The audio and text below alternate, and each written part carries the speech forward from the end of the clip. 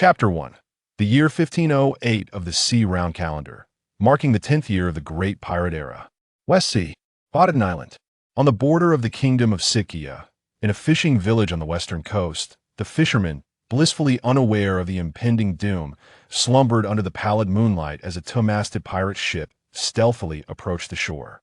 As the pirates dropped anchor, one after another, they poured onto the land, heralding an inevitable massacre and plunder. Listen up, lads, adhere to the plan. Iron-handed butcher, Katie, bellowed in his characteristic gruff voice to the crew behind him. His towering height of 3 meters emanated an overwhelming aura. However, it was his right hand, encased in metallic armor and twice the size of his left, that drew the most attention. Glaring at the small fishing village, barely housing 100 households, his visage twisted into a menacing scowl, eyes brimming with cruelty and savagery. Leave no survivors. This was the hallmark of the iron-handed pirate crew. Known for their brutal methods, few lived to tell the tale. In their wake they would strike and vanish, their movements elusive, prompting a bounty that ranked among the highest in the West Sea. Captain Mikati's bounty alone soared to 45 million berries. Boss, we got this covered. Let's go, brothers, time to plunder. Damn it, after drifting at sea for 10 whole days, we finally found land. Ugh, this village looks impoverished. I wonder if it can sate our hunger. Don't even mention it. If not for those Navy dogs, acting like mad wolves, hounding us relentlessly, we wouldn't even bother with such a wretched place. Under the moonlight, the pirates burst through doors, and the fishermen, jolted from their slumber, were met with a hail of deadly bullets and razor-sharp blades. Who are you? Bang, bang, bang. Damn pirates, they'll fight you. The unarmed fishermen stood no chance against the well-equipped pirates, and the one-sided slaughter concluded swiftly. In a mere half hour, the 100-strong pirate crew had annihilated the fishermen completely. The entire village was stripped bare. Crate after crate of resources, barrel after barrel of liquor were loaded onto their vessel. Set sail. Katie stood at the ship's bow, a barrel of plundered fine wine in hand, gulping it down greedily.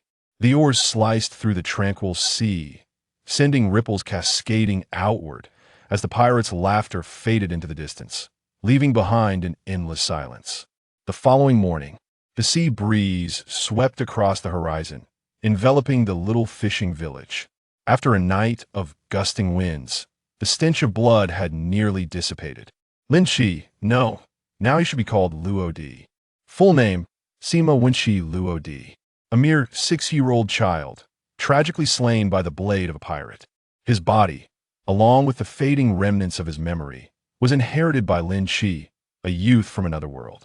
Lin Shi, or rather, Luo Di, extracted some useful information from the fragmented memories of the child and confirmed his current world and location. The original owner had lived in the pirate-infested realm of One Piece, in a small fishing village on the outskirts of Partaken Island in the West Sea. The villagers relied on fishing for their livelihood, leading a modest existence, though impoverished. They were not on the brink of starvation. Their remote geography meant they had seldom faced pirate incursions. Yet, the tranquility was shattered last night. The merciless pirate crew surged into the village like ravenous wolves, displaying the cold-blooded ruthlessness of pirates, leaving no one alive. Ironically, although the pirates had departed, they left behind a pirate flag by the shore, showcasing their unique arrogance. The once peaceful fishing village had transformed into a hellish nightmare, with corpses strewn about, severed limbs, and dried blood staining the earth. The grim fate of a few valiant fishermen who dared to resist, a sight that struck horror into the heart. Even for Luo Di, witnessing such carnage for the first time nearly induced him to vomit.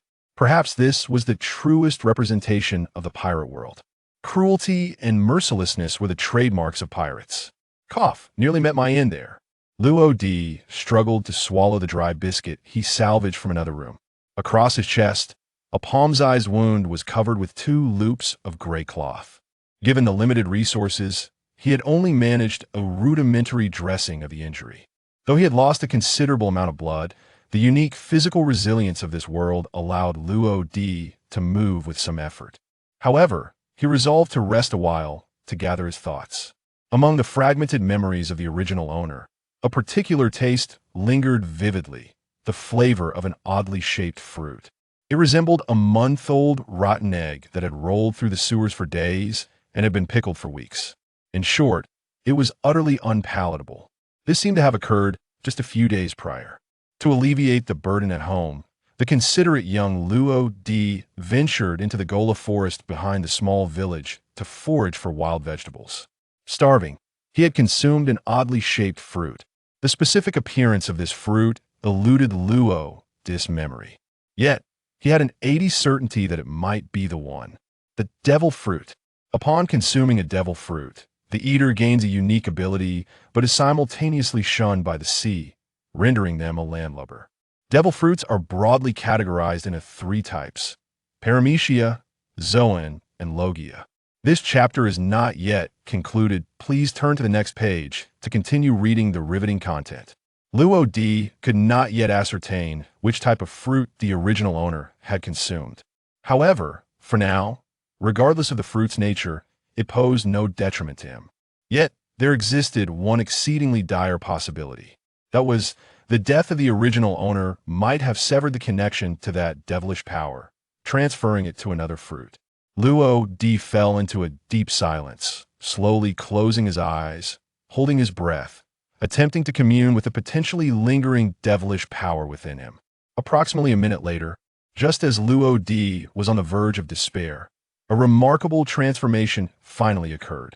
Pure black energy began to extricate itself from his body, ultimately coalescing into a shadowy figure before him. The figure, an energy entity, bore no face and matched Luo D's stature. Most striking was the 1-meter-long black scythe it wielded.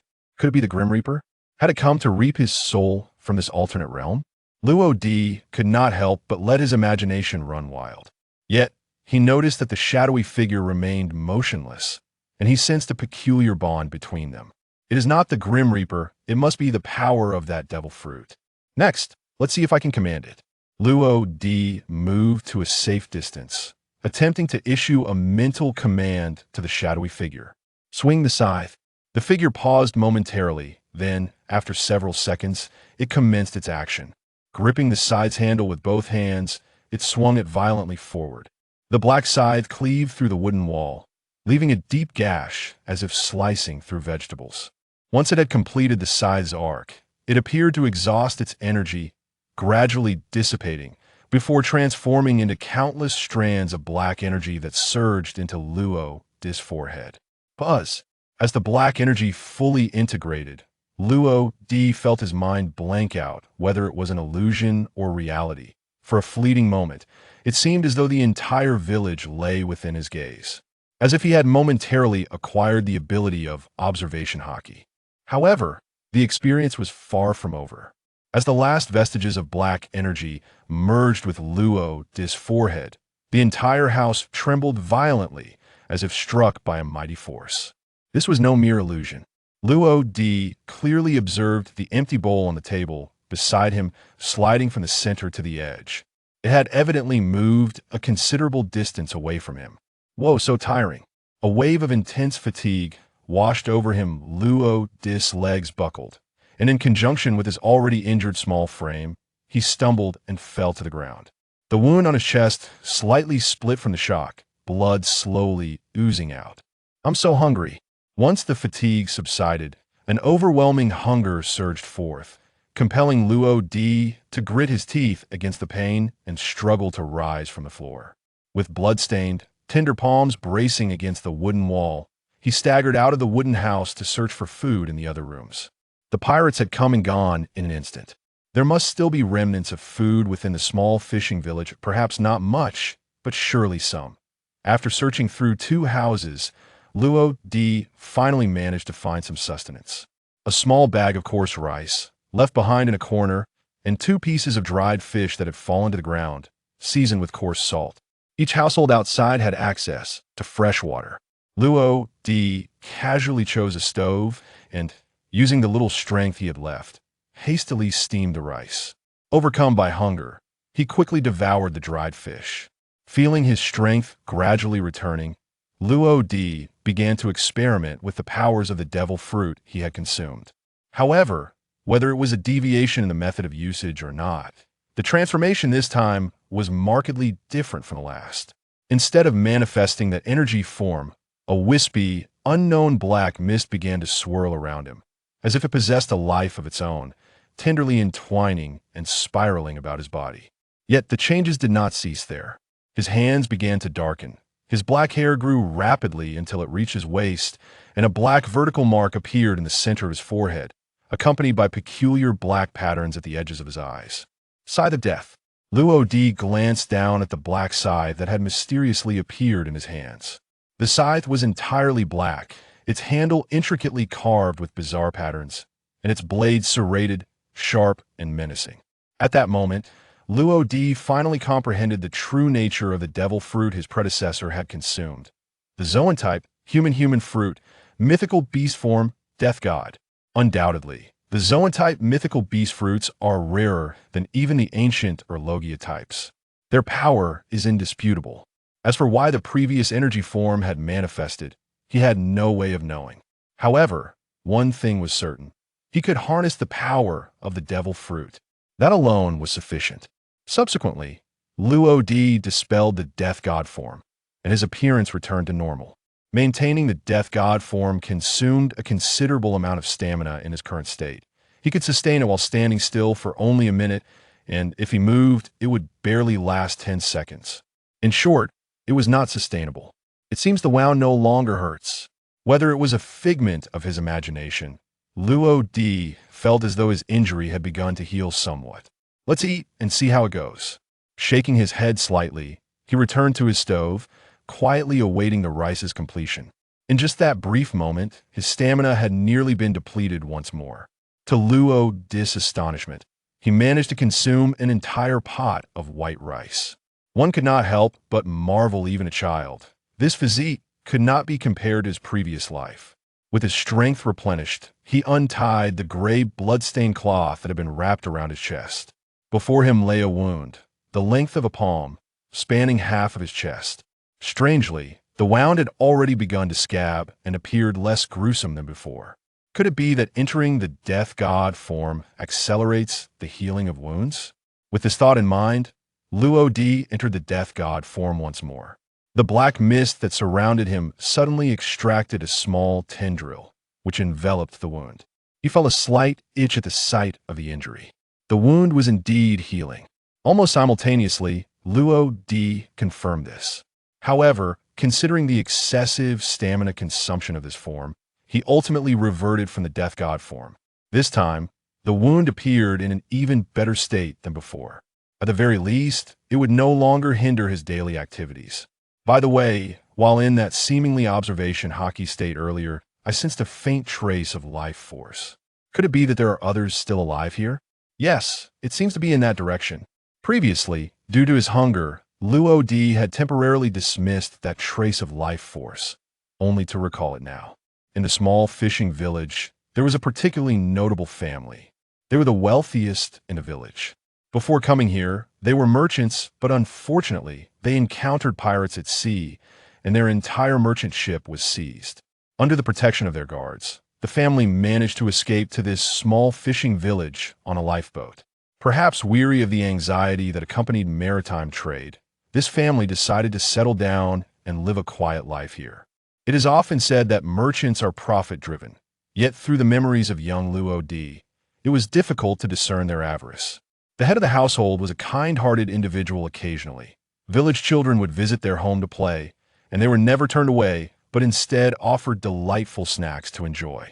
The couple had a daughter, who was also quite amiable, gentle in demeanor, lacking the wildness characteristic of the village children, making her a favored companion among them.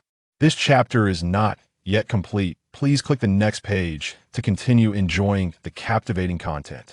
Following the faint memories, Luo Di arrived at the quaint little house located at the far end of the fishing village.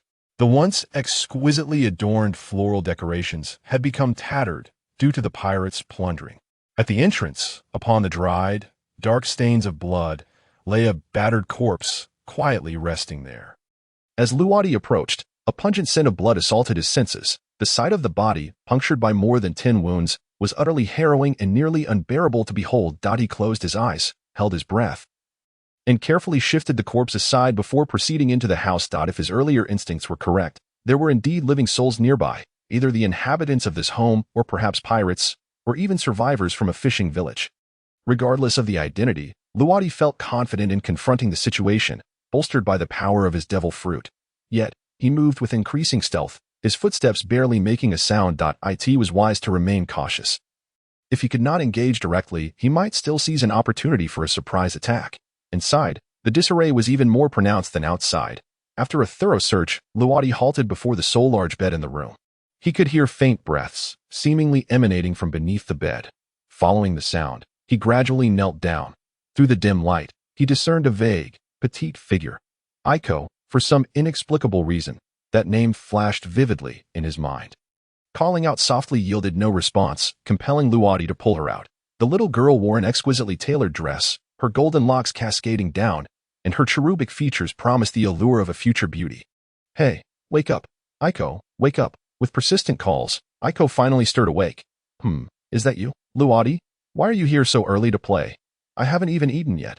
Her soft voice carried a hint of youthful innocence. Faced with the adorable countenance of the young girl, Luwadi found himself at a loss for words. Yet, time would not halt merely because he remained silent.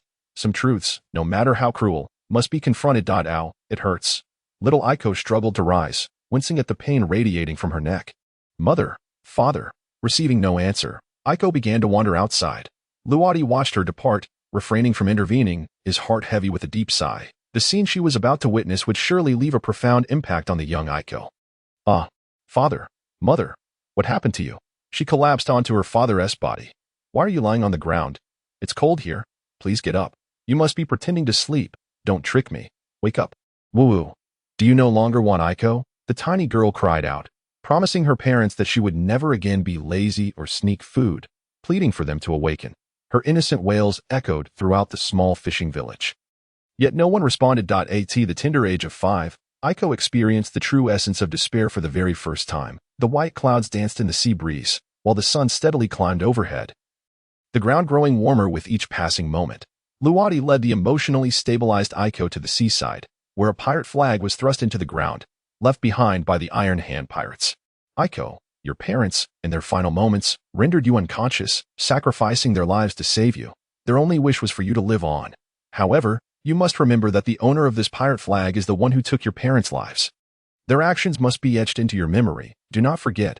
As you can see, this sea is merciless. The weak can only cry out in helplessness, while the strong wield the power to take lives at will. Aiko, do you wish to continue like this? Luwadi's words left the young Aiko at a loss, some concepts beyond her comprehension. Yet, she understood one thing. She needed to grow stronger. She sought vengeance. Luwadi, I want to acquire great power. I want to avenge my father and mother. The upheaval brought by the pirates had unveiled a world of cruelty to the young Aiko, igniting her determination. All right, we shall grow stronger together and seek our revenge. But first, we must ensure that those uncles and aunts rest peacefully. With that, Luwadi guided Aiko toward the mountainside. Meanwhile, a disciplined regiment of soldiers advanced cautiously along the forest path. Closing in on the fishing village, they belonged to the 101st Naval Division stationed in the capital of the Kingdom of Sekaya, St. Valen. The leader, clad in a white coat adorned with the prominent word justice on his back, was Lieutenant Colonel Breach. He grimaced as he scrutinized a bounty notice in his hand. Damn Mikati, scurrying about like a rat. I hope I catch you. Suddenly, a transponder snail began to ring. Moshi Moshi, Lieutenant Colonel Breach. Colonel Dear, regarding that village, we cannot allow any information to leak, so I expect you to erase everything there completely. Was it yet another matter of preserving that damned face? Is this truly what we owe to the justice we bear? Breach, remember, this is an order. The call ended abruptly, leaving Breach to slam the bounty notice to the ground, his expression darkening. What a ridiculous notion of justice. He stood there for a while until a query from the rear ranks roused him, and he could only sigh helplessly before continuing onward. He felt powerless against the orders from above. Ultimately, that impoverished fishing village was doomed to destruction. However, if there were any survivors, Breach would extend his assistance. Hoping to alleviate the burden of guilt he carried. An hour later, the sound of cannon fire reverberated, prompting Luwadi and Aiko, who had been digging a pit, to cease their activity and glance back. Black smoke billowed skyward, and even beneath the blazing sun, the flames within the fishing village could not be concealed. Yet, as Luodi and Aiko hurried back, all they beheld were the departing figures of the Navy and the charred remnants of several homes. Cremation. This practice might prevent the spread of disease from decaying bodies, but was it not excessively cruel for a village that had only just begun to thrive? On one side, Aiko collapsed to the ground. Her intense emotional turmoil coupled with over an hour of labor finally overwhelming her, causing her to lose consciousness. Luodi knelt to examine her, noticing 2 streams of tears unconsciously trickling from the corners of her eyes.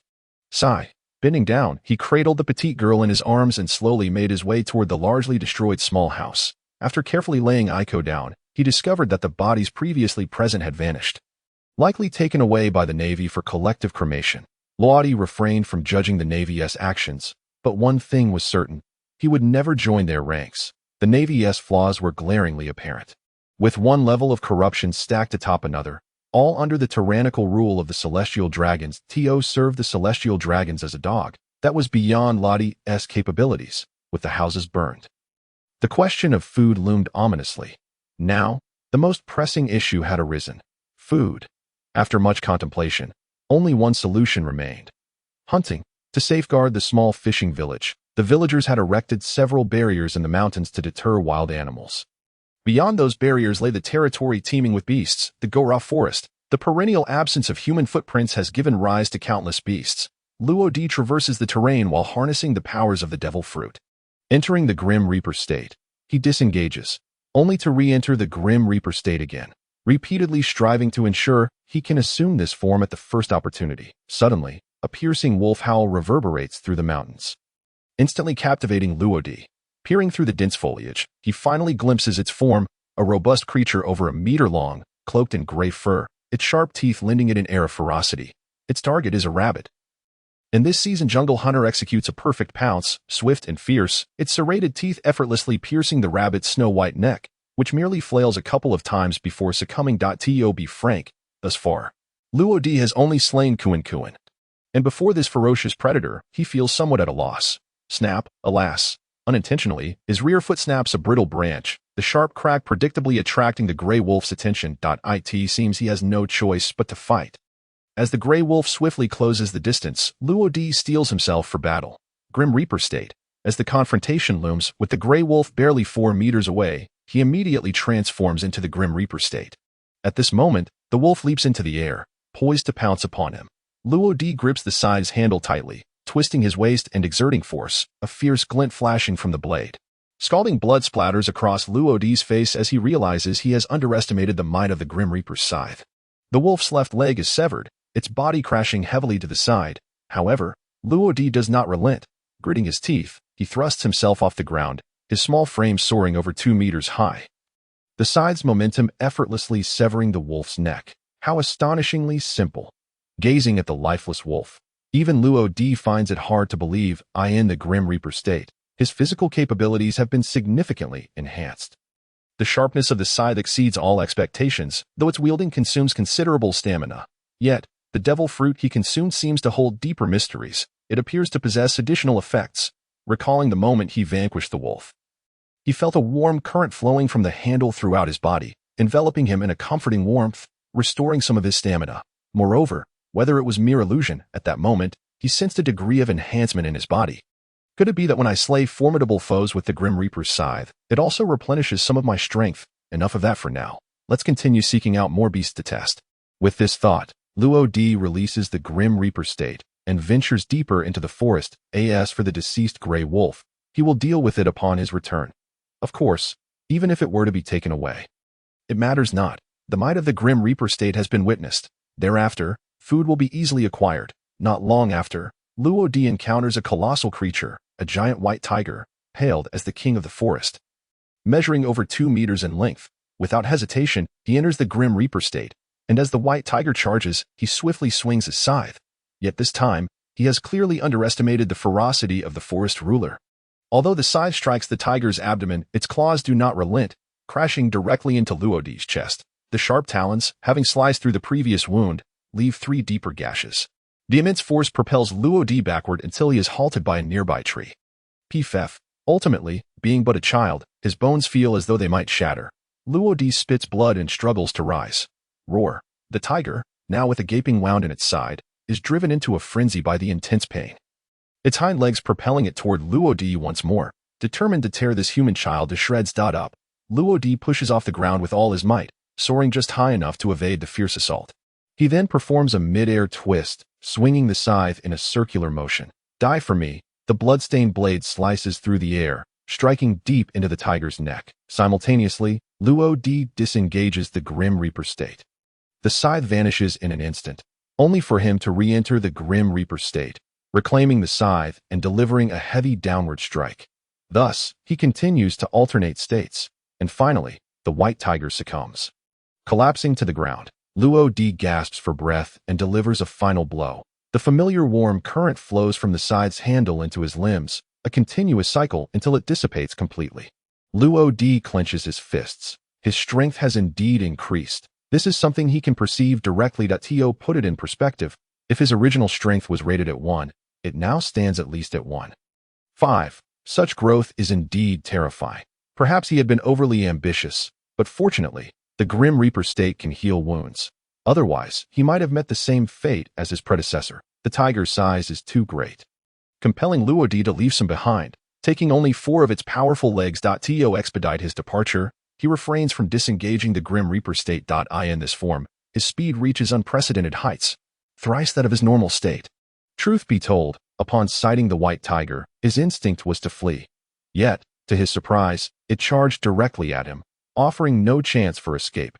Returning to the dilapidated little villa, Luo Di carelessly tosses the 4 bloody tiger legs aside, rinses himself in the sea, tends to his wounds, and finally enters the room. However, he is met by a petite-figured Aiko leaps into his arms, instinctively seeking solace from her childhood companion amidst a series of blows. Woo-woo, Luo Di. I thought you had left, that I would be all alone again. Luo Di suppresses the pain in his chest, forcing a smile as he strokes her head, soothing her anxieties. All right, stop crying. I won't leave, but, my father and mother, the uncles and aunts in the village, they have all disappeared. What if you disappear too? I'm really scared. Woo-woo. Uncles and aunts have merely gone to a faraway place. Once you grow up, they will return to see you. Really? Indeed, at just 5 years old, Aiko is fragile, her spirit once more on the brink of collapse following the fire. The promises of the day lie discarded in some forgotten corner. Luo Di is her last lifeline, and she desperately clings to him. Aiko, you haven't eaten anything all day. Come, let us find something to eat. Looking at the young Aiko, Luo Di finds a reflection of his own past. In his previous life, his mother passed away early, and his father raised him alone. Later, due to overwork, he departed from this world on the night of Luo Di's university graduation, leaving with a smile. But that night, Luo Di wept inconsolably. Undoubtedly, compared to him, Aiko's plight is far more tragic. This stirs a sense of compassion within him. Moses, Colonel Breach, has everything been dealt with? Breach, returning with the Navy. Here's the sudden ring of the phone bug. He takes a deep breath, suppressing his anger. It's done. N.O. survivors. D. Air laughs heartily. Well done. Hurry back. There are matters here that require your attention. Breach replies with a sullen expression before hanging up the phone bug with a fierce gesture. Damn D. Air. Darkness pervades everywhere, and even the self-proclaimed righteous Navy cannot escape it. Nightfall descends quietly. The sea breeze carries a salty mist. Crashing waves rhythmically wash against the rocks on the shore. A flickering campfire illuminates 2 lonely hearts. Luo Di. It smells so good. What kind of meat is this? It's delicious. When you become stronger, you'll find out. Starting tomorrow, you'll train with me. I don't want to. I'll get ugly. Do you still wish to see your uncle and aunt? Yes. Then follow me to exercise. All right. Fine. Luo Di gnawed on a thoroughly roasted tiger leg while engaging in casual conversation with Aiko beside him. Time was abundant. Vengeance would one day be his. Even if they were not his parents, even if they had never spent a day together. In the year 1512 of the Haiyuan calendar, time slipped away like a fleeting shadow, vanishing in an instant. For years may seem neither particularly long nor short. Luo Di and Aiko persisted in their training every single day without a pause. Now, at the age of 9, Aiko had already reached a height of 1.50 meters. Her once fair skin transformed into a healthy wheat tone due to prolonged exertion, radiating vitality. Her exquisite features, combined with her somewhat youthful visage, made her strikingly beautiful, though 4 years had passed and Aiko remained a little girl. Her capabilities had vastly improved. She could now easily confront several vicious wolves. Furthermore, under Luo Di's subtle guidance, she learned to blindfold herself to evade attacks, significantly enhancing her reflexes and perception. While she had not yet mastered the observation haki, she had begun to grasp its concepts. If she continued to train diligently, coupled with certain opportunities, she might soon attain a preliminary mastery of the observation haki. In comparison, the 10-year-old Luo Di stood out even more. Boasting a height of 1.65 meters, with a well-proportioned physique and handsome features that sparkled with intelligence, undeniably a charming young lad. After 4 years of rigorous study and development, Luo Di had become intimately familiar with the powers of the devil fruit. Many previously unclear aspects had now been understood. Firstly, and most importantly, when the original body perished, the power of the devil indeed separated from it, but it was forcibly drawn back due to his arrival. In other words, half of the devil's power remained within the body while the other half fused with his soul. He could unleash the demonic energy from his soul, manifesting it in the form of energy he had first encountered. This portion of demonic power inherited the drawbacks of the devil fruit, namely, a fear of seawater. However, when he released that portion of demonic power, he himself would not fear seawater. Luo Di had tested this theory. Of course, there were drawbacks. Maintaining that energy form required immense physical stamina, and his original body's strength would be significantly diminished. Luo Di named this energy form the demon avatar. Secondly, when the demon avatar fully returned to the body, it would generate a momentary soul pressure, akin to the conqueror's haki. Moreover, it also produced effects similar to the observation haki. After continuous experimentation, Luo Di could now trigger it actively without needing the demon avatar. One could say he had preliminarily grasped both the conqueror's haki and the observation haki. Thirdly, and equally crucial, when the Grim Reaper's side slays an enemy, it replenishes energy to the host, strengthening the body. Over these 4 years, Luo Di had relentlessly hunted beasts in the Gola forest, leading to a rapid enhancement of his physical capabilities. Now, he could kill a tiger with a single punch, thanks to his formidable physique, which inspired him to train his legs further, focusing more on speed. The 6 forms of the Navy included the shave, which involves rapidly stepping on the ground dozens of times within 0.36 seconds to create explosive reactive force for high-speed movement, making one appear to vanish. Through relentless training, Luo Di ultimately mastered the shave. In truth, the shave was not difficult. Once physical prowess reached a certain threshold, it became second nature to employ. Lastly, the 4th point revolved around the transformations of the Grim Reaper and Semi-Grim Reaper. Over these 4 years, Luo Di had continuously developed the devil fruit. A year ago, the Grim Reaper's cloak emerged. The cloak is impervious to fire and water, immune to lightning, and allows the user to fly, signifying a preliminary mastery of the Grim Reaper transformation. Mastery of the cloak indicated the devil fruit's acknowledgement of Luo Di. Consequently, Semi-Grim Reaper transformation became a natural progression. It enabled Luo Di to summon either the Grim Reaper's cloak or the Grim Reaper's scythe independently, greatly reducing stamina consumption. Ultimately, Luo Di also comprehended certain unique skills, formidable abilities that could only be exhibited through the power of the Grim Reaper. After completing 5,000 swings, Aiko wiped the sweat from her forehead and eagerly ran to Luo Di. Luo Di, when do we leave? Luo Di, having wrapped weights around his feet, slowly rose, stretching his legs and glancing at the sky. The skies were clear. Indeed, a splendid day for departure. It was time to bid a proper farewell to them, as returning here might be unlikely. For 4 years, Luo Di and Aiko had never left this small fishing village. Even Luo Di, a visitor from another world, had developed a slight attachment to this place, along with an additional bond, Aiko, the sister he held dear in his heart. Initially, Aiko did not wish to call him brother, but under the pressure of circumstances, she ultimately relented. After bidding heartfelt farewells to the villagers, Luo Di and Aiko gradually walked the path from which the Navy had departed 4 years prior. Their destination was the kingdom of Sikya. As for the road ahead, Luo Di had his own plans. Initially, he would start as a pirate hunter, slaying pirates to earn bounties and accumulate wealth. What came after that? That would be discussed later. Delrata town, nestled against the Gola forest, connected to the western gate of the capital, does Xinghuan. Merchants, pirates, and Navy personnel congregated here to gather intelligence. The best place for Luo Di, who had no belly, was undoubtedly the bar. This world offered few entertainment options, and the bar was certainly one of them. Luo Di, are you sure you want to go there? At the entrance of a bar, Aiko tugged at Luo Di's arm.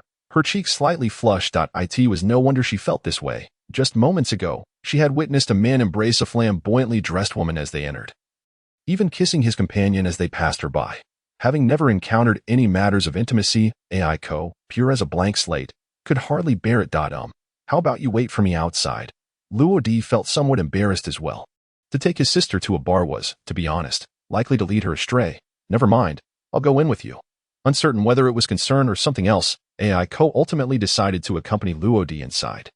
Upon entering the bar, the dense aroma of smoke and alcohol hit them, and the cacophony of chatter filled the air.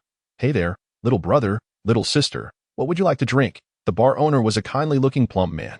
However, could a person who dealt with pirates for a living truly be benevolent?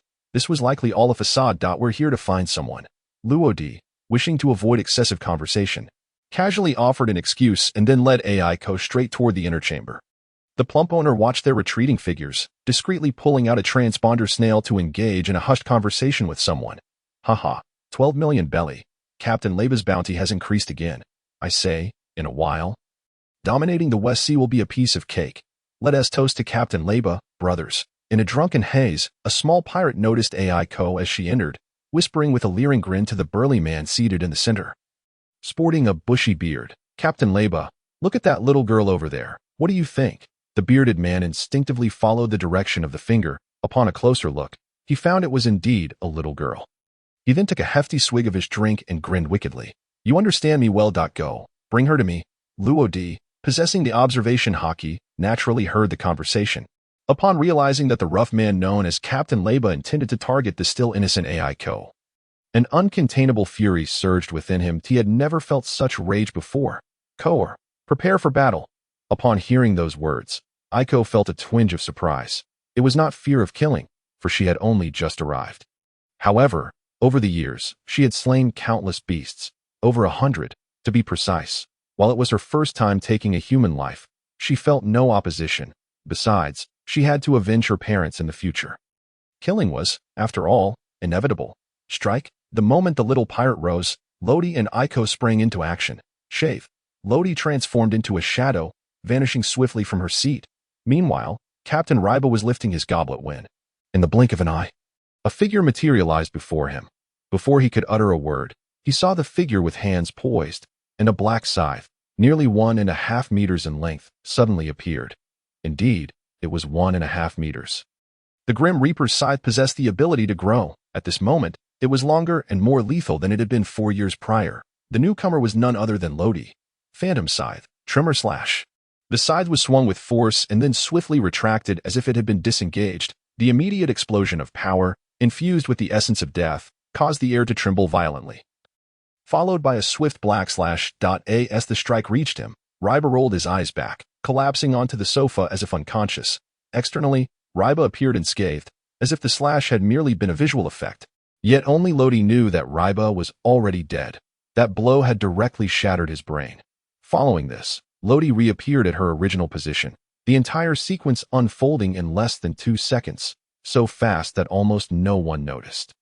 In comparison, Aiko was not quite as swift. Hey, little beauty, our captain wants you to come over.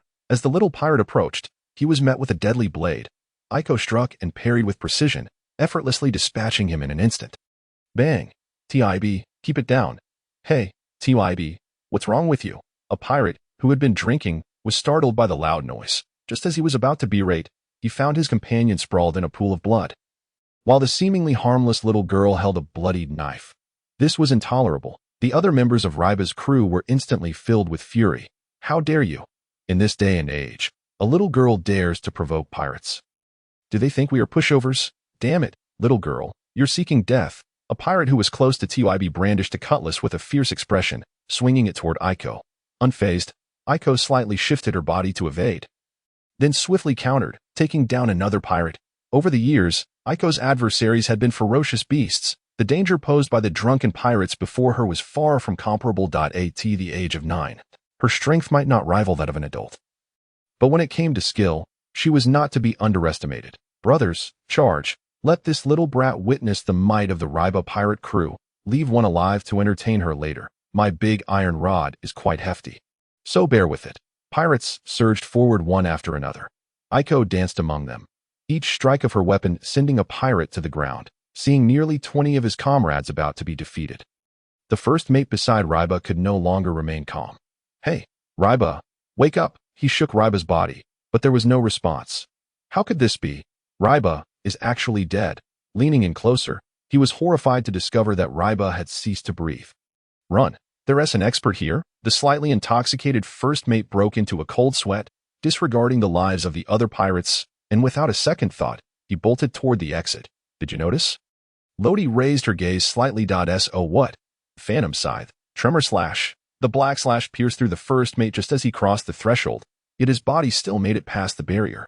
1, 2, 3. Lodi silently counted to 3, and a thud sounded from outside. This moment, Aiko wiped the blood from her knife with a cloth from the table and casually sat beside Lodi. "Phew, my first kill. I am still a bit unaccustomed." Lodi turned her head to find Aiko's delicate face slightly pale, perhaps imagining them as animals might make it easier. After all, it's your first time, and feeling nervous is quite normal. Aiko nodded, glancing around. "Now that everyone has gone, how do we gather information? Shall we visit another tavern?" Lodi shrugged, then stood up and walked over to Ryba's body. "Our objective has been achieved." The tavern owner watched Lodi and Aiko depart, wiping the cold sweat from his forehead. "Those two are real demons. The VE killed a 12 million bounty pirate. Thankfully, the people I called Haven T arrived yet. Otherwise, as he thought about this, he couldn't help but shudder. At the naval garrison in Delata Town, this is a 6 million belly bounty. Lodi received a stack of 10,000 belly notes, glanced at them without counting, and tossed them to Aiko. Originally, the bounty on Ryba was 12 million belly. But Lodi only received half of that. Although the bounty notice stated that it didn't matter whether he was dead or alive, a dead pirate was far less valuable than a living one. This was indisputable. "Did you really kill Ryba?" The young Navy officer still found it hard to believe, repeating the same question 3 times. These two can't be more than 11 or 12 years old. Can they? Are they truly capable of killing a pirate with such a high bounty? Lodi held no animosity toward the Navy at this point. After all, who would oppose money? However, it was uncertain what the future held. One day he might encounter celestial dragons and be forced to kill 1 or 2, at which point a bounty would be unavoidable. Seeing Lodi nod, the young officer rubbed his hands together, tentatively asking, "So, would you like to join our Navy?" However, Lodi and Aiko turned their backs and left without a word. "Hey, wait a minute. I haven't finished speaking." After purchasing a few outfits, Lodi recalled the young officer's words and turned to Aiko.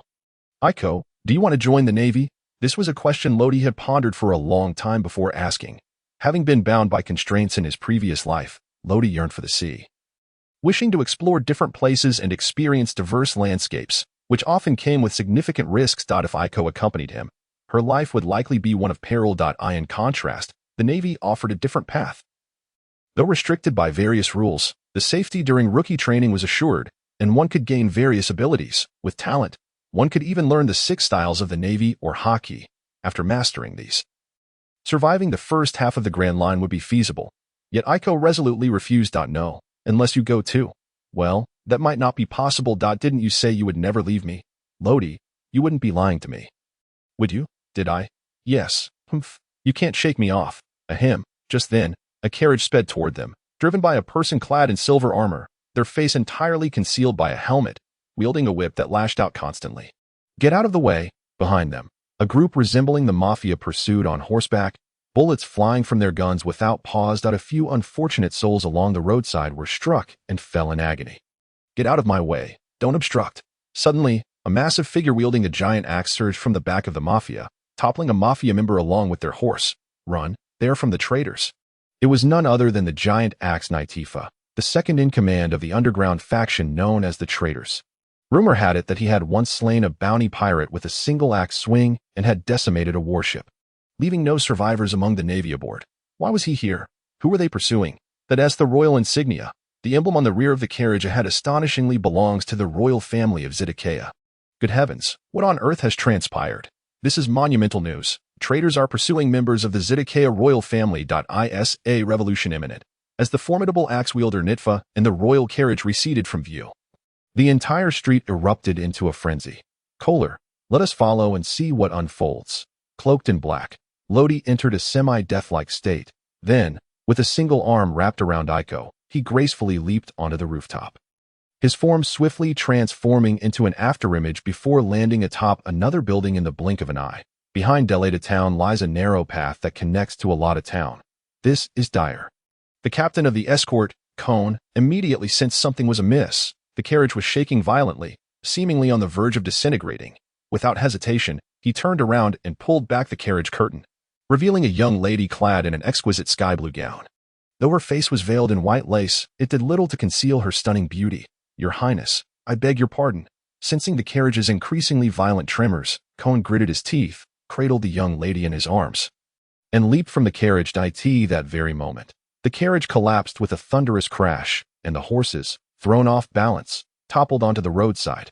Before long, the Mafia closed in, with Nitfa dismounting, his massive axe glinting ominously in the sunlight.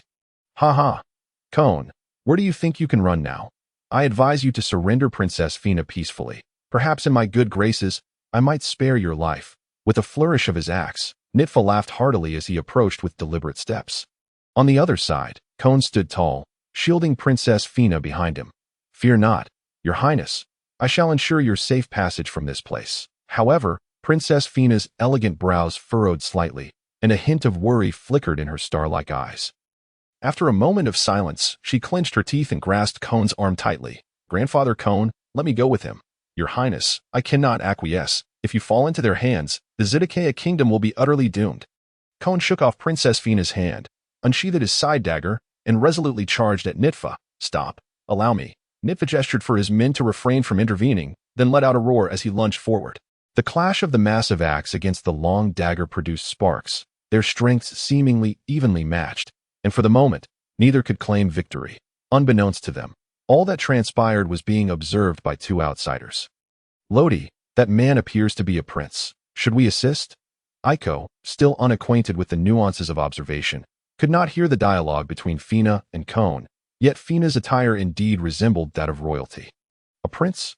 Puffed. Whether it's a prince or a king, it is of no concern to us. However, if that guard named Cone possesses commendable strength and can vanquish Nitfa, why not swoop in for a finishing blow? One would not decline a free favor, especially when defeating foes enhances our prowess, which is of utmost importance to Lodi." Aiko nodded. Though her understanding was vague at last, the battle escalated into a fierce climax. After hundreds of exchanges, Nitfa bore 3 wounds from Cone's blade, while Cone's armor suffered only a singular breach, making the disparity in their strengths glaringly apparent. Suddenly, Nitfa snapped his fingers, stepping back.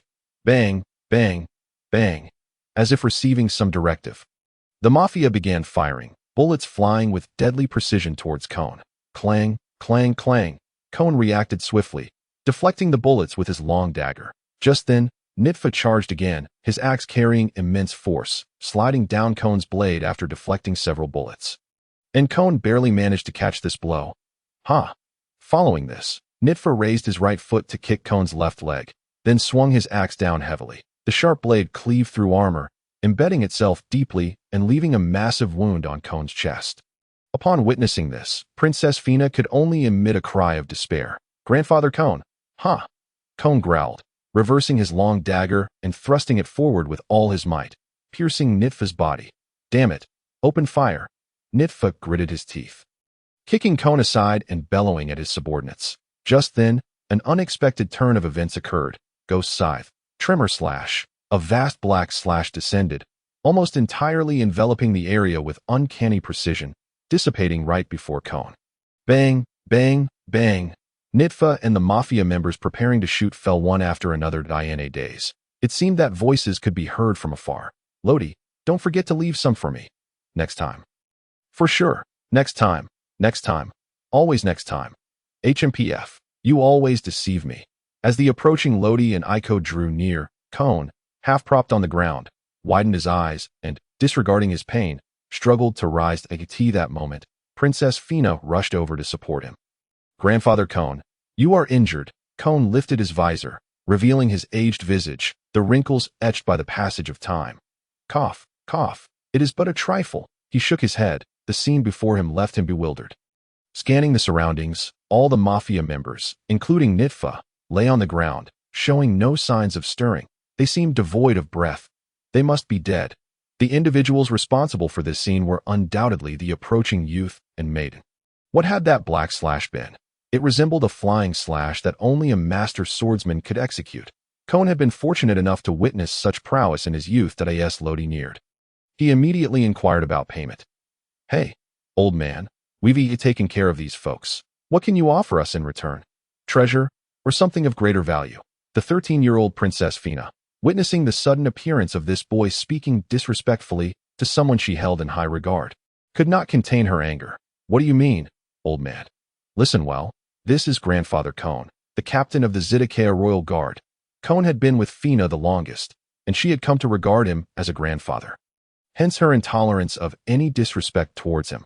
However, Cohen waved his hand, looking at Lodi and continuing the conversation. "Young hero, the princess is still quite young and naive. Please do not take offense at her words. Allow me to formally introduce myself. I am Cohen, the captain of the Zedekiah Royal Guard, and this beside me is Princess Wadimir Fina of Zedekiah." The prowess exhibited by these two individuals was remarkable. And sensing no ill intent, Cohen chose not to conceal his identity. Aiko, however, interjected with disdain. "She is too young. Can she really be younger than us?" Previously, she had contemplated rescuing this princess, but now, humph, she retracted her earlier thoughts regarding Lodi. Haha. Lodi secretly chuckled. Aiko was still a young girl at heart, retaining some innocence, as she argued over age. Cohen disregarded Aiko and the young princess, his gaze fixated on Lodi, "If I am not mistaken. You both wield blades, do you not?" The wounds throbbed slightly, and after a brief pause, he continued, "In fact, within the treasury of the Zedekiah kingdom, there are two extraordinary renowned blades." Intrigued by this revelation, Lodi inquired. "What blades?" Cohen's expression grew serious. "The good quick blade, 50 crafts, windblow, and flying snow. Blades are classified into various tiers: quick blade, good quick blade, great quick blade, and supreme great quick blade. The price of a good quick blade starts at 10 million belly and is often hard to come by. To encounter two good quick blades in the West Sea is truly remarkable." Thus, Lodi asked, "What are the conditions?" Now you've touched upon the crux. Cohen's murky eyes flickered with a glimmer of brilliance. Yet he adeptly concealed as a reward for eliminating these mafia elements. He could offer you some windfall. However, the situation within the palace is exceedingly intricate, making it quite challenging to procure such a reward. A subtle smile graced Lodi's lips. "If I desire both daggers, what then?" Such a voracious appetite, yet it is not insurmountable. It merely depends on whether this young lad possesses the requisite capability. Cohen lowered his head, lost in contemplation, and after a lengthy pause, he finally spoke. "In truth, the kingdom of Sikkia is on the brink of a significant crisis. The left minister, Retik, is plotting treason behind the scenes. He has allied with the underground organization known as the Traitors, abducting the families of loyal ministers to exert control over them. After nearly a decade of painstaking efforts, he has systematically resolved various unstable factors, and his reputation among the populace has only improved. Within the court, there are no dissenters. The common folk hold him in high regard. What would happen if, at this juncture, His Majesty were to pass away? Then, the only heir left would be the princess, who is the sole bloodline of His Majesty. Yet, the princess is betrothed to the prince of the neighboring kingdom of Keonia, a union orchestrated by the left minister Rehek 5 years ago.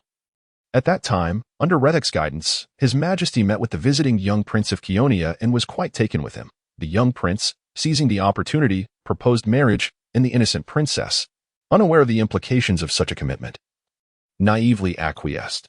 Had the princess not overheard the news of Rehek's treachery and his intentions to send her to Keonia this morning, everything would have been lost. As he spoke, Cohen wiped at the corners of his eyes, tears having fallen unbeknownst to him. Supporting him, Princess Fina also lowered her head, softly sobbing. Treason, truly a grave matter. Lodi crossed his arms, frowning slightly. If that is the case, then the left minister is not only connected with the traitors but also engaged in some dealings with the kingdom of Keonia? It appears that acquiring those two daggers may prove quite difficult. A sorrowful expression crossed Cohen's face. Indeed, Lodi paced back and forth, suddenly lifting his head. That left minister has been scheming for a long time and is entangled with multiple factions. The power behind him is unfathomable. By what means do you intend to resist? Cohen gritted his teeth and replied, My direct troops number 3,000. They heed only my commands. Lo D scoffed derisively. Is that all? Perhaps by the time you attempt to flee, your direct troops will already have been subdued. Cohen remained silent for a considerable time before finally saying, our kingdom of Scythia is a member state of the world government. They will surely come to our aid. Lo D continued to counter. But this involves the kingdom of Keonia, which is also a member state, is it not? Will the world government intervene? Cohen was left speechless. As virtually every avenue seemed blocked, after a prolonged silence, Lo D spoke again. In fact, I can assist you. However, there is a condition. Cohen immediately lifted his head, his previously pale face now flushed with excitement. What condition? Only through experiencing despair can one truly appreciate the rarity of hope.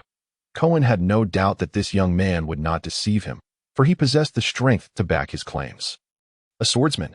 Merely invoking those two words was enough to place him at the pinnacle of the Western Sea. Within a day, the people of Scythia must learn of the left minister Rehek's intent to commit treason. And Princess Fina must stand forth to corroborate this. As the organization has been consistently combating the forces, upon hearing this, Cohen found himself in a dilemma. Having the princess make an appearance, how could that be allowed? Just as he intended to further negotiate, Princess Fina, who had maintained her silence, suddenly stood up. Very well, we agree to your terms. However, enough, Grandfather Cohen, do not say more. It is settled. Aiko huffed, wrinkling her small nose. Now that is what a princess should look like. Lo D stood by, smiling silently. For him, given the overall lack of strength in the Western Sea, even facing an entire nation alone was not beyond reach. The scythe of death, after vanquishing foes, not only enhances his physique, but also replenishes his stamina. In terms of prolonged combat, it was indeed quite overpowered. Nevertheless, to contend against this highly regarded left minister, possessing a moral high ground is essential. Though he did not care, Lo D was unwilling to bear an unjustly tarnished reputation. If he were to bear any, it ought to be tied to the royal family of this nation. After all, it was they who compelled him to act. Little master, there is more to this chapter. Please click to the next page to continue reading, for what follows is even more thrilling. Whatever consequences may arise, he would not concern himself. His sole responsibility was to fight, thus becoming stronger. Recently, his own strength had stagnated, making this sudden war a timely boon for him. In the kingdom of Scythia, the capital, does St. Valen, within a secret chamber, dim yellow light illuminated two figures. The shorter figure drummed on the table. The sound intermittently strong and weak, clearly agitated. There's still no news from Princess Fina and that old coot. The taller figure exhaled a plume of white smoke. Nitfa has discovered their whereabouts. They should be brought back shortly. The shorter figure slammed a hand on the table. Oh, you have any idea how long I have been plotting this? 10 years, a full decade. Constantly bowing and scraping. Maintaining an outward facade, I am utterly fed up. At the critical moment, that wretched girl dares to interfere. I could just as well see her torn to shreds.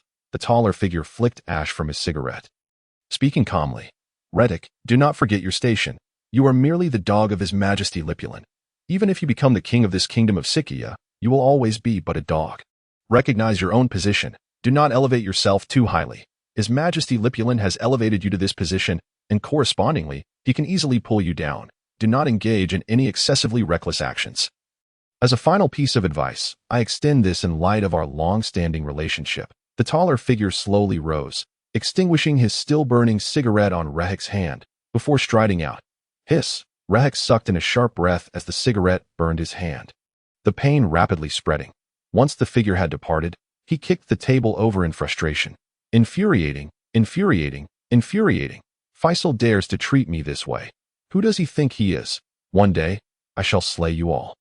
Just you wait. The two conversing within the secret chamber were none other than Left Minister Rehek and the leader of the traitors, Faisal. In the town of Arada, there exists an orphanage dedicated to the care of orphans. The matron is a white-haired old woman. It is hard to believe that she was once Princess Fina's wet nurse. Grandma Agus, I have come to visit you. Inside, the amiable Princess Fina and matron Agus reminisced about old times. Outside, Aiko played with the children. Lo D sipped his tea, yet it had been a long time since he felt so at ease. Watching Aiko, her face blooming with joy, he couldn't help but exclaim, Aiko is still just a little girl. Beside him, Cohen took a sip of tea. Aren't you only 10 as well? Yet, you are remarkably mature. Disregarding your appearance, you could easily pass for an adult. Lo D shook his head. You have no idea what I have endured. An entire village slaughtered by pirates. How could I not mature? Although Lodi had not witnessed that massacre, the horrific aftermath remained vividly etched in his mind. Enough about that. Have you all decided how to inform the entire nation? Cohen had not anticipated that this young lad had endured such a tragic fate, yet he refrained from probing further. IT is already in motion. Just wait patiently. Time swiftly passes, and a conspiracy woven over several years casts a shadow over the entire kingdom of Sitkaya. Outside the port town connected to the southern gate of the capital, a dozen ships silently approached the coastal harbor. Figures clad in black suits, resembling members of the mafia, stand on the decks. Each equipped with sophisticated weapons, be they knives or guns. Undoubtedly, this is a well-trained force. On the main vessel, the trader, the third in command, Smanton, leaps directly onto the harbor. Behind him, his subordinate hastily calls out to stop him. Lord Smanton, Boss Fezhar instructed us not to act rashly. Smanton, adjusting the brim of his hat, responds in a somewhat languid tone. Oh, it's fine. We're not acting until tomorrow. I just wanted to indulge in a little thrill. No sooner had he spoken than he vanished from sight. The subordinate, exasperated, rubbed his forehead. Off to gamble again. Meanwhile, within the capital of the Sitkaya kingdom, does was St. Lawn. Carter, are you ready? Yes. And what about Sheena? All set. All right, I'll count to 3. Then we'll connect the projection telephone worm and head straight to meet Grandma Dean. Received. 1, 2, 3. Go. The projection telephone worm, concealed in the shadows, suddenly springs to life, and tiny silhouettes dart into the bustling crowd, quickly disappearing from view. Virtual screens materialize in various locations, streets, bars, squares. Is this the projection telephone worm? I didn't recall setting one up here. On the screen appear Captain Cohen and Princess Fina. Princess Fina and Captain Cohen together? Must something significant be about to unfold? Who knows? There must be an important announcement. Princess Fina is truly beautiful. Since she is a princess, she must be quite valuable. On the screen, Fina tilts her body slightly, as if confirming something, then nods before turning to face the crowd. Citizens of the Sitkaya kingdom, I am Wadimir Fina, and I have several important matters to announce. Almost every faction took note of this sudden development. At the 101st Navy branch, Colonel Bright paused in his paperwork upon hearing a knock at the door. What is it? A young naval officer entered. Report, Colonel Bright. Princess Fina has appeared. The reporter from the World Economic News Agency, OIMO, excitedly snapped photos. A coup. This news must be relayed to Boss Morgans. He quickly retrieved the telephone worm. Moshi, at the Sitkaya Royal Palace, Lihaku, irritable, answered the incessantly ringing telephone worm. What is it? Speak quickly. A somewhat panicked voice came through.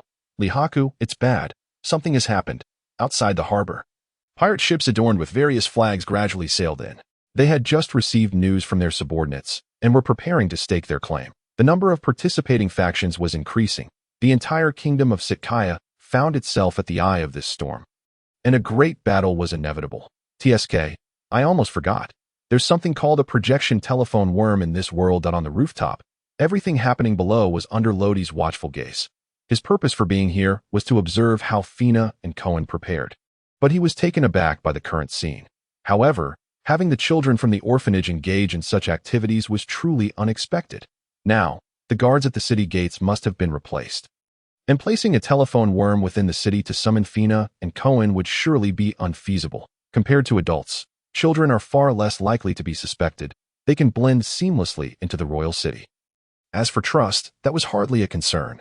The head of the orphanage was Fina's wet nurse, and their bond had developed over nearly a decade. Such a relationship cannot be summarized in mere words. Oh, under the observation of observation hockey, few can escape Lodi's perception that he noticed an increasing number of formidable presences converging around him. The mafia, the navy, the pirates, more and more were gathering. It seemed tomorrow would be eventful. When Lodi obtained the Grim Reaper's devil fruit, slaughter became unavoidable. Only through killing could one grow stronger. However, his actions would be those of righteous slaughter, all under his control. Tomorrow, his power would reach a new pinnacle. The capital city of Sitkaya is named Duswa St. Valen. The city boasts 4 grand gates: the East Gate, the West Gate, the South Gate, and the North Gate. Each gate connects to a respective town. The North Gate leads to the port town, the West Gate to Dorada town, while the South Gate opens into Alada town. At this moment, 3 carriages sped towards the North Gate. Who? Agus, the driver, was startled by the sudden appearance of a figure. Agus, Granny, it's me. Lodi's voice was gentle, signaling her not to be alarmed. Oh, it's you. You gave me quite a fright. But wait, what are you doing here? Only then did Agus realize why Lodi was present. Wasn't he supposed to be in a lot of town? Lodi smiled softly, pointing ahead. Granny Agus, you must be aware of the situation in the capital. Passing through the guards won't be easy. If you don't believe me, just take a closer look. Raising her eyes, she observed the massive crowd at the North City gate, a clear indication of congestion. Many sought to enter, while others aimed to exit, leading to a chaotic bottleneck. Such a scenario is ripe for unrest. Just like now. Bang! Damn it, don't you dare push me. Someone couldn't hold back and opened fire. One gunshot often triggers a chain reaction. Bang, bang, bang. More and more people began shooting, transforming the once passable city gate into a battlefield. Lodi sat in the back seat, watching the unfolding chaos with keen interest. Granny Agus, you should find a safe place to stop for now. We won't be getting out anytime soon. Agus understood this logic, but with time, the entire royal city would grow increasingly perilous. Pirates, the mafia, and even human trafficking rings would converge here. She herself was not particularly worried, but her concern lay with the defenseless children in the carriage. However, there was no alternative. They couldn't force their way through. Agus, Aang, find a spot to stop. Agus and Aang were the temporary drivers of the other two carriages, children Agus had taken in over a decade ago. Now grown, they could handle themselves, yet they had never left Agus's side. All right, they found a narrow alley and maneuvered the carriages in, with Agus following closely behind. Ultimately, the three carriages formed a line. The abrupt stop startled the children inside. At Agus's signal, Agus and Aang helped to soothe them. Just then, a group of individuals passed by on the street. A rough estimate placed their number at 30 to 40. From their attire, it was evident they were a band of pirates. The leader, a one-eyed man, indeed had just one eye. A small lackey rushed over to his side. Boss, look over there. There's a carriage. Should we rob it? His stuttering made it sound laborious. The burly one-eyed man dug at his ear, clearly annoyed, and kicked the lackey aside. Get lost. You, come here. Go and steal that carriage for me. The one-eyed dragon casually pointed at two pirates.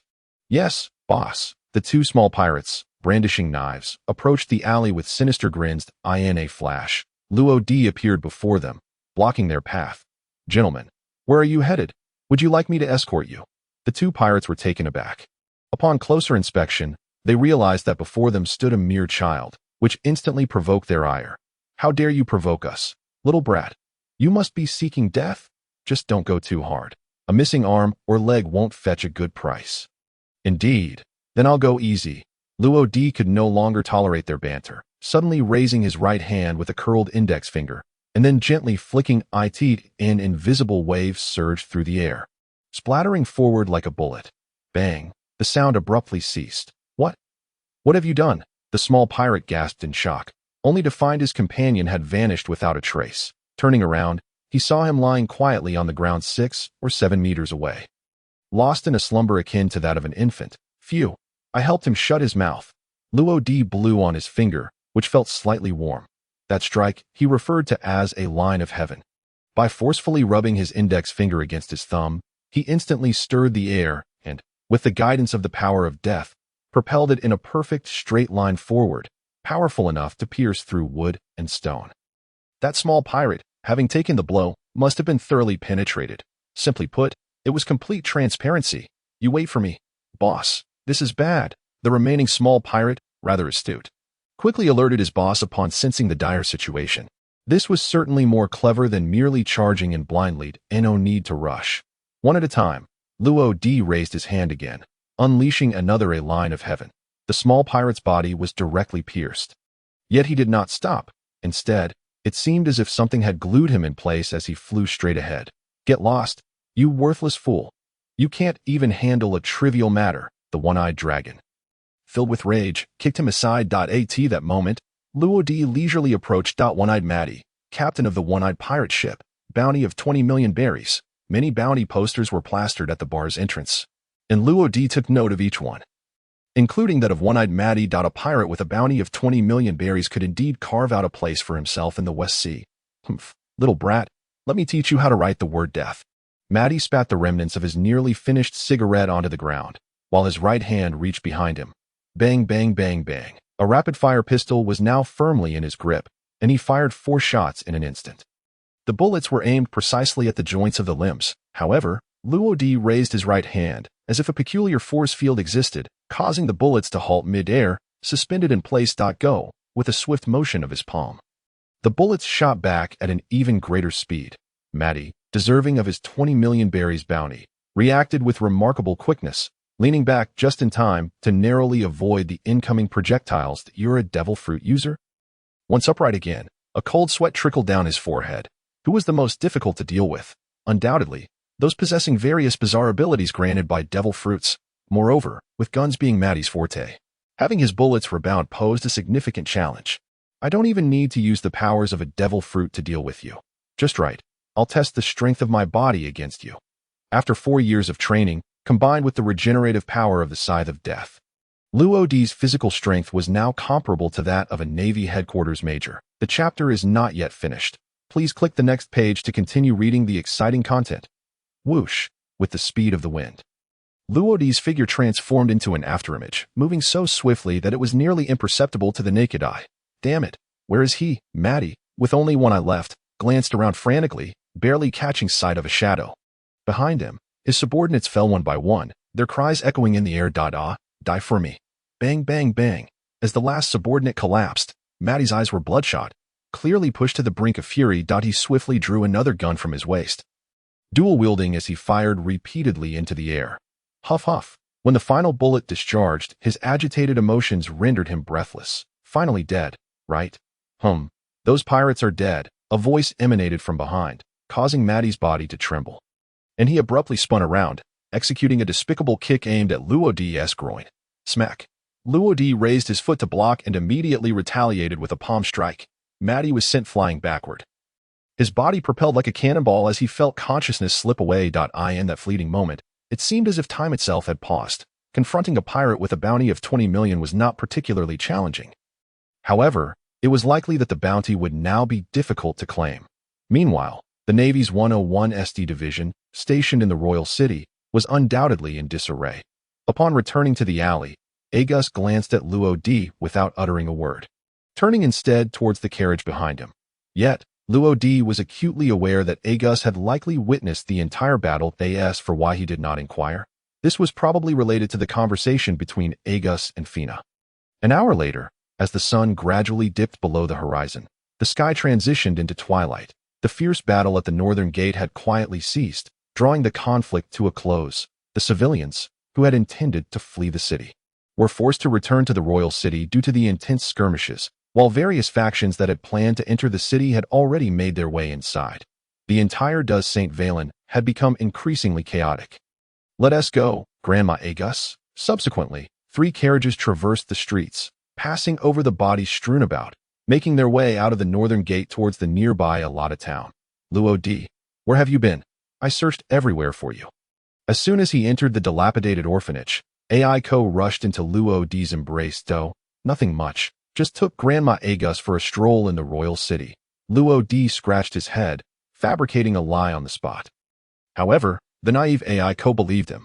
All right, big brother Luo Di, follow me, I have something for you. Entering a side room, Aiko picked up a beautifully crafted gift box from the bedside. Here, this is for you. Make sure to wear it. Luo Di accepted the gift box, and before he could respond, Aiko gave him a gentle push out the door. This little girl was acting all mysterious upon opening the gift box. He found an exquisitely made necklace inside.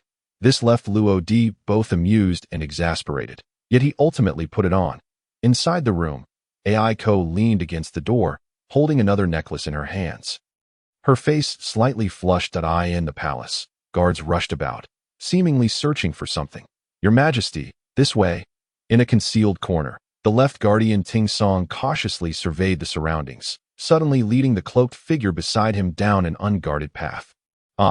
Ting Song, if my death can quell this turmoil, what harm is there in sacrificing myself? The cloaked figure was none other than Wadamir Zilialu, the king of the kingdom of Sidakaya. He was fully aware of the events that had transpired during the day. The left minister, Li Haku, conspired to usurp the throne. His own daughter was preparing to raise an army in rebellion. A war was now unavoidable, shattering the peace and tranquility that the people had long cherished. This was not the outcome he wished to see. "Your Majesty, do you still not see the true nature of Lihaku? If you do not act against him now, once he successfully usurps the throne, the entire nation will be plunged into despair. To speak candidly, there are times when Tingsong genuinely wishes that His Majesty Shizuru could exhibit a touch more ruthlessness. His disposition is excessively gentle, even exuding an air of weakness. Yet, Shizuru truly cares for his people as if they were his own children. This leaves Tingsong, as a subordinate, in a state of anxious frustration. Overall, while Shizuru is a wise and benevolent ruler, he is ill-suited to lead a nation. Your Majesty, considering the plight of Princess Fina, we must hasten our departure from this place, for tomorrow's circumstances will undoubtedly be chaotic, and if you are unable to intervene, the truth may well be distorted by Riahaku. Meanwhile, Riahaka violently smashed the wine bottle in his hand onto the floor, his already distorted visage becoming even more twisted. Not found?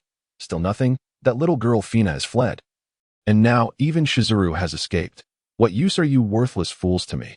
He seethed, frustrated by the obstacles that lay before him, when two guards entered, escorting a bloodied man with unkempt hair. Your Majesty, we have captured the right guardian. Bonka, the title Your Majesty seemed to provoke the man being escorted, who suddenly raised his head and spat out a mouthful of blood. Curse you, Riahaku. You shall not have a peaceful death. Do you think you are worthy of being the king of the Sitarkea kingdom? Bonka made one final attempt to break free, swaying from side to side. Despite his injuries, he managed to break loose, charging toward Riahaku with his hands bound by chains. Riahaku, infuriated, gestured to the cloaked figure beside him. Eliminate him. The cloaked figure said nothing but vanished in an instant, reappearing before Bonka in the blink of an eye. In a swift motion, his right hand extended, and his index finger jabbed forward rapidly. With a sharp intake of breath, Bonka's eyes widened, blood vessels bursting, and a trickle of blood appeared at the corner of his mouth. Ultimately, he collapsed to the ground, lifeless. Had Lodi been present, he would have recognized that the cloaked figure employed techniques from the Navy's 6th style, namely shaven finger pistol. With Bonka dealt with, Riahaku let out a long sigh, though his expression remained grim. After a lengthy pause, he retrieved a den mushi. The following day, as the sun rose as usual, the Sitarkea kingdom was shrouded in gloom. Outside the only port town, hundreds of ships congregated. Let us set sail. The traitorous Lieutenant Smandon, fresh from gambling, stretched languidly while toying with a set of dice, making his way toward the southern gate connected to the port town.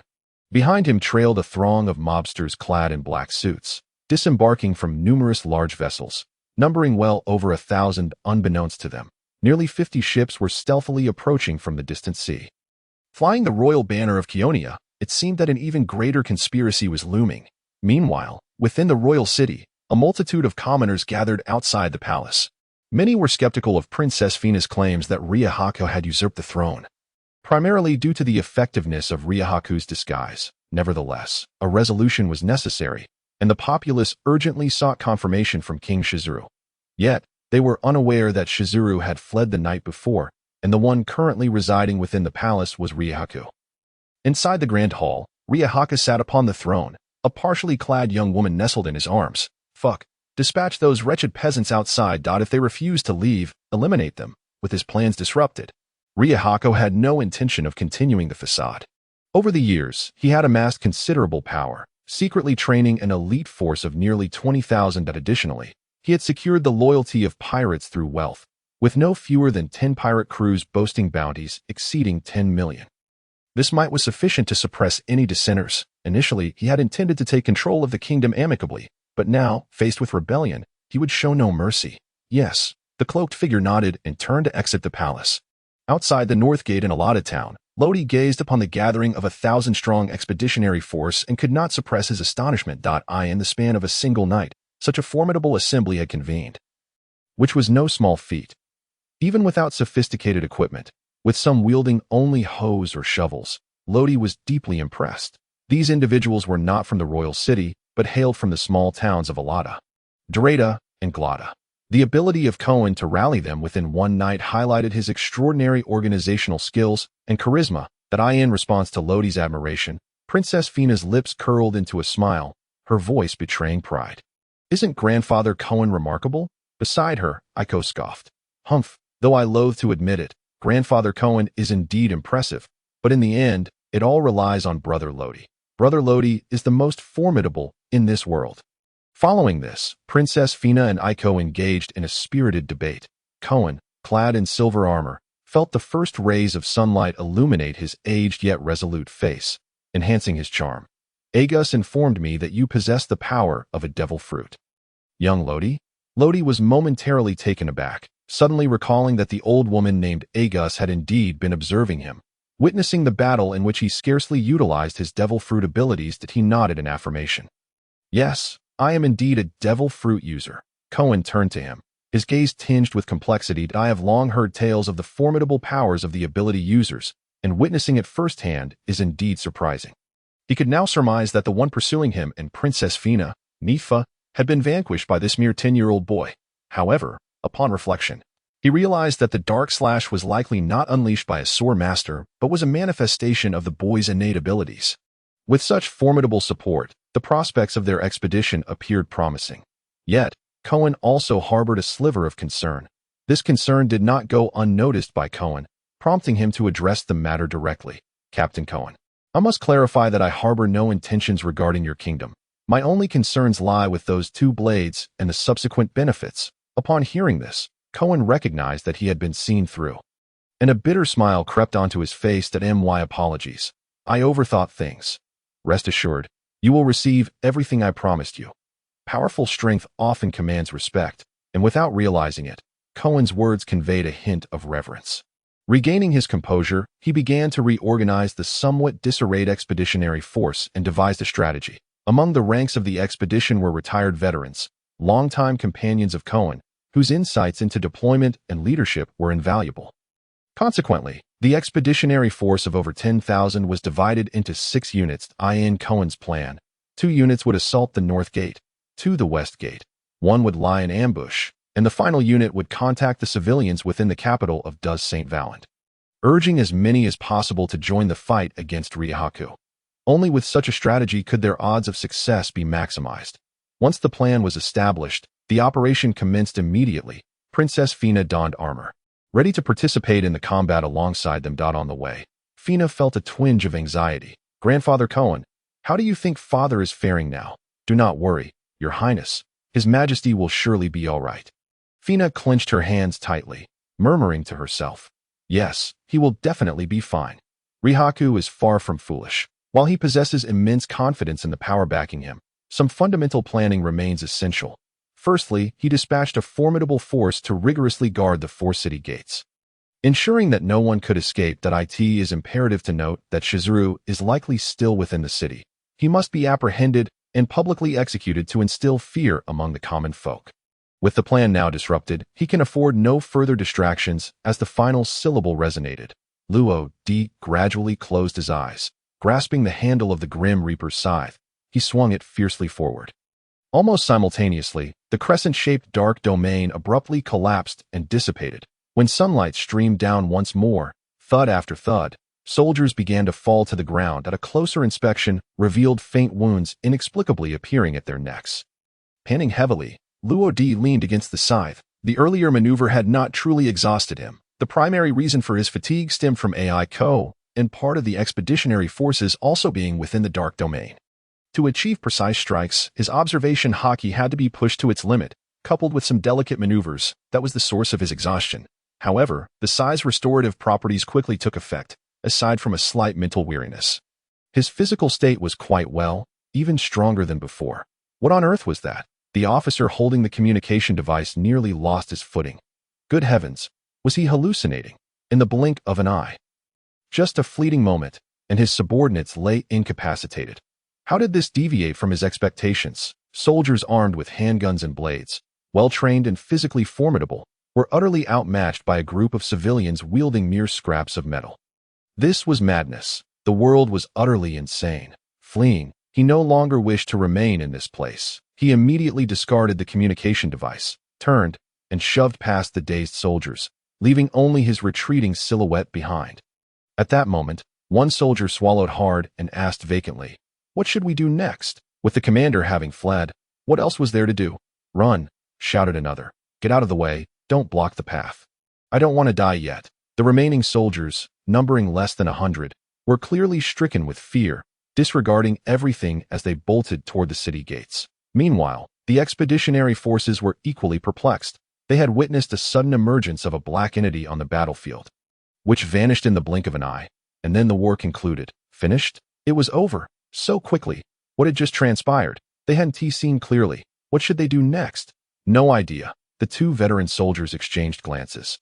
Astonished to the next moment, they both stepped forward, picking up firearms and blades from the fallen soldiers. Everyone come over.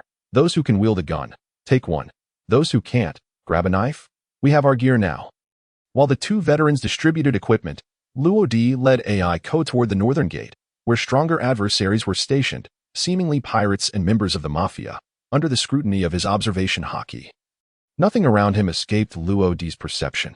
However, just as he was about to enter the gate, he furrowed his brow and extended his right hand to halt Ko. Wait. Ko cast him a puzzled glance, but paused nonetheless. What's the matter? Her inquiry was met with the sudden crack of a bullet that struck just before Luo Di's feet. Had he taken another step, the consequences would have been dire. It was a Seastone bullet. Noticing the projectile, Luo Di frowned, then looked up. There was someone above. That individual seemed to realize he had been detected by Luo Di, standing upright from a crouch position. Not bad for a young one. Your perception is truly remarkable. As soon as he finished speaking, the figure leaped down, landing gracefully before Luo Di and Ko. He was a gaunt, middle-aged man clad in a black suit, with thick lips, wearing sunglasses perched on his nose, and unkempt facial hair, topped off with a checkered cap. How about we play a game? He proposed. If you win, I'll let you pass and one team meddle in your affairs. If you lose, you'll stay here to gamble with me. What do you say? As he spoke, he spun in place, and the gun he had been holding vanished, replaced by a small die. Were you the one who fired the shot? Ko's cheeks flushed with anger as she confronted him directly. Gun?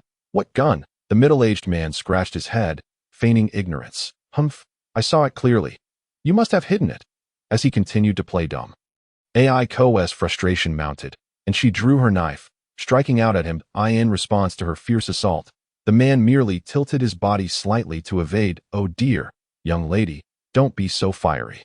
You might end up with pimples on your face. While saying this, he extended his left hand and lightly slapped the blade of her knife. However, curiously, there was no sound. Oh dear, that's not right. Something went wrong. You should have thudded and then nod in surprise. The middle-aged man tilted his head, looking distressed, seemingly dissatisfied with the outcome. Suddenly, he retracted his hand and stepped back a couple of paces, shifting his attention to Luo Di. You did this, didn't you? Gone was his previous nonchalance. This time, his words carried a note of seriousness. In response, Luo Di merely shrugged, remaining silent while gesturing for Ko to sheath her knife. Then pointed at the man's right hand. You wanted to play a game, right? You'd best hurry. I'm pressed for time.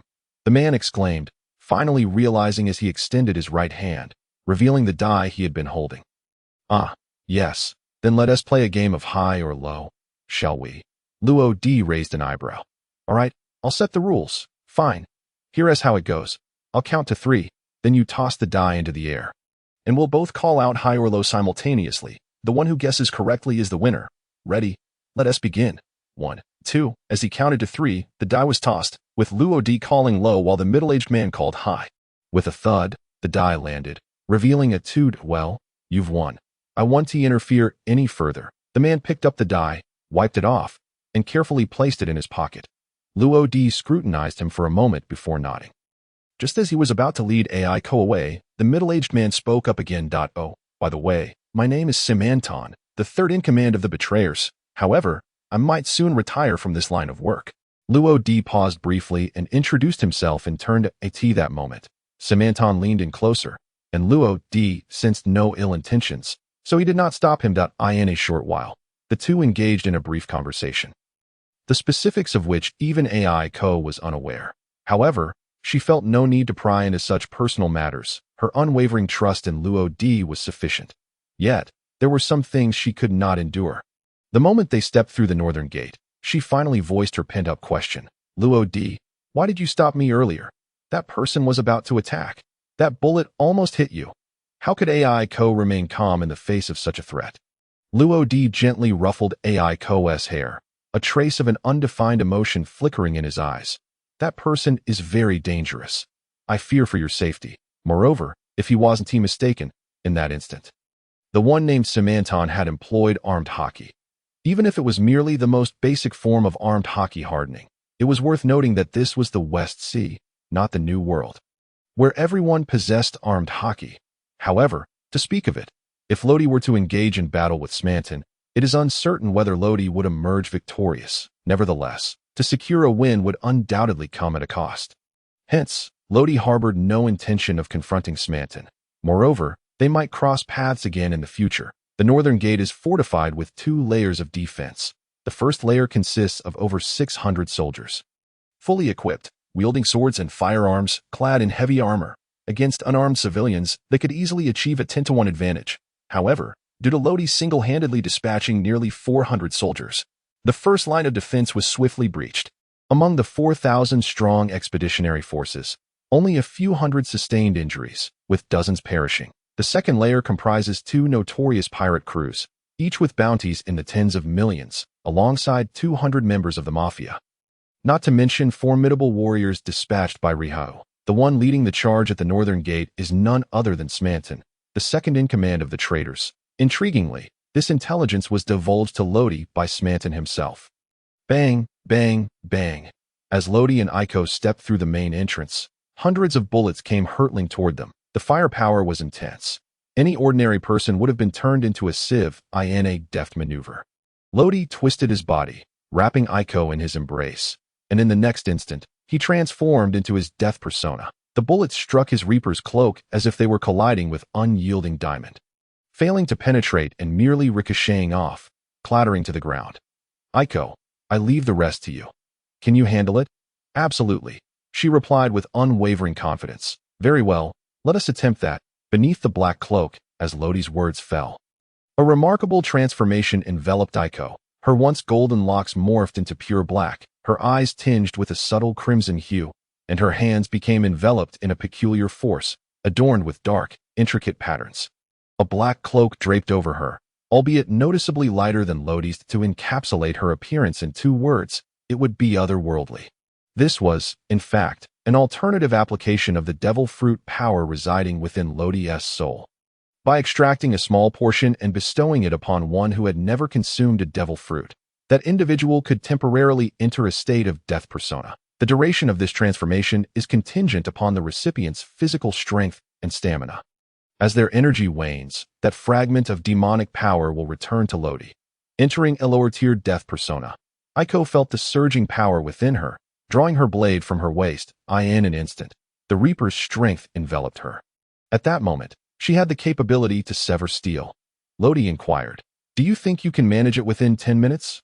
Aiko nodded, her voice brimming with confidence that I can. With a light step, she propelled herself forward, her body seemingly weightless, covering several meters in the blink of an eye. Aiko's innate strength was already comparable to pirates with bounties of 10 to 20 million, and now, her power had multiplied several times over, rendering the defeat of those petty minions a trivial task. However, the death persona state has its limits.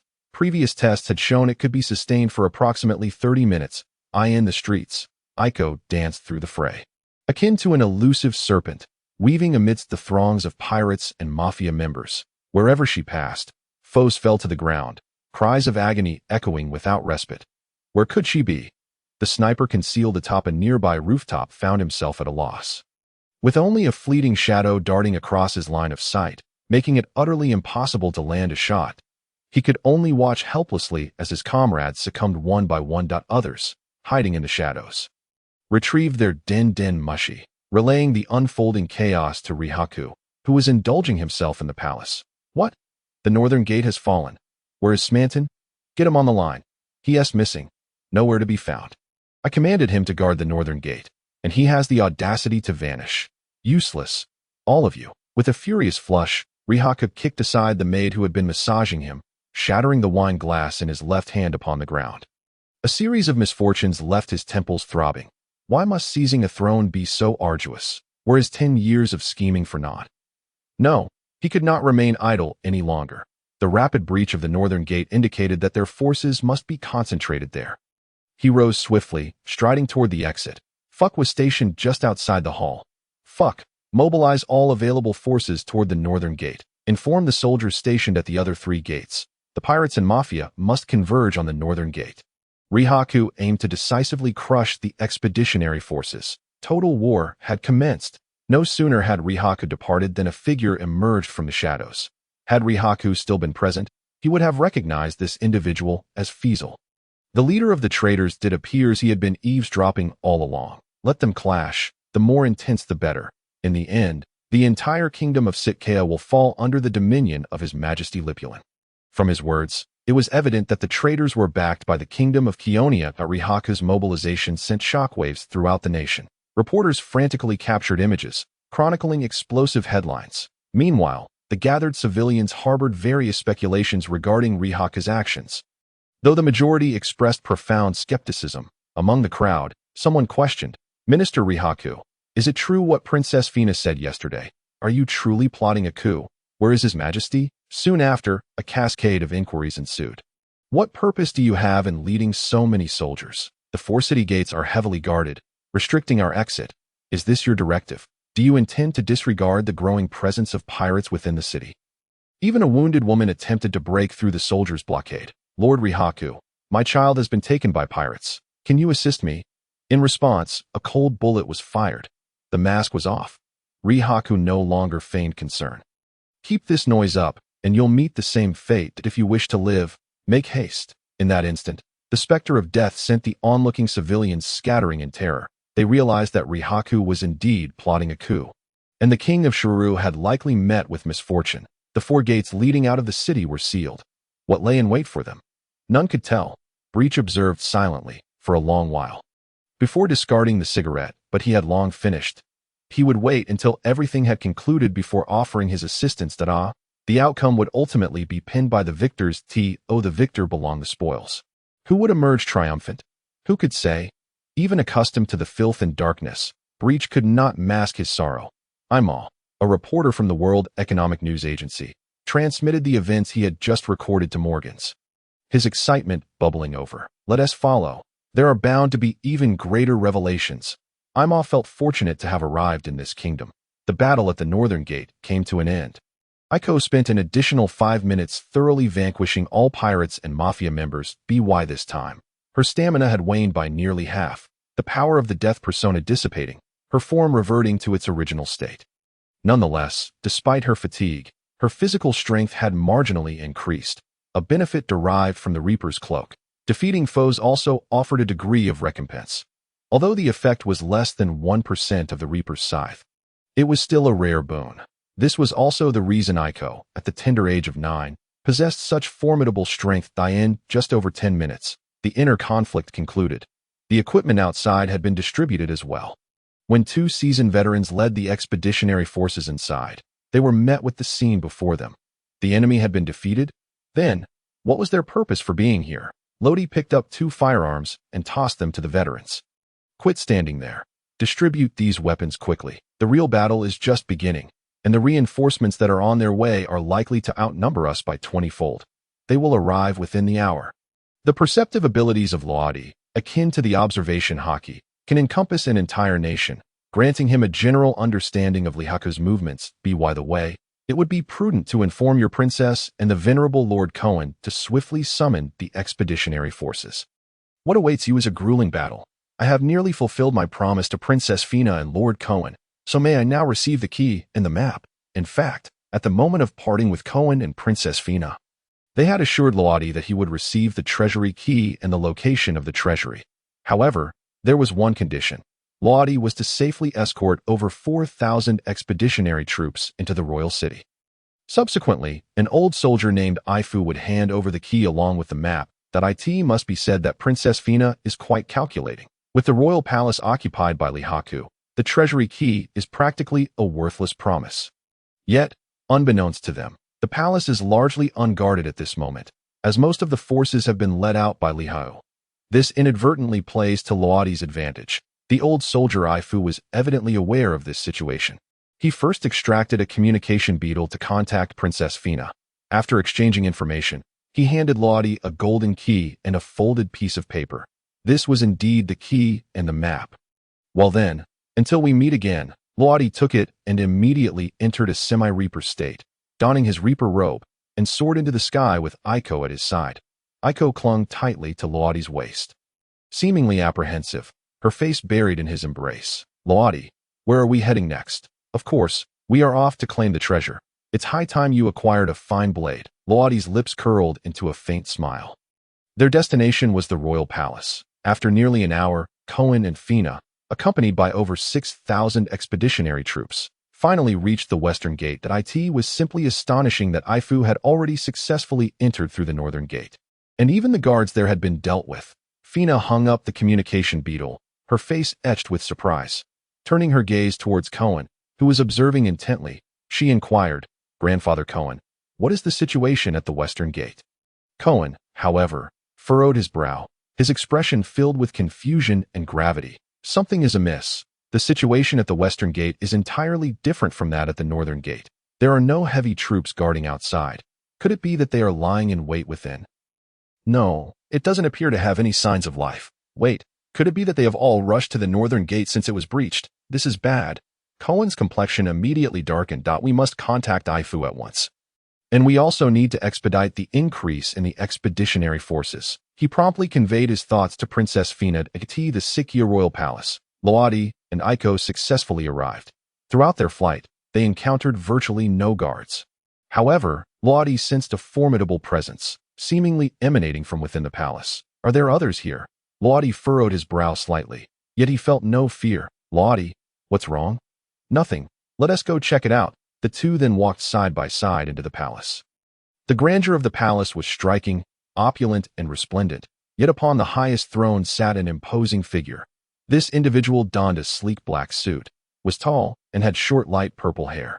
A prominent scar marred the right side of his face, slicing through half of it, while his eyes gleamed like those of a hawk.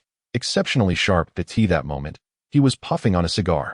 His leg crossed, propping his chin with his left hand, quietly observing Luadi and Aiko as they entered. "What brings you here?" His voice was low, yet carried an inexplicable weight of oppression. Luadi narrowed his eyes. "That emblem on your attire, if I am not mistaken, is the distinct symbol of the traitors. Rather than asking us what we are doing here, perhaps you should enlighten us as to your own purpose in this place." Having encountered members of the traitors before, Luadi had memorized their attire, particularly the design featuring a handgun against the back. This man was indeed affiliated with the traitors and was no ordinary member. He was the leader. Fiesel took a deep drag from his cigar, exhaling a plume of white smoke, his aura increasingly imposing. "You, little brat, seem to be rather talkative, while I am uncertain how you dared to come to such a place. One thing is clear. You shall never leave here again." As soon as he finished speaking, he lunged forward like an arrow loosed from its bow, a fierce wind propelling him toward Luadi. Naturally, Luadi would not remain stationary. He planted his left foot firmly, utilizing the force to execute a swift kick infused with Reaper's power. Bang! Fiesel, clearly taken aback by the ferocity of Luadi's attack, felt something was amiss as soon as his arm made contact. He quickly attempted to shift his body to dissipate the force. However, it was too late. Luadi leveraged the momentum, executing a mid-air spin, and delivered a powerful kick downward. Crack! Fiesel, unable to withstand the blow, collapsed to the ground. "Little brat, I truly underestimated you." At this moment, Fiesel realized that the young lad before him was no ordinary opponent. He clapped his right hand to the ground, using the force to rise again, leaving a deep imprint on the ground, indicating his considerable strength. "To endure my kick and remain unscathed. You are indeed exceptional." Luadi flexed his legs, acknowledging that this individual was indeed formidable, that it seemed he was in for a fierce battle. However, Fiesel did not adhere to convention. He stepped back and took a puff from his cigar. "Kid, with such youth and strength, how about joining me?" Luadi raised an eyebrow. "I am not one to bow to others." Fiesel scoffed, seemingly dismissive. "I was once like you, equally unwilling to submit. Yet reality dealt me a harsh hand. It was only after I ventured across the seas that I grasped the vastness of the world and that others possess means to deal with me." Indeed, he too had once been headstrong in his youth. Yet reality always finds a way to smooth one's edges. Luadi understood him, as he too had been humbled by reality. However, since fate had granted him a second chance, he would seize it fiercely and refuse to remain ordinary. If that is the case, then there is nothing more to say. "Come, Today I shall send you to your grave. With that, he fully entered the state of complete Reaper transformation.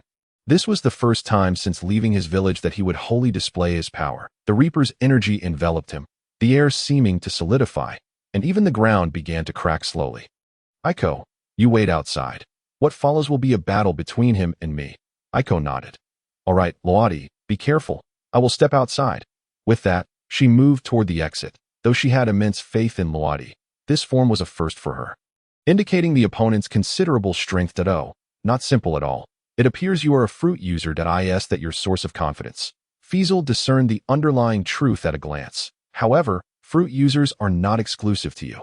I too have consumed a devil fruit. It is the Zoan type, dog fruit, jackal form. As the powers of the fruit manifested, Fiesel's body contorted, his bones cracking audibly. Ultimately, he transformed into a 3-meter-tall half-human, half-monster figure. You understand.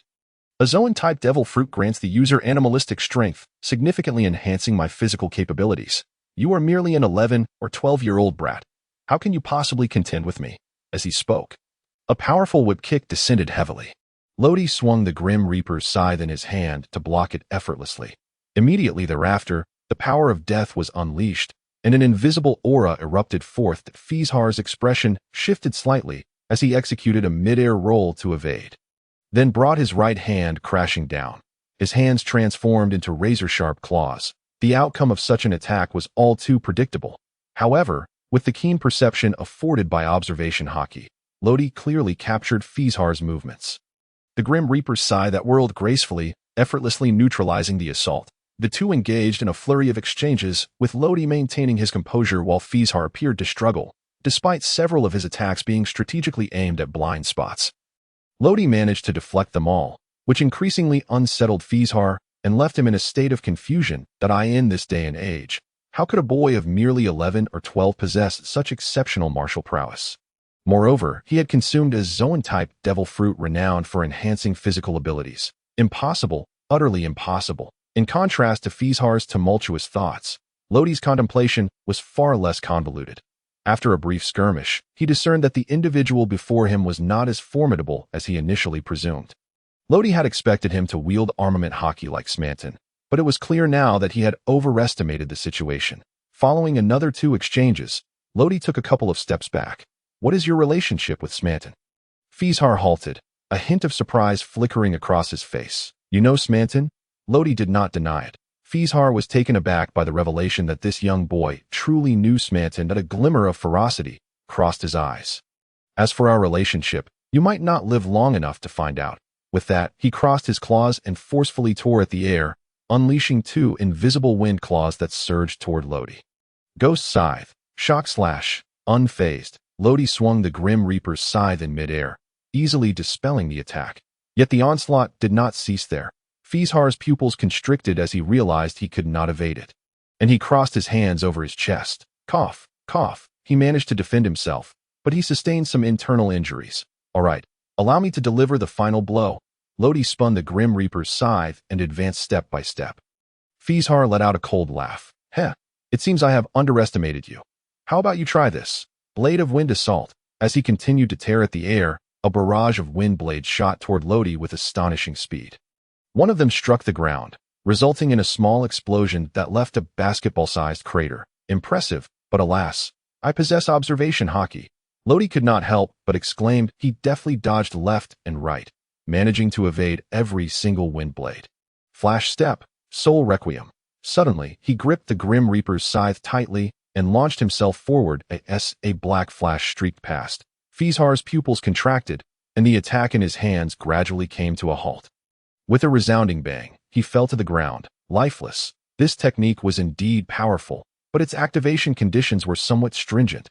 Lodi gazed at Fieshar's corpse, releasing his transformation. Flash Step, Soul Requiem requires the enemy to be in a state of heightened mental tension, and they must also have undergone a certain degree of physical exhaustion. On this basis, Lodi utilized the Chafe technique, enhanced by the power of death, to achieve a near-instantaneous movement over a very short distance.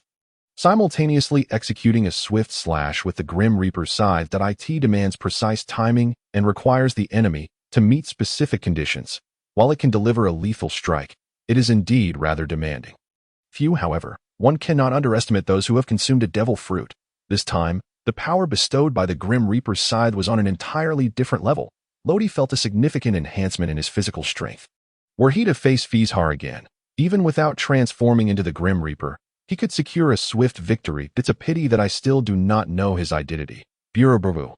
Just as Lodi prepared to depart, the distinctive sound of a snail phone rang out. He squatted down and rummaged through Fizhar's belongings. Upon connecting, Lodi refrained from speaking immediately, opting instead to wait for the other party to initiate the conversation. Naturally, he was aware that the snail phone could mimic human voices, so he aimed it at Fizhar's face. The other party was courteous enough to speak first. Hello, Fizhar? Why did it take you so long to answer? At this moment, Lodi took note of the snail phone's appearance, which featured a prominent mustache and authoritative eyes, topped with a crown. Could it be that the other party was a king? He couldn't help but speculate. After the inquiry was repeated, Lodi cleared his throat and lowered his voice as much as possible. Cough. Your Majesty, I sincerely apologize. I've been feeling unwell lately. Ultimately, he managed to maintain the ruse.at this juncture. The conversation shifted to the crux of the matter.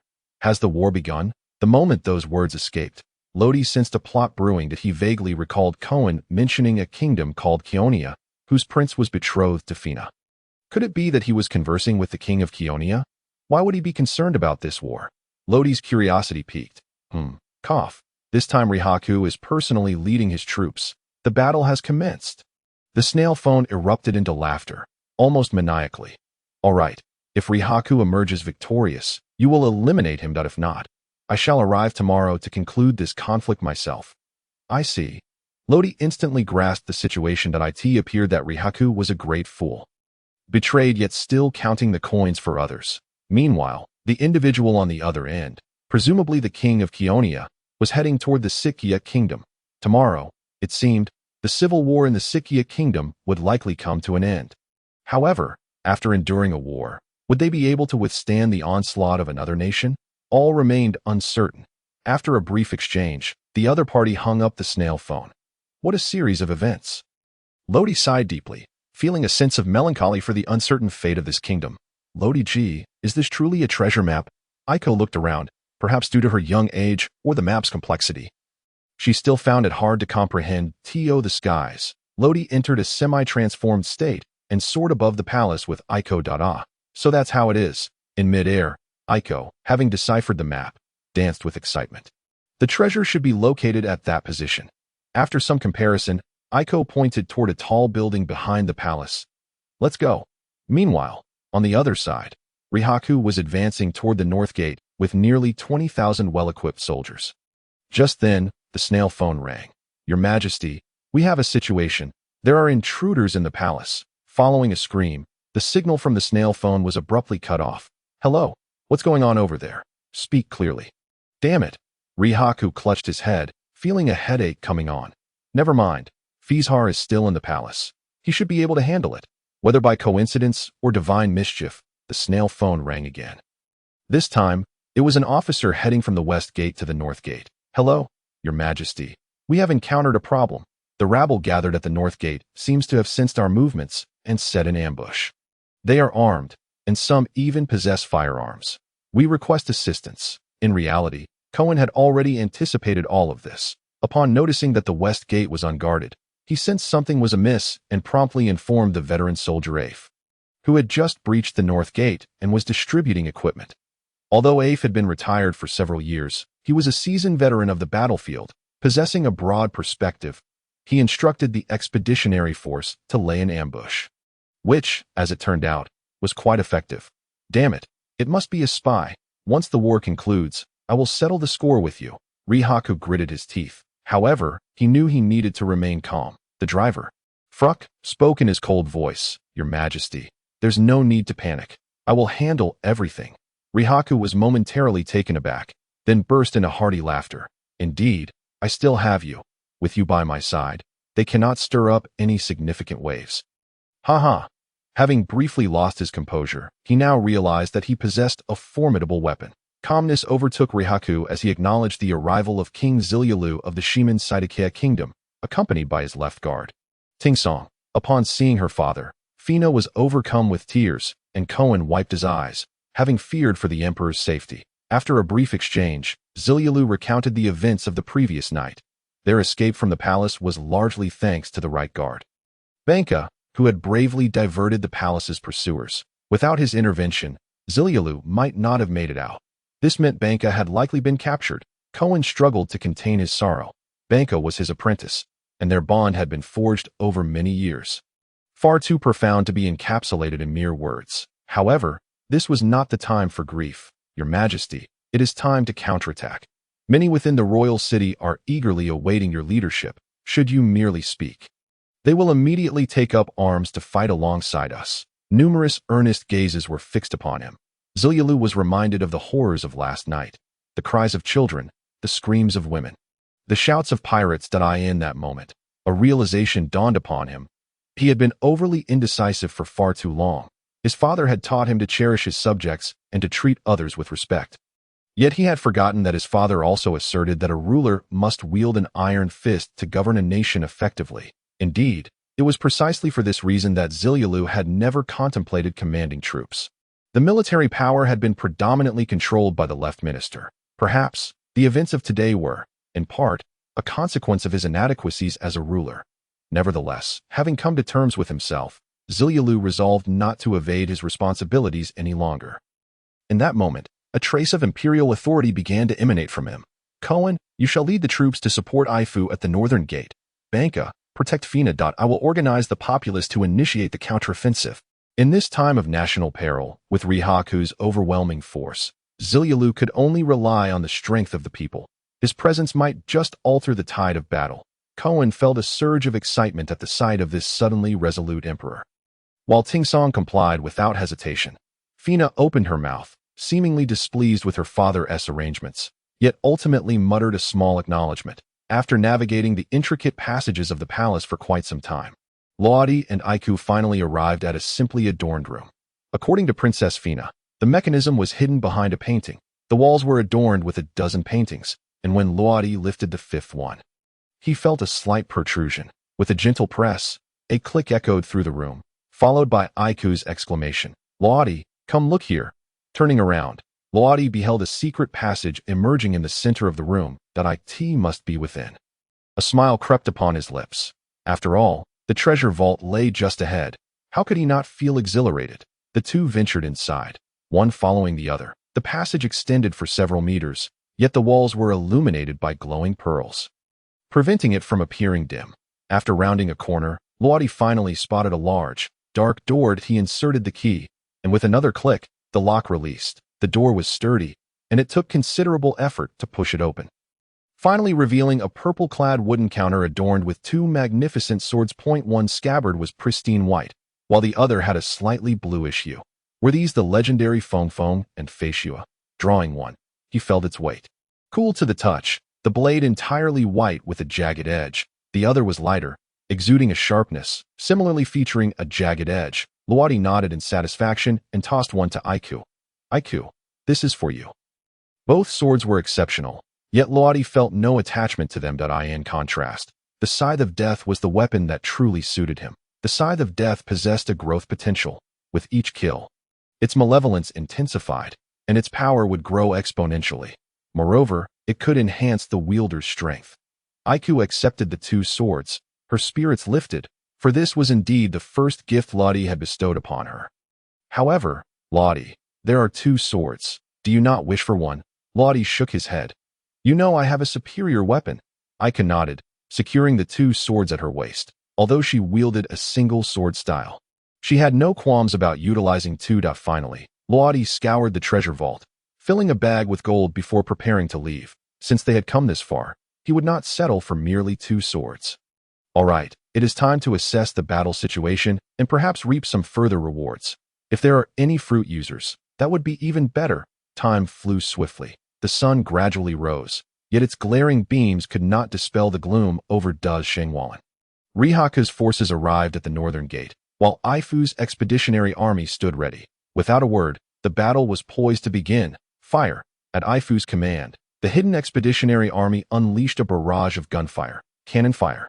Rihaku, unrestrained by the rules of engagement, initiated a brutal assault. Boom! Boom, boom. Under the onslaught of numerous cannons, anguished cries erupted from the expeditionary forces. 30 to 40 soldiers were struck by cannonballs, the violent explosions leaving them battered and bloodied. With several perishing on the spot, war is indeed merciless. In the following minutes, hundreds more fell, the majority from the expeditionary side. How dare you lowly peasants oppose me? Rihaka laughed uproariously, though his mirth was drowned out by the cacophony of cannon fire. Ifu surveyed the one-sided battlefield, and even the usually composed man felt a twinge of despair. The disparity was simply too great. What pained him further were the fallen expeditionary soldiers, some of whom he recognized. Hold on, Ifu, trust in His Majesty the King. Ifu turned to see his old comrade, Chade, speaking. Yes, hold steady. Ifu forced himself to shake off despair, raising his weapon, and fired a lead bullet that pierced a soldier's throat.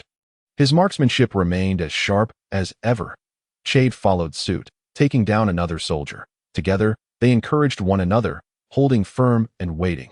The battle at the northern gate grew increasingly desperate, with the expeditionary forces nearly halved. Just then, the ground began to tremble. It was the sound of footsteps. Many footsteps. Fook was the first to turn, and a cloud of dust came into view. People, countless people, they surged from the rear of the army. An overwhelming throng. However, they were mostly unarmed. Fook noticed that the leading figures wielded only simple wooden sticks. Damn peasants. Are they seeking death? Charge, kill them. Rihaku also sensed the commotion from behind. Turning, he saw a group of civilians banding together in defiance of him. Igniting his fury, soldiers in the rear received their orders. Some opened fire, while others drew their blades to face the oncoming crowd. In an instant, chaos ensued. Damn it, where are Fina and Zilialu? Revisiting the northern gate, Lihaku grew increasingly agitated, for he had yet to catch a glimpse of the fleeing Princess Fina and King Shizuru. Until he eliminated them completely, he could not find solace in his role as king. Meanwhile, on the other side, the formation of the expeditionary force proceeded smoothly with Shizuru's involvement. Koen must have already engaged Lihaku in battle. It was high time for me to set out during this period. He had rallied nearly 10,000 troops, and it was indeed time to depart. Reinforcements were likely on the way, with Princess Fina also assisting in the assembly of the expeditionary force set forth. Yes, at a single command, the multitude roared in unison, their voices resonating with determination. Shizuru was not mistaken. Koen had arrived. He charged into battle with over 6,000 troops against Lihaku's forces. His armor was stained with blood as he wielded his long sword without respite, each flash of his blade sending a soldier to the ground. In mere moments, he had felled dozens of soldiers. However, a bullet had struck his shoulder. Age had finally caught up with him. Moreover, he had previously suffered a blow from Naitifa's axe, and a dull pain still lingered in his chest. Meanwhile, Vok, who had been observing the situation from the rear, took note of Koen. Yet, due to the helmet obscuring Koen's face, Vok did not recognize him. Nevertheless, Vok was prepared to act. He perceived a threat emanating from Koen. With a target in sight, Vok vanished from his position. In a matter of breaths, he appeared before Koen, extending his index finger gun. This technique, one of the Navy's 6 forms, was reputed to possess the striking power of a bullet, channeling all its force into the fingertip, which delivered an attack akin to that of a bullet. Though aged, Koen's years of combat experience prompted him to instinctively raise his sword to defend himself. Clang! The finger struck the blade, the immense force causing Koen to stagger back 2 steps. How formidable! He noted a distinct dent in his sword, evidently caused by the earlier attack. That moment, he also recognized the assailant's identity. It was Vok. Koen was aware that Vok served as Lihaku's bodyguard. Yet he had not anticipated such strength from this guardian. Vok did not relent. In a swift motion, he maneuvered behind Koen and unleashed a rapid kick. He employed the Gale Kick, another of the Navy's 6 forms. The force of his leg sliced through the air like a razor. Realizing the impending danger as Vok disappeared from view, Koen prepared to counterattack, but it was evidently too late. The strike left a gaping wound in his armor, blood seeping onto the ground.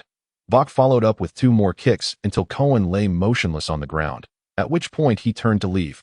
Upon his return, Lihaku frowned and inquired, "Vok, where have you been?" "I dealt with a potential threat to you. In the future, do not leave without my permission." "Understood." Shortly thereafter, half an hour passed. The battle was nearing its conclusion. The expeditionary force at the northern gate had dwindled to less than 1,000. Lihaku's troops had suffered only a little over 1,000 casualties, while Cohen's remaining forces had been halved, now numbering just over 3,000. The corpses strewn across the battlefield bore witness to the ferocity of the conflict. And blood nearly saturated the main thoroughfare as the tide of battle turned overwhelmingly against them. King Shizuru arrived with reinforcements. The sight before him filled him with anguish. Nonetheless, he had to halt this brutal conflict.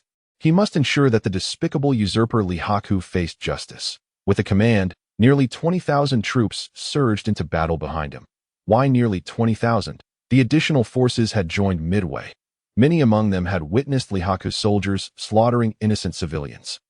If such a man were to succeed in his usurpation and ascend to the throne, the future of the entire nation would be grimly foreseen. Vok, having sensed the commotion behind him, swiftly turned to observe.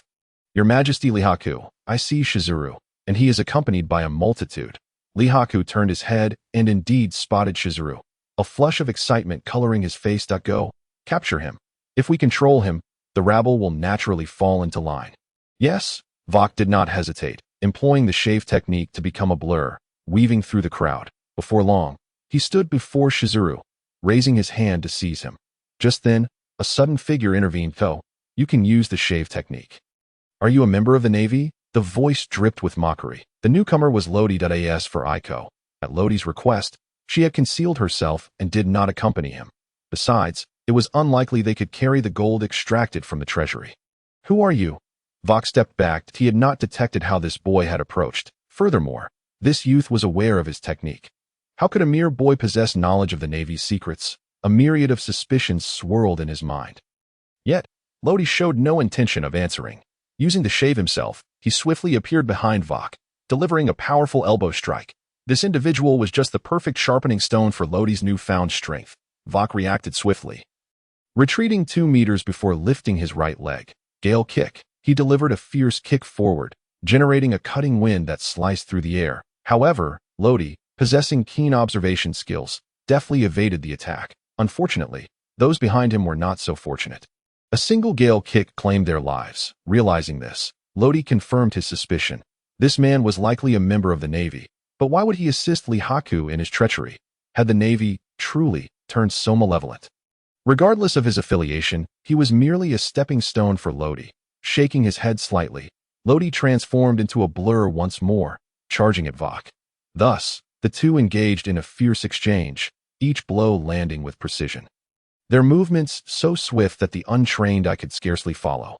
Ultimately, Vok seized an opportunity, extending his index finger towards Lodi's arm. Finger gun. Yet, Lodi, with his heightened awareness, would not be so easily struck. He swiftly retracted his left arm and launched a kick with his right leg. The tremendous force impacted Vok's side, sending him flying several meters away, colliding with 2 unfortunate souls engaged in battle, pinning them beneath him. Cough. What a fearsome little brat. Vok spat blood, his expression darker than ever. In the past decade, aside from that accursed Sakazuki, you were the first to injure me. Sakazuki? Akainu. Lodi was taken aback. He had not anticipated that this individual would be acquainted with Akainu, according to his account. Akainu had even beaten him. However, before Lodi could ponder further, Vok tore away the black fabric covering his body. Revealed was skin marred by severe burns, wrinkled and disfigured. Moreover, an unhealed dent marred his chest. However, your attack pales in comparison to that damned Sakazuki. The implications in Vok's words struck Lodi with clarity. It seemed that Akainu had indeed fought him with lethal intent. Yet, for various reasons, he had ultimately survived. Could it be that this man was a defector from the Navy? This peculiar notion occupied Lodi's mind. The individual before him was adept in the Navy's 6 powers, proficient in techniques such as shave, storm foot, and finger pistol, although his mastery of other techniques remained uncertain for the time being. One thing was certain. This person had undergone specialized training, allowing him to command 3 of the 6 powers with such finesse. The only entities capable of achieving this, aside from the Navy, were the CP organization. Ultimately, Lodi could not restrain his curiosity any longer. Are you a traitor to the Navy? Upon hearing this, Vok appeared momentarily taken aback, then abruptly covered his face and erupted into laughter. A traitor? The Navy? Ha ha. Indeed, I was once a member of the Navy, but that madman Sakazuki executed me under the pretext of my escape. Thankfully, fortune smiled upon me, and I survived, reflecting on it now. The burn on my chest still throbs with pain. Damn Sakazuki. Now he has become an admiral, while I am left languishing in the West Sea. All of this because of him. All of it his doing. As he spoke, Fox's emotions began to spiral out of control. Shave. His body vanished from sight, only to reappear behind Lodi in the next instant. Kid, you should die too. Lodi had anticipated this. His right arm tensed as he pivoted and delivered a powerful punch, creating a faint sonic boom in the air. Bang. Damn it. Fox, despite being pushed back, managed to straighten his posture, leveraging his entire body to halt his retreat. Cough. Splutter. Blood trickled from the corner of his mouth. Lodi clenched his fist. You are formidable, but merely so in the West Sea. In the next moment, Shave activated, and Lodi manifested before Fox like a specter. Empowered by the might of death, his speed was markedly enhanced. Enough of this play. I was merely testing my physical strength. Now, I shall truly end you. As soon as the words left his lips, the scythe of death materialized. Spectral scythe. Quake slash. Fox attempted to flee. But as he took a step, he was engulfed by the colossal slash. His body trembled, his eyes rolled back, and he collapsed to the ground. Lodi cast a glance at him, then retracted the scythe after the reaping was complete. This man possesses considerable potential, but alas, he encountered that proponent of absolute justice, Akainu, in his past. Unbeknownst to Lodi, his battle with Fox had attracted the attention of many onlookers. Yet, even if he were aware, he would remain indifferent. In a nearby street corner, Oimo incessantly snapped photographs, eventually directing his lens towards Lodi. Wow, this young man is remarkable. Is he a devil fruit user? And what of that side? Various questions swirled in the mind of this war correspondent. However, he knew that in the near future, this sea would likely witness the rise of that young man, whether as a pirate or a member of the Navy. Yet, that mattered little.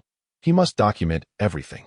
Meanwhile, Ryahaku was also keenly observing the skirmish. He could hardly fathom that the formidable Fox had been defeated. Although he could not clearly discern the course of the battle, the final outcome was unmistakable. Fox lay vanquished on the ground. What to do?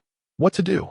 Panic seized him completely. Fox was his strongest trump card that if he perished, what would become of him? Suddenly, he noticed the numerous cannons encircling him. Right, you all, aim the cannons at that person and blow him to smithereens. Upon hearing his evidently frantic command, several gunners turned towards the direction Ryahaku indicated. Once they had adjusted their cannons, the chief gunner hesitated. Your Majesty, there are many of our soldiers in that area. Are we truly going to do this?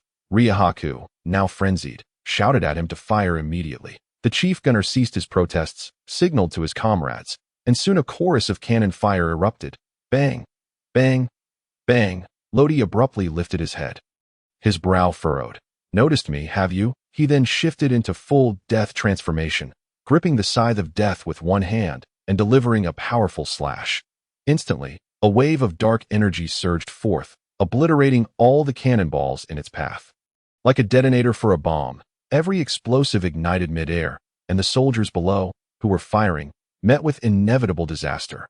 Monster, the words sprang simultaneously to the minds of the gunners and Ryahaku for the first time.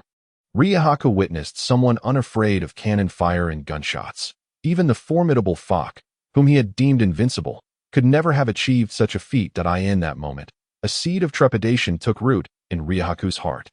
Faced with a monster that feared no cannon fire, how could he hope for victory?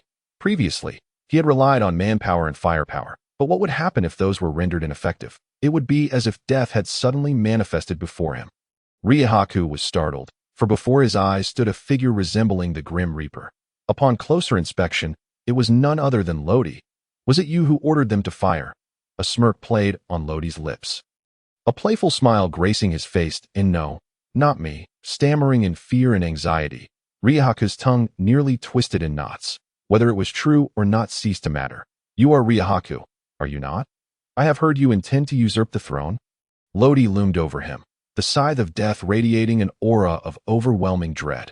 Perhaps out of fear, Ryahaku shielded half his face with his plump hand. In the shadow of that hand, he gestured furtively to the gunners around him. Bang! A gunshot rang out. Several bullets hurtled toward Lodi's back. Simultaneously, two of Ryahaku's subordinates, previously dispatched to guard the west and east gates, namely Padi and Limey, launched their attacks, once bounty hunters with a price of 20 million berries. They had been lured into Ryahaku's service with a substantial sum of money and now stood as his right and left arms. Clang, clang, clang. The bullets ricocheted off Lodi's death cloak, leaving no trace, instead falling to the ground like hailstones. Following closely, Padi and Limey, suspended in midair, were taken aback. However, there was no time for contemplation. With arrows on the string, they had no choice but to release. They charged toward Lodi's head from either side. The wind of their fists howled, their strength akin to that of 1,000 pounds. Yet, an unexpected turn of events unfolded. Buzz! The air around Lodi trembled and roared, as if reverberating with a mighty force. This was the Conqueror's haki that Lodi had mastered over 4 years of training. However, he had yet to fully control it, only able to unleash it without precision in targeting a specific individual. Thus, he had refrained from using it until now. Under the overwhelming pressure of his Conqueror's haki, Ryahaku, closest to Lodi, rolled his eyes back and fainted. Padi and Limey experienced an unprecedented sensation of disorientation, their heads spinning and bodies stiffening. When they managed to gather their wits, their fists had already descended. To their horror, they realized they had both missed their target. Bang! Padi and Limey's fists collided, creating a sonic boom as they compressed the air. Their bodies, initially aimed straight ahead, veered off course, resulting in them inadvertently striking one another. Meanwhile, Lodi remained unmoved, standing firm in place. It was the Conqueror's haki that had thrown their thoughts into disarray. Although it did not incapacitate them, it had certainly taken its toll. Spectral scythe, quake slash. Lodi denied the two individuals any opportunity for reprieve, as the scythe of death tolled the grim bells of hell, abruptly claiming their lives. Surrounding him, like dark ripples emanating from a central point, lay fallen soldiers, a rough estimate suggesting there were hundreds. This exemplified the formidable might of the Conqueror's haki at this moment. Nearly all who noticed this sudden upheaval turned their gazes toward Lodi. The soldiers, armed with blades and firearms, were plunged into a deathly silence, their hands seemingly weighed down by lead, unable even to pull a trigger. What manner of monster was this? The formidable figures they were accustomed to, Lammy, Padi, and even Fork, had been vanquished by this youth before them. Even Ryahaku was rendered paralyzed by fear, caught in a state of uncertainty regarding his own fate. Moreover, there were nearly 100 soldiers surrounding Lodi, unconscious. All signs indicated that they were powerless against this monster. Among the expeditionary forces, aside from those still engaged in a desperate struggle, the rest silently beheld Lodi. Cohen, having been stepped on by an enemy soldier, gradually regained consciousness. Fortunately, the heavy armor he wore had spared him from a more permanent fate. Struggling to his feet, he perceived something amiss. The majority of those present were fixated on a singular direction, and even some embroiled in ferocious combat paused. Curiosity piqued. He squinted through the throng, ultimately locking onto a solitary figure. His vision was still blurred, so he rubbed his head and wiped his eyes, finally managing to discern the figure. It was Lodi. Lodi? A mix of disbelief and confusion washed over him. Previously, Afe had remarked that after Lodi led them to breach the northern gate, he had departed with a map and a key. So why was he here? Moreover, that figure beside him appeared to be Ryahaku. Startled, Cohen scanned his surroundings, finally settling his gaze on the furrowed brow of King Zililu. "Your Majesty, King Zililu," a familiar yet weakened voice called out. Prompting Zililu to turn. It was Cohen. Though he appeared gravely injured, he stepped forward, supporting Cohen, and urgently inquired, "Cohen, what has happened to you?" Cohen shook his head, indicating he was fine, and then pointed towards Lodi, exclaiming, "Your Majesty. That person is Lodi, the one I told you about. He saved me and Princess Fina." At this revelation, Zililu was momentarily taken aback, but soon his excitement surged. Oh, it was him. Did this mean salvation for the kingdom? Ryahaku seemed to have been knocked unconscious. Could it be that the war was over? Where only begets endless suffering if it could come to an early conclusion, nothing would bring Zililu greater joy. However, Cohen's expression was complicated. To be frank, he was uncertain of Lodi's intentions. Although Lodi had previously stated his disinterest in the kingdom, the overwhelming power he exhibited still instilled a sense of apprehension in Cohen. In summary, he represented an unpredictable variable, and his ignorance regarding Lodi only fueled his suspicion that in truth, Lodi held little interest in this kingdom. That he surveyed the scene, and could see numerous corpses strewn about. This sight inexplicably reminded him of the tragedy that had occurred in the small fishing village, equally tragic, but on a much grander scale. Sighing softly, Lodi hoisted Lihaku, the scythe of death poised at his throat. The war is over. In an instant, the entire arena fell silent, with only Lodi's proclamation echoing through the AT this moment. The blazing sun suspended in the sky appeared to dispel the gloom that had enveloped Does St. Valen. Clap, clap, clap. Everyone relinquished their weapons. The surrounding expeditionary forces embraced each other in tears, while the soldiers under Lihaku's command lowered their arms, bowing their heads in a final sigh. There was a sense of release. A bittersweet melody resonating through the in that instant. It felt as though everything had come to a close. But was it truly so? Oimo gazed at the figure standing like a savior, though not particularly tall. He emanated an inexplicable strength. He halted his riding, his weathered face displaying an unprecedented excitement. Perhaps this boy, standing at the center, could bring forth an unparalleled wave of change to the world in the future. At that moment, Oimo made a decision. He intended to wager the latter half of his life on this young man. He yearned to witness a different future. Ultimately, Lodi did not slay Lihaku, but rather surrendered him to the kingdom. Zilialu had Lihaku imprisoned and resolved to publicly execute him after addressing the nation's affairs. This war had claimed nearly 10,000 lives, and a multitude of matters awaited resolution. However, the assistance of the Station Navy 101st Division and the arriving 105th Division significantly alleviated the burden. Following the war, Lodi was hailed as a hero by the people of this kingdom. He was the one who had brought everything to an end. Yet, Lodi found himself in a perplexing situation. In truth, this was a transaction interwoven with personal motives. By eliminating powerful foes, especially those possessing devil fruit abilities, he could rapidly grow stronger. If one were to insist, this war had yielded the greatest gains for him. After the conflict, his physical capabilities had significantly enhanced. If his prior physical prowess could be likened to the weakest rear admiral of the Navy, then now, his capabilities could reach a commendable level even among Navy rear admirals, at least in terms of physicality. In the afternoon, an unexpected guest arrived at the palace, Major Breach of the 101st Division. His heart was a tumult of emotions that a boy who appeared to be merely 11 or 12 years old had somehow succeeded in rescuing this kingdom and was now revered as a hero. Did this not serve as a poignant satire of the Navy's incompetence? He had previously conducted an investigation into Lodi, but had only uncovered his exploits in Deleta town that he seemed to have materialized from nowhere. With no one knowing his origin, and his only companion was a girl named Aiko. This girl also possessed considerable strength and combat skills, and appeared to have dispatched numerous mafia members and pirates during the war.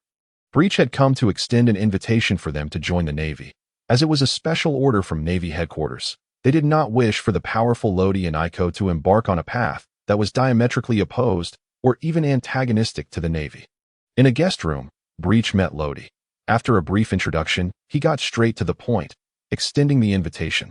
Lodi, do you have any intention of joining the Navy? However, Lodi shook his head without a moment's hesitation, indicating his refusal. No, and please do not attempt to persuade me. Regardless of the circumstances, I will not join the Navy. His words effectively silenced any further remarks Breach might have made. Nonetheless, there were still matters he felt compelled to address. In truth, it was Admiral Zifa who asked me to extend this invitation. He wishes to prevent you from straying down a misguided path or becoming a pirate. However, since you have no interest in joining the Navy, I will not compel you. With the message conveyed, Breach intended to take his leave. Just as he was about to exit, Lodi's words froze him in place. Colonel Breach, let me be frank with you. I harbor no fondness for the Navy. Of course, there are good people within the Navy who have done many commendable deeds, and I do not deny that. However, there are certain events I cannot forget.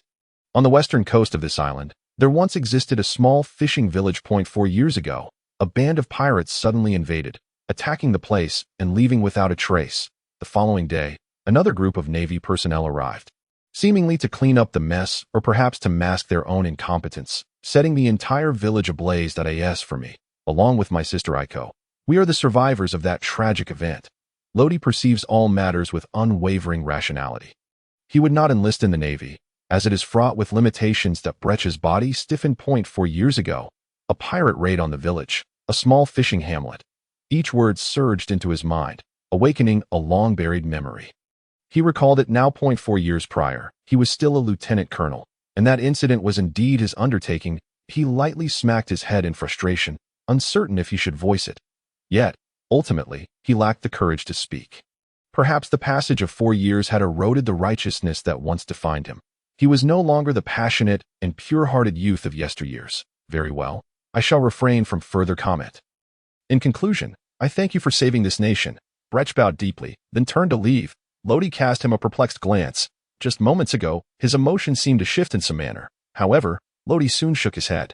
It is only natural for humans to experience emotions. Fluctuations in sentiment are hardly unusual, are they? That night, a grand banquet was underway within the palace. The atmosphere was vibrant and lively, filled with song and dance. King Shuru expressed his gratitude towards Lodi, who humbly replied that it was of no consequence. For him, it was merely a transaction. That he then presented the map and the key to the treasury. We have taken what we require.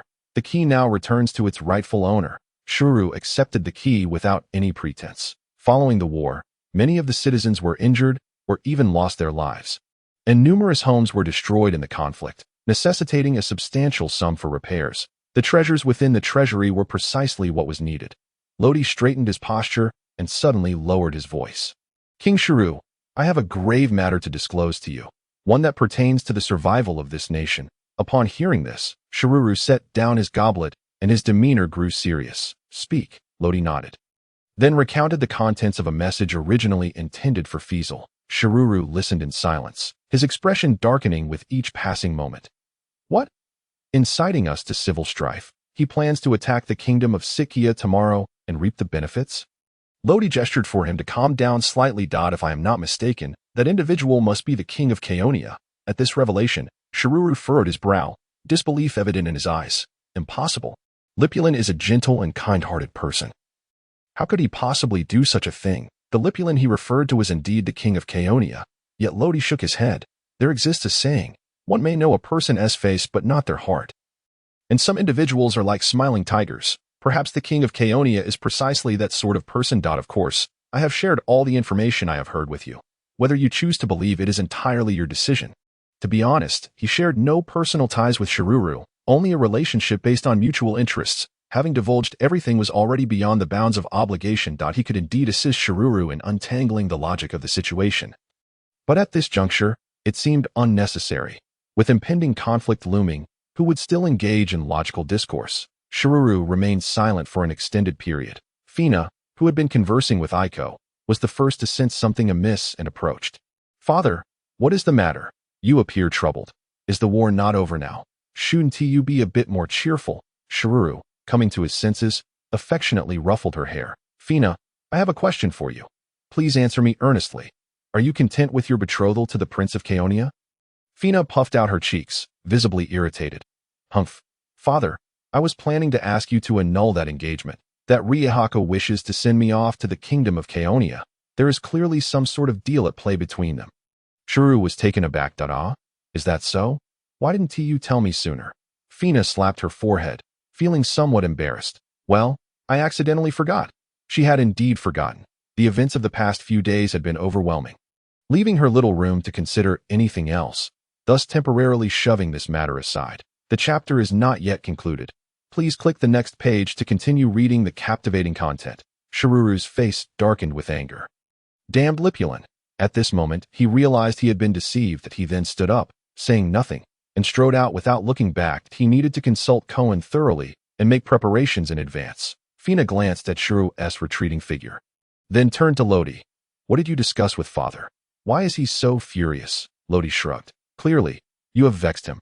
Why must you marry that Prince of Kaonia? Now, with war on the horizon, your father may very well find himself in conflict with them. With a thud, Fina kicked a nearby chair in frustration, huffing before returning to her conversation with Aiko. Lodi took a sip of fruit wine, shaking his head in resignation. He spoke nothing but the truth. Conflict was indeed imminent. The moon was shrouded by clouds, yet the evening breeze could not dispel the gloom within Shuru's heart. At that moment, he was en route to the port town connected to the southern gate. Accompanied by Cohen and a regiment of well-organized guards, the guards were pushing cannons into position. Shururu was preparing for the battle to come. This fight allowed for no losses. Meanwhile, in the waters approaching the kingdom of Sikkia, 50 large ships surged forward with great speed. The king of Chaonia, Lipulin, stood at the bow of the ship, his gaze profound, as if he were peering across the sea towards the kingdom of Siccia. Everything seemed to be within his grasp. However, why had Fiesel become unreachable? He inquired of the captain of the guard, Lavedin, his voice laced with confusion and anger. Why has Fiesel become unreachable? This question had plagued Lipulin for some time. Since their last communication, he had been unable to contact Fiesel again. Moreover, not only had the traitor second-in-command, Nitfa, gone silent, but the most formidable third-in-command, Smanton, was also untraceable, even his pawn. Ryahaku, stationed within the kingdom of Siccia, could not be reached. All signs pointed to something amiss. Lipulin mulled over various scenarios, yet none made sense at that moment. Lavedin, the strongest warrior of Chaonia, spoke up. Your Majesty, Fiesel may have encountered misfortune. Lipulin paused for a moment. When I last spoke with Fiesel, his voice did indeed sound somewhat weak. Could it be that another force has intervened?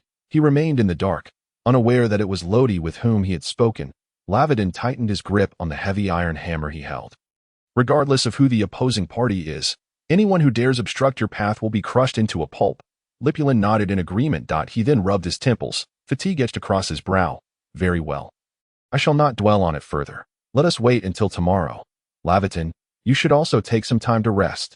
Yes, Your Majesty. That night proved to be a harrowing ordeal for many. The sun once again ascended. Layers of defenses had been meticulously established outside the port town of the kingdom of Siccia. Cannons were aimed at the distant horizon of the sea, while behind the hastily constructed rudimentary walls, soldiers armed with long spears lay in wait, their expressions solemn and silent as they anticipated the impending arrival of the enemy. Meanwhile, Cohen donned a brand new suit of armor, resolute in his determination to fight despite his grave injuries. He was prepared to stand alongside his nation in its time of peril. King Zaluru adorned himself in the battle armor left behind by the previous emperor, his sword gleaming with an ethereal brilliance. This time, he too would take to the battlefield. Within the royal city, the common folk were acutely aware of the impending turmoil. Some gathered their belongings in preparation for flight. Others retrieved ancestral firearms, eager to join the fray, while many clasped their hands in silent prayer. In the 101 St Division, Brex silently smoked a cigarette, lost in thought as he gazed at the documents spread across the table. Was the kingdom of Chaonia on the brink of war once more? Truly, it was a land beset by calamity. Oimo concealed himself in a hidden corner of the port town, armed with a camera, a telephone bug, and a notebook, transforming once more into a war correspondent. The previous day's news was still being printed overnight, and now there was yet another major story unfolding. Would that youth named Lodi make an appearance? A fleeting glance over his shoulder caught his attention, and he swiftly retrieved his binoculars. There, atop the towering southern city wall, sat a solitary figure. To his astonishment, it was indeed Lodi. The young man had arrived early. Yet he had chosen not to bring Aiko with him. This conflict was of a far greater scale than before, and he wished to spare her from harm. For his own motives for coming. Primarily, to hunt the strong, vanquishing formidable foes would enable him to grow rapidly in strength. And only by becoming more powerful could he better prepare for future voyages. He did not wish to find himself in the new world as a mere pawn reliant on the protection of others.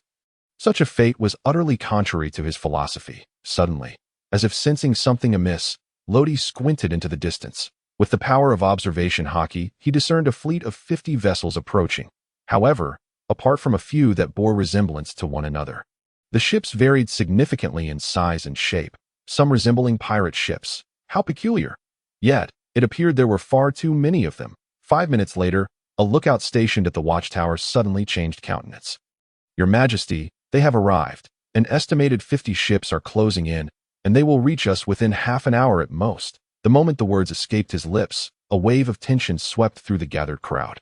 Zaluru tightened the blade at his waist. Everyone, conceal yourselves and remain silent. We shall catch them off guard when they draw near.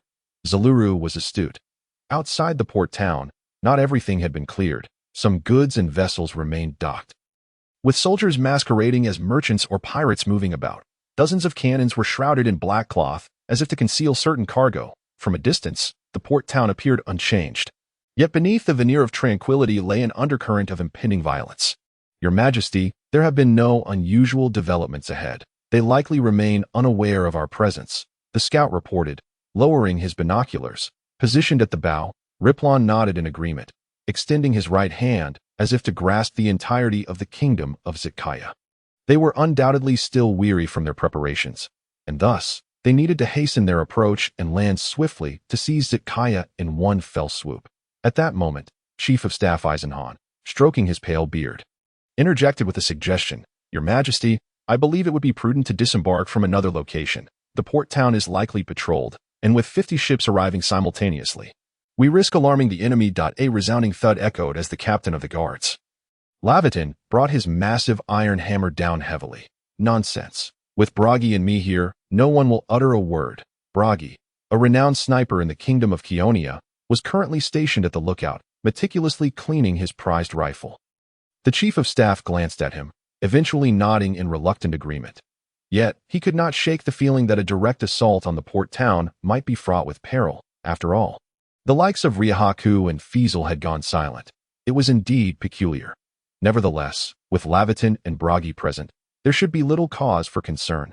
What felt like mere moments stretched into an eternity as half an hour passed.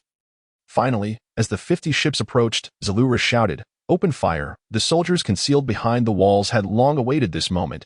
Rising in unison as bullets erupted from their darkened barrels, the gunners unveiled the massive cannons. And with the command of the chief gunner, cannonballs soared toward the vessels. Boom, boom, boom. On the decks of the ships, Keonian soldiers standing by were caught completely off guard, dozens falling in an instant. The subsequent cannonballs struck the hulls, leaving gaping black holes in their wake. "This is bad. We've been ambushed." The remaining forces of the kingdom of Keonia quickly realized they were under siege. "Curse it. We cannot flee now. We'll be nothing more than living targets. Bring the cannons up and return fire. Helmsman, prepare to dock." The chief of staff immediately took charge. The soldiers hurriedly maneuvered the cannons into position, ready to unleash their fury. "Fire back." Several gunners adjusted their aim, and cannonballs roared into the harbor, instantly claiming the lives of several soldiers. Sniper Bragi, stationed on the lookout, calmly squeezed the trigger, each shot finding its mark and reaping the lives of Zitkaya soldiers with deadly precision. King Riplon, sheltered in the rear, realized their forces had been ambushed, yet aside from a grim expression, he uttered not a word. He remained steadfast in his belief that victory was assured as the flagship closed within mere meters of the harbor. Captain Lavitin could no longer contain himself. "Your Majesty, allow me to deal with them." "Go ahead." Riplon granted Lavitin's request, fully aware of his prowess. Ordinary weapons would scarcely harm him. With a resounding crash, Lavitin leapt to the bow. Brandishing his colossal iron hammer, he propelled himself forward, smashing through the wooden deck, and in the next instant, soared to the shore a dozen meters away.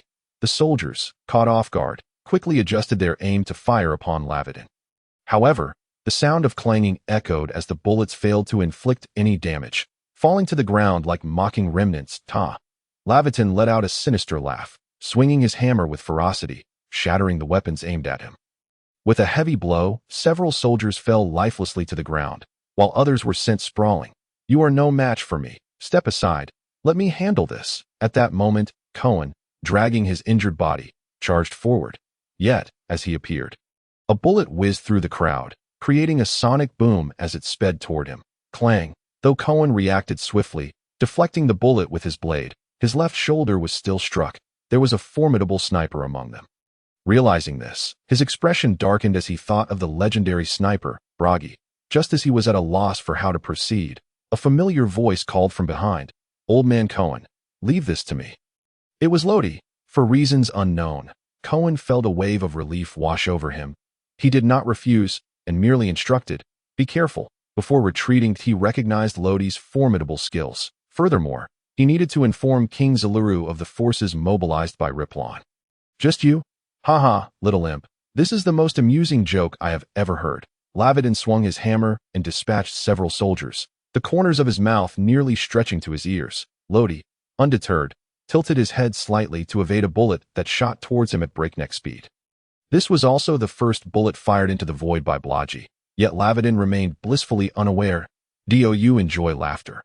When you meet your demise, I shall ensure you wear a smile." If Lodi were to face tens of thousands alone, the artillery might inflict harm upon him. However, when confronted by just one, he felt no pressure whatsoever. Subsequently, he grasped the air with his right hand, and the scythe of death materialized with sudden ferocity. At this moment, Laviden's brow furrowed imperceptibly. He sensed a suffocating aura emanating from that black scythe. How peculiar! Thus, he resolved to claim it as his trophy. Without further ado, he stepped forward, his massive frame soaring over 3 meters as he surged ahead.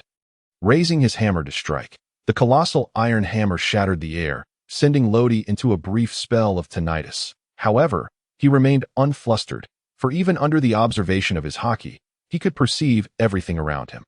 He then executed a flawless shave to evade the assault. A flicker of surprise crossed Laviden's eyes. Clearly, he was familiar with shave, as Fok, one of Ryahaku's subordinates, employed it. They had fought before, and in the end, Laviden had narrowly triumphed. Fok had also enlightened him about the Navy's 6 styles. Afterward, he learned iron block from Fok, which accounted for his fearlessness in the face of blades and firearms. Little imp, no wonder you are so audacious. It turns out you are from the Navy. Yet, even if you're a Navy, what of it? I have slain my fair share of Navy personnel. Laviden let out a cold laugh, swinging his hammer, turning to deliver a blow. Boom! The scythe of death clashed with the heavy hammer, an enormous pressure radiating outward, toppling several nearby soldiers to the ground. Such immense strength. Lodi was somewhat astonished, even with the power of death behind him.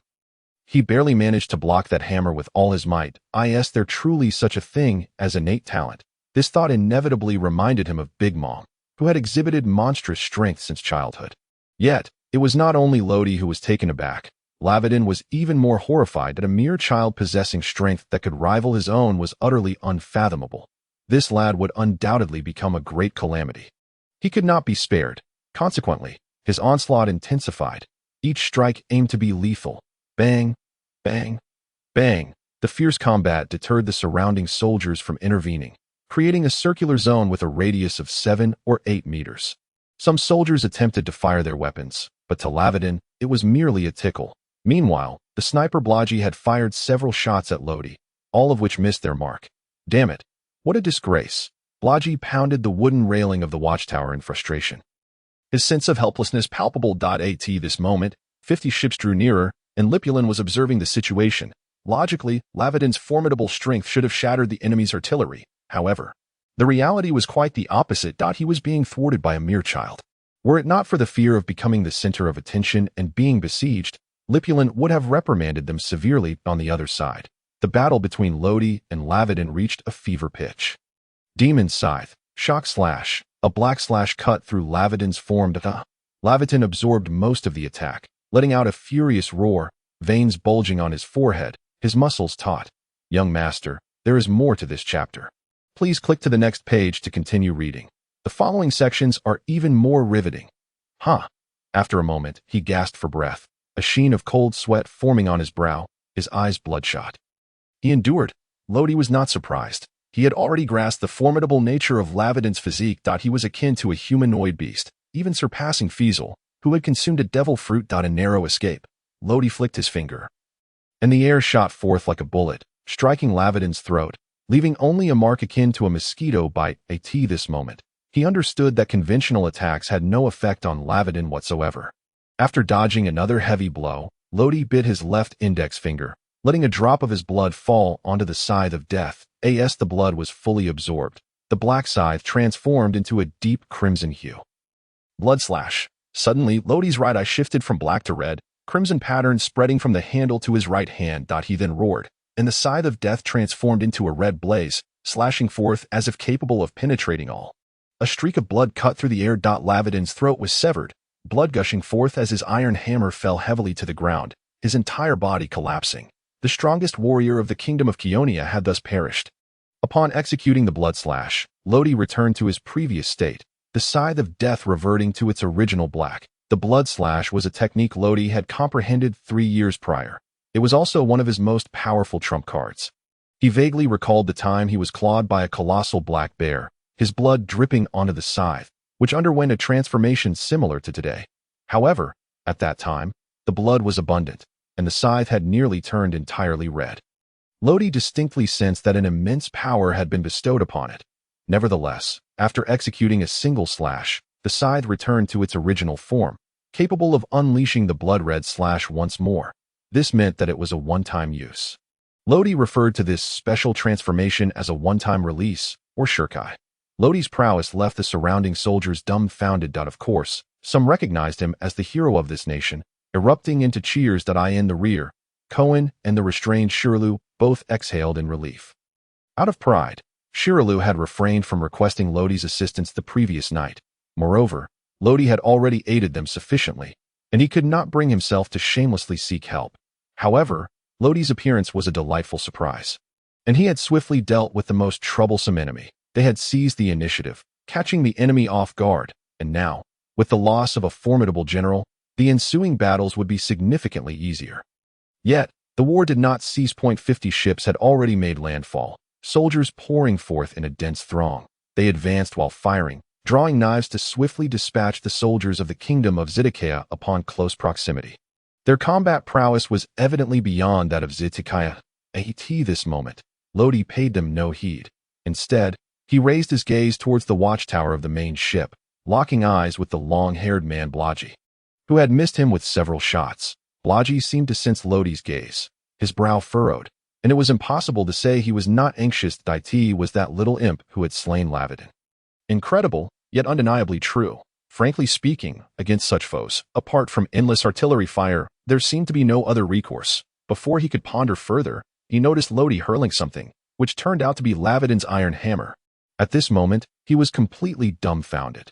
Grasping the railing with his left hand, he leveraged himself to swing down and grasp the mast, sliding down with the momentum. The watchtower was pierced by the massive hammer, shattering into pieces. How terrifying! Witnessing the debris raining down, Blaji lost all resolve to retaliate. He had to flee. He did not wish to die.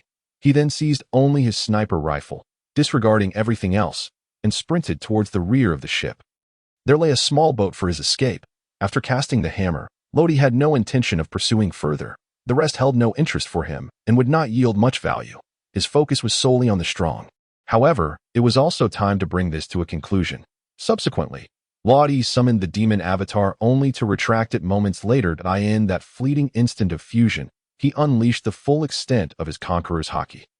Under the dual pressure of his might, few could withstand it, particularly the soldiers nearest to him, who fell one after another. In the blink of an eye, nearly 90% of the soldiers from the kingdom of Keonia lay prostrate. A handful of unfortunate souls traversing the gangplank connecting the ship to the port town succumbed to the overwhelming pressure, collapsing into the in contrast. On the side of the kingdom of Zedekiah, only about 50% of their forces succumbed, with those concealed within the port town remaining largely unaffected. Truly, the conqueror's haki proved to be a formidable weapon against mere foot soldiers. Lodi rubbed his temples. Feeling fatigued, exerting his conqueror's haki not only drained physical stamina but also mental fortitude. Utilizing his observation haki, he located Cohen and Shirlu, who appeared visibly enraged. Yet, Luadi remained remarkably composed. Rest assured, they are not dead, merely temporarily unconscious. The remaining forces should number less than 1,000. Your troops can easily handle them. He added, as for my reward, do prepare a ship for me, stocked with ample provisions. That I must reiterate, I harbor no interest in your kingdom. I shall depart by tomorrow. With that, he waved his hand and vanished in an instant. Once Lodi had departed, Cohen examined the fallen soldiers and noted that they were indeed still breathing, confirming their state of mere unconsciousness. Beside him, Shirlu let out a wry smile. It seems we have left him with a rather unfavorable impression. When he witnessed the soldiers collapsing, he nearly lost his composure. It was only after Lodi finished speaking that he recalled a similar scene from the previous day. Albeit on a smaller scale, those individuals had also remained alive, awakening by nightfall. Cohen shook his head with a rueful smile. It will have to find him later to express our apologies. For now, there are pressing matters to address. He then raised his arm and called out, rallying the soldiers concealed within the port town, who surged forth. The battle appeared poised to reignite. On the warship of the kingdom of Keonia, King Lipulin was nearly paralyzed with fear. Is this truly human? In an instant, 90% of their forces had been obliterated. How were they to continue fighting? At that moment, Chief of Staff Eisenon hastened over, wiping the sweat from his brow, his face betraying sheer horror. Your Majesty, we must order a retreat at once. Our remaining forces are insufficient, and this is the enemy's primary battleground. If we do not evacuate now, it will be too late. Lipulin snapped back to reality and hastily commanded a retreat. The soldiers remaining aboard the ship sighed in relief upon hearing the order. Some took to the helm, others hoisted the sails, while yet others retrieved the anchor lodged in the water. In less than a minute, 30 to 40 warships turned and sped away from the port town. Their arrival had been swift, and their departure was equally rapid. Meanwhile, the slower vessels were surrounded by the approaching Sidurkea soldiers, who swiftly subdued them. The unconscious Kinian soldiers at the shore were promptly bound. The war seemed to have concluded as abruptly as it had begun, a victory so effortlessly achieved that it had once seemed unfathomable. Among the soldiers supporting their unconscious comrades toward the royal city, whispers arose that it was indeed the work of the young hero Loadi. Recalling that scene, it felt as if a miracle had descended upon us. I heard Loadi sent even from the kingdom of Sidurkea. Is that true? Where is he from? I'm not sure. I only know he appeared suddenly in Dorada town the day before yesterday. If he is not one of us, will he leave? That's difficult to say. The war's conclusion elicited mixed emotions, joy, sorrow, and of course, suspicion. With a clap, Oimo closed his notebook, the electrifying scene replaying in his mind. His excitement barely contained. Oimo was knowledgeable, and he was almost certain that Liddy had wielded the Conqueror's hockey, a rare gift possessed by merely one in hundreds of thousands, a mark of true royalty. And the most elusive of the three hockey forms. Who would have thought he would encounter such an individual? Morgans, the boss, would surely be intrigued. At the 101st Navy branch, Bleach hung up the Den Mushy. Having received a battlefield report from the reconnaissance unit, the contents of the message left him utterly astonished. In a mere half an hour, the battle had concluded, unprecedented speed. What an extraordinary young man! He could only exclaim in wonder. Meanwhile, outside the port town, Blagi was swiftly paddling his small boat. Behind him, over 30 warships sailed in tight formation, cutting through the waves and sending up sprays of water. Blagi was suddenly startled. Could they have followed me? As he turned, a massive ship loomed ahead, causing him to feel a surge of panic. Help, glub glub. Save me, glub glub. While the people of the kingdom of Sidurkea reveled in celebration, Luadi had already taken Aiko and departed the palace, leaving behind a note on the table. He was reluctant to face the excessively enthusiastic crowd, and there was another reason. Stanton had summoned him. In Dorada town, on the streets, Aiko expressed her dissatisfaction. Luadi, you went off on your own again without telling me. Luadi shrugged. It's not my fault you're so lazy. Aiko huffed indignantly. There was little she could say. She had indeed been exhausted the previous night. All right, We've arrived. They stood before a bustling tavern, nearly filled to capacity. Words like Keonia, battle, and hero occasionally reached their ears. This was the very tavern Lottie had visited before, where he had defeated a pirate crew. Upon spotting him, the rotund owner trembled for reasons unknown to the customer. Ahem, what can I get for you? Lottie regarded him quizzically, but chose to ignore it. Where is Stanton? The owner pointed towards the back room, and Lottie nodded, leading Aiko inside. Once they had fully vanished from sight, the owner wiped the sweat beading on his forehead. This demon is terrifying. He is connected to the traitor Stanton. As he lamented, another patron entered, prompting him to quickly don a smile and attend to the newcomer. Inside the back room, a flamboyant gambler's hat stood out prominently. Without hesitation, Lottie approached it with Aiko in tow. You've arrived? Stanton, clad in a sleek black coat and sporting gold-rimmed glasses, looked decidedly more polished than before, his face clean and youthful. In truth, he was only 26 years old. Lottie took a seat and poured Aiko a glass of juice. Yes, what do you need to discuss? Stanton adjusted his glasses. I witnessed this morning's battle. Lottie turned his head. Oh, and what of it? Are you familiar with the Grand Line? Somewhat. Why do you ask? Your strength is remarkable, and your potential is limitless. This humble West Sea is ill-suited for you. Only the Grand Line can serve as your true stage. If you are willing, I would like to be your guide. At this moment, Smanton's eyes were filled with fervor, as if he had already foreseen the future of Lodid in this vast ocean, or rather, the entire pirate world. The strong are often revered, regardless of whether they are pirates or navy. At this moment, Smanton resembled Toripole, standing beside Doflamingo. Toripole recognized Doflamingo's potential and thus crowned him as king, venerating him as his master. As for Smanton, Lodi fell into a moment of silence. I will surely venture into the Grand Line. But for me at this moment, it is still too early. After all, I am merely 10 years old. This final statement was directed towards Smanton. Naturally, Smanton understood the implication, suddenly removing his hat and bowing his head slightly. I am willing to wait for you. Captain Lodi. This signified that Smanton had become a member under Lodi's banner, ready to submit to him. Lodi nodded, then poured 2 cups of wine, exchanging a knowing smile with Smanton before downing them in one go. This marked Lodi's first drink since arriving in this world, primarily due to his young age. He feared it might hinder his brain development. At that moment, Aiko approached, eager to join in. Lodi, I want to drink too. Without heeding Lodi's protests, she downed a cup, only to collapse onto the table shortly thereafter. Lodi could do nothing but sigh in exasperation. That he then turned to Smanton and asked a serious question. Smanton, do you know of the Iron Hand Butcher, Mikady? Mikady was the mastermind behind the destruction of this small fishing village 4 years ago. In truth, Lodi had initially been unaware of this individual, only remembering the pirate flag by the seaside. However, he had stumbled upon a bounty poster while the Navy was departing, which depicted the same pirate flag as the one by the shore.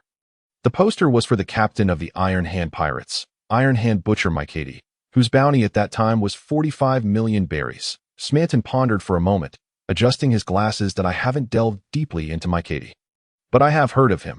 He was originally a notorious pirate who, 2 years ago, fortuitously consumed a devil fruit, becoming increasingly arrogant, with his bounty skyrocketing to 70 million berries. However, due to his infamy, the Navy dispatched a rear admiral to apprehend him. If I am not mistaken, he is likely imprisoned in that world's most notorious prison, Impel Down. Lodi was well aware that Impel Down was commonly referred to as Lovely City.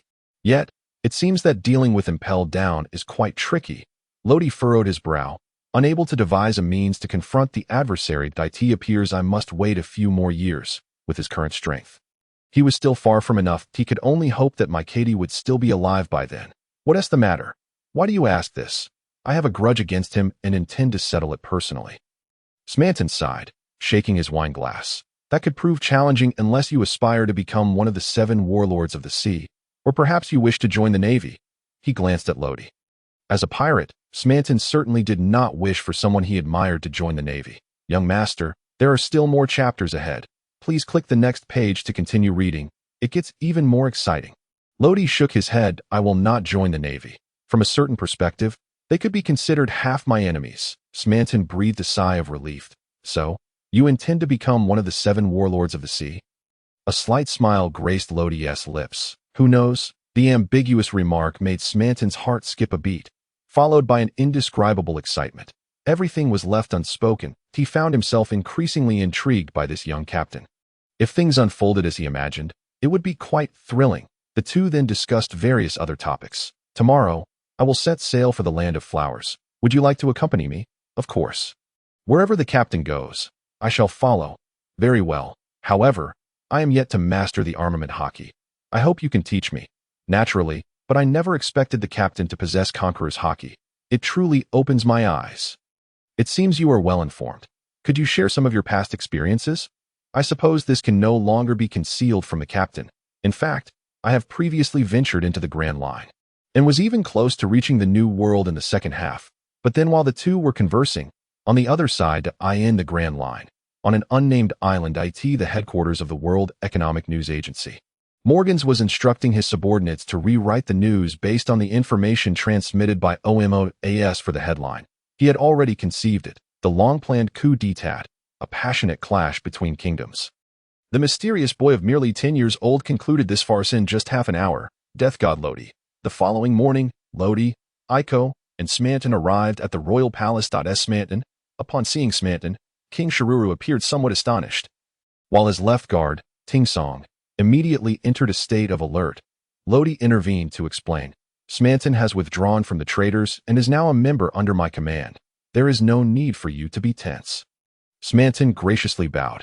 Observing this, Shiruru gestured for Ting Song to step aside before exchanging a few pleasantries. However, Lodi was not inclined to indulge in idle chatter and got straight to the point. Your Majesty. Is my ship ready? Shiruru opened his mouth, then sighed. It is ready. Docked at the port.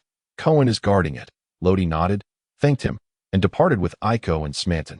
Ultimately, it was unavoidable. Shiruru shook his head. Lodi's displayed strength and potential stirred his compassion. Yet some matters cannot be forced. That moment, Princess Fino approached. Father, have Aiko and Lodi not arrived yet? She was unaware that they had already left. Shiruru chose not to inform her. Exiting through the southern gate led them to the port town. Cloaked in a black robe, Lodi was thoroughly concealed. Many in this country recognized him as the hero. Without some disguise, it would be difficult to exit the gates. After spending a bit more time, the three arrived at the port, where they indeed found Cohen clad in gray. He was the only one present. Behind him lay a medium-sized fast-sailing ship, approximately 20 meters long, flying the flag of the Kingdom of Sidderkea. The vessel was well-equipped, featuring a separate restroom and kitchen. Following Lodi's request, the kitchen was stocked with ample food, along with other essential supplies. After a brief farewell with Cohen, the trio set sail out of course. Cohen did not utter any words of detainment, simply letting Lodi know he had time to return to the Kingdom of Sidderkea for a visit. He was forever the hero of Sidderkea, on the boundless sea. This was Lodi's first time sailing far and his first departure from Potaton Island since arriving in this world. Naturally, he was unfamiliar with navigation. Entrusting everything to Smanton. It must be said that Smanton was indeed a versatile talent. He could cook, navigate, and repair ships. However, he had one flaw. He loved gambling. Smanton had not always been a gambler, but after facing setbacks and returning to the West Sea, he became addicted to it, and now it had transformed into an obsession. Lodi, look over there. What kind of bird is that? Iko, who was enjoying the sea breeze on the bow deck, suddenly shouted. Lodi and Smanton turned to look in her direction. Suddenly, Smanton produced a 100-berry coin and approached.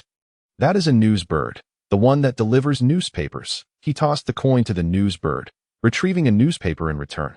The news bird, upon receiving the coin, nodded in a human-like manner before soaring off to another location. At that moment, Lodi also approached. What does it say? Bending down to glance, one is greeted by a colossal and bold headline. After years of scheming, the war of usurpation unfolds, igniting a fervent clash between kingdoms. Astonishingly, the enigmatic boy, merely 10 years of age, concluded this farce in just half an hour. Death God Lodi. Moreover, the battlegrounds featuring Lodi in various scenes have also been reported. Among them, there exists an image of Lodi in his death god form. He is depicted wielding the scythe of death with one hand, his dark robe billowing gently, shrouded in swirling black mist, exuding an aura of ethereal mystery. Aside from being somewhat diminutive, everything else is splendid. Wow, Lodi, is that really you? AI Co exclaimed, unable to conceal her excitement in contrast to AI Co's exuberance. Smanton remained notably composed, scrutinizing the newspaper intently. It detailed the events of this grand affair. The left minister of the Sikya kingdom, Rihaku, orchestrated the coup, while the Kionia kingdom launched an attack on Sikya. The 10-year-old death god Lodi heroically turned the tide, rescuing the Sikya kingdom. Additionally, there was a dedicated column listing the formidable foes Lodi had vanquished, Pirate Liba, the traitorous leader Feezer and his second-in-command Nitfa, as well as the strongest warrior of the Kionia kingdom, Lawton. Among them, one figure stood out prominently, Colonel Falk of the Navy headquarters. Indeed, although he was executed by Akainu a few years prior, his name still bore the title of Navy. Upon reading this, Lodi harbored grave suspicions regarding the intentions of the newspaper's author. Captain, it seems you were destined to officially become a pirate. Smanton adjusted his glasses, a glimmer of wisdom illuminating his gaze, as if he had seen through it all. Lodi, are you really going to become a pirate? AI Co covered her mouth, her eyes betraying a hint of disappointment. She loathed pirates, for it was they who had stolen her parents' lives. Lodi gently patted her small head, letting out a sigh. Some matters are beyond my control, unbeknownst to Lodi. The Navy headquarters was indeed deliberating whether to classify him as a pirate. Meanwhile, this newspaper, published by the World Economic News Agency, was dispatched across the globe to the Navy headquarters in Marineford. Akainu furrowed his brow as he examined the newspaper in his hands. Falk? Wasn't he killed by me a few years ago under the guise of a traitor? Little master, there's more to this chapter. Please turn to the next page to continue reading. It gets even more exciting. Why is he still alive? Moreover, the newspaper still refers to him as Colonel of the Navy headquarters. Yet, it fails to report on Falk's misdeeds. As if that were not enough, he was also taken down by a mere child who appeared from nowhere. What of the Navy's dignity, to be slapped in the face by a 10-year-old? Damn the World Economic News Agency. Damn that little brat Lodi. With a forceful slam of his hand on the table, Akainu's fury was palpable at that moment. Fleet Admiral Sengoku wore a serious expression. In fact, a few days prior, Admiral Zifa had attempted to invite Lodi to join the Navy, but according to reports from Branch 101, he had declined. Akainu, already biased against Lodi, was even less inclined to accept him now. Time and again, he humiliated the Navy. Did he truly believe they would not dare to hunt him down? Sengoku produced a letter and casually placed it before a canoe. It was a missive from the Kionia Kingdom, demanding a bounty for Lodi for having slain their chief guard. The Kionia Kingdom is one of over 170 member states, annually paying substantial tributes of heavenly gold. Their request is difficult to refuse. Moreover, the five elders had just issued a directive demanding that we treat Lodi as a pirate. Thus, we must now consider the bounty we should place on Lodi. These words had effectively sealed Lodi's fate. The world government had classified him among the ranks of pirates. In truth, the moment the five elders issued their order, everything had essentially been set in stone. This exemplifies the absolute authority of the upper echelons of the world government. In the Grand Line, Shanks, who is yet to become an emperor, glanced at the newspaper and suddenly burst into hearty laughter. A remarkable little brat has emerged in the West Sea. Ha! Beside him. The stoic Mihawk, having chosen to stay and share a drink as a courtesy, opened his sharp eyes, akin to those of an eagle. He was only interested in formidable swordsmen, thus refraining from further comment. On board the Whitebeard pirates, 1st Division Commander Marco approached with a newspaper in hand. Old man, an intriguing little brat has appeared. Whitebeard took the paper, glanced at it, and immediately erupted into a hearty laugh. Gura, it has been ages since I've seen such a promising young one, but the West Sea pales in comparison to the Grand Line. He then tossed the newspaper back to Marco, having lived a long life. He had witnessed many promising newcomers, yet few truly stepped into the new world, the West Sea. Such news grows increasingly uninspiring. Drunkenly, Kaido smashed a bottle on the ground. He was in search of someone to fight. Meanwhile, the warlord of the sea, Don Quixote da Flamingo, was plotting to seize Dressrosa, cackling maniacally as he shredded the newspaper before him. For many of the titans of the New World, the West Sea was indeed insignificant. Numerous among them merely skimmed the paper before losing interest entirely. The vast majority did not even bother to remember Lodi's name. However, for those in the latter half of the Grand Line, particularly those positioned at its entrance, this news was of considerable intrigue. Some pirates lurking in wait were already eager to hunt down potential newcomers, believing that capturing such promising talents would grant them immense satisfaction. Yet, little did they know, this wait would extend for several years. In the East Sea, at Frostmoon Village, Gung Shirlang sat cross-legged on the ground, holding a newspaper. Curious after finishing his sword training, Zoro approached. Upon reading the contents, his eyes widened in disbelief. What? A boy younger than me accomplished such great feats? Previously, his sole ambition had been to become the world's greatest swordsman, Mihawk. Now, however, he had added another goal: to defeat the boy named Lodi. After casting another glance, seemingly determined to imprint Lodi's name in his memory, he turned and departed, clutching his wooden sword. It appeared he was resolved to strive even harder.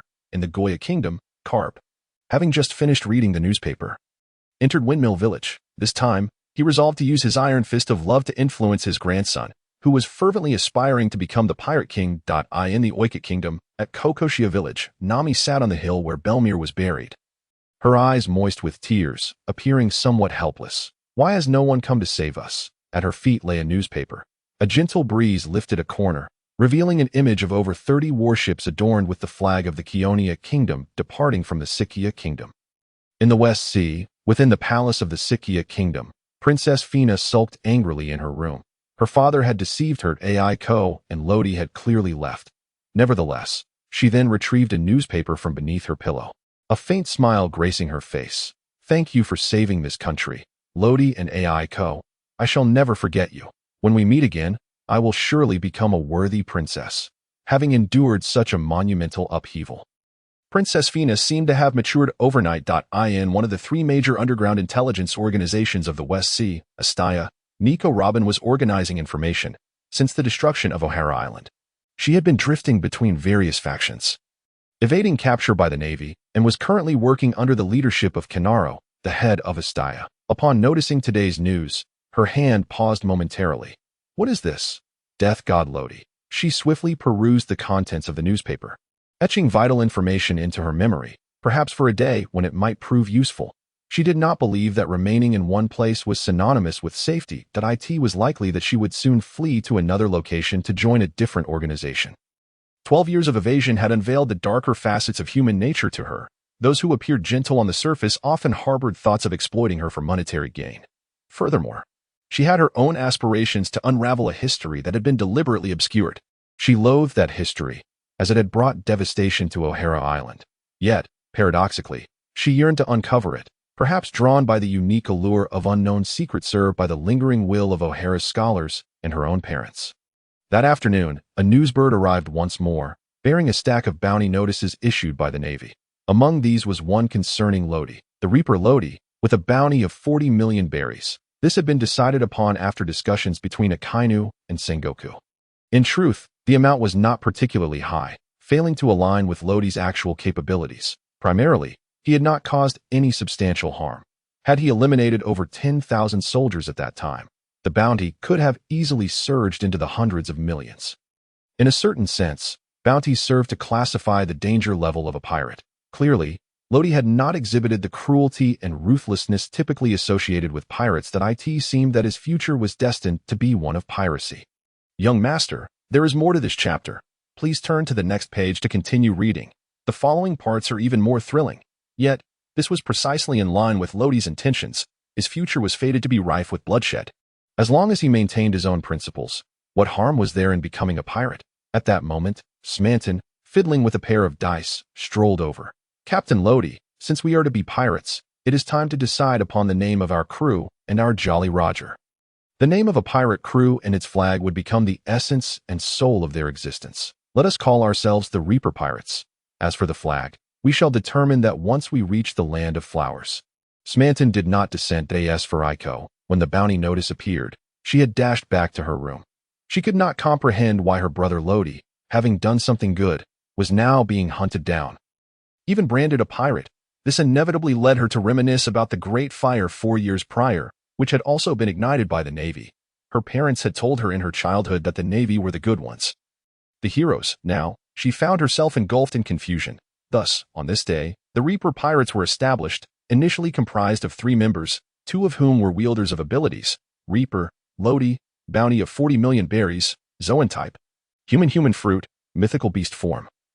Reaper, Raptor, Smanton, bounty of 60 million berries, Zoan type, bird fruit, ordinary form, golden eagle. The total bounty aboard the ship had already exceeded 100 million, placing them among the elite pirate crews of the West Sea. Of course, there were even more formidable entities within the West Sea, such as the 8 treasure navy from the Land of Flowers and the 5 major mafia groups lurking in the shadows. However, the traitor vanquished by Lodi was insignificant compared to the 5 mafia groups. Today marked the 7th day of Lodi's drifting upon the sea. While maritime travel could be monotonous, he found his days fulfilling. During this time, Smanton had been instructing him on the use of haki. Under Lodi's request, Aiko had also joined in the learning. Haki could serve as an invisible armor for defense and could also be transformed into an offensive force. Representing a formidable power, Lodi tirelessly pushed his physical limits, and after 7 days of relentless practice and experimentation, he finally grasped the concept. Haki hardening, Lodi extended his right hand, enveloping his entire fist in haki, rendering it pitch black. This state lasted for approximately 5 minutes before the haki dissipated, and his fist returned to its normal appearance. Indeed, he could not maintain this form for long, and the coverage was limited. For now, he could only envelop his fist, necessitating further effort. Lodi sighed in resignation before resuming his training. Not far away, Smanton, having overheard his mutterings, wore a bittersweet smile. It was undeniable that Lodi was a prodigy. When Smanton had trained in haki, it had taken him 2 months to reach the level Lodi had achieved. That moment, Aiko suddenly approached. Brother Lodi, Uncle Smanton, there are ships ahead. Initially, she had been on the bow, acclimating to the wind and snow, when she inadvertently spotted 2 small black dots. Upon retrieving a telescope, she discerned that they were 2 ships. Lodi halted, activating his observation haki, and immediately sensed the presence of the 2 vessels. One was a merchant ship, while the other bore an unknown black flag featuring 2 crossed pistols. It was certain that it was not a pirate ship. Meanwhile, a group clad in black coats and wielding pistols was attacking the merchant ship from their deck. Let us go take a look. As they drew nearer, the sound of cannon fire grew louder. Captain came. There are ships approaching from behind. The lookout on the crow's nest noticed Lodi and his companions approach and immediately raised the alarm. A corpulent man over 3 meters tall, with one arm missing, turned to look back and indeed spotted a medium-sized sailing vessel within 50 to 60 meters of their own. That flag belongs to a kingdom? Came furrowed his brow, taking note of the flag fluttering in the wind. Damn it, men, gather behind me and sink that ship, regardless of which kingdom it belongs to. It poses a far greater threat than the merchant vessel ahead. Their commotion did not escape Lodi's perception. Want to strike first? Let us see who is swifter. Smanton, let us eliminate them. Yes. Lodi immediately transformed into his full Reaper form, launching a demon scythe, shock slash. The enormous black strike instantly felled a dozen men. The force of the blow even shattering the mast, he then leaped into the air, advancing towards the enemy. Smanton morphed into a golden eagle, flapping his wings and following closely behind. Came, stationed at the ship's stern. Naturally noticed their transformations, his heart racing in trepidation. Devil fruit users. He instantly recognized this, as his boss was also a devil fruit user. In truth, Came had once been a pirate until he encountered that man, his current employer. It was then that his left arm was forcibly severed. The formidable power had instilled a psychological shadow in him. Realizing he had provoked someone he should not have, Came began to plot his survival. However, his subordinates would not afford him that opportunity. Bullets were already being fired at Smanton and Lodi. A thin layer of hockey enveloped Smanton, deflecting the bullets one by one. He then began to spin rapidly, like a high-speed top, dashing forward in an instant. Blood sprayed as another dozen men fell in a straight line. From their corpses, numerous gashes were visible, inflicted by Smanton's sharp claws in his golden eagle form. Truly, he was a force to be reckoned with, having one foot in the new world. Reflecting on his first encounter with Smanton, Lodi thought to himself that he might not have been able to defeat him at that time. As Lodi followed at a leisurely pace, he caught sight of Came, the leader of the group, and recognized the fear he attempted to conceal in his eyes. Speak. Who are you? Came's throat subtly rolled as he attempted to intimidate. I am one of Fay Kusi. If you dare to lay a hand on us, my boss will not spare you. Lodi, however, was unfamiliar with the organization he mentioned. Fay Kusi. What sort of organization is that? As Came's pupils constricted, his plump face trembled slightly, reflecting a hint of disbelief. You truly do not know of Fay, one of the 5 great mafia organizations. Lodi shook his head. In an effort to intimidate the young figure clad in black before him, Came divulged the details of Fay. According to his account, the leader of Fay is a formidable user of devil fruit abilities named Grillen. Under his command are 3 officers, Jesse, Gusfu, and Denny, each a powerhouse in their own right. Individuals like Came are merely subordinates to these 3, with no less than 20 others in the organization sharing his status. Upon hearing this, a barely perceptible glimmer of excitement flickered in Lodi's eyes, while Came interpreted Lodi's reaction as fear, thus emboldening himself. I see your strength is commendable. Would you consider joining our organization? I could facilitate an introduction, and you might soon rise to a position akin to mine. However, Lodi remained unfazed and proceeded to inquire about the location of Fay's base. Came instinctively replied, It is situated on an island called Landlord. Lodi nodded in satisfaction, and in an instant, a flash of darkness enveloped Came, causing him to depart this world with barely a trace of pain at that moment. Smanton, having just dealt with the lowly minions, approached, holding a black flag aloft. This flag belongs to the ship of the mafia group Fay. Lodi gestured toward Came's lifeless body. This man revealed everything to me. Smanton, intrigued, asked, What shall we do next? Lodi's lips curled into a faint smile. Are you familiar with Landlord Island? Our next target is that very place. What about the Flower Kingdom? We shall go there afterward. Very well. Then I shall consult the map. As he spoke, Smanton produced the map and eventually located the island named Landlord. This island is quite close to the Flower Kingdom. How fortuitous. Lodi expressed his delight. However, for now, we ought to engage in activities befitting pirates. Bang. Lodi and Smanton unceremoniously dropped 4 large sacks onto the deck. Within them lay the treasures they had confiscated from Came's ship. A rough estimate suggested they could yield at least 4,000 to 5,000 berries. Meanwhile, Aiko glared at Lodi with indignation. Once again. You neglect to include me. Lodi raised an eyebrow. When you master the art of armament hockey, only then may you join us. I shall learn it in a couple of days. With that, Aiko spun around and dashed toward the rear deck. At that moment, Smanton pointed to a merchant ship that had come to a halt not far ahead. Shall we approach them? Lodi shook his head. No need to concern ourselves with them. We shall head directly to Landlord Island. Smanton refrained from commenting further and made his way to the helm. After determining their course, the ship resumed its voyage. Just then, a figure swiftly approached from the distance. With his observation hockey, Lodi detected him immediately. It was a man clad in a black top hat, wielding a cane, with a pair of white wings protruding from his back, his pallid complexion and gaunt frame suggesting he was in his 30s. Is this the devilish sheriff, Lafayette? The thought flashed through Lodi's mind. What could he want here? Bang! Lafayette successfully reached the deck, and Lodi gripped his scythe of death. However, Lafayette appeared to harbor no intentions of combat. Prompting Lodi to hold his hand. I come without malice, death god Lodi. In fact, I have specifically sought you out.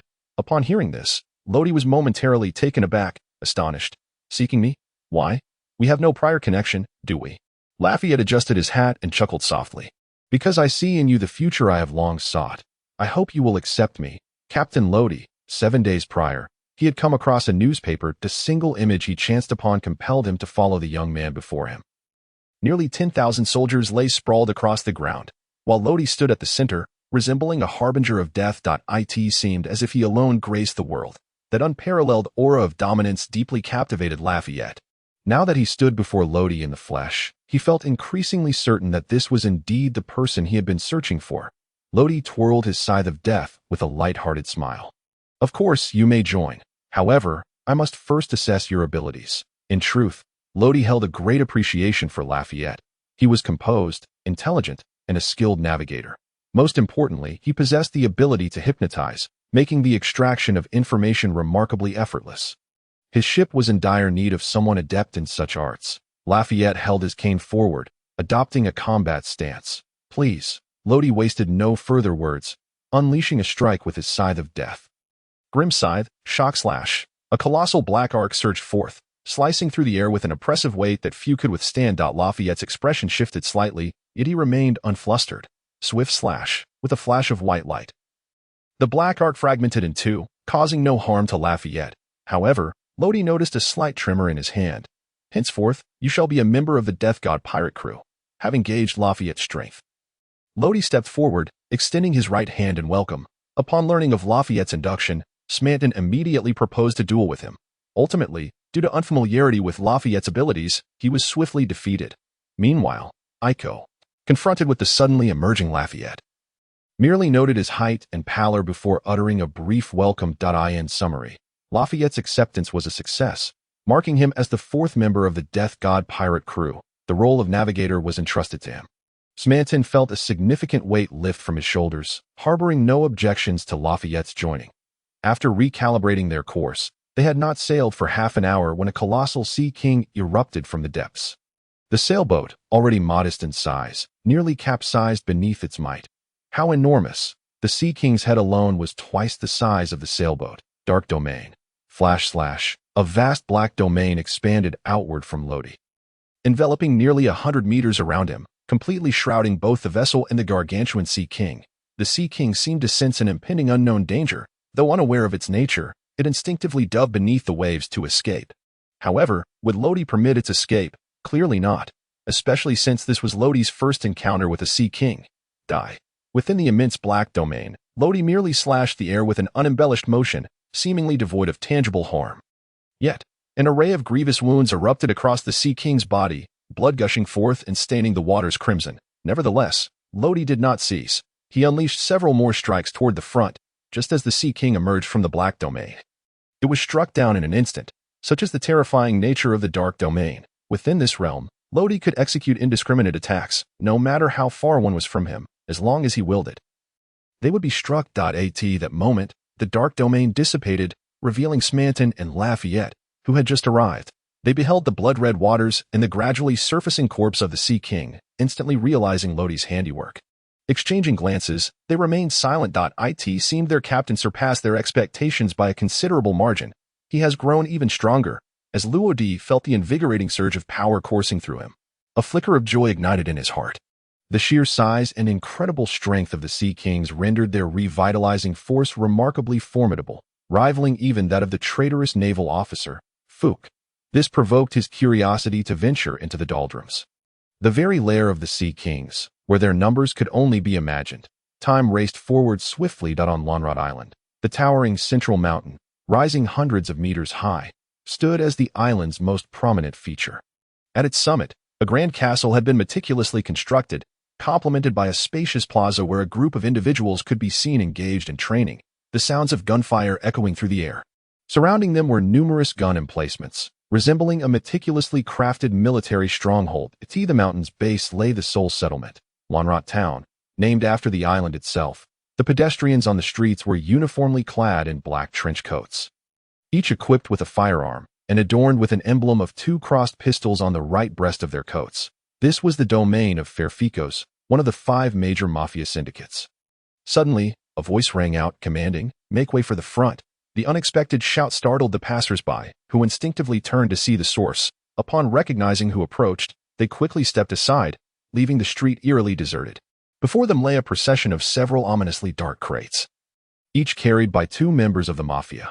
Following them were 20 or so female slaves, shackled and ragged, some exhibiting a blank stare, while others bore expressions of despair. A ring of mafia members encircled them, evidently to prevent any attempts at escape. At the rear of the procession was a diminutive old man, scarcely 1.50 meters tall, appearing frail and weak. Yet, despite his frailty, those around him dared not meet his gaze. In the waters surrounding Lanrat Island, a vessel adorned with the flag of the Kingdom of Sidikaya approached slowly. As the ship neared the solitary harbor, dozens of individuals clad in black trench coats awaited on the shore. The leader amongst them raised his firearm, aiming directly, and barked, "Who are you?" Uncertain whether the visitors were foes or allies, he refrained from firing immediately. "Captain, shall I dispose of them all?" Lafayette inquired, adjusting the brim of his hat. His bloodthirsty demeanor unmistakable. It was no surprise he was dubbed the Devil Sheriff. Expelled from the country due to excessive violence, his initial bounty had been a staggering 20 million berries. However, his true strength undoubtedly surpassed that figure. "Go inquire where their leader is. As for their lives, let them remain for now." Luo Di expressed indifference towards these insignificant adversaries, realizing that eliminating them would yield little benefit. His true targets were the 3 officers and the leader present. Lafayette nodded, leaping to the shore, and steadily approached. The mafia members, undeterred, aimed their weapons at him, for this was their stronghold. The leader's temper flared. "Take another step forward, and I will put you down right here." Lafayette wore a smile, his pale skin taking on an eerie quality. 1, 2, 3, bang. "Now, tell me, where is your leader?" The leader slowly lowered his weapon, his eyes vacant and dazed, revealing that he had been hypnotized, along with his several subordinates. "There's a castle on the back mountain. The leader is inside." At that moment, Luo Di and his companions arrived. "Let us proceed." As the 4 departed, the mafia members remained frozen in place, seemingly awaiting some command. Passing through the harbor, they entered Lanrat Town. "Why are those people standing on either side?" Aiko inquired, curiosity piqued. The street ahead had been deliberately cleared, yet was teeming with onlookers. "There are the individuals we seek." A subtle smile graced Luo Di's lips. Through his observation, he discerned the identity of the group from the hushed conversation surrounding him. "Boss Denny has returned. I wonder what weapons he has brought this time. I can't wait to test them out." "Who cares about the weapons? Did you see those girls? They're stunning. I wonder if the boss will let me have some fun with them for a few days." "TCH, women can't compare to guns. They're dull." "Well, then you should just play with your pistol every day." Naturally, some noticed Luo Di and his companions. They made no effort to conceal their presence, their attire starkly different from the crowd. And upon their arrival, they were quickly recognized. "Look, who are those people? They seem suspicious. Should we take action?" "I think it's best to hold off. They're likely with Boss Denny. Otherwise, how could they have arrived here uninvited?" True enough. However, one individual did not restrain himself. A bald man stepped forward defiantly. "TCH, who cares about the Grim Reaper? I want to see what he's truly capable of." Bang! The shot rang out, just as the gunfire echoed. A cane materialized, intercepting the bullet. "You dare to attack our captain? You are not worthy." With those words, Lafayette advanced slowly, raising his hand to pierce through the bald man's body. That he then flicked the cane, blood trailing along the ground in a straight line, as the bald man crumpled lifelessly to the earth. A single blow. Instantaneous. At that moment, an elderly figure approached from a distance. It was Denny, one of the 3 officers. "Ah, young man, allow me to offer you a word of advice. Do not let your youthful exuberance lead you astray. Although I am unsure how you managed to arrive here, those who dare to act against me shall meet their demise." As he spoke, a gentle breeze seemed to sweep past, and Denny vanished from the crowd's gaze at a master of physical arts. Luo D mused. Everyone retreat. This one is mine. A smirk graced Luo D's lips as he flickered forward, capturing Denny's diminutive form in an instant, and unleashed a powerful right fist directly upon Denny's left eye. Bang! The tremendous force sent Denny sprawling several meters backward, dragging along the ground for an additional 3 to 4 meters. His back scraped as he struggled to rise. The nearby Mafia members gasped in shock. Denny's left eye had completely sunken in, blood staining his beard a vivid crimson, rendering him a ghastly sight. Has Boss Denny been defeated? This must be a joke. I must still be dreaming. How could one of the 3 major officers be so easily vanquished? A single punch. Just one. Denny's remaining eye was bloodshot. Never had he found himself in such a pitiful state. Now, he was genuinely enraged. Open fire. Leave none alive. Turn them into a beehive. His voice, a nearly deafening roar, reverberated throughout Lonrot Town. In an instant, the Mafia members raised their weapons in unison, unleashing a barrage of gunfire, while hundreds, even thousands, of Mafia members rushed from afar. Faced with such overwhelming numbers, Luo D displayed not a hint of fear. Let us make our move, with a single command. Lafayette sprouted a pair of enormous white wings from his back, evading bullets while his cane sword harvested the enemies. Smanton transformed into a golden eagle, claiming the lives of several with each dive, his talons capable of effortlessly snapping gun barrels. Meanwhile, under the demonic power bestowed by Lodi, Aiko metamorphosed into a witch, her speed and strength significantly enhanced, her black cloak able to withstand bullets. A flash of cold light passed, and numerous foes fell. Now, it is your turn to emerge, my demonic avatar. At that moment, a shadowy figure resembling Lodi materialized beside him, devoid of facial features, wrapped in swirling, mesmerizing black mist, wielding the scythe of death that radiated a haunting black aura. It resembled a malevolent spirit from hell, ever poised to reap its prey. Upon Lodi's command, it transformed into a black afterimage, weaving through the crowd, leaving no survivors in its wake. Its speed was astonishing. Even Lodi, utilizing his observation haki, struggled to capture its form. Summoning the demonic avatar diminished Lodi's own strength, yet conversely, the negative effects of the devil fruit dissipated. Water and sea prism stone posed no threat to him anymore. Furthermore, there was a significant advantage. He could now wield the unique power of the Grim Reaper fruit with greater freedom. Initially, he could only apply it to himself or augment his weapons. Now, the power could exist independently. Just as now, he slowly raised his right hand. The pitch-black mist intertwined and coiled, ultimately coalescing into a colossal black arm. Stretching over 10 meters in length, he then directed the massive arm downwards with tremendous force, instantly obliterating several unsuspecting Mafia members. However, they were merely collateral damage. Lodi's true target was cough. Damn it. Denny raised both hands in a futile attempt to defend himself, yet the blood spilling from his at this moment. Jerner was feeling quite irritable. That old man Denny actually dared to be late. Of course, this was merely one aspect of his annoyance. On another note, he was absolutely famished. Jesse was a middle-aged man in his 40s, with long blue hair cascading past his shoulders. His gaunt features, devoid of facial hair and with rather sparse eyebrows, lent him an air of androgyny. He set down his teacup and remarked leisurely, "Why not just contact him to find out?" Upon hearing this, a flicker of disdain crossed Jerner's square face. Don't even mention it. The sound of his voice makes me nauseous. If it weren't for him bringing back a few female slaves this time, I wouldn't even want to share a meal with him, Jesse said with a hint of amusement. A few? Ha! Don't be ridiculous. When has he not brought you a dozen or 20, after you grow tired of them? You even watch your subordinates play with them. I truly don't understand where you find such twisted pleasure. Jerner, far from feeling ashamed, wore an expression of excitement and indulgence. You simply don't grasp what true happiness is. It's akin to my beloved cheese, utterly intoxicating and impossible to escape. Jesse was momentarily stunned, nearly dropping his teacup. What a pervert. What a complete pervert. The moment Lodi activated his observation haki, he stumbled upon such sensational information. Jerner's words made him feel a bit nauseous. What's wrong, Captain? Lafayette noticed Lodi's pale complexion and assumed he was unwell.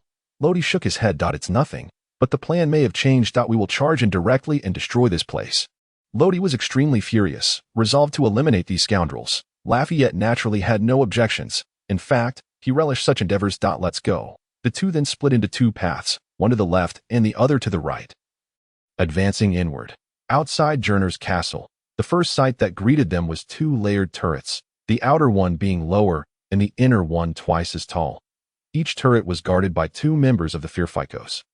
On the outer turret, 2 men were drinking. One glanced outside, and the next moment, his eyes widened in shock as he sobered up halfway. He hurriedly shook his companion awake. "Hey, wake up. Damn it. Someone's breaking in." Seeing his companion still unresponsive, he slapped his head and quickly used a loudspeaker bug to notify others. "Warning, an unidentified intruder." Before he could finish, his voice abruptly cut off, and the loudspeaker bug fell to the ground with a piercing sound. Immediately after, he collapsed to the side, inadvertently waking the drunk companion. Ouch! What the hell? In his dazed state, the inebriated man instinctively pushed away the companion who had fallen on him, feeling something warm trickling down his face from his forehead to the corner of his eye. "Is this no? No, it's blood. Blood is flowing into my eyes." The drunken man was startled by the blood on his hands, exclaiming in shock. And it was this very exclamation that caught Lodi's attention. A line of heaven. In the next moment, just like his companion, the drunken man's forehead was pierced, resulting in his instant demise. Previously, his companion had been on top of him. Now the roles were reversed, with him lying atop his companion. Truly, the tides of fortune had shifted. Lodi did not waste time on them and began clearing the next turret. However, by the time he reached the 5th turret, cannon fire erupted. The target of the cannonball was none other than Lodi.S. "Oh, I've been discovered. Huh. So be it." Ghost scythe, shock slash. A massive black slash was unleashed, and the cannonball merely trembled before plummeting to the ground. Boom! The tremendous explosion reverberated through the skies, leaving behind a nearly 1-meter-deep crater. The power was immense, further affirming the extraordinary nature of these cannonballs. If employed in warfare, the consequences would be unimaginable. Yet, gazing at these cannonballs, Lodi recalled Buggy's buggy bomb, whose power could only be described as terrifying. Indeed, the might of technology is unfathomable. Vegapunk had taken it to the extreme. Nonetheless, despite these thoughts, Lodi did not halt. He utilized the shave technique to transform into an afterimage. Dashing toward the cannon wielder with unimaginable speed, the individual who had attacked Lodi was reloading the cannon, hoping to fire again, but he could not catch sight of Lodi, leaving him in a state of anxiety. At that moment, his companion shoved him aside. "Get out of the way. Stop aiming. Now that the enemy's here, are you still going to aim? What a fool. Even if you can't hit, fire the cannon. What if you happen to strike it just right?"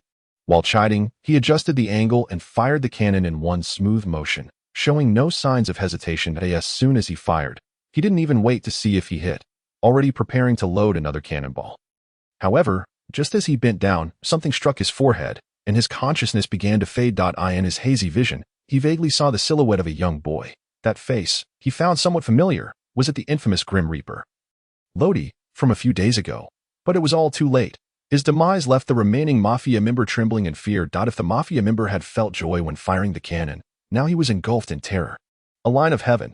Like a shockwave, the air carried a suffocating sense of death, and the Mafia member swiftly caught up with his recently deceased companion. 2 souls, once together in life, would perhaps no longer feel lonely.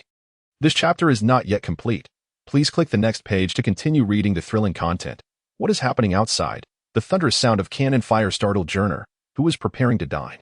He valued the ritual of eating and loathed being disturbed during his meals. Thus, the great hall's doors were firmly shut, and aside from him and Jesse, no one else was present. However, due to Denny's impending arrival, the door had not been fully secured, allowing the external noise to seep in. At this moment, Journer was exceptionally irate. He intended to discover which insolent fool was causing the commotion. Jesse poured himself another cup of tea, blowing on it before leisurely stating, "Journer, you really are quite stubborn. What if Denny's new weapon has arrived, and the special team outside is testing its performance? Are you really going to execute them?" Upon hearing this, Journer's body stiffened, and he walked towards the slightly ajar door. Ahem, the leader merely wished to close the door. "You can't possibly think I would go outside, can you?" After securely shutting the door, Journer returned to his seat. Jesse cast him a sidelong glance, teasingly saying, TSK, if you want to eat, you better do it quickly. Otherwise, when Denny returns, you might truly lose your appetite, just like last month." Having saved Journer's life in the past, Jesse had never truly angered Journer. Journer snorted dismissively, choosing not to say more and beginning to focus on his meal. Unbeknownst to them, the outsiders had already pilfered half the place. The special team was the strongest squad under Journer's command, comprised of 5 members. They were named not for their strength, but for their proficiency with special weapons, those with immense destructive power. At this moment, standing before Lodi were 5 individuals clad in peculiar attire, known as the Special Team, codenamed Ku, Sai, xin, and nuwa. What distinguished them were the letters emblazoned on their garments. Over the years, you are the first to intrude upon this place. I must treat you well by turning you into dust first. At this point, Nuwa stepped forward, drawing a rocket launcher from behind and promptly firing a shot at Lodi. Naturally, Lodi remained unperturbed, dodging in an instant. But in the next moment, he appeared behind Nuwa like a specter. A rocket launcher is not a toy to be trifled with. Ahead, the rocket had obliterated a turret, yet Noor felt as though that missile had struck at his very heart. How could it be so close and yet evade him? Moreover, it had managed to position itself behind him. Just as Noor prepared to turn, he discovered that the rocket launcher in his hands had vanished. Along with the array of rockets strapped to his waist, a sense of dread washed over him, prompting him to shout urgently at the four individuals beside him. Quick, kill him. In an instant, Ku, Sai, and Xin simultaneously drew their weapons, launching an assault on Luwadi. However, Luwadi appeared to toy with them, momentarily swaying before vanishing into thin air. Click. From the distance, the sound of something being loaded echoed from the top of the cannon platform. The 5 members of the special squad turned in unison to see Luwadi standing there, a gentle smile gracing his face, a rocket launcher already perched upon his shoulder, fully loaded. You must be Noor. And I am truly grateful for the opportunity to wield such a magnificent weapon. As a token of my appreciation, I shall present you with a grand gift. Then, before the horrified gazes of Ku, Sai, Xin, and Noor, Luwadi pulled the trigger. Bang. As the dust settled, all returned to dust. At that moment, a tall figure appeared from the horizon. Captain, that was quite a commotion. It was Lafayette, who had previously parted ways with Luwadi. Have you cleared everything? Luwadi detached the rocket launcher and loaded another missile. Yes, now the entire island should only have that castle occupied. Lafayette waved his cane, gazing at the enormous black castle not far away. All right, let us bombard it a few times. It must be said, the rocket artillery was rather enjoyable, albeit somewhat taxing on resources. With that, Luwadi pulled the trigger, and the rocket shot forth, creating a conspicuous hole upon striking the Grand Castle. Unfortunately, a passing mobster met a grim fate, falling lifelessly to the ground. Yet, Luwadi did not cease his assault. Bang, bang, bang, bang. Under the relentless barrage of the rocket artillery, the Grand Castle was ravaged beyond recognition. Just as Luwadi prepared to load the final rocket, a furious roar erupted from within the castle. My cheese, who did this? Following that, the castle was pierced from within, and a monstrous figure burst forth, shattering walls as it emerged. It was Granner, the leader of the Fey Kasi. A user of the animal-type snow leopard devil fruit, in his human beast form, he towered over 4 meters, his muscles brimming with explosive power. His eyes were blood red, a clear indication of his extreme rage. As if he were on the brink of detonation, the devastation of the Grand Castle and its surroundings served as the spark that ignited his fury. You little brat, did you do all of this? Granner suddenly lifted his head, glaring menacingly at Luwadi, as if he were about to rend him asunder in the next instant. It was indeed me, but as the wielder, I certainly contributed as well. Luwadi patted the rocket launcher resting on his shoulder. Only 1 rocket remains. This motion was undoubtedly a provocation in Granner's eyes. You little brat, today I shall strip you of your flesh and bone and feed you to the dogs. As he spoke, he bent his legs and sprang forward, lunging towards Luwadi from 20 to 30 meters away. Click. Luwadi pulled the trigger, the last rocket racing towards Granner, trailing flames. Bang. A tremendous explosion erupted, engulfing the area in thick smoke, obscuring the scene within. Roar. Granner bellowed, breaking through the smoke, charging once more at Luwadi. Upon closer inspection, one would notice that his fur, speckled with dark patches, was already stained with blood. The rocket launcher had been wielded by Noor, but now it lay in Luwadi's hands, indicating that Noor and perhaps the entire special squad had likely met with misfortune. Just the thought of it pained Granner immensely. That had been his meticulously crafted team, each member a rare talent. Now all perished. This signified the loss of the core strength of the Fey Kasi. I will kill you, damn little brat. By this time, Granner was less than a meter from Luwadi, poised to tear him apart. However, while the imagination of victory was alluring, reality was far more harsh. Luwadi's right hand was enveloped in haki, his body empowered by the might of death itself, granting him extraordinary strength. He extended his right hand, grasping Granner's wrist, and with a swift motion, pivoted his body, executing a perfect counter, channeling Granner's momentum into the cannon platform itself. Bang. The combination of inertia from 30 meters and Luwadi's inherent strength saw Granner's form pierce through the cannon platform from top to bottom, landing below, his life in question. Lafayette, there is another formidable individual within that castle. I leave him to you. With the foresight granted by observation hockey, no one could escape Luati's perception. Lafayette adjusted his hat and twirled his cane. "Leave it to me." As soon as the words left his lips, he sprouted wings and soared into the castle's depths. Coincidentally, at that moment, Jesse emerged, holding a teacup. The commotion outside had been too great to ignore. Especially after Granner had shattered the walls. A birdman. As he stepped out, a winged figure flew directly at him, startling Jesse and causing him to lose grip on his teacup, which shattered upon hitting the ground. Cracked. Beneath the sound of shattering porcelain lay a hidden peril. Jesse, unfazed, swiftly drew his gun and fired. Bang! Lafayette was taken aback by the opponent's speed in drawing and shooting, almost failing to react in time. Clang! Just as the moment hung in the balance, Lafayette's cane deflected the bullet. Seeing this, Jesse hesitated for a moment, then a sly smile crept across his face. "Oh, I forgot to mention, my bullets explode." Boom! As predicted. The bullet detonated the moment it left the cane, sending a massive shockwave outward. Lafayette had no choice but to shield himself with his wings, caught off guard, yet fortunately, the impact was insufficient, especially since it was not a sea prism stone bullet. As he withdrew his wings, Lafayette emerged unscathed, a playful smile adorning his face. For the Mafia, their strength lay not in individual power, but in the potency of their weaponry, their numbers, and their ranks. The more capable leaders might possess some martial arts skills, but they paled in comparison to true pirates or Navy officers trained in the Six Styles, among the so-called 5 major Mafia families.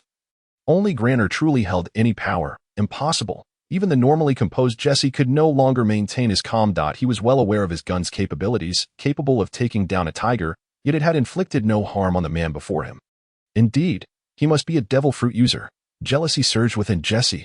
Why could he not obtain a devil fruit? Why did others have them? However, jealousy bore no fruit. It merely revealed his own impotence. How I wish you could see yourself now.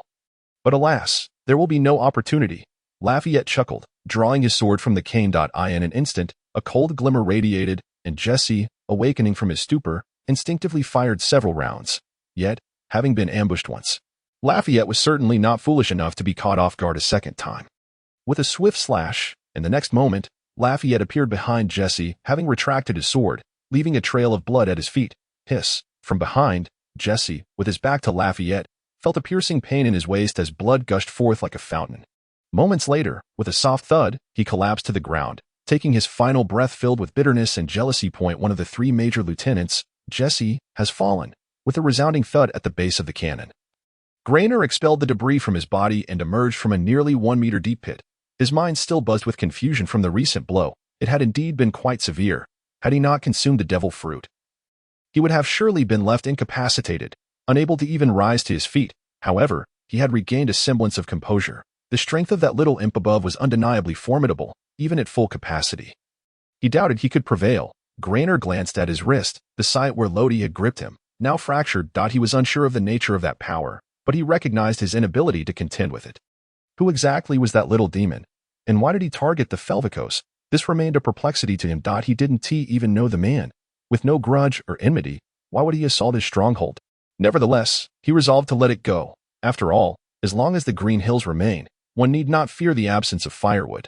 This place was relinquished to you. With this thought, Granner's heart felt considerably lighter as he raised his hand to create a hole in the wall and took off running. Granner was a man seasoned by life as tempests. Though sometimes single-minded, he was acutely aware of what was feasible and what was not. Planning to escape, Lodi swiftly detected Granner's silhouette. Instinctively, he employed the shave technique to pursue him.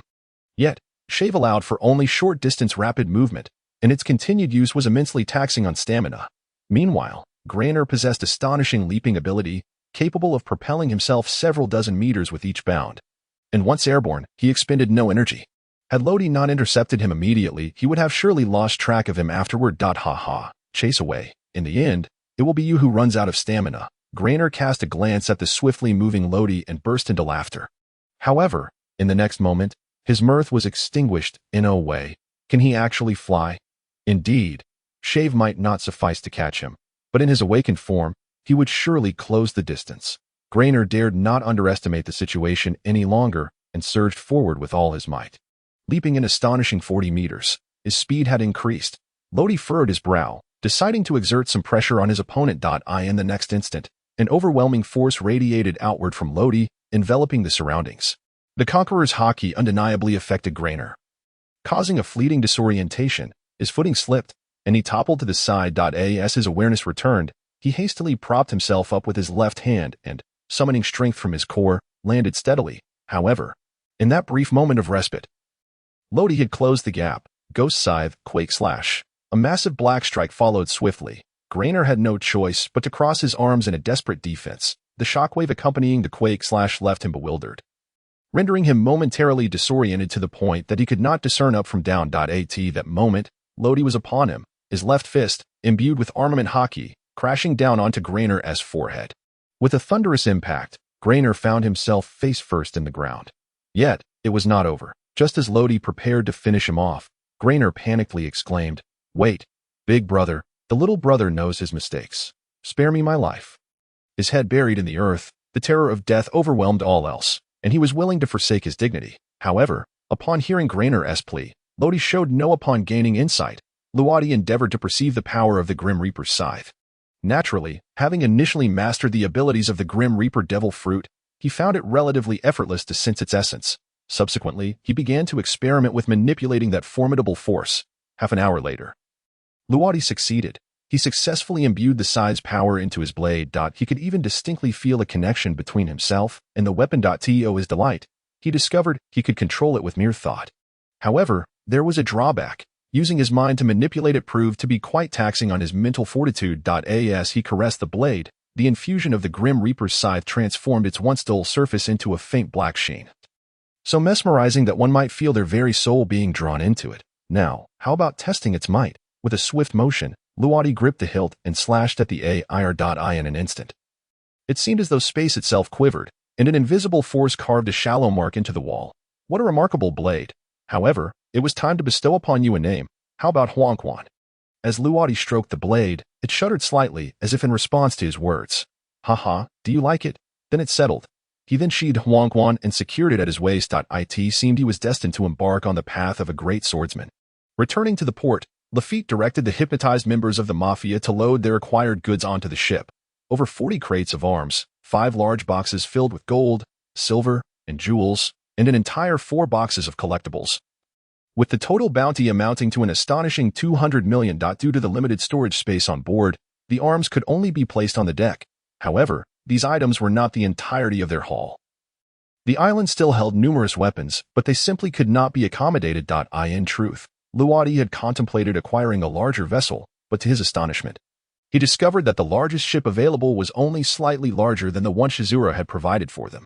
Thus, he resolved that on their next journey to the Flower Country, he would seek the finest shipwright to construct a new vessel. If that proved impossible, he would have no choice but to venture to Water City and the Grand Line. However, that was a matter for several years hence, as he was still quite young. Once everything was in order, Aiko returned from a nearby ship that housed the female slaves. Upon noticing the new dagger at Luadi's waist, her bright eyes gleamed with curiosity. Wow, Luadi, where did you get that knife? Just as she was about to reach for it, Luadi grasped her hand.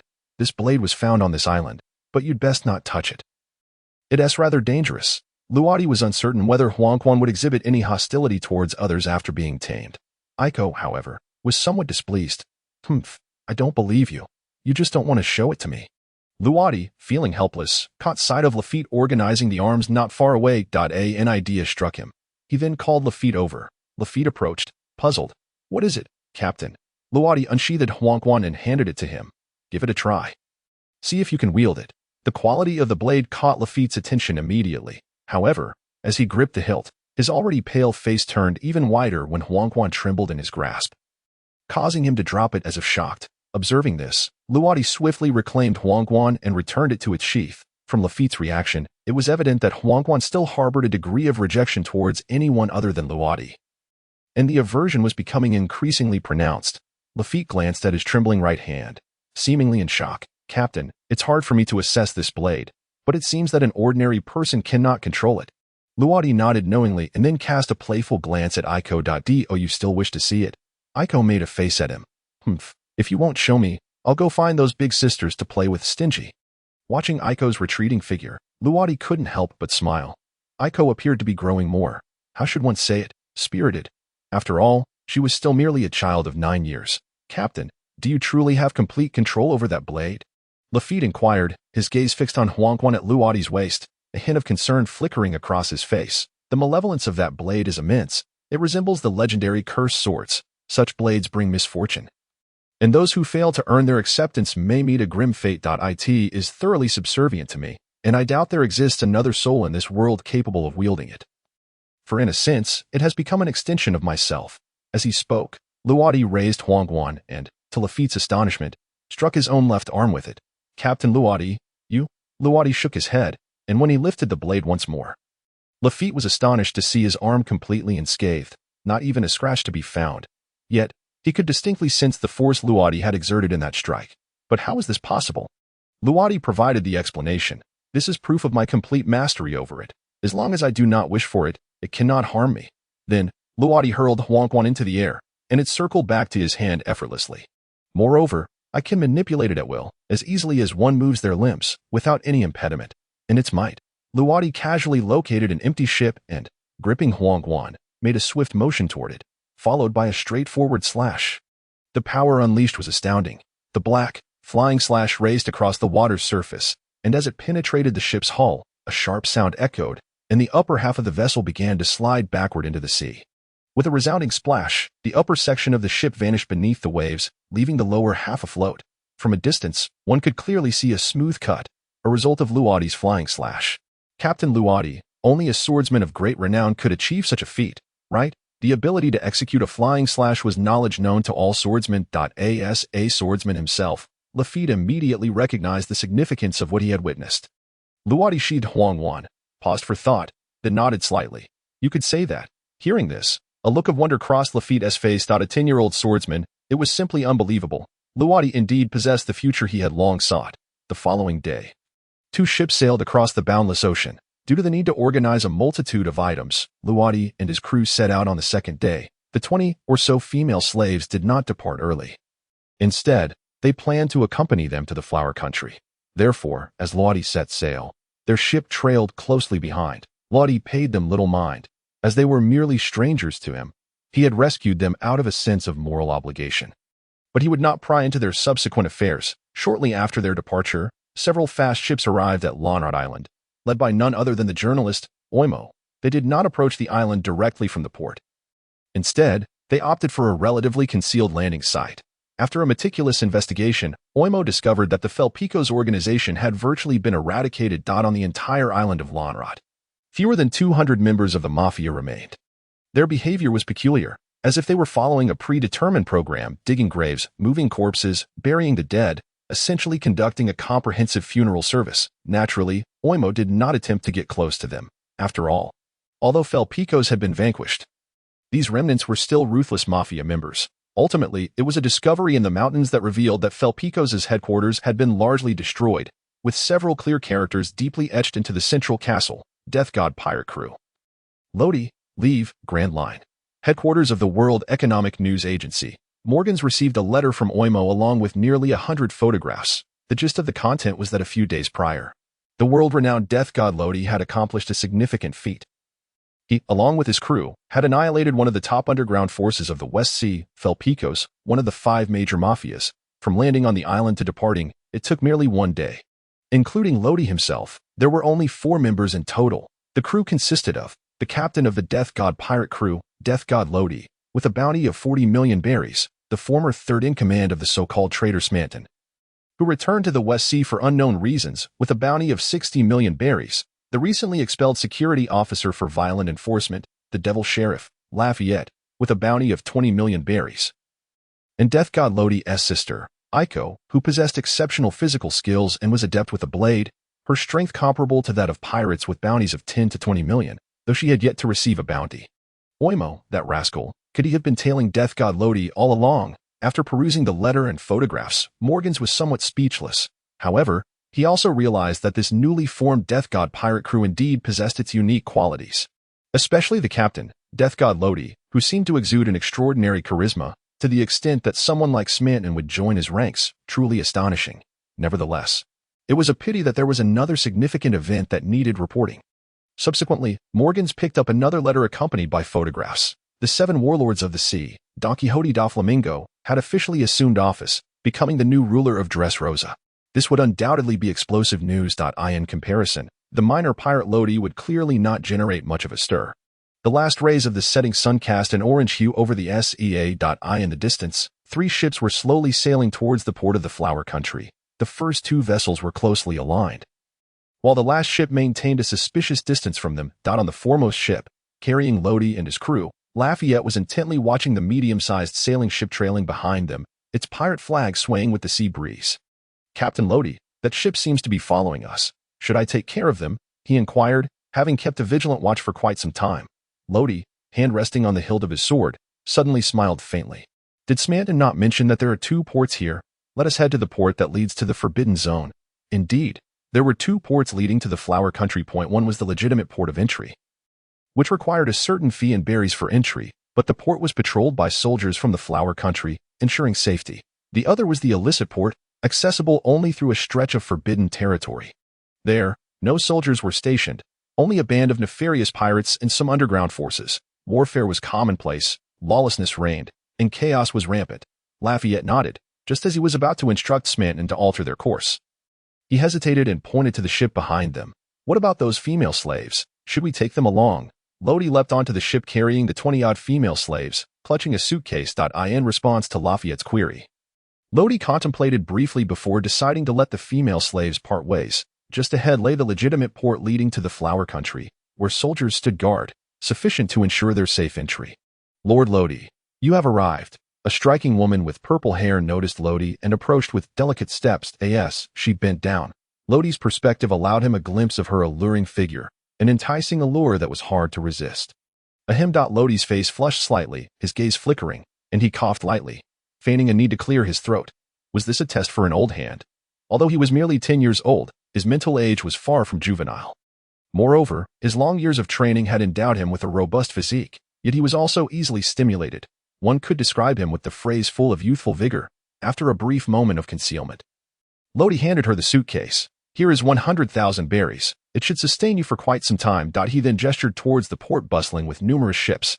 "Entering the port leads to the Flower Country, where the security is adequate. You should not be captured again. You can live there in peace from now on. Well, you need not follow us any longer. Farewell."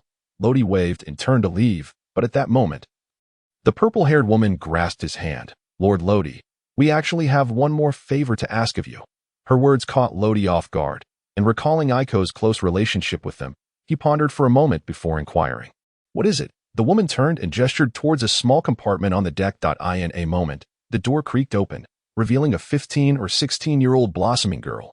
She wore a light yellow knee-length dress, her pink hair cascading smoothly over her shoulders, her delicate face adorned with the youthful roundness characteristic of her age, and her fair skin slightly flushed. The girl's long eyelashes fluttered nervously, her small hands unconsciously fidgeting with her skirt, appearing somewhat timid. As she approached, the purple-haired woman gently stroked her head. "This is Winnie, a poor orphan. We love her dearly, but due to certain circumstances, we may not be able to care for her in the future.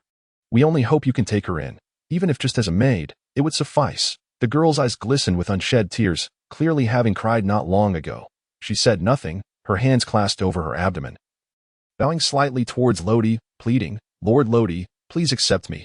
Lodi silently regarded the two. The atmosphere grew somewhat oppressive with the silence. At that moment, a petite figure suddenly darted past, grabbing hold of Winnie's hand. Upon closer inspection, it was Aiko. "Humph, Brother Lodi, I heard everything. Sister Winnie is so kind. You can't take her from me." With that, she patted her flat chest and winked at the purple-haired woman. "Aunt Kinsey, please leave Sister Winnie to me." Lodi observed the familiar faces, feeling as though he had been ensnared in a trap. Reluctantly, under Aiko's fierce gaze, he nodded in acquiescence. "Yay." Aiko spun around joyfully, taking Winnie with her as they departed. The sea breeze swept past, leaving only Lodi and the purple-haired woman on the deck.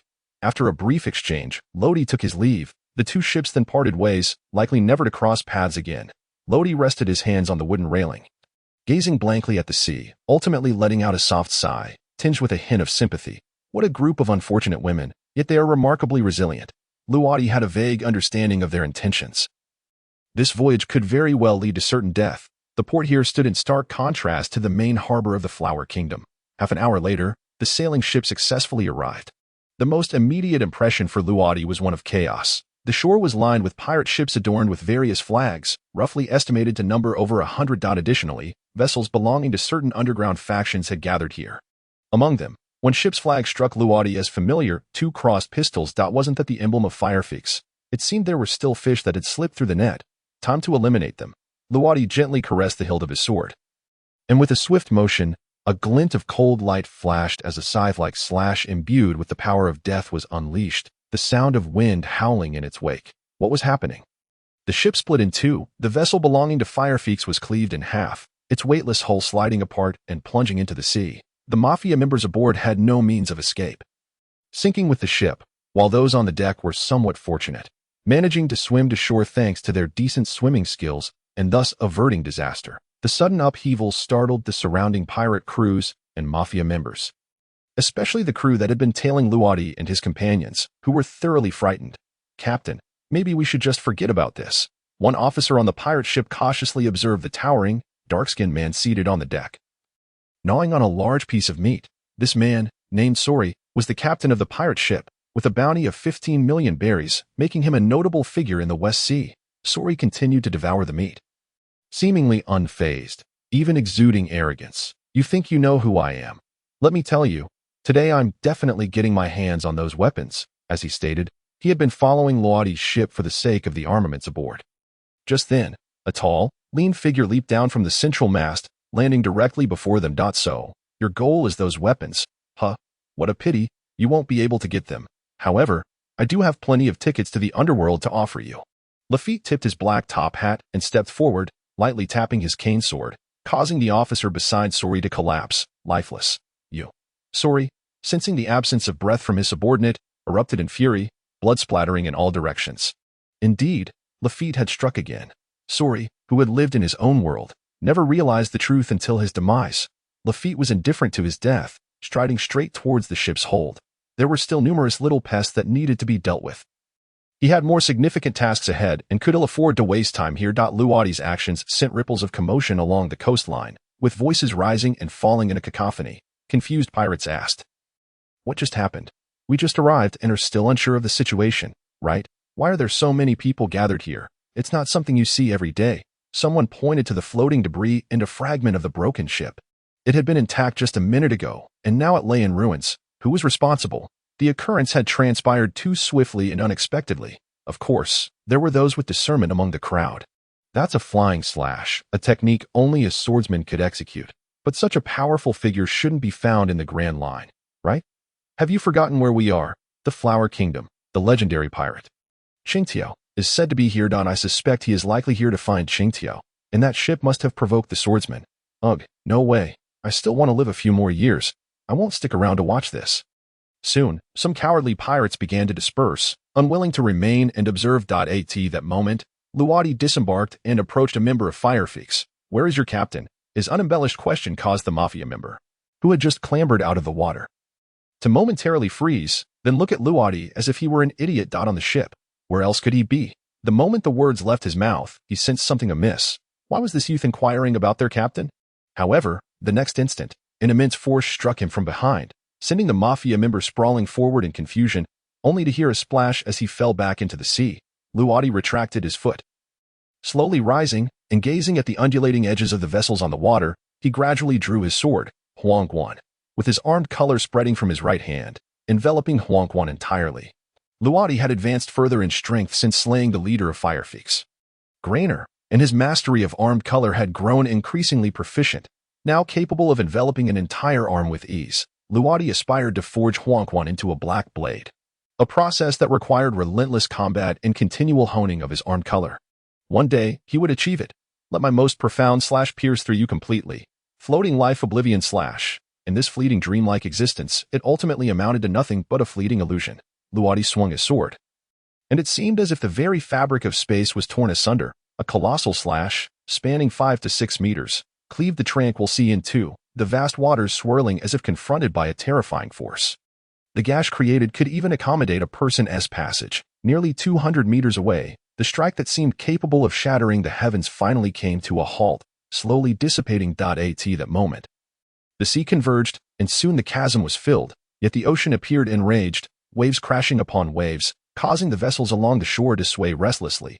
Luwadi stood at the harbor's edge, the sea lapping at his feet, retreating just as perfectly as it advanced, everything so artfully orchestrated. It was almost unfathomable. He quietly gazed at the ocean until his observation hockey could no longer sense any living presence before sheathing Huangquan. That slash might be something even I cannot withstand. On the deck, despite the ship's wing, Smanton remained firmly planted in place, yet the instant Luwadi swung his sword, he took a step back, a sensation only a true strongman could perceive.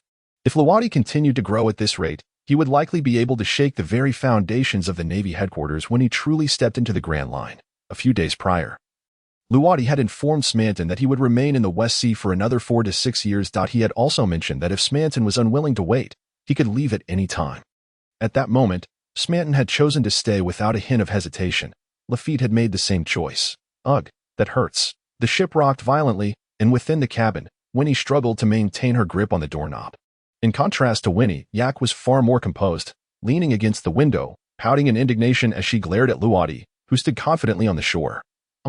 This is all you're doing. Yak felt a surge of joy at Luwadi's displayed power. But the thought of her current predicament left her fuming. Damn it, monster. Is that something a human can do? One slash to sever the sea. Even the thought of it is terrifying. Who is he? Does anyone know? Such a strong figure must be quite renowned, right? Wait a minute. That person seems to be called the Grim Reaper Luwadi. I saw him in the newspaper a few days ago. It seems he single-handedly dismantled a war between two kingdoms in half an hour. I thought that news was exaggerated, but it appears to be true. I've seen the bounty poster for the Grim Reaper Luwadi. The bounty is around 40 million berries. At this moment, the once distinct worlds of pirates and mafia members, which had no connection, seemed oddly harmonious. Luwadi frowned slightly, finding the noise unbearable, when he turned around. Those who had gathered to watch fell silent, some frightened enough to turn and flee. Instantly, the crowd thinned by half. Forget it, I'll just take care of all of you. The soft murmurs of Luwadi were particularly jarring at this moment. In an instant, everyone sprang into action. The movement of turning was remarkably synchronized, and the direction of their escape was nearly identical. Damn it, don't block the way. That demon is out for blood. I remember you. Weren't you just swaggering around not long ago? You didn't even regard the 5 great mafia families, so why are you cowering now? Bah, I have no time to waste with your prattling. Once I reach a safe place, I'll deal with you. Almost the moment Luwadi drew his blade, the port became eerily desolate. Not a single shadow could be seen, not even a ghostly silhouette. Only the rhythmic crashing of waves echoed in his ears. TSK, how dull. However, their ships remain here. Let us plunder them all. Hundreds of vessels. This is no trivial amount, especially considering they are helmed by ruthless pirates and mobsters. The treasures aboard must be quite substantial. Subsequently, Luwadi leapt onto the nearest pirate ship. To be honest, the thrill of plundering can be addictive. At least for now, Luwadi finds himself somewhat entranced by it. In the Flower Country, within a secluded forest, stands a lavish ancient structure, exquisitely adorned. Outside, a meticulously maintained garden flourishes. Cranes dance gracefully in the pond. In the central pavilion, an elderly hunchback, towering over 5 meters, with a tattoo of 12 etched on his left temple, is engrossed in a game of chess. He exudes the aura of a lonely elder. This is none other than the legendary pirate, now reclusive in the mountains, Qingxiao, with a bounty of 542 million berries. The sound of a telephone beetle rang out, and Qingxiao answered after making his move. A voice, tinged with urgency, reached his ears. Chief Qingxiao, there has been an incident in the lawless zone. Qingxiao furrowed his brow, displaying impatience. What chaos could possibly ensue there? Moreover, how many times must it be reiterated that such matters should be reported to old Kai? He is your leader, understand? With a dismissive wave of his hand, Qingxiao abruptly hung up the telephone beetle and resumed his chess game. Ever since that scoundrel carp landed a punch on him, how many years have passed? Damn it, that cursed carp, my head, my treasure. Lost in thought, Qingxiao's emotions spiraled out of control, and he smashed the stone table before him into fragments. Meanwhile, on the other end of the line, a group stationed between the lawless zone and the Flower Country awaited Qingxiao's response, only to be met with a busy signal. This was troubling. Damn it, with Kai Dong and Vice Captain Abu absent, and now Qingxiao indifferent. What are we to do? The young leader helplessly retracted the telephone beetle, his expression grave as he gazed ahead. Numerous pirates were hastily approaching from the lawless zone. Although the specifics of the event remained unclear, it was undoubtedly significant. Such a situation had never occurred before. Commander, what should we do now? If those pirates charge through the gate, it could incite a riot. And with other troops unable to arrive quickly, we can only attempt to suppress them as best as we can. Understood. When the pirates, frightened away by Luadi, reached the gates of the Flower Country, they encountered over 20 familiar figures. The 8 treasure navy. It felt like being caught between a lion and a tiger. With nowhere to turn, Luadi, they dared not provoke. Qingjiao, they feared even more. At that moment, one pirate produced a 10,000 berry bill and handed it to the young leader. Big brother, please let me through. The young leader instinctively accepted the bill. However, this was not what he had anticipated. Where was the promised forceful intrusion? Where was the riot? Even more absurdly, the pirates behind him mimicked the first, almost in unison, pulling out their berries, forming an orderly queue. Enough to bring tears to the eyes of any Navy officer. Yet, their anxious expressions were unmistakable. Some would occasionally glance back, as if a savage beast were pursuing them. Cough, cough. Fine, go ahead. The young leader cleared his throat, though he was uncertain of what these pirates feared. It was certainly better that no riot occurred. He then ordered them to be allowed entry. Seeing the escape route open, the pirate disregarded everything and bolted. The young leader reached out to return the excess 9,000 berries to the fleeing pirate. But in the blink of an eye, all he saw was a blurred silhouette. It wasn't until the next pirate began urging him that he finally reclaimed the berries. Half an hour later, when the last pirate entered the Flower Country, the young leader remained somewhat dazed.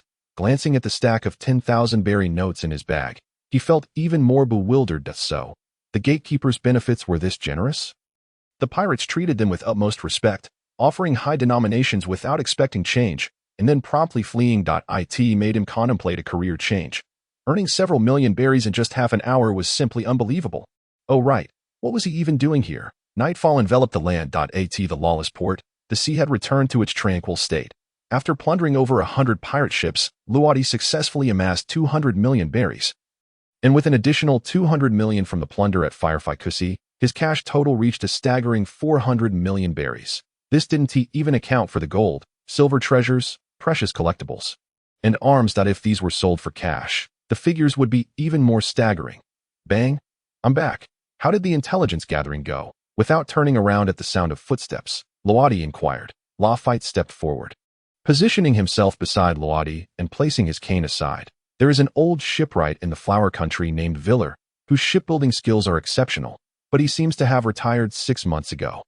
An unfamiliar name, Luadi remarked, unconsciously tapping the railing with his finger. What about news regarding the Atom Tree? Lafite nodded. Not far from the Flower Country lies a large island called Jersey Fran, where a grand auction will be held in more than half a month. Among the auction items is the Atom Tree, which will be the grand finale. Additionally, there are rumored to be 2 devil fruits. Upon hearing this, even Luadi felt his heart race. The Atom Tree, 2 devil fruits. Such items would indeed make for an extraordinarily grand auction in the West Sea. Surely many factions would participate, right? After a moment of silence, Lafite adjusted his hat and sighed.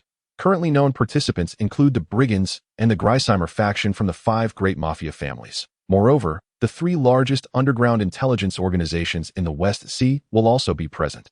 Not to mention countless pirate crews, many of whom are specifically after the devil fruits. So many factions. Luadi frowned. This chapter is not yet complete. Please click the next page to continue reading the exciting content. It essentially encompasses the most formidable forces in the West Sea. Perhaps the Navy might also intervene in this auction. Of course, this was merely Luadi's speculation. I hope to encounter a few worthy adversaries worth my time. Luadi gazed up at the starry sky, his thoughts gradually drifting away. The following day, a brand new newspaper soared across the globe. Warlord Don Quixote da Flamingo becomes the new ruler of Dressrosa. The bold headline was clearly visible. On the back of the newspaper was the report of Luadi's obliteration of the Firefly Kusi. However, overshadowed by the former, the latter seemed somewhat inconsequential. Yet, for the people of the West Sea, the latter half of the news was far more maddening. One of the most powerful forces operating in the underground, Firefly Kusi, just like that vanished, one of the 3 major underground intelligence organizations, Estaya. Nicole Robin immediately laid her eyes upon the newspaper before her eye in front of her. The leader, Nero, puffed on a cigar, his raised leg unconsciously trembling. The news printed on the paper profoundly shook this man in his 40s. Robin, what are your thoughts on the Grim Reaper, Lodi? Robin set the newspaper aside. Lodi, a mere novice who had ventured out to sea for less than half a month, had been making headlines with increasingly audacious deeds, ranging from halting wars to obliterating underground factions that had thrived for over a decade. No one knew what his next move would be or which faction he would target next. However, Robin understood that, in the West Sea, it was likely that no one could stand in his way any longer. Ultimately, she conveyed to Nero just 8 words: not to be opposed, only to be courted. The downfall of Firficos had prompted the other 4 mafia organizations that stood alongside it to realize the gravity of the situation. The gang leaders, Capone Becky, Knight Rain of Grismore, Ivan of Ballanton, and Doranter of Minash, were all gripped by fear, worried that Lodi might set his sights on them next. The devil fruit, I must acquire it this time. Capone Becky declared, cigar clenched between his teeth, as smoke filled the room.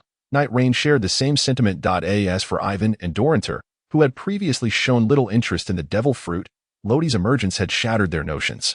The value exhibited by a 10-year-old boy who had risen to such heights was immeasurable. This time, the auction at Jersey Island would see an unprecedented number of participating factions at the Navy headquarters. Sengoku removed his round glasses and rubbed his eyes, feeling fatigued from the multitude of affairs at hand. Moreover, troubles seemed to pile up one after another. Setting aside the matter of Doflamingo, the Grim Reaper, Lodi, recently designated a pirate by the elders, had accomplished another significant feat, eliminating a major underground force in the West Sea.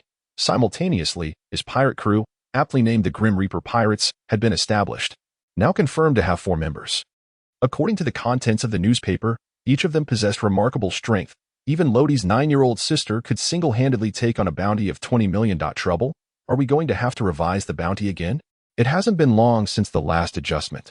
At this moment, even Sengoku began to question whether his initial decision had been right or wrong. In the lawless zone, the streets were barely populated, with less than half the usual foot traffic, creating an atmosphere of desolation akin to a ghost town. All of this was the doing of one individual. Lodi, under the guidance of Lafitte, arrived at a bar. It was hard to imagine such a place housing a woman, let alone one of striking beauty. The bar was owned by a woman. Lafitte had conducted some inquiries the previous day, discovering that she was affiliated with one of the 3 major underground intelligence organizations, specializing in the sale of information. Lodi's purpose for visiting was straightforward: to have this female proprietor connect him with an arms dealer, from whom he intended to sell a batch of weaponry at a low price. Additionally, he sought information regarding the pirate Qingjiao. The female proprietor listened quietly. Connecting with the arms dealer was a simple task. However, she pondered why they were seeking the legendary pirate Qingjiao. Yet, what information broker would question a client about their motives? Thus, the proprietor refrained from further probing. She first retrieved a transponder snail and contacted an arms dealer. After a brief conversation, she informed Lodi and Lafitte that someone would come to inspect the goods within half an hour. Subsequently, she produced a map detailing Qingjiao's location. Lodi took it, glancing over it briefly. Lafitte, stay here and handle the transaction with the arms dealer. I have matters to attend to. Lafitte understood his captain's intentions and nodded in agreement. Once Lodi departed, the female proprietor poured Lafitte a glass of rum, propping her chin on one hand, her lips curling into a suggestive smile. Devil Sheriff Lafitte, a user of the devil fruit with the power of hypnosis. How about it? Are you interested in joining me? The benefits here are quite generous. Lafitte took a sip of his drink and shook his head. You wouldn't understand. I am fortunate to have encountered my captain. Moreover, can the benefits you offer surpass the entirety of Firficos' wealth? The female proprietor poured herself a drink, swirling the glass, falling into silence. Indeed, that was the Grim Reaper, Lodi, in the Flower Country. Behind the towering palace, a mountain enveloped in white clouds stood majestically. Qingjiao resided in a pavilion on its slopes. Tap, tap. Qingjiao was engrossed in a game of chess, having just placed a piece when he heard a faint sound of footsteps nearby. He rubbed his ears, dismissing it that I've grown old, hearing things that aren't there. He did not turn around, believing he was merely imagining it. After a brief moment of reflection, he stroked his white beard and resumed his game.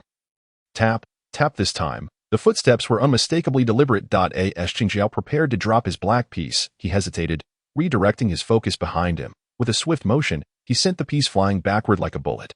The sheer force behind that action was evident. However, contrary to Qingjiao's expectations, the strike seemed to have missed its target. Reluctantly, he turned around to see who had interrupted him, only to find a diminutive figure before him. Little brat, though I know not how you came here, if you do not articulate your intentions clearly, this shall be your fate. Qingjiao squinted his eyes, his once kind visage now bearing an unkind expression. He suddenly clenched his fist and struck the nearby stone table, shattering it into fragments. Though he had withdrawn from the world for many years, it did not signify he had lost his capacity for violence. Truly formidable. Rather than feeling fear, Lodi found himself invigorated. My sole purpose is to defeat you. Upon hearing this, Qingjiao nearly burst into laughter. Little brat, I've lost count of how many times I've heard such words. And invariably, those who uttered them met their demise. Though I may be old and my strength diminished, it is more than sufficient to eliminate you.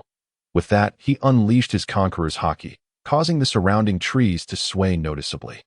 A few leaves cascading down despite the absence of wind. The white cranes that had been frolicking in the pond seemed startled, taking flight in panic. However, halfway through their flight, they were met with an even more overwhelming pressure, causing them to faint and crash to the ground. The clash of conquerors' haki commenced, an invisible force that seemed capable of tearing space asunder. Qingjiao, you are old.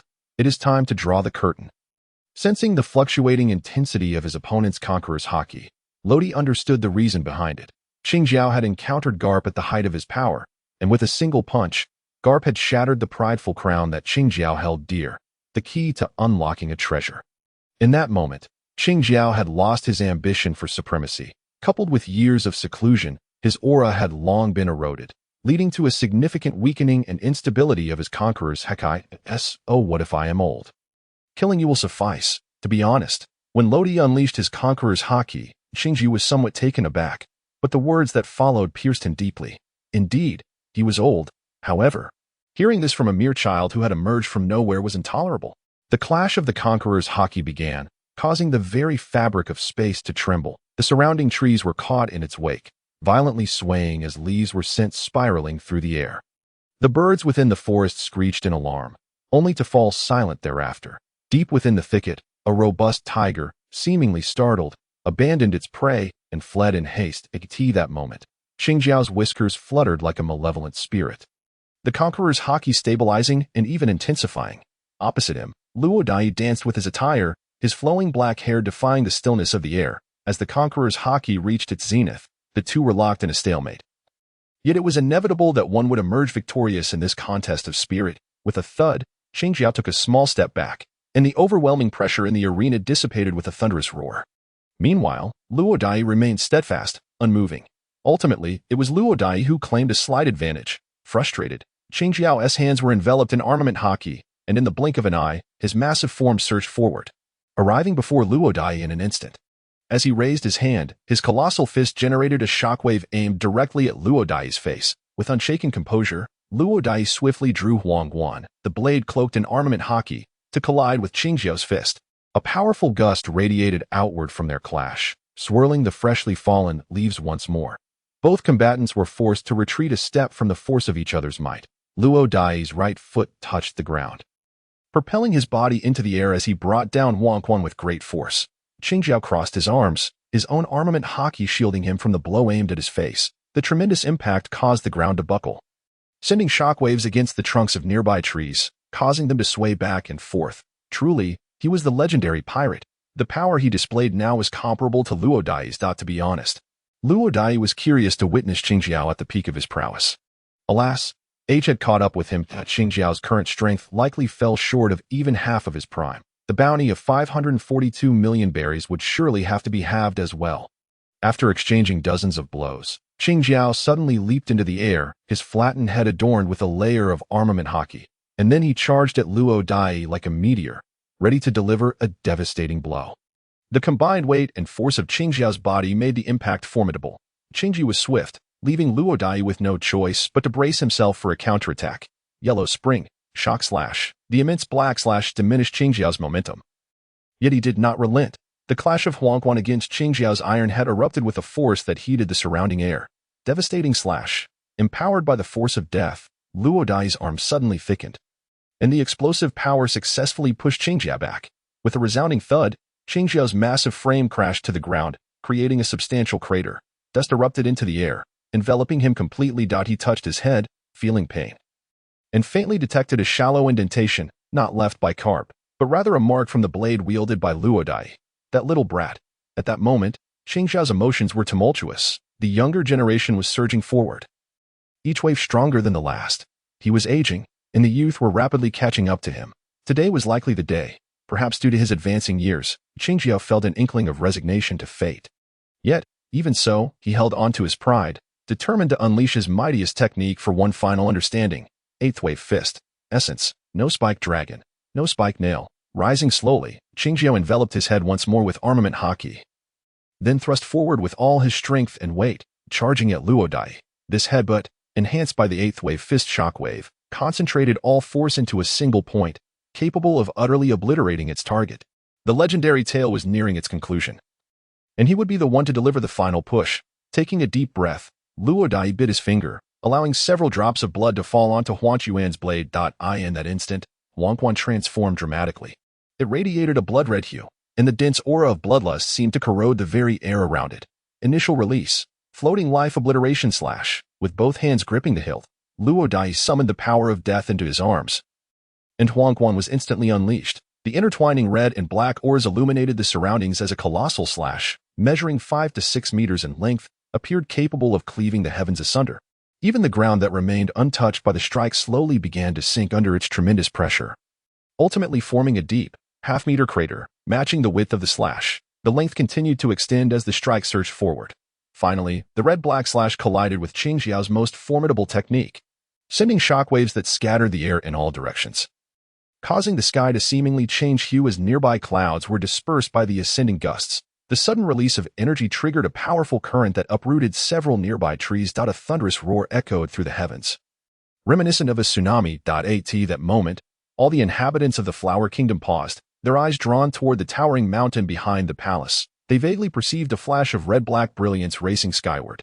Half an hour later, as tranquility returned, the intricately adorned garden bore no semblance of its former self. The ground, marred by Luo Dai's titanic slash, left behind a distinct pathway of displacement, with a deeper pit at its end. Young master, there is more to this chapter. Please turn to the next page to continue reading. The excitement only intensifies. It was roughly estimated to be 4 to 5 meters deep. Upon closer inspection, one would discover a massive elder lying at the bottom of the pit. His garments were tattered, and his skin bore countless lacerations, as if ravaged by some ferocious beast. A deep gash cleaved through the crown of his bald head, blood oozing continuously. The legendary pirate, Qingjiao the Spike, had met his end in this battle. His saga had concluded. Yet, perhaps it was in this final confrontation that he found his most exhilarating moment. He had perished, but in his final moments, he bore no regrets. No, his treasure, that wretched carp.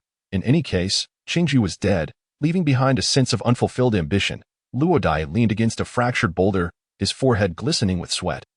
Not from fatigue, but rather from the overwhelming force that had surged back upon him. He felt as though his body could scarcely withstand it. The backlash of power, while formidable, bore risks. Should it exceed the limits of the host's body, it could lead to catastrophic consequences. Thus, Luo Dai had spent the past 4 years training diligently to endure the onslaught of these energies. The absorption of this power required 2 distinct phases.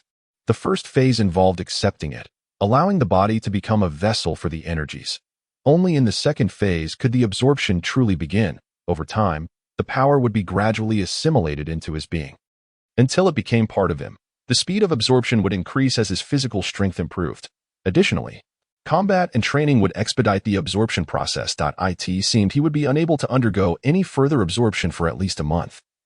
However, he could still bestow it upon Huang Quan.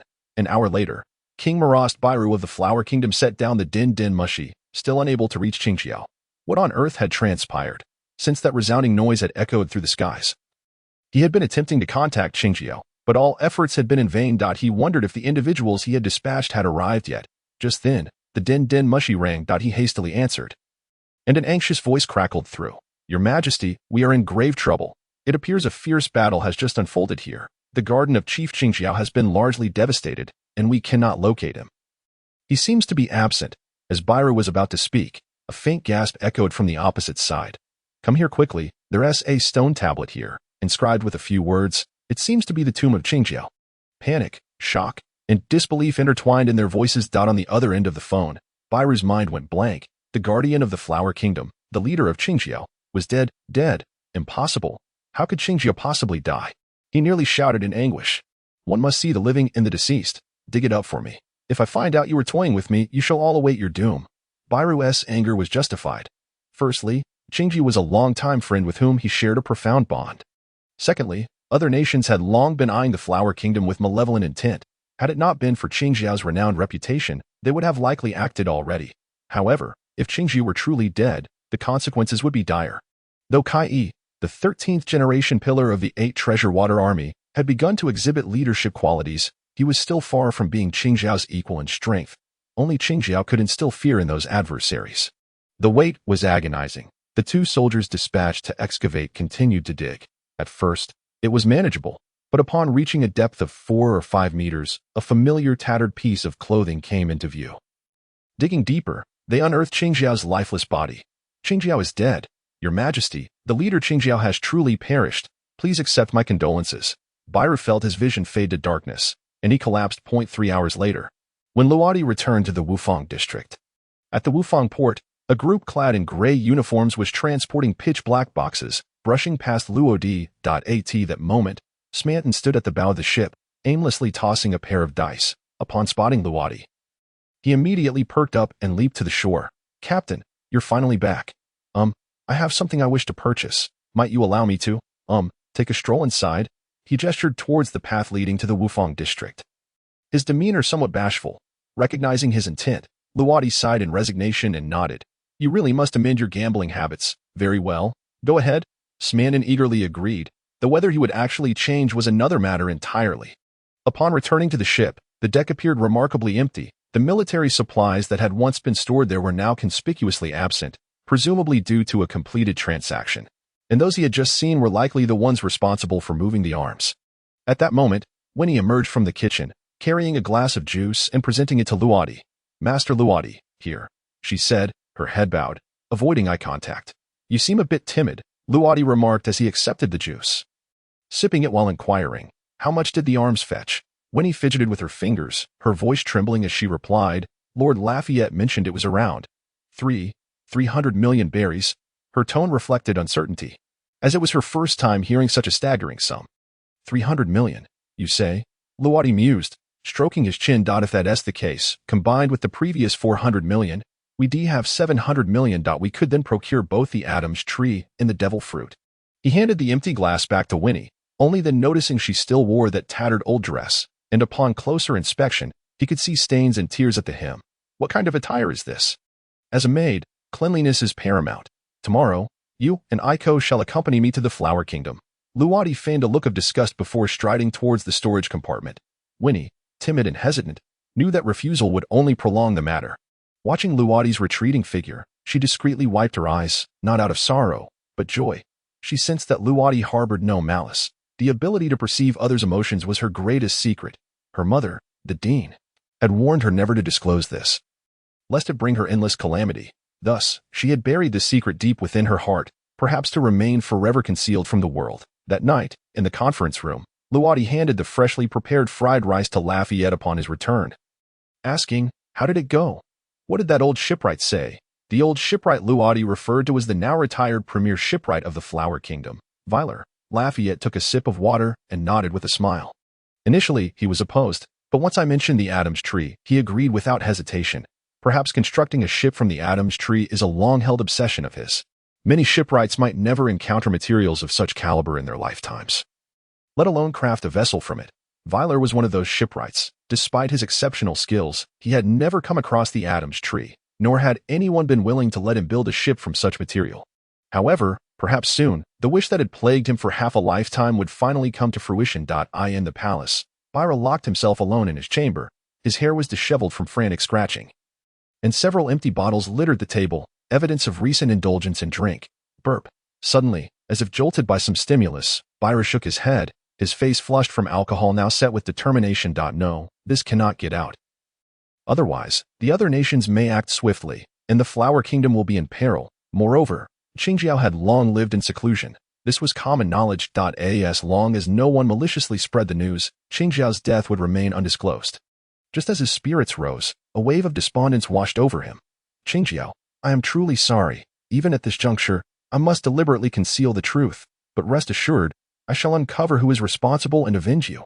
Yet, these words served merely as self-reassurance. If that person could kill Qingjiao, seeking revenge would be akin to climbing the heavens. For Bairu, another pressing question loomed. Should he inform Kai and Abu of Qingjiao's demise?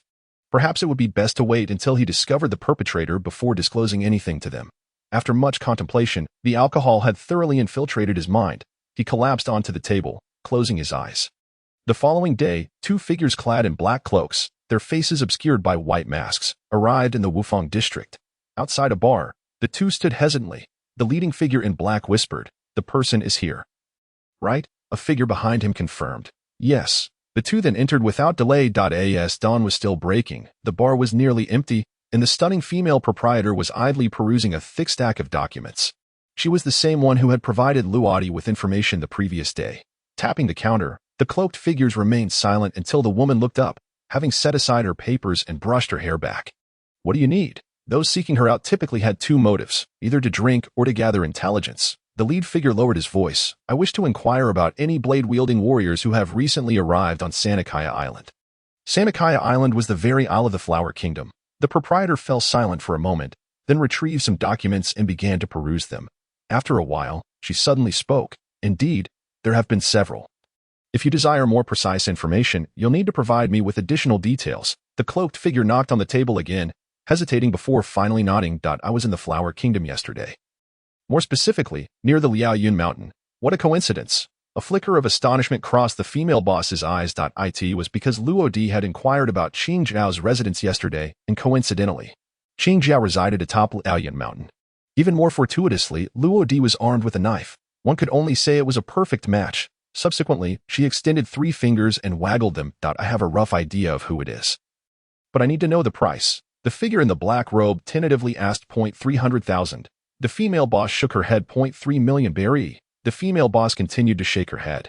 "Let me be direct. 30 million berry." The man in black was taken aback. To be honest, 30 million berry, merely for verbal intelligence, is indeed exorbitantly steep. The female boss discerned his shock and hesitation. Sighing, "I don't wish to charge such a high price either.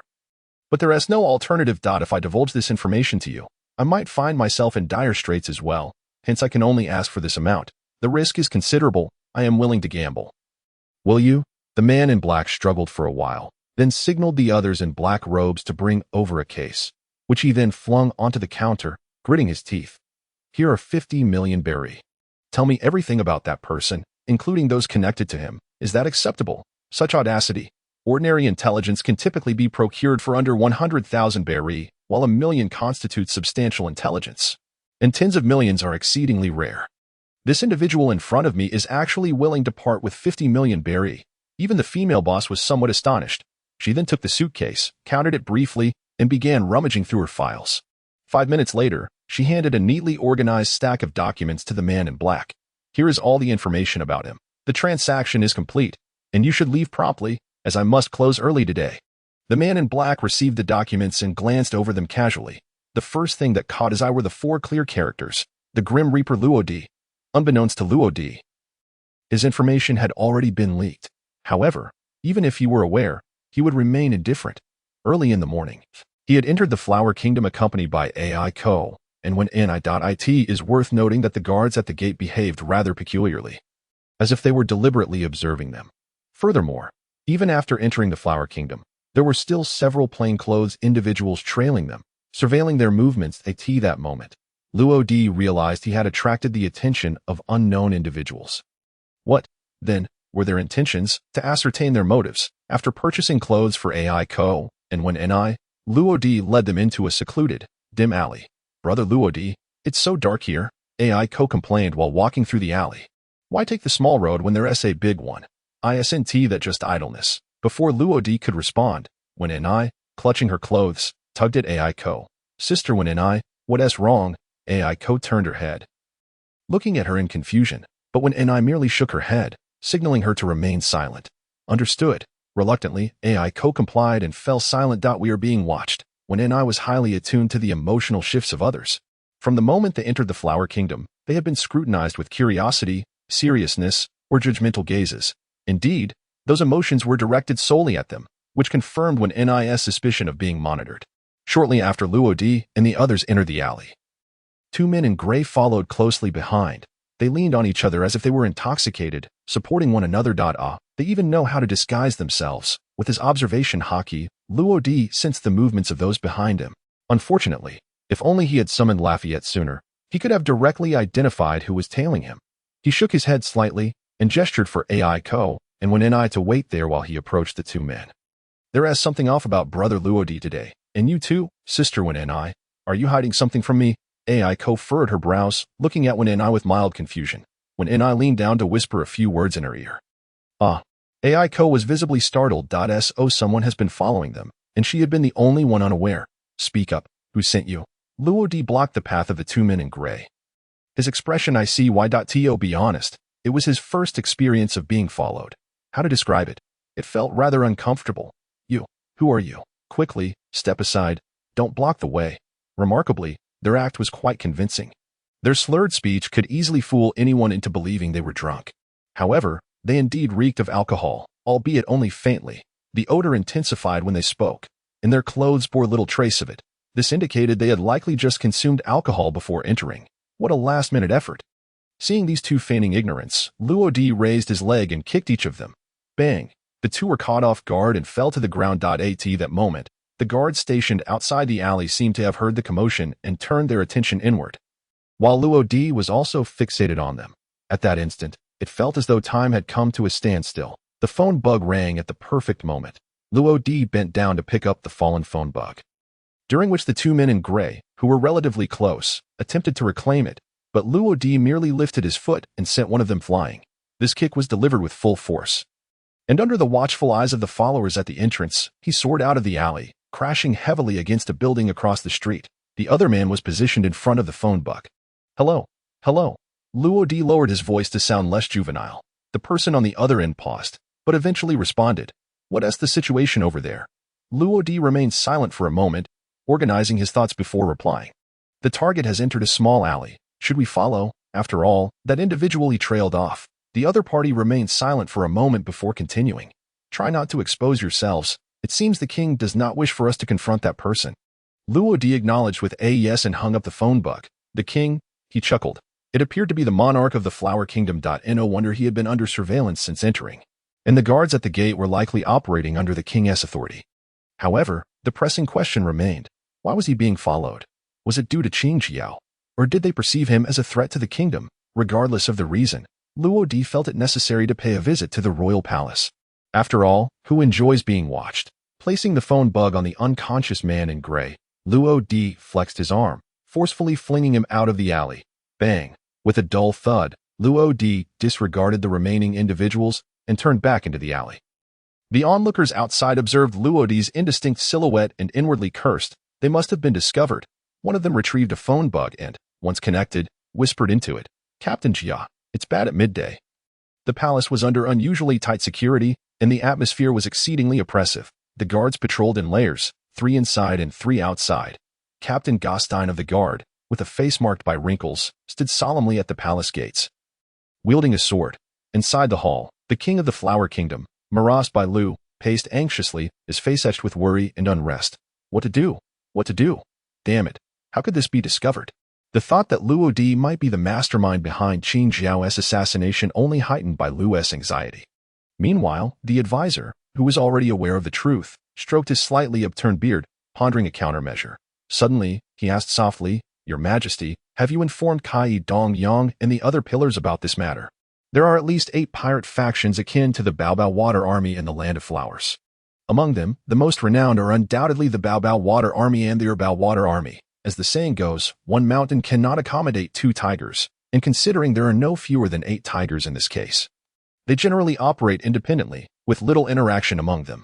However, Kai, the 13th successor of the Baobao Water Army, and Hualisha, the daughter of the Erbao Water Army's leader, recently became betrothed due to a political alliance. Thus, should news of Qingjiao's demise circulate, at least 2 pirate factions would be mobilized, making conflict inevitable. Bilialu has thoroughly reviewed the dossier on Luodi, leaving no detail unexamined. Each revelation is astonishing. As a sovereign, Bilialu contemplates numerous matters, and ultimately, despite acquiring the information and identifying the murderer, he refrains from disclosing Qingjiao's death to Kai and the other leaders. Observing Bilialu's tormented expression, Chief Advisor Kadi comprehends the gravity of the situation and sighs. Alas, Your Majesty, the leader Qingjiao has been slain within our territory. This is undoubtedly a slap in our face. Moreover, hidden truths eventually come to light. Kai is already en route to meet his father. We cannot impede his visit, can we? Furthermore, If we deliberately conceal this, how will the other leaders react upon discovering the truth? They will undoubtedly feel disillusioned with you. At this juncture, Kadhi's tone shifts, his demeanor growing grave as he asserts, thus, this battle must be fought, and it must be executed splendidly, ideally annihilating the Death God pirate crew in one fell swoop. Silence ensues. Kadhi's words linger in the air. And within the palace, only the sound of Bilyulu's pacing breaks the stillness. After a considerable time, he exhales deeply and retrieves a din mushy point 2 hours later.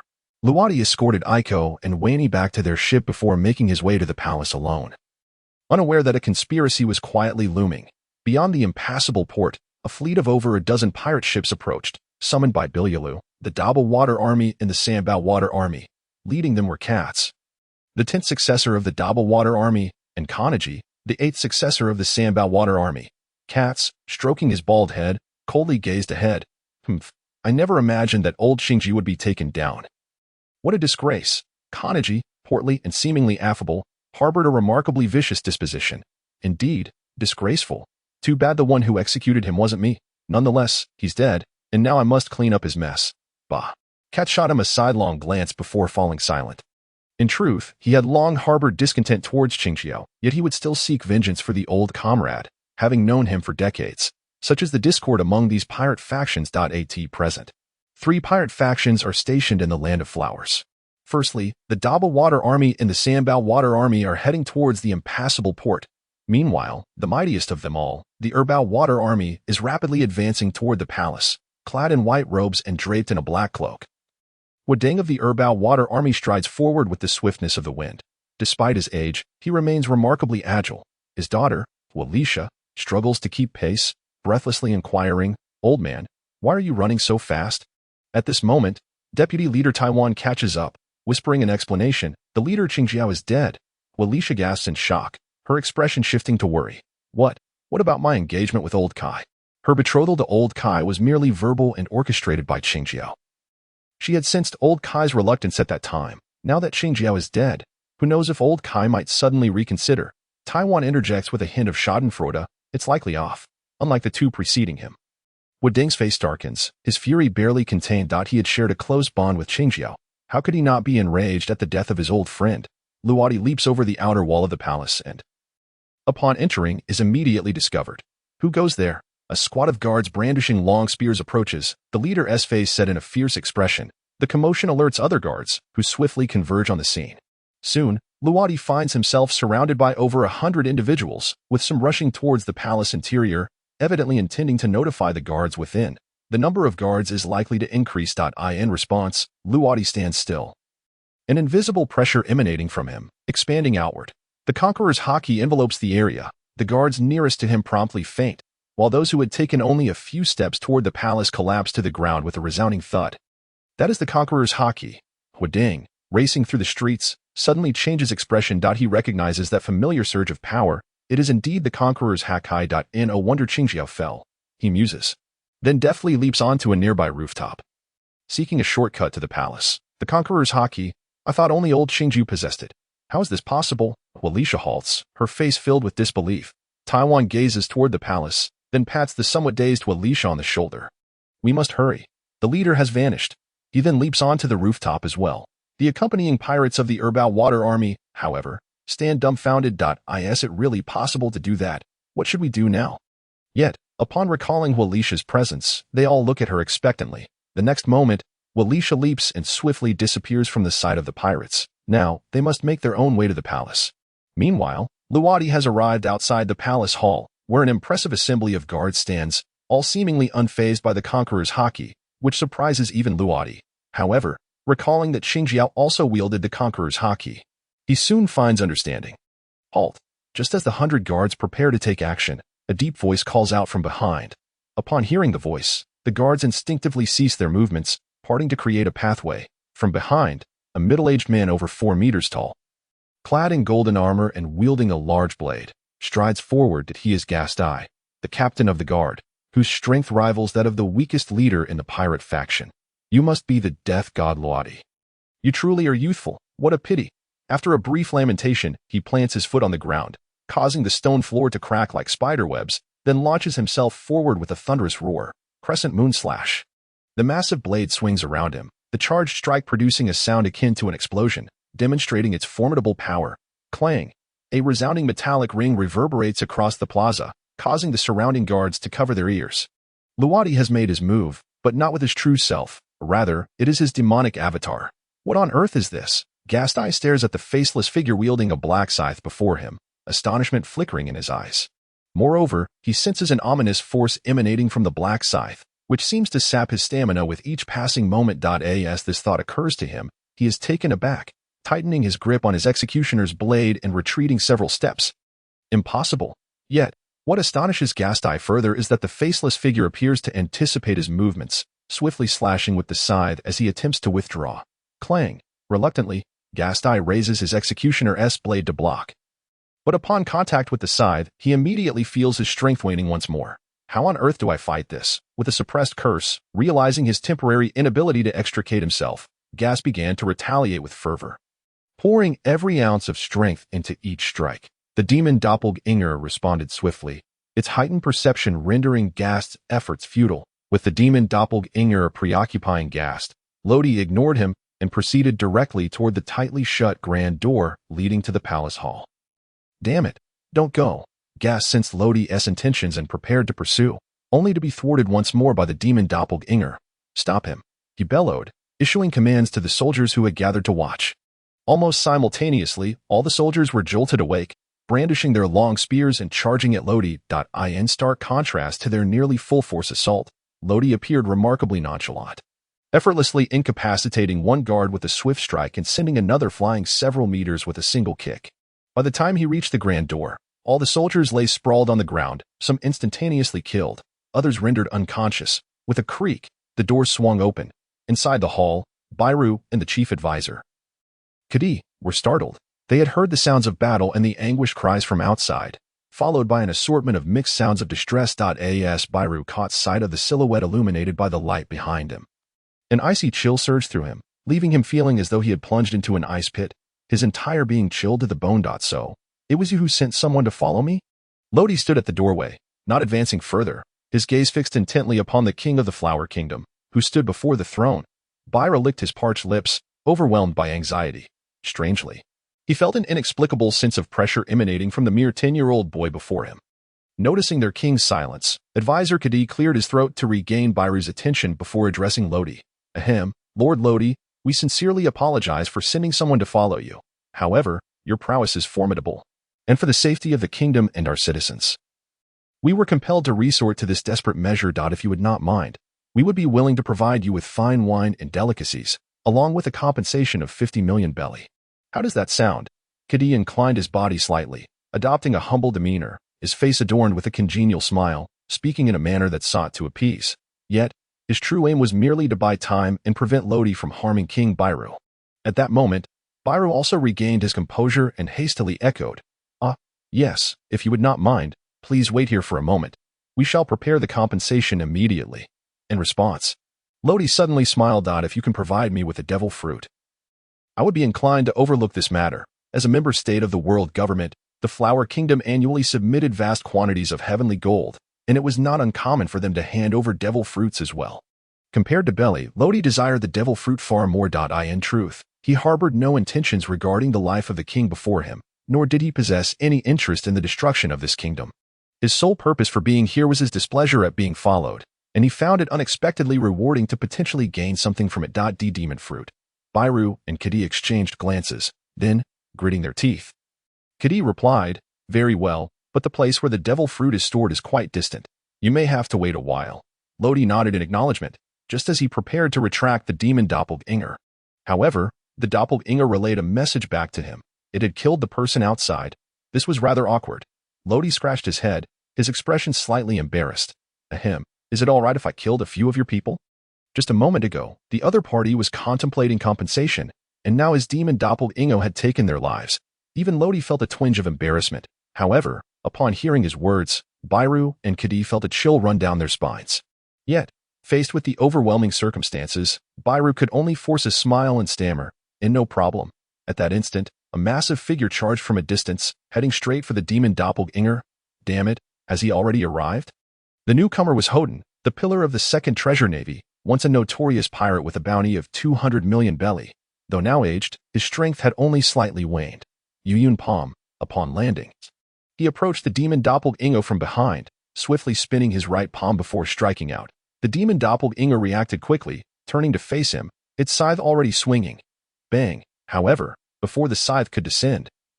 A powerful gust erupted from Hoden's palm, striking the demon doppelganger directly, sending its body hurtling backward like a shooting star, crashing into the ground and nearly being buried under the rubble. Is it over? Hoden took a deep breath, his right hand slightly trembling from the recoil of the earlier force. Yet, everything was far from finished. The demon doppelganger transformed into countless strands of black energy, dissipating into the air before surging back into the palace. A strong presence has arrived. As the demon doppelganger returned to Lodi's body, he became acutely aware of the situation outside. A powerful adversary had come, one with the intent to kill him. Let us see who will kill whom. Lodi's lips curled into a slight smile as he prepared to step outside. However, just as he lifted his foot, he halted once more. With a flick of his hand, 3 streams of energy, akin to bullets, shot forth. The chief advisor behind him fell dead on the spot, while King Byru's arms were pierced through. This was the consequence of underestimating him. Yet Lodi spared Byru's life. After all, he needed to obtain the devil fruit. A heart-wrenching scream pierced the air, drawing Hoden's attention, and his expression darkened instantly.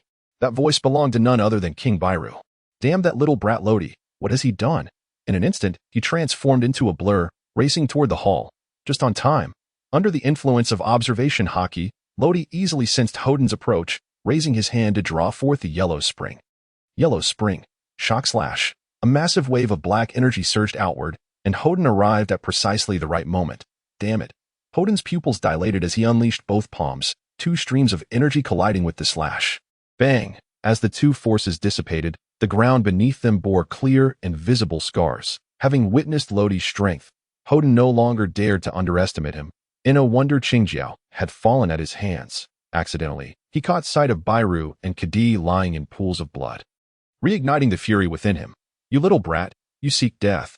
Hoden stepped forward, placing his hands on his waist, his white hair billowing without wind. Essence, swimming dragon palm, as his aura peaked. Lodi felt as though he were staring down a roaring dragon. Go.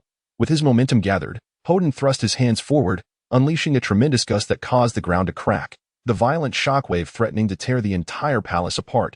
Too fast.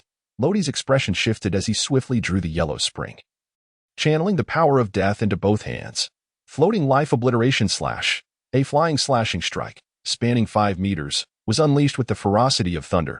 Upon colliding with the dragon-like currents of air, a sudden surge of energy caused the ground to begin to cave in. The glazed tiles atop the roof shot upward into the sky, while walls and stone pillars were left marred with deep scratches. The 2 forces remained locked in a stalemate in midair. At that moment, Hoden took a deep breath, and his aura surged dramatically. With a clap of his hands, he summoned an invisible current that resonated with a roar reminiscent of a dragon's chant. In an instant, the flying slashing strike was completely engulfed, along with Luadi, vanishing into the turbulent air. As the palace began to collapse, Hodi dashed out with Biluo, who had fainted from pain, and Kadi, whose head had been pierced. With a thunderous boom, the palace finally succumbed to its fate, and in that instant, dust billowed into the air. What was once a magnificent palace was reduced to heaps of rubble. Outside the palace, in a secluded alley, a violent coughing fit erupted. Luadi, having released his semi-death transformation, felt his death god robe dissipate in an instant. Leaning against the wall, a distinct trace of blood could be seen at the corner of his mouth. 2 of his ribs were broken, and his left hand was fractured. Thankfully, he had summoned the death god robe. Otherwise, he would have suffered far worse. Feeling the piercing pain coursing through him, Luadi could not help but let out a bitter smile. Truth be told, the root of this misfortune lay in his own arrogance. However, he was fortunate that this defeat had enlightened him to his shortcomings. In the future, he would not recklessly infiltrate enemy territory without absolute certainty. Having been tricked once, he might learn his lesson. Yet, if he were to be continuously outmaneuvered, then he, Luadi, would truly be foolish. Once I absorb that power, I shall settle the score with you all, just as Luadi pondered. The voice of the telephone bug interrupted him. He answered the call. Hello. The voice on the other end belonged to Lafayette. Captain Luadi, we are under attack. Upon hearing this, Luadi was momentarily taken aback. Attack? Are the assailants formidable? At this point, Lafayette's voice sounded noticeably weak. Indeed, they are strong. Neither Stamden nor I could withstand them. Captain Luadi, I am deeply sorry. We could not hold our ground and had to abandon ship. furrowing his brow. Luwadi inquired further, did everyone manage to escape? To be honest, he felt quite concerned. However, Lafayette suddenly chuckled on the other end. Yes, thanks to Winnie, who notified us in advance. Otherwise, we might not have escaped. Winnie. Luwadi was somewhat surprised to hear this name. From his perspective, Winnie was merely a decorative figure. He had not anticipated her possessing such capabilities. Could it be that Winnie had awakened her observation hockey? Setting that aside, it was good that they had escaped. As long as you made it out, do you know who attacked you? Lafayette hesitated for a moment before responding, if I am not mistaken. It should be the forces of the Great Treasure Navy and the Three Treasure Navy. So, the pirate crews of the Flower Country are involved, then. Understood. We shall regroup at the main port of the Flower Country. After confirming the meeting point, Luwadi ended the call. The Flower Country, the pirate forces. It appeared that the attack against him was likely from a certain pirate crew as well. Given their formidable strength, they were most likely a significant threat. While lost in thought, Luwadi entered his semi-death transformation and vanished into the horizon. 3 days later, a newspaper was dispatched worldwide. The final elegy of the death god Luwadi, the legend of Green Pepper, comes to an end. Hoden, the pillar of the Flower Country, emerges. The demise of the death god pirate crew. The bold letters caught the eye. The main content reported that Luwadi had slain the legendary pirate Green Pepper, only to be killed by Hoden, the pillar of the Flower Country's second treasure navy. The remaining crew of the death god pirates were left in disarray. Fleeing from the Great Treasure Navy and the Three Treasure Navy, ultimately escaping after losing a ship at the main gate of the Flower Country. Yet, can the death god pirate crew still be called such without their captain? No one knew. In the Grand Line, Shanks gazed at the newspaper in his hands, a hint of regret flashing in his eyes. What a pity, he was ultimately too young. Beckman, puffing on a cigarette, remarked calmly. Arrogance and hubris are traits most pronounced in the young. Without guidance, they ultimately achieve nothing. On board the Whitebeard pirates, Marco handed a newspaper to Whitebeard. Gururara, has Green Pepper truly died? That brat Luwadi indeed possesses some skill. But he never even entered the Grand Line. After saying this, Whitebeard took a swig of his drink, a complex emotion flickering in his gaze. Perhaps Green Pepper's demise stirred some reflection within him. Or perhaps he lamented that Luwadi would never witness the vast, tumultuous seas. At that moment, Marco frowned and cautioned, "Old man, considering your health, you should drink less." Whitebeard laughed heartily, his spirit undeterred. "Nonsense. I am Whitebeard, at Marine Headquarters in Marineford." Sengoku munched on some rice crackers, a newspaper spread before him. It seems the Navy won't need to intervene after all. Meanwhile, Vice Admiral Tsuru frowned, pointing at a photograph featured in the newspaper. "Look here, that black robe clearly belongs to the death god Luwadi. And have you noticed, the report only mentions Luwadi's death, but where is his body?" Sengoku leaned in to take a closer look at the image, which depicted the crew of the death god pirates hijacking a ship as they fled from the Flower Country, a corner of the death god robe visible in the frame. At this moment, Tsuru pulled another newspaper from a pile beside her. "Look here, doesn't this match perfectly?" This time, she revealed an image of Luwadi fully transformed in the kingdom of Sidakaya, comparing the two images. They indeed bore resemblance. Sengoku examined both images thoughtfully, then nodded. It seems he is likely still alive, albeit gravely injured. Tsuru snorted softly. Now is the opportune moment. We should not delay in issuing orders to the branches to apprehend them. Moreover, Vice Admiral Vika is also on duty there, making it a perfect opportunity for him to assist. Agreed. Let us catch them all this time. After finishing his last rice cracker, Sengoku dialed the telephone buck. In Frost Moon Village, Zaro, having just received a newspaper from his master, Gungshiro, wore a disappointed expression. How could he have died? Darn it. Just recently, he had sworn to defeat Luwadi, yet now, in Windmill Village. Garp punched Luffy on the head. "Luffy, you must become a marine someday." He then glanced at Ace, who was eagerly staring at the newspaper in his hand, and he too received a punch. "And you too." In the West Sea, Nico Robin quietly gazed at the newspaper in her hands. "I can't believe he is actually dead." Meanwhile, the leader of Asteria, Kanaro, burst into laughter. "Ha ha. And he called himself the death god. Turns out he is dead. I suppose there is no longer any need for collaboration." Some rejoiced, while others mourned, but none felt the sorrow more deeply than Princess Fina of Sidakaya. That day, she locked herself in her room and did not emerge for the entire day. Overall, this newspaper brought a ripple of shock across the lands. However, unbeknownst to all, the protagonist, Luwadi, was very much alive. 10 days later, on the boundless sea, a small single-masted sailboat, measuring over 10 meters, drifted slowly with the direction of the sea breeze. 9991. 9992. 9999, completing his final swing, Luadi sheathed his sword. The yellow springs, with a sense of calm. Lord Luadi, here, upon receiving the towel handed to him by Winnie, Lodi wiped the sweat from his brow. 13 days have passed. Indeed, it has been the 13th day since they departed from the land of flowers.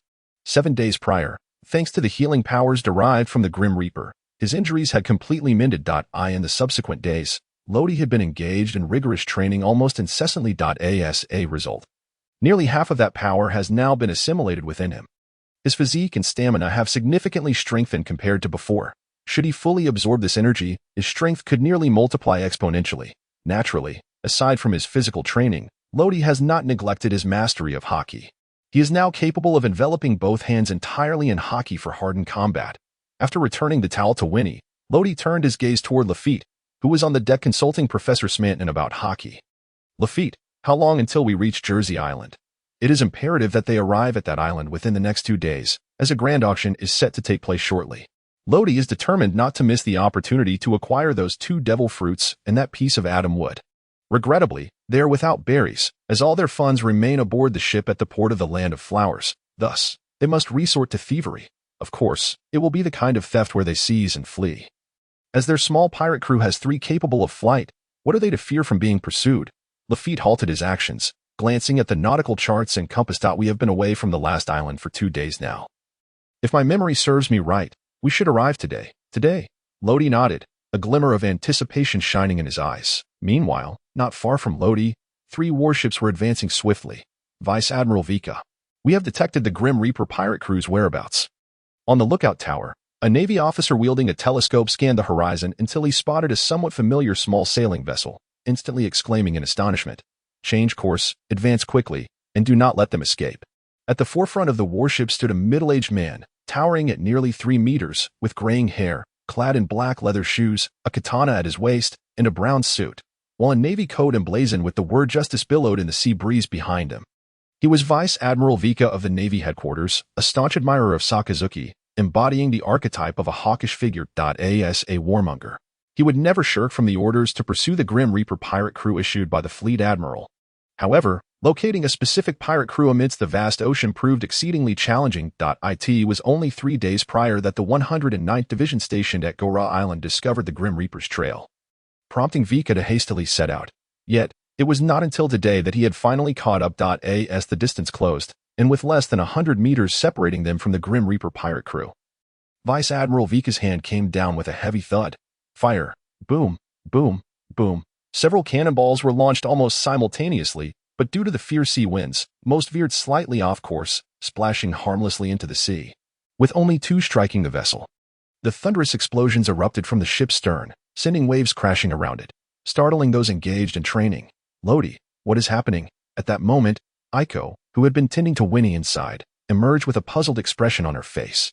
The previous night, heavy rain had fallen at sea, during which Winnie had developed a high fever. Lodi quietly observed the stern of the ship, sensing through his observation hockey that the 3 warships were closing in, seemingly preparing for a boarding battle. "It's all right, we'll handle this. You just focus on taking care of Winnie." After sending Aiko back, Lodi and his companions moved toward the stern. Yomi Zensatsu, a colossal black slash was unleashed, instantly obliterating several cannonballs that were hurtling toward them.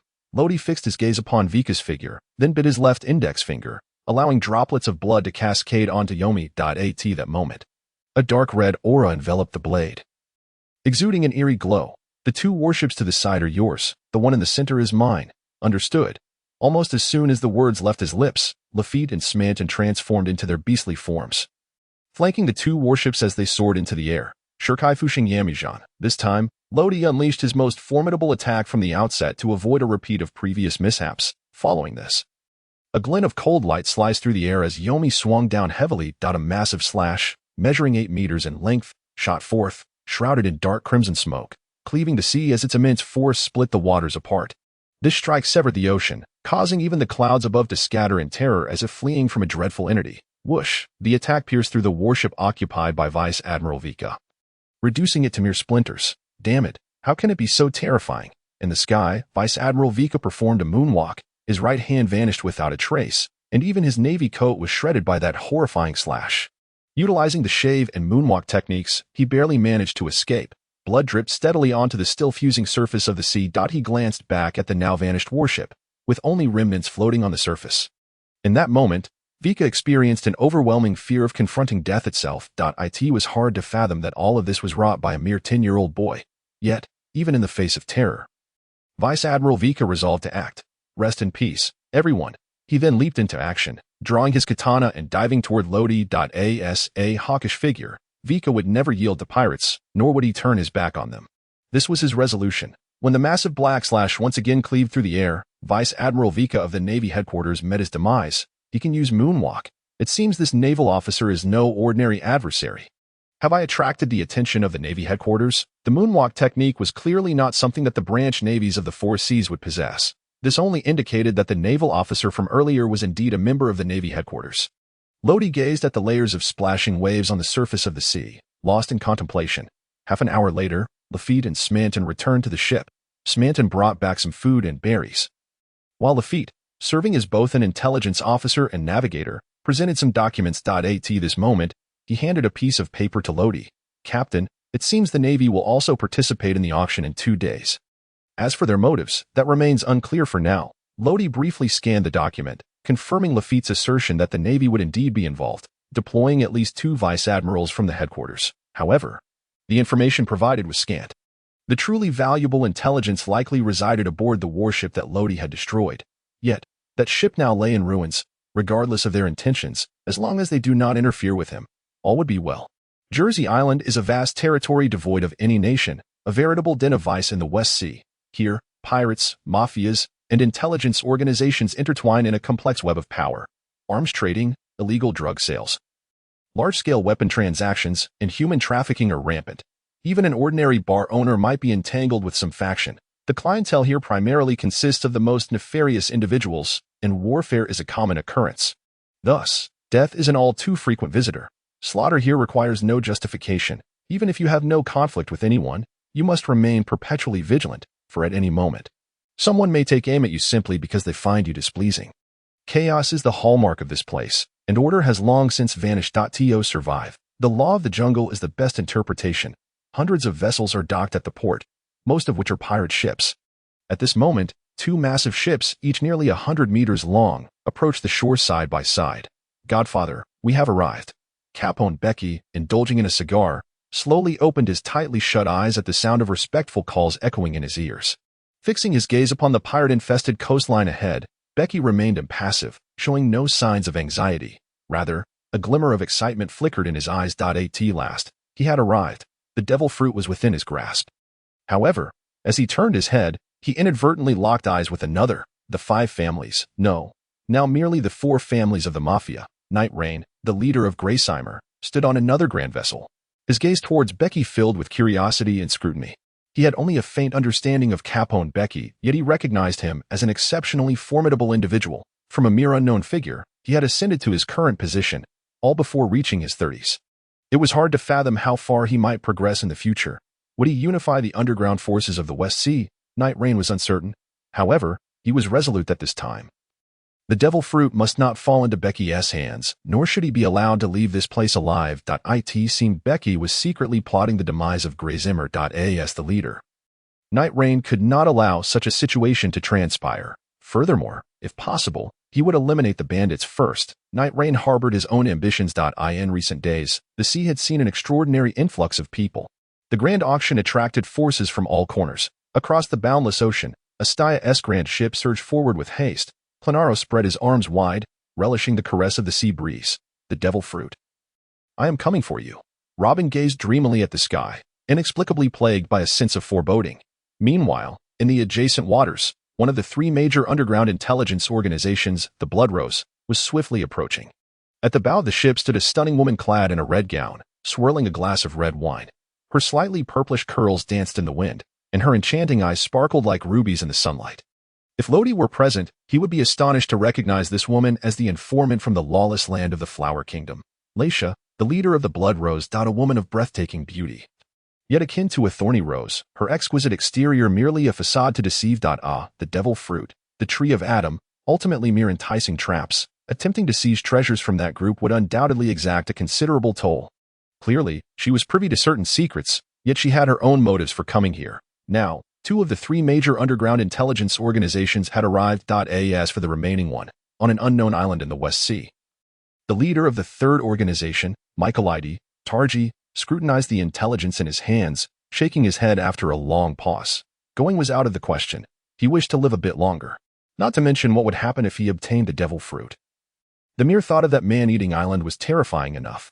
Moreover, according to the intelligence, the Navy would dispatch a high-ranking admiral this time, and that island of sin would face complete annihilation. In short, he had no intention of going. Among the four great mafia families, aside from Capone, Becky, and Night Rain, the other two families, Ivan of Ballantyne and Dolan or of Minash, were also hastily on their way. This time, unlike before, the Navy had mobilized, with Vice Admirals Mal and Mac leading 30 warships across the sea, their destination the Jersey Island. Following them was yet another special warship, upon which stood a towering man clad in a purple suit, adorned with a patterned tie. Standing at approximately 3 meters tall, his robust physique bore the marks of time. When he turned, the navy coat he wore billowed dramatically in the sea breeze. He was Blackarm Zephyr, also known as the Admiral who does not kill. His purpose for coming here was unmistakable. At the Jersey Island port, a throng of figures clad in black surged into the crowd, soon vanishing from sight. These were reporters from the World Economic News Agency. Such a grand auction was an event they could not afford to miss. Oimo gazed at the two dimly colored images he had intercepted, seemingly lost in thought. Lodi, I have yet to see you become the sovereign of the seas. You must appear here, must you? Ever since witnessing Lodi's rise, he had been deeply captivated by the aura surrounding him. If possible, he would pen a biography titled The Legend of Lodi in the years to come. With the increasing number of forces joining, the future direction of this exceptionally rare grand auction became ever more enigmatic.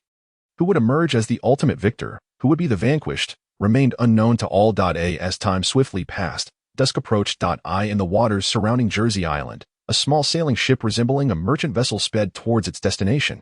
Compared to other vessels, this ship could be deemed exceedingly rudimentary. Even the smallest pirate cruise ship surpassed it in quality. Such vessels often became easy prey. The law of the jungle was vividly illustrated here. Indeed, a small pirate crew of a dozen or so members awaited the arrival of their next target. Of course, many pirates scoffed at it. After all, even if they seized that ship, it wouldn't guarantee them enough to cover the cost of ammunition. It's my turn now.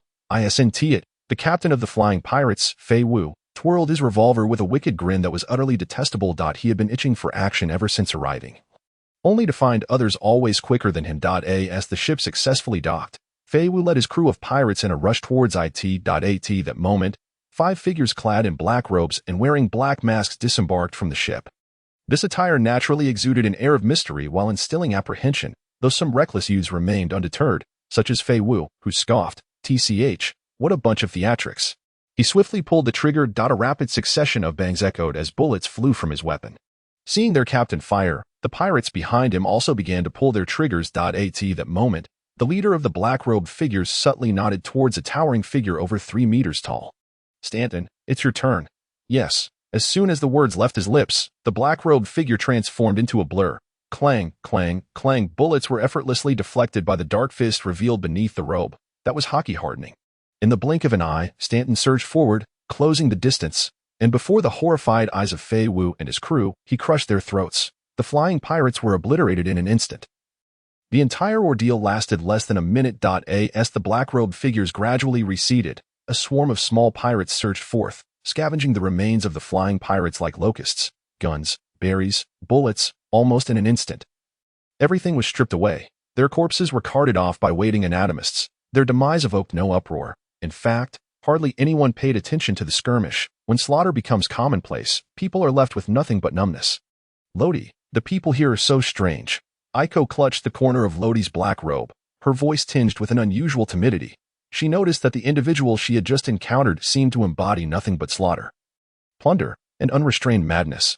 Lodi grasped her hand, quietly gazing ahead. In a couple of days, we will leave this place. Do not fear. I will protect you. Just then, Lodi felt a spherical object collide against his back. As he turned, Winnie suddenly collapsed to the ground. Fortunately, Lodi reacted swiftly, catching her. "Sister Winnie, what's wrong?" One side of Aiko was startled and hurriedly whispered a question. However, Winnie did not respond. Her breathing was slightly labored.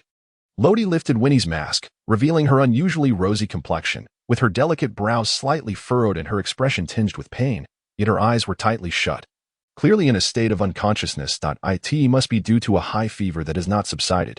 Raphite, go find a doctor. Smanton, inquire about the news regarding that auction. We will gather at the port later. Upon returning to the port, Lodi discovered that their small boat had been completely ransacked, leaving little behind.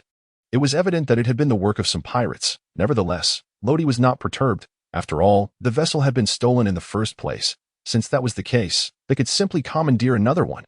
Subsequently, Lodi instructed Iko to take Winnie to that ship to rest for a while. This one will do. Ultimately, Lodi set his sights on a medium-sized pirate ship, approximately 40 meters in length. The Leighton pirate crew was particularly lively that day. They had just slaughtered a plump target, though not in the literal sense of the term. A young officer, with his face flushed from drink, akin to a monkey's behind, raised his goblet and addressed a burly man across from him, who wore an eye patch. Captain Leighton, we finally dealt with those ruffians today. Come, let me toast to you. Leighton was the captain of this pirate ship, with a bounty of 25 million berries, and he was somewhat notorious in the West Sea. Earning the moniker Rending Tiger. It was said that he had once torn a full-grown tiger in half with his bare hands, hence the title. Everyone was in high spirits, and Leighton naturally did not refuse, raising his goblet and downing the drink in one go. Everyone has worked hard today. After the auction concludes, I will treat everyone to some fun. Upon hearing this, nearly all the crew members stood up, their faces alight with joy, ready to toast their captain. Just then, a loud crash echoed as a small pirate flew in from outside, crashing heavily into several pirates who had their backs turned to the door.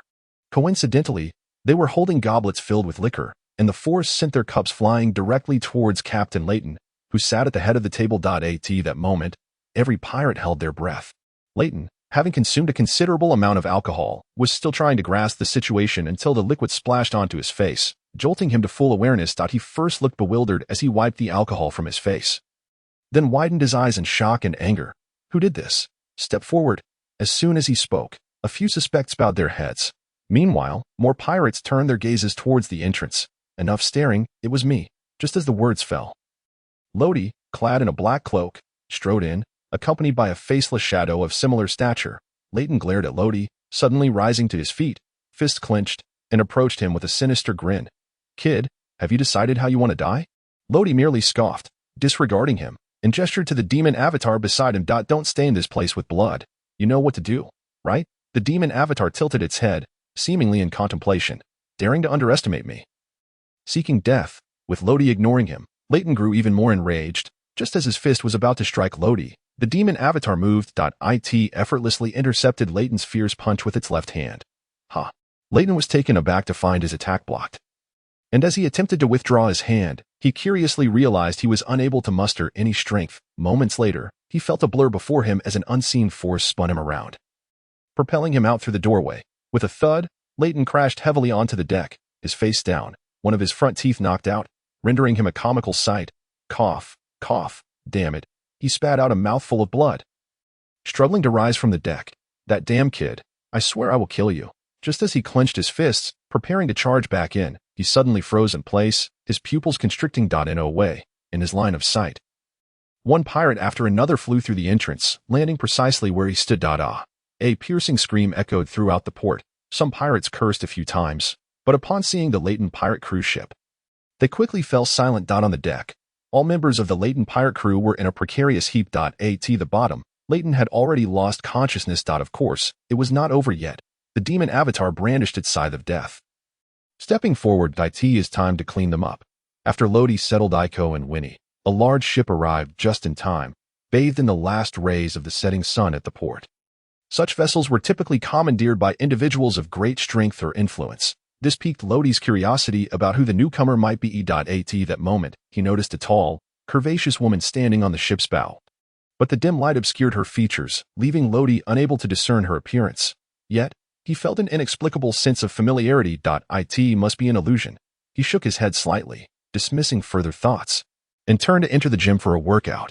To his surprise, this ship was far superior to the previous two. It was fully equipped with a gym, conference room, kitchen, and lounge. Unbeknownst to Lodi, as he observed the woman, she too was watching him. That cloaked figure? A coincidence? Nico Robin stood on the deck, deep in thought. Is that a corpse? Suddenly, she noticed several bodies floating at the point where the ship met the sea. The blood seeping from the corpses seemed fresh, still radiating a shocking crimson hue. Even more astonishing to Robin were the two figures, also clad in black cloaks, soaring through the sky with wings, bringing along an elderly man carrying a small wooden box.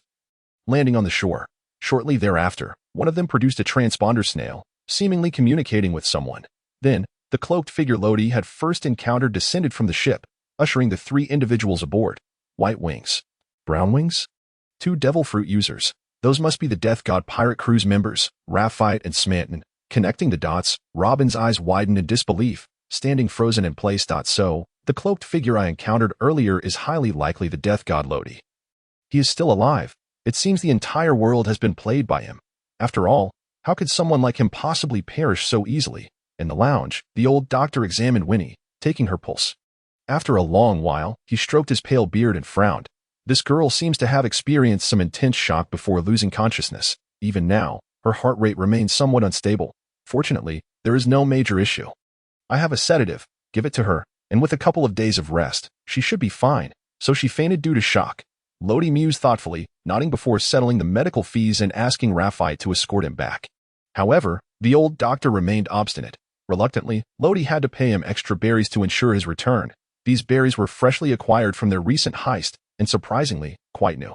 The old doctor was quite pleased, though it was unclear whether it was due to receiving double the payment or the fact that he wouldn't have to fly back. After resting for 2.5 days, Winnie finally began to recover. Lodi inquired if she had seen anything before losing consciousness. Winnie shook her head, indicating that she had been in a state of unconsciousness due to exhaustion and a high fever, and had not witnessed anything. However, it was evident that she was not adept at fabricating lies. Nevertheless, everyone harbors their own secrets. Winnie refrained from divulging to Lodi, and he would not press further. Today marked the commencement of the auction, which, according to Smanton's investigation, was set to begin at noon. However, to gain entry into the auction hall, each individual was required to pay a deposit of 1 million belly. This measure was implemented to filter out those lacking the financial means for bidding. After all, the number of people gathered here was exceedingly large, and even the spacious auction venue could not accommodate such a crowd. As for whether the subsequent deposit would be refunded, it was highly unlikely. One must bear in mind that this was the infamous island of sin. What is credit? Merely a verbal promise casually uttered. Lodi intended to bring only Lafayette to the auction. Firstly, Lafayette possessed the ability to hypnotize, a skill that would prove invaluable when the time came. Secondly, Lodi required assistance in seizing the devil fruits in the Adam tree. It would be rather impractical to operate alone. As for Smanton, he would remain behind to protect Iko and Winnie, while also steering the ship to the designated waters they had planned a couple of days prior. Both Lodi and Lafayette were capable of flight, allowing them to escape directly to that maritime area after securing the items, making it nearly impossible for anyone to pursue them. Upon paying the belly, the cloaked figures of Lodi and Lafayette successfully entered the auction hall. The interior seating was divided into 3 sections, inner, middle, and outer. Occupying the innermost area, closest to the auction stage, were undoubtedly the leaders of various underground factions or the infamous pirates of the West Sea. For instance, the heads of the 4 major mafia groups, Capone Becky from the gang, Night Rain from Grismere, Ivan from Barrington, and Dolan Un from Minash. Among the 3 prominent underground intelligence organizations, 2 were represented. The leader of Astaya, Nero, and the leader of the Blood Rose, Laisha. Lodi was taken aback upon seeing Laisha. He had not anticipated that the bar owner who previously provided him with intelligence held such a significant identity. In the innermost circle, beyond the notable leaders of underground factions, Lodi also spotted a familiar figure, Houghton, the pillar of the Second Treasure Navy. Clearly, such a grand auction would not escape the attention of the Flower Kingdom.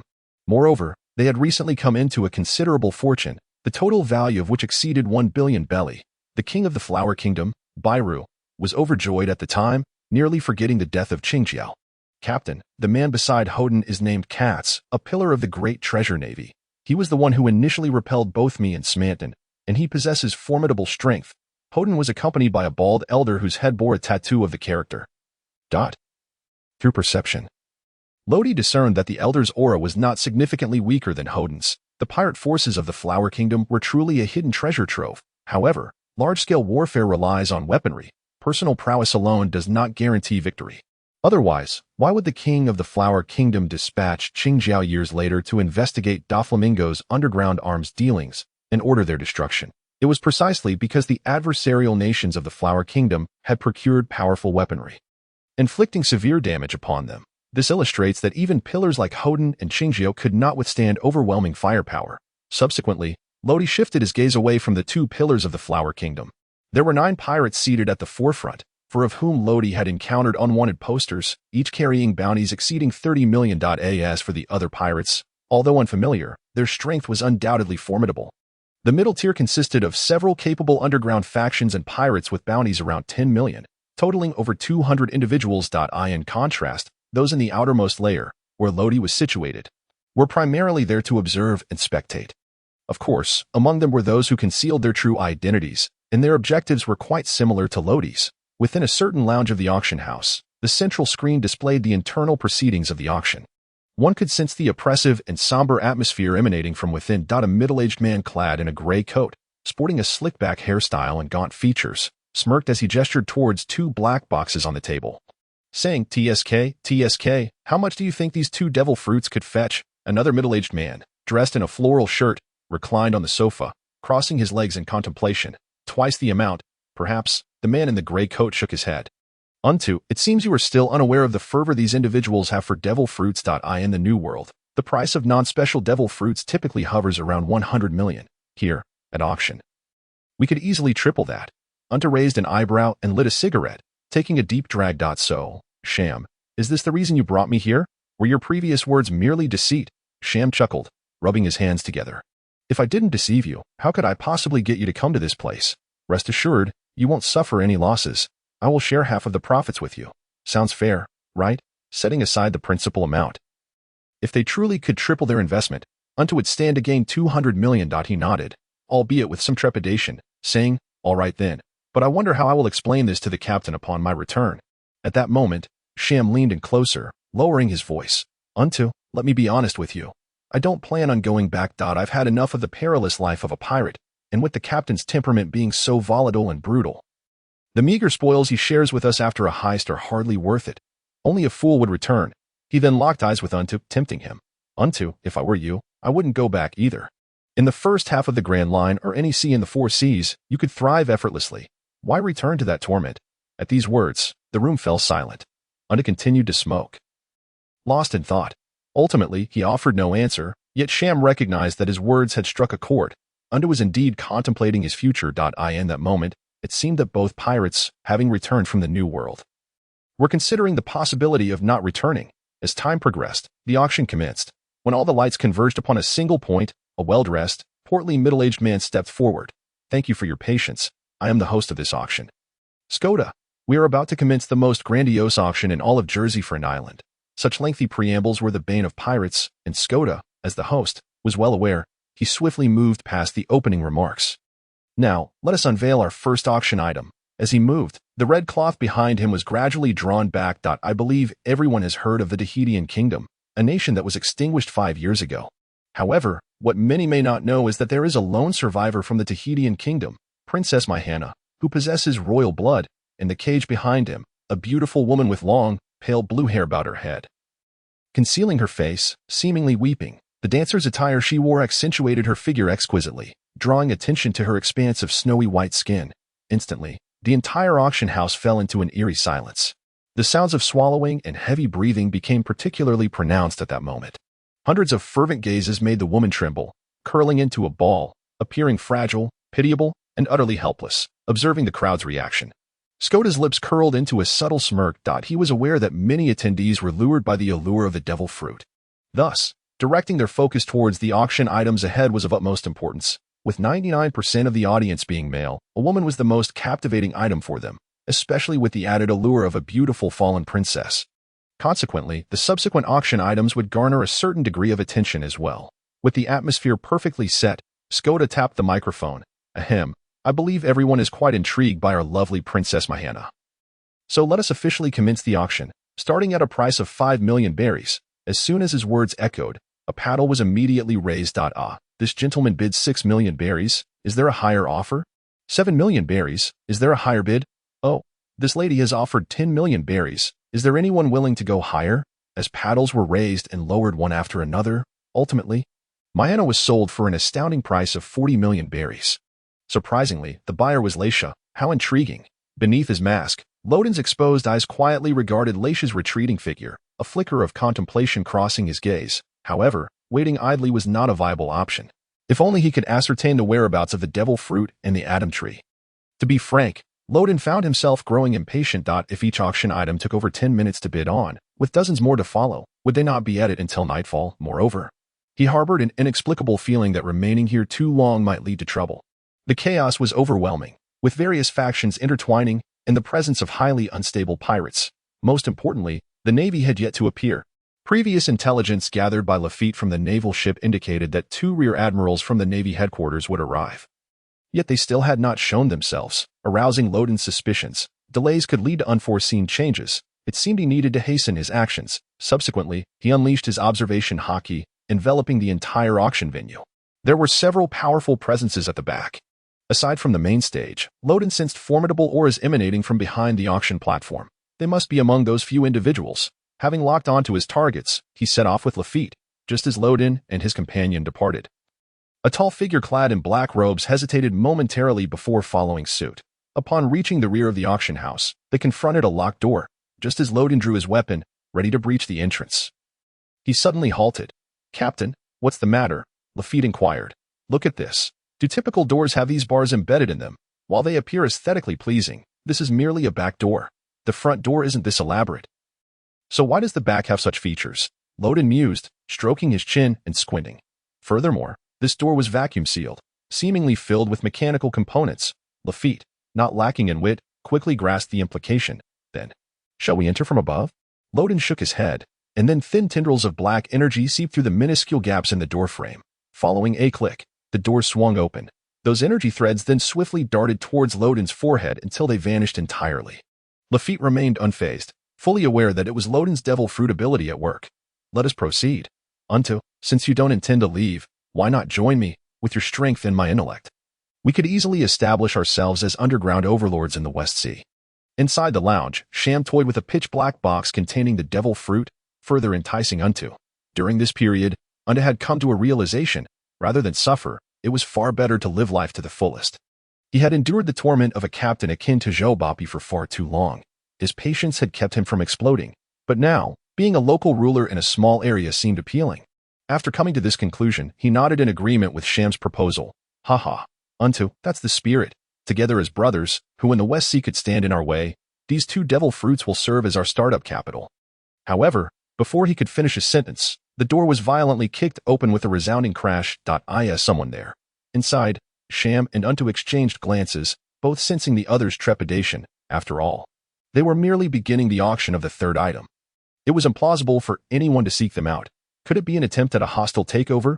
Let us check it out. Unto nodded, extinguishing the half-finished cigarette in his mouth, and cautiously approached the door. Just as he prepared to open it, a blade slid through the crack of the door. A knife, wrapped in armament hockey. Unto's pupils dilated in shock, and he hastily retreated several steps to a safer distance. "What's the matter?" Due to the angle, Sham couldn't see the knife, merely noticing Unto's odd behavior. Unto's gaze remained fixed on the door. The knife had already retracted, but the lock was damaged. "Sham, secure the devil fruit. The person outside is not to be trifled with," and they wield armament hockey. His voice was laden with gravity, clearly sensing the pressure of the situation. Loden retracted his weapon, and with a creaking sound, the door was slowly pushed open. Under the cover of his observation hockey, he overheard their conversation. The devil fruit was in the possession of these 2 individuals. How amusing, attempting to double-cross one another. Upon entering, he was met by 2 figures clad in black masks. Instinctively, Unto mistook them for members of the auction house. "Who gives you the audacity?"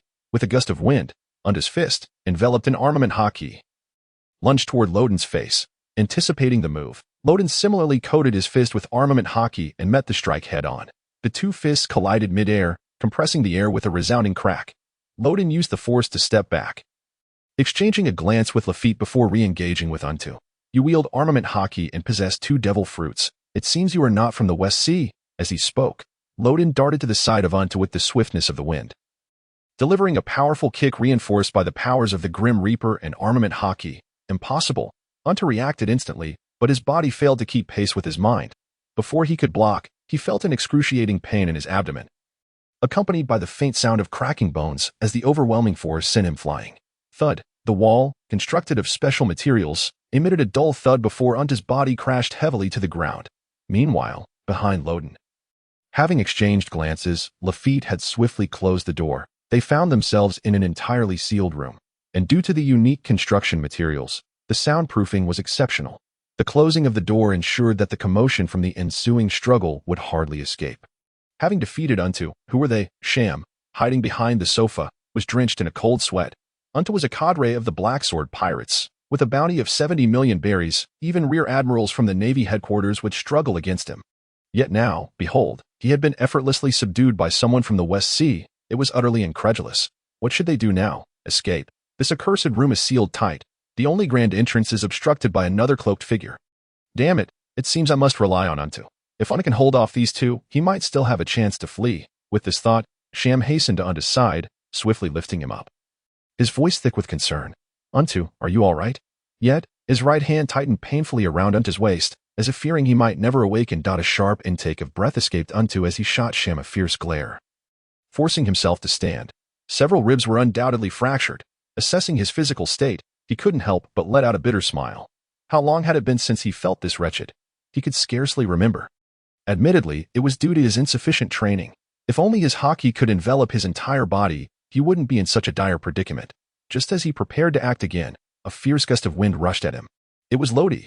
With no other choice, Untu raised his arm in a futile attempt to shield himself from the assault. As his haki barely covered half of his arm, an overwhelming force surged through him, sending him crashing violently against the wall. Lodi had unleashed 80% of his strength, nearly shattering Untu's arm. Terrifying. Beside them, Sham, witnessing Untu's pitiful state, sensed the imminent danger and ready to flee. Yet, as he took a step forward, he halted abruptly. Don't move. At that moment, a sword cane was pressed against Sham's neck, wielded by none other than Lafayette. Now, let us not escalate things. It's best to keep dangerous weapons out of sight. Sham raised his hands above his head, clearly surrendering. Meanwhile, Lafayette fixed his gaze intently upon Sham's eyes, silently counting down. 3, 2, 1. As the final number fell, Sham felt a wave of dizziness wash over him, his consciousness fading. Losing control of his body, produce the devil fruit. At Lafayette's command, Sham offered no resistance, behaving like a mere automaton as he retrieved 2 pitch-black boxes from behind him. Captain, shall we open them? Lafayette extended the boxes. Cool to the touch and somewhat coarse, yet of splendid quality. Not necessary. Lodi refrained from opening them. He could discern whether they contained devil fruits, relying on the lingering essence of demonic power within his own soul. Beneath his cloak, he had prepared a bag in advance, casually placing the 2 boxes inside before retrieving 2 more from within. These contained apples, albeit with a peculiar twist, their appearance quite odd. Just have them deliver this to the auction house. Lafayette accepted the boxes, nodding in agreement, then approached the hypnotized Sham and the unconscious Untu.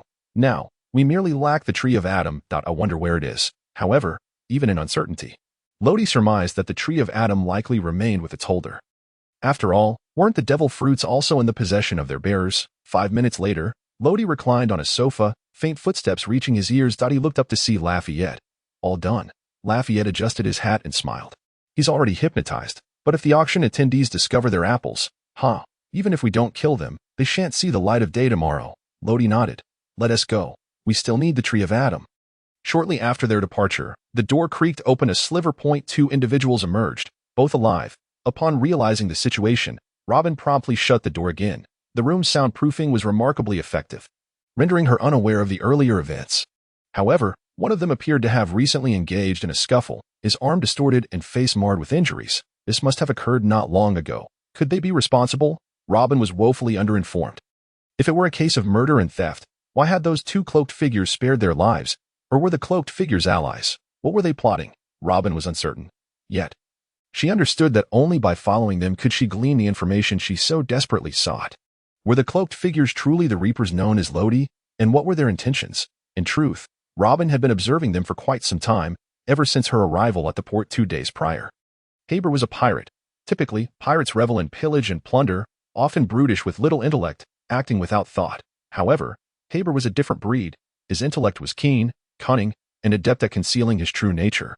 Thus, despite being a pirate, the Navy had yet to issue a bounty on him. Nevertheless, the lack of a bounty did not negate his piratical identity. After all, his previous identities with bounties had all been killed. Take, for instance, the officer from the Crow Pirates, who had perished under naval fire, along with the lives of every member of his crew. Yet, Haber remained alive, for he had orchestrated the very downfall of the Crow pirates. His aim was the Tree of Adam. He was a man of considerable madness. Such deeds were as simple to him as eating and drinking, yet he relished in the thrill of controlling the lives of others. Ugh, how dull. I can't stand being in this West Sea for another moment. Haber gazed at the massive tree that nearly spanned the entirety of the room, a slight smirk gracing his lips. He had made up his mind. After selling the Tree of Adam, he would set off for the Grand Line. As nothing in the West Sea piqued his interest any longer. Bang! The doors swung open without warning. A mysterious figure clad in a gray robe stepped inside. How did he gain entry? A jolt of fear coursed through Haber. Out of caution, he had locked the door upon entering, the key inaccessible from the outside. Clearly, the newcomer bore ill intent. Haber's mind raced with possibilities, regardless of whether this gray-cloaked figure was an auctioneer or part of another faction. His objective was undoubtedly the Tree of Adam. However, did these individuals underestimate him? In that very instant the door opened. His hand instinctively reached for a small pouch tucked at his waist, containing a paralyzing powder. This was Haber's special blend.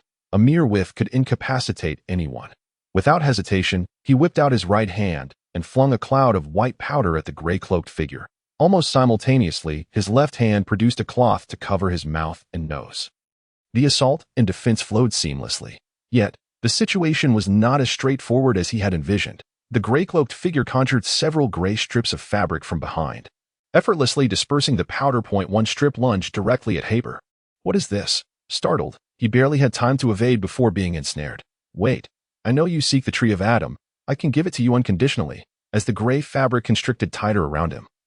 A flicker of panic crossed Haber's face, yet his right hand had already drawn a sharp dagger. If given a moment, he could slice through that accursed fabric. Ha!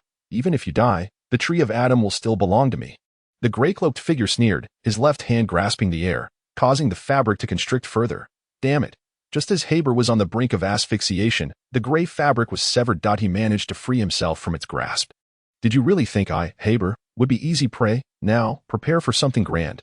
Haber rolled on the ground for a week, after which he scattered all the loose powder, and in an instant, the white powder was almost ubiquitous throughout the room. With a snap, he unexpectedly produced a fuse from his hand. Die. The blinding flame ignited the white powder suspended in the air, and in an instant, the fire spread throughout the room, leading to a violent explosion. Boom! In the corridor, the deafening sound of the explosion caused Lafayette to momentarily pause, then glance sideways at Lodi. Captain, ahead. Lodi nodded. The site of the explosion should be the location of the Adam Tree. But it was unexpected that someone was faster than us, and that person seems to be a capable one as well. Moreover, it appears that others are approaching as well, but before that, we must deal with the little mouse that has been following us. As he spoke, Lodi slightly halted, and in a swift motion, he activated Shave. In the next moment, he appeared behind a mysterious figure clad in a black robe and firmly grasped his neck with one hand. However, it was somewhat awkward, for the figure before him was a head taller. You have been following us since we entered here. If you do not reveal your reasons, I do not mind resolving this here. Yet, as soon as the words left his mouth, several pink petals flew out into the air. Three-wheeled flower. Suddenly, 3 arms sprouted from Lodi's body, one wrapping around his neck while the other 2 simultaneously restrained his right hand. Run. Feeling the grip on him momentarily weaken, the figure in the black robe seized the opportunity to break free from the bindings and without hesitation, turned to flee. In truth, for Lodi's strength, those arms were utterly trivial. However, this ability left him somewhat astonished. Wasn't this the power of the Hana no Mi? And its wielder is none other than Nico Robin, known as the Child of the Devil. I never expected the one tracking me to be her. What a small world. Observing the now desolate corridor, Lodi shook his head and chose not to pursue, instead returning to Lafayette's side. Regarding Robin, Lodi did not harbor any hatred. On the contrary, her plight evoked sympathy. Moreover, as one of the few in this world capable of deciphering ancient texts, Robin deserved to live. In fact, Lodi held a keen interest in that blank history from 800 years ago. Perhaps one day he would unravel that forgotten past. And for that, he would need Robin's assistance. Captain, is that person very special? Lafayette inquired, curiosity evident in his voice. He had witnessed the figure in the black robe fleeing but did not pursue, knowing well that Lodi had intentionally let him go. Lodi nodded. Indeed, quite special. Perhaps we shall meet again in the future. In the number 10 lounge, as everything settled into calmness, a man clad in a black mink coat approached the entrance. He was the owner of this auction house. Nelka, nicknamed the Springbok Man. TSK, worthless. I initially intended to collaborate with you, but it seems that is no longer necessary. Inside the room, a bloodied and mangled figure lay gasping for breath on the floor. His gray robe reduced to mere tatters. But, Haber, I truly did not expect you to still be alive. At the edge of the Adam tree, a rather conspicuous black cloth was present. Haber had taken refuge beneath it. The black cloth that covered him was quite special, capable of withstanding fire and certain degrees of explosion, which was the reason for Haber's survival. Realizing he had been discovered, Haber crawled out from under the cloth, scratched his head, and forced a wry smile. I almost died. If your purpose in coming here as the owner of this auction house is also for the Adam tree, I can unconditionally give it to you. Just please let me leave. His means had been exhausted, and faced with the owner of the auction house, he could only temporarily beg for mercy. But was it truly so? Just then, a series of footsteps echoed from the corridor.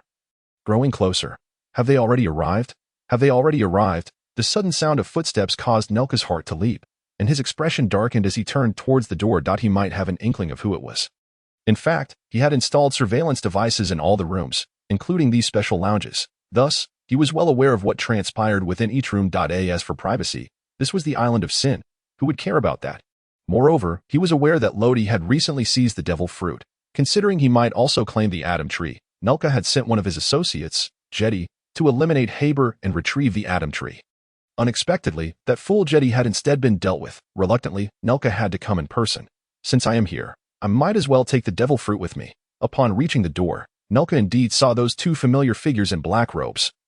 A sinister smile curling at the corners of his mouth. Just as he prepared to make a move, a gunshot rang out from behind him. Caught off guard, Nelka took the bullet. Damn it. Haber, how dare you? Facing Nelka's murderous glare, Haber merely smiled disdainfully. Ha. Nelka, do you even realize who I am? This Adam tree is something I painstakingly acquired. Do you think I would simply give it to you? Don't be ridiculous. Also, that bullet lodged in you is no ordinary bullet. It is a Seastone bullet. Now, do you feel your strength waning and your abilities rendered dormant? Ha. This is the consequence of crossing me. Rest assured, I will manage this auction house splendidly for you. Suddenly, the sound of clapping interrupted, causing Haber to furrow his brow as he instinctively aimed his gun at the entrance. He was aware someone was outside but was uncertain of their identity. Yet, it should pose no significant threat. After all, with Nelka, the strongest, down, what was there to fear? Wonderful. Lodi kicked the defenseless Nelka into the room and swiftly drew his weapon, raising it to block an incoming bullet. I never imagined. It seems I won't even need to lift a finger. Under the observation of observation hockey, Lodi had not missed a single word exchanged between Nelka and Haber, allowing him to witness this captivating drama unfold. He had to admit that Haber indeed possessed a modicum of cunning. However, regrettably, he was not the main character in this tale. Lodi was the one poised to reap the benefits. Bang, bang, bang. Before Lodi could act, Haber fired several rounds, but unsurprisingly, they were effortlessly blocked. Ha. Haber, even if you manage to outsmart me, that fellow is not someone you can eliminate. In the end, you two will meet your demise. Nearby, Nelka, lying on the ground, laughed maniacally. This laughter, however, only fueled Haber's irritation. Yet, once the last Seastone bullet was deflected, he realized he could not afford to be angry, for he had exhausted his final means. And henceforth, he would have to rely on Nelka. Nelka, I know you despise me, but for now, let us consider how to survive. I will help you extract that Seastone bullet, and we can discuss the subsequent matters later. As he spoke, Haber had already drawn a dagger and plunged it forcefully into Nelka's shoulder. Damn it. MD, can't you be gentler? Accompanied by Nelka's agonized cries, in the blink of an eye, Haber had removed the bullet, along with a substantial amount of flesh. How ruthless. The scene elicited a shake of the head from Lodi. However, he soon glanced at the Seastone bullets on the ground, and with a flick of his blade, 2 bullets were shot into the thighs of Nirka. A more piercing scream reverberated throughout the room. Nirka was rendered completely numb. Death would have been a mercy, even if the Seastone bullets were entirely removed. He would likely be incapable of fighting. Yet, Haber showed no concern for him, raising his hand to slice into each of Nirka's legs, extracting the 2 Seastone bullets once more. Hurry and use your abilities. At Haber's reprimand, Nirka finally managed to suppress the pain and entered his half-beast transformation. His devil fruit was of the Zoan type, specifically the bulbul fruit, antelope form, allowing him to morph into an antelope-human hybrid. Alas, with his legs incapacitated, his combat prowess was halved. Fortunately, he still possessed a pair of sturdy, resilient horns. Quick, throw me out. Upon hearing this, Haber wasted no time, seizing Nirka's legs, spinning him around 3 times, and then flinging him away with great force. Tormented by pain, Nirka harbored a deep-seated hatred for Haber. If possible, he would have relished the chance to kill him right then and there, but his current target could only be Lodi. In midair. He aimed his horns directly at Lodi. Unfazed, Lodi enveloped himself in the power of the yellow spring, his hands brimming with the strength of death. With both forces combined, he leapt into the air. Delivering a fierce downward strike, the yellow spring descended closely upon Nirka's scalp, severing his horns cleanly. Haber's eyes widened in shock. Nirka, oblivious to what had transpired, merely felt a chill on his scalp. As he propelled forward, he seemed to glimpse his horns falling to the ground, only to crash into a wall, rendering him unconscious. Haber, I must say, you are quite ruthless, and it is often individuals like you who pose the greatest danger. Lodi's cold voice echoed in Haber's mind, and before he could utter another word, a massive slash hurtled towards him. Flying slash, sword master. With that, Haber departed this world, filled with the last vestiges of shock and reluctance. Almost simultaneously, the retaliatory force surged into Lodi's body. Not bad, not particularly strong. Now, it's time to wrap things up. Lodi stepped into the corridor, and just as the yellow spring was about to claim Nirka's life, his expression suddenly shifted. So powerful, who could it be? With his observation haki, he sensed an undeniable, overwhelming aura rapidly approaching the auction house. Although observation haki could not precisely gauge an opponent's strength, the pressure emanating from this presence was unmistakable. It was an aura he had never encountered before, one that should not exist in the West Sea. Could it be red-haired Shanks? Lodi was uncertain, but one thing was clear. He could not contend with that individual. Raffet, go bring Adam Wood over here. Raffet nodded, turning towards the lounge. Moments later, a glint of cold light flashed, and with a swift stroke, Lodi dispatched the unconscious Nirka. However, the power did not return to him. Instead, it was wholly absorbed by the yellow spring. Under the baptism of that power, the aura of the yellow spring became increasingly formidable. All right, it's time to make an opening here. Subsequently, the yellow spring was enveloped in a layer of armament haki as Lodi gazed up at the ceiling. Floating life annihilation slash, he struck downward with a single, powerful blow. The 5-meter-long black slash seemed capable of obliterating everything in its path, penetrating wall after wall, sending debris soaring into the heavens. Upon reaching over 200 meters high, it rapidly dispersed, falling in perfect parabolic arcs. Raffet, give me Adam Wood. We must leave this place quickly. If we delay any longer, we may not escape. Donning an additional layer of a black cloak, with dark, smoky clouds swirling around him, Lodi entered a state of semi-death transformation and gestured to Raffet.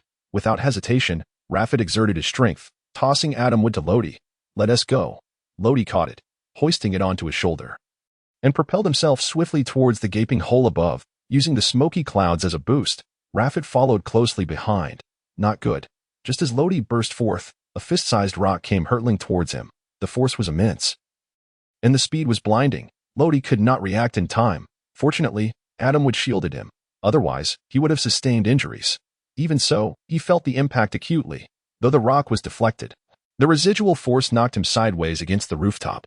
Adam Wood became lodged in the opening, and due to inertia, began to plummet. Thankfully, Raffet, rushing from below, managed to brace it.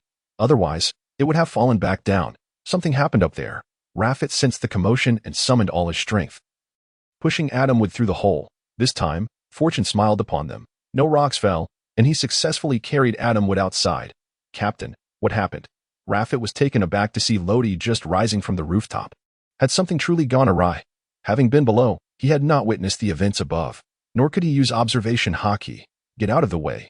Lodi disregarded him, shouting instead, shave. His feet moved like the wind, almost teleporting him behind Raffet. With the yellow spring cloaked in armament haki, he slashed swiftly. In the next moment, a rapidly approaching rock was bisected by a sharp blade. However, perhaps due to the overwhelming force from above, the severed rock did not scatter. Instead, it shot directly toward his chest. Armament haki, hardened. Lodi reacted swiftly, his chest covered in armament haki. Yet, perhaps due to the delay, while one rock was blocked, another struck him squarely in the chest. The tremendous force sent him flying backward, and just as he was about to fall from the rooftop, his left hand, enveloped in armament haki, grasped the eaves, allowing him to leverage himself and land safely. Raffet, take Adam Wood and get out of here quickly. Don't hesitate. Seeing the determination in Lodi's eyes, Raffet nodded, flapping his wings and soaring into the sky. At that moment, 2 more stones came hurtling toward them, aimed directly at Raffet's escape route. Damn it. With no choice, Lodi gritted his teeth against the searing pain in his chest and propelled himself forward, surrounded by smoky clouds. Clang, clang. This time, Lodi had the wisdom not to shatter the stones, but instead positioned the yellow spring horizontally to block them with the blade.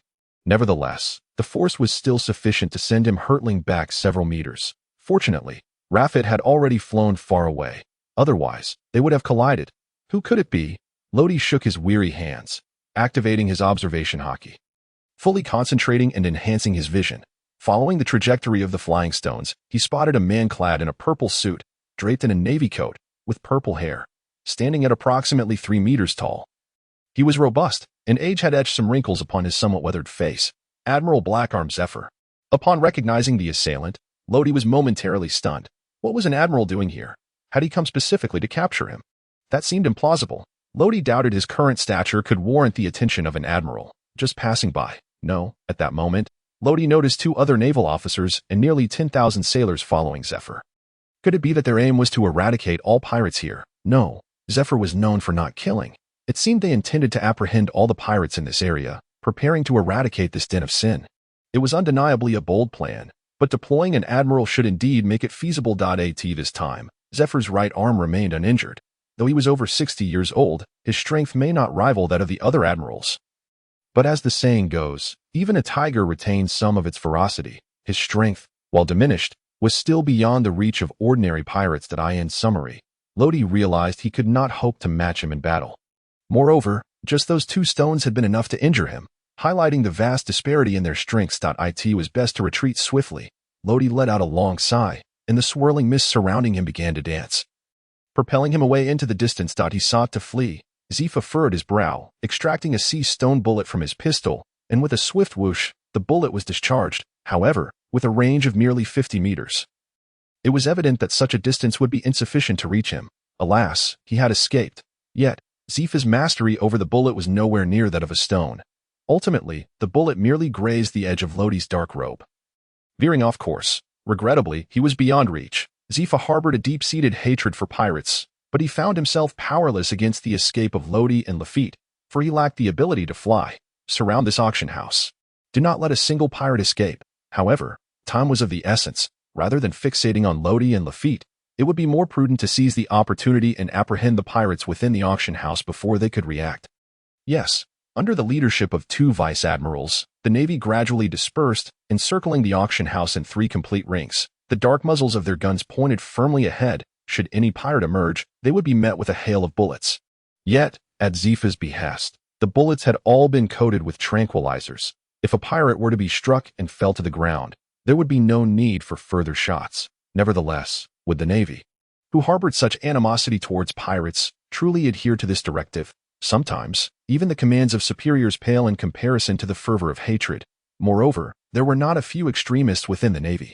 Outside the auction house, behind a building, Robin pressed herself tightly against the wall, observing the circling Navy and the imposing figure of Admiral Blackarm Zephyr. In truth, she considered herself fortunate upon being discovered by Lodi. She had refrained from returning to the auction house and had instead fled outside. This hasty retreat had allowed her to narrowly escape disaster. She needed to leave this island swiftly. Robin sensed that if she did not depart quickly, she might find it impossible to extricate herself. Without hesitation, she turned and hurried toward the coastline. Inside the auction house, a figure clad in black suddenly dashed from the backstage. Costa, who had been passionately explaining the auction items, was startled. Frowning, he prepared to unleash his ire, but the black-clad individual leaned in and whispered a few words. What? The Navy? Costa trembled, swallowing hard, clearly anxious. How many are there? Nearly 10,000. At this, Costa felt as though he might be struck dead from fear. Have you informed the boss? The black-clad figure hesitated, glancing around, then leaned in closer. Cough, cough. Costa found himself at a loss, disregarding the pirates and underground forces awaiting the auction, and immediately turned to flee backstage. In fact, this auction house was equipped with an underground escape route. After all, this was the Island of Sin. No one could predict whether they might be ambushed by another powerful force at any moment. Thus, the owner, Nirja, had made provisions for such an eventuality by constructing an underground passage. Yet, regrettably, Nirja had never once utilized it before meeting his demise, leaving it to be of use to others. For instance, as a core member, Costa was aware of the underground passage, but the key had always been kept under Ja's person. His immediate task was to locate that key. Fortunately, the existence of a surveillance room allowed him to ascertain where Nirja had met his end.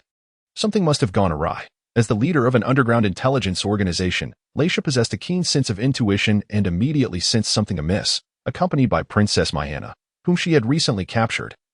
She pursued Costa. Her movement caused the other leaders seated around her to become restless. Follow her. The auctioneer had fled. It was quite amusing. He must be concealing something. Something major has occurred. He didn't inform us. As leaders of various factions, they were sensitive and astute, quickly deducing that something was awry. With nearly 20 leaders departing, the front row suddenly became vacant. Chaos erupted in an instant. Some pirates prepared to rush outside to investigate. However, as they reached the entrance, they were met with a significant dent in the formidable alloy door. One punch followed another until the door was completely shattered, revealing a brawny Navy officer towering over 3 meters tall with purple hair. The Navy coat draped over his back signified his remarkable status. Black Arm Zifa. These 4 characters flashed through the minds of the leading pirates. As pirates, they were somewhat familiar with the upper echelons of the Navy. Admirals were the very embodiment of their greatest fears. Damn it, get out quickly, or I swear I'll shoot you all down. The pirates in the front halted, too frightened to advance, blocking the doorway, while those who had just arrived were oblivious to the situation ahead. Trying to push their way out, this disparity in information led to a bottleneck at the entrance. To make matters worse, someone actually fired a shot. Instantly, a pirate fell dead. Chaos erupted anew. You rabble behind. If you don't want to die, stop pushing forward. There's an admiral blocking the door, and outside are all Navy. Faced with the admiral, the pirates could no longer contain themselves. Their instinct for survival caused them to scream. A sound that resonated throughout the auction house. Some believed it, others were skeptical, but the majority responded with mocking laughter. Haha, dare to make such a joke? Rest assured, I'll be the first to take you down. How could an admiral possibly show up here? Many refused to believe it. Pirates were truly an abominable presence. Zifa clenched his fists, his expression unnaturally calm, yet the fury within him had become unbearable. The sight of those frenzied pirates reminded him of his lost family, a painful past indeed. Slowly, Zifa advanced, his right hand enveloped in a layer of armed haki. Such despicable pirates. The pirates facing Zifa could no longer maintain their ground. Leaping atop the heads of the other pirates in a desperate bid to escape. Damn it, how dare you step on my head? You must be tired of living. A gunshot rang out, and the pirate was instantly slain. It was sheer madness. Zifa covered his eyes with his left hand, seemingly unable to bear the sight, while his massive right fist crashed down upon a pirate. The tremendous force sent pirates tumbling to the ground, carving a path through their ranks, though it merely resulted in a pile of pirates atop one another. Zifa, the admiral, and it was precisely that sudden emergence of a path that allowed more pirates to catch sight of Zifa. Run. This thought resonated among the pirates. The auction house had 4 entrances, the front, the back, and 2 side doors. With the front door blocked by Zifa, the majority of the pirates surged toward the side doors. Yet, as they burst through, they found themselves confronted by countless dark gun barrels. Bang, bang, bang. The continuous sound of gunfire echoed, mingling with the cries of the pirates. The pirates at the back immediately sensed something was amiss and attempted to flee backstage. However, upon arrival, they were horrified to discover that the heavy door connecting to the backstage had been securely locked. With their current firepower, they could not breach it. Due to Zifa's presence, they dared not linger, forcing them to turn back and desperately charge through the side door to engage in a brutal clash with the waiting Navy outside. This chapter is not yet concluded. Please click the next page to continue reading the thrilling content. Only by carving out a bloody path might they escape with their lives. However, Zifa's arrival had already made it clear they would not escape. In the backstage resting area, based on the surveillance, Skoda finally located Nirja's lifeless body. Fortunately, the key was still there. After some searching, he found a black key. This was the only key capable of unlocking the underground passage. Suddenly, a flurry of footsteps approached from behind, startling Costa, who quickly concealed the key. This is unexpected. I never anticipated the auctioneer would be dead. One of the leaders of the mafia, Grismer, was taken aback as Nightlian smacked his lips, a flicker of astonishment crossing his gaze. Was it you? He directed his accusatory tone towards Costa. However, Costa shook his head. A look of profound sorrow etched upon his face. It was 2 unknown figures in black cloaks who committed this act. Not only did they steal the devil fruit and the tree of Adam, but if you do not believe me, you may verify the footage in the surveillance room. There are recordings. Upon hearing this, a heavy silence enveloped the room. They had intended to purchase items that had already been snatched away. While they remained foolishly seated in the auction house, waiting, Costa, seemingly anxious that they would not believe him, pointed to the large hole in his head. This too was caused by those two black-cloaked figures in their escape. He continued, "Let me inform you of another matter. There are nearly 10,000 Navy personnel surrounding us, led by Admiral Blackarm Zephyr. The only escape route we have is the underground passage, which leads directly to the port." Lacking combat prowess, Costa divulged all he knew in hopes of ensuring their safe departure. The following day, the events that transpired on the island of Jersey were gradually revealed. The Navy headquarters Admiral Blackarm Zephyr personally intervened, leading the Navy in the arrest of tens of thousands of pirates. On this very day, the number of pirates in the West Sea was nearly halved, and the island of Jersey was no longer deemed a haven of vice. Regrettably, several leaders of underground factions and notorious pirates evaded capture. Nevertheless, this was sufficient to send tremors throughout the seas. The name of Blackarm Zephyr resounded far and wide, particularly for the denizens of the West Sea. This was undoubtedly a seismic shift. Ordinary civilians celebrated exuberantly, their joyous spirit permeating every small town, while pirates were engulfed in trepidation, fearful of becoming targets of the Navy. In an unknown expanse of sea, aboard the Blood Rose, Rishia regarded Mahana with utmost reverence. "Your Highness, I sincerely apologize for rescuing you only now." Mahana grasped her hand, her words brimming with gratitude. "It is of no consequence. Had it not been for you, I would surely have suffered at the hands of others." Rishia slightly shook her head before adopting a serious demeanor. "Your Highness, do you know who captured you?" In truth, Mahana had been taken a month prior, and Rishia had been nearly frantic. Mahana was not only a princess but also Rishia's dearest childhood companion. "No, I was unconscious at the time, and when I awoke, I found myself imprisoned. The same person brought me my meals daily, and beyond that, I have not seen anyone else." Mahana lowered her head, her expression one of bewilderment.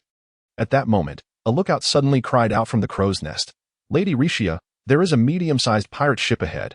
Shall we sink it?" Rishia hesitated, glancing at Mahana before responding, "No need." Mahana was a gentle and pure soul, and Rishia endeavored to avoid bloodshed in her presence. As the sea breeze swept through, when the two ships passed each other, Rishia's pupils dilated in shock. Aboard that vessel was the Tree of Adam, and those aboard were members of the Grim Reaper pirate crew. Fortunately, no conflict ensued, and neither party instigated a battle.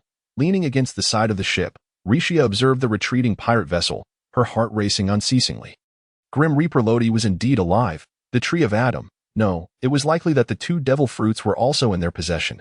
Meanwhile, aboard the opposing pirate ship, Lodi reclined with his legs crossed, toying with the devil fruit in his hand. The sea breeze fluttered the pages of the devil fruit encyclopedia on the table, producing a rustling sound. This one should be the Paramecia-type stronghold fruit, originally obtained by Capone Beach, but it appears I have snatched it away. As for the other fruit, Lodi was uncertain. The encyclopedia bore no record of it. Currently, only Winnie and Aiko had yet to consume a devil fruit. However, the stronghold fruit could only be maximally effective in the hands of someone with a robust physique, making it unsuitable for women. As for the other fruit, its capabilities remained a mystery. Thus, Lodi decided to store it for the time being. Perhaps it would prove useful someday. Unexpectedly encountering the woman he had traded information with, seemingly named Rishia, in this vast ocean was beyond Lodi's expectations. Her mission to the island of Jersey appeared to be to rescue a princess named Mahana. But this was of no concern to Lodi. In the immediate future, he would likely remain in obscurity within the West Sea, possibly making contact with significant underground intelligence organizations, such as the Blood Rose. Time passed like a fleeting shadow, and 6 years vanished in the blink of an eye, during which numerous momentous events unfolded. In the year 1513 of the sea calendar, the naval training ship led by Zephyr was attacked by pirates, resulting in the slaughter of all students except Ein and Benz, while his right arm suffered grave injury. In 1514, the Holy Land Mariawa convened a world conference, with the world government designating Monkey D. Dragon as the most notorious criminal in the world. By 1516, Shanks ascended to become one of the four emperors, shocking the world and establishing a delicate balance between the four emperors, the seven warlords, and the Navy. In 1517, a youth named Ace emerged, capturing headlines repeatedly.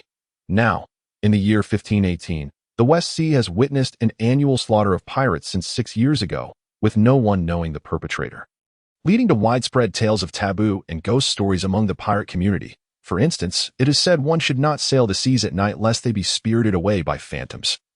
or that upon landing on an island, one should never pillage in public, for ghosts would follow them in the shadows. Such tales abound, and while some have sought to uncover the truth, none have succeeded. As they have all perished. Is it truly that frightening? Lodi mused, bemused by the tales of the West Sea's pirate taboos, seemingly concocted by an unknown author. Is it merely the killing of a few pirates? It cannot be that terrifying, can it? It seems the captain is utterly oblivious, nowadays, which pirate with a bounty exceeding 10 million does not live in fear. They dread being sought out by you. With some even fleeing to the Grand Line, a place infinitely more perilous. Having just completed his training, Lafayette wiped the sweat from his brow. After 6 years of rigorous training, he had mastered the technique of armament hockey. As for observation hockey, not everyone was capable of wielding it. Speaking of which, Captain, isn't it about time we set sail for the Grand Line? Lodi nodded, murmuring to himself, indeed, soon. 6 years had truly flown by. For years plus 6 years meant that Lodi had spent a full decade in this world. 6 years ago, he was already able to defeat a rear admiral of the Navy headquarters. But after a brief encounter with Admiral Zephyr, he realized the absolute disparity in their strength. However, now, after 6 years of honing his skills, his mastery of armament hockey had progressed significantly, evolving from mere hardening to wrapping it around his weapon, and finally to a state akin to invisible armor, allowing the hockey used in other areas to converge and thicken in one spot. This manifested as if he had donned an invisible boxing glove on his fist. This was the pinnacle of armament hockey. Certainly, the term Risakura refers to the application of hockey in Wano country, and what Lodi has mastered now is the advanced form of Risakura. Furthermore, there exists the pinnacle of hockey, which allows one to channel their aura deep within the enemy, wreaking havoc from within and unleashing immense power. However, Lodi has yet to reach such heights. The path to learning it is relatively straightforward. One merely needs to withstand a blow from teacher Kato. In addition to his mastery of hockey, Lodi's Kinbunchika hockey has also significantly improved. Originally capable of covering half a nation, he can now extend his perception over an entire island. Regrettably, he has yet to grasp the advanced aspect of Kinbunchika hockey that enables foresight. Perhaps he should seek additional tutoring from teacher Kaji, for without it, progress may prove elusive. As for the Conqueror's hockey, he previously struggled to control it, often affecting his allies. After 6 years of rigorous training, he has now achieved precise control over the range and intensity of his Conqueror's hockey, even directing it at a specific individual. However, he remains lacking in the understanding of the manifestation of Conqueror's hockey, which likely requires further guidance from teacher Kato. It is noteworthy that his Conqueror's hockey possesses formidable strength, perhaps due to his origins from another world. Moreover, a fragment of the devil fruit's power resides within his soul, and when this power resonates with his spirit, it releases a pressure that can amplify his Conqueror's hockey. The extent to which his abilities will develop remains immeasurable. Beyond these three forms of hockey, Lodi's physical prowess has escalated to an extraordinarily terrifying level, comparable to that of an admiral, if a reference is needed. This remarkable progress is largely attributable to the Sea Kings in the Calm Belt. Without them, his advancement might not have been so swift. Initially, he may have considered slaying some pirates, but he soon realized that defeating Sea Kings offered a more rapid enhancement of his physical capabilities, leading to a diminished interest in pirates. Speaking of Sea Kings, it is essential to mention the Calm Belt. This world comprises 4 seas, separated by the Red Line and the Grand Line, which runs perpendicular to it. Between these 4 seas and the Grand Line lie 2 expansive calm belts. 4 years ago, Lodi, aboard the Death God ship crafted from Adam's tree, drifted into one of these calm belts. What followed was a rather joyful period of training. In the first 2 years, Lodi persistently utilized his Yomi abilities to slay Sea Kings, absorbing the resultant power to enhance his physical constitution. As his body grew increasingly robust, he could even deliver a single punch capable of killing a Sea King. Even when his Devil Fruit clone was summoned, which halved his strength. As for swordsmanship, it is needless to elaborate. With the intertwining of Kinbunchaku and Busashoka Haki, he has become a veritable swordsman, arguably at the pinnacle of his craft. Nevertheless, a considerable distance remains before he can be deemed a Grandmaster swordsman. Unless he engages in combat with true Grandmasters, such as Mihawk and Shanks, Lodi might find it challenging to take that leap. Over the past 6 years, the most significant improvement for Lodi has undoubtedly been in the development of his Devil Fruit abilities. His Death God Fruit's power is divided. The majority resides within his physical form, while another portion is embedded in his soul. The part within his soul has fully merged with him, allowing for remarkably efficient development. Just 6 months ago, that fragment of the fruit's power successfully awakened. This triggered a chain reaction, as the essence is unified. Thus, The portion of the fruit's power within Lodi's body is also gradually awakening. It is believed that within a year, the entire fruit will fully awaken, at which point his strength will reach an extremely terrifying dimension. The most formidable aspect of the fruit's awakening lies in its qualitative transformation. Prior to awakening, Lodi could only sever the vitality of flesh. Post-awakening, he will possess the ability to sever souls. Upon the complete awakening of the fruit, he may even gain control over those souls, aside from Lodi himself. The other members of the Death God Pirates have also experienced significant growth. Lafitte has become adept at utilizing Busashoka Haki, capable of hypnosis and even influencing the perceptions of others, making his presence nearly undetectable. As a swordsman, his skills have advanced further under Lodi's trainings. The only drawback is that while Lafitte possesses remarkable perception, he does not wield Kinbunchika Haki. Smandon, who mastered Busashoka Haki 6 years ago, can now envelop his feathers with it, resulting in astonishing power. Aiko, under Smandon's tutelage, has also become proficient in Busashoka Haki, though due to stamina limitations, she is not particularly adept, only managing to harden her hands with it. However, following a near-fatal battle 2 years ago, she successfully awakened her Kinbunchika Haki, perhaps indicative of her talent. A year ago, she, possessing 2 forms of Haki, managed to sever steel using her own strength, and now she can even execute flying slashes. Though small, her abilities are quite impressive. As for Winnie, Lodi has always sensed her potential for Kinbunchika Haki, given her extraordinary sensitivity to others' emotions, even surpassing his own. Yet, she consistently denies having it and does not explain why. This matter aside, Lodi has concluded that Winnie is akin to a decorative vase. She cannot seem to grasp Busashoka Haki, lacks the stamina even compared to Aiko, and while she has acquired some combat techniques over the past 6 years, she remains rather inept in battle. Her sole redeeming quality lies in her exceptional culinary skills, suggesting that she may find her place aboard the ship as a cook and maid. Nevertheless, should he offer her this peculiar devil fruit? Lodi retrieves an exceedingly unique devil fruit from a box, its surface a tapestry of intertwining colors, with patterns forming faces that express laughter, sorrow, anger, and madness. It is a bizarre and extraordinary fruit. Well, he might as well give it to Winnie. It would serve no purpose otherwise. Here you go, Winnie, he says, rising slowly with the fruit in hand. Winnie, who had been tidying the room, paused at 21. She has blossomed into a graceful beauty, standing at 1.77 meters. Her gentle and lovely visage adorned with a hint of allure, her pink hair cascading to her waist. Even clad in a simple white dress, her curvaceous figure is undeniable. What is this, a devil fruit? Why are you giving it to me? She inquires, scrutinizing the peculiar fruit before casting a bewildered glance at Lodi. Just eat it. Despite being only 16, Lodi stands at 1.80 meters, able to meet Winnie's gaze directly. Really? Do I have to eat it? Fine. Winnie's expression shifts slightly, yet seeing Lodi's unwavering resolve, she grits her teeth, closes her eyes, and takes a bite. Ugh, yuck. Winnie struggles to articulate the taste, feeling as though she might be unable to eat for 3 days. Finish it all. Lodi fixes her with an intense gaze, his expression impassive, yet internally he is elated. Reluctantly, Winnie can only grimace as she consumes the fruit piece by piece. 5 minutes later, noticing her expression ease a bit, Lodi inquires curiously, "How do you feel?" Winnie closes her eyes slightly, and after a considerable pause, she finally replies, "I think I can change other people's emotions, and it seems I can absorb their feelings." What? Lodi's pupils dilate in disbelief. What kind of fruit is this? Changing emotions, an emotion fruit? I've never heard of such a thing. In any case, Winnie has been granted a rather impressive fruit, however, since she has just acquired it.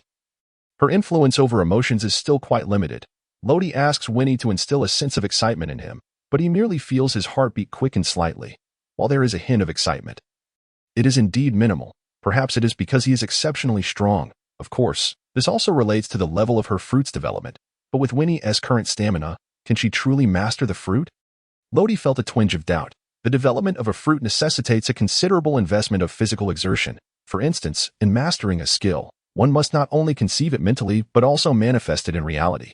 This manifestation resembles the process of constructing a house, demanding a significant amount of physical strength. Yet, considering Winnie's physical prowess, one might ponder further. As for the sturdy castle fruit, Lodi had entrusted it to Audrey, the mightiest warrior of Elbaf, several years ago. Elbaf, a nation of giants located in the West Sea, may not rival the foremost power in the New World, Elbaf, yet it possesses commendable overall strength. For example, the notorious Saint Juan Wolf, confined in the 6th level of the undersea prison, hails from Elbaf. The nation enjoys considerable renown in the West Sea, standing as one of its most formidable realms, with few factions daring to provoke them. As fate would have it, approximately 3 years ago, Lodi inadvertently drifted to Elbath. This encounter culminated in a grand battle. Undoubtedly, Lodi triumphed over several of the nation's esteemed giants. The giants, known for their reverence for strength, rallied under Lodi's banner, led by the foremost warrior Odri. Consequently, Lodi bestowed the castle fruit upon Odri. Truth be told, the combination of the giant race and the castle fruit seemed absurd even to Lodi. The giants' physical attributes are astonishingly formidable, enabling them to fully exploit the potential of the castle fruit. Furthermore, the individual who consumes the castle fruit can deploy everything, including themselves, within their own body, akin to a fortress. Any object that enters their domain diminishes in size, returning to its original form once it exits the range of the ability. During combat, a giant could instantaneously summon dozens of fellow giants, a sight truly terrifying. However, Odri's giant city pirate crew set sail a month ago, pursuing their own ambitions. Nevertheless, one immutable fact remains. They are still under Lodi's command, proudly displaying the flag of the Death God pirate crew on their vessel. Whenever they engage in combat with other pirate crews or the Navy, they proclaim, "We are the giant city pirate crew, under the banner of the Death God pirate crew." Over the past month, Lodi has frequently encountered their exploits in the newspapers. Naturally, the Death God pirate crew has re-entered the public As for whether the Death God Lodi is alive or deceased. No one has verified this matter. However, Captain Odri once issued a stern warning to a notorious pirate who dared to insult Lodi, proclaiming, "Captain Lodi shall inevitably reach the Grand Line. We shall lead the charge and fight for him. Those who dare to insult Captain Lodi shall face death." Shortly thereafter, a well-known pirate in the first half of the Grand Line was swiftly dispatched. Odri indeed, as Lodi stepped out of his quarters. Clutching the newspaper Winnie had just handed him, a look of exasperation crossed his face. This article, which had arrived yesterday, detailed Odri's significant deeds, with his bounty soaring to 50 million berries. Just then, Aiko, freshly invigorated from her training, dashed to Lodi's side and snatched the newspaper from him. "Well, it seems Uncle Odri has accomplished something grand again, even exposing you, Lodi. When I see him next, I shall give him a thorough beating for all the times he bullied me." At 15, Aiko stood at an impressive height of 1.7 meters, her slightly curled golden hair styled into twin ponytails that enhanced her agility. Her legs, long and shapely, bore a healthy, sun-kissed hue from her rigorous training. Perhaps the only drawback was her modest A-cup bust. As she gazed at the newspaper, a slight frown creased her delicate nose, and her cheeks puffed out, revealing her growing irritation.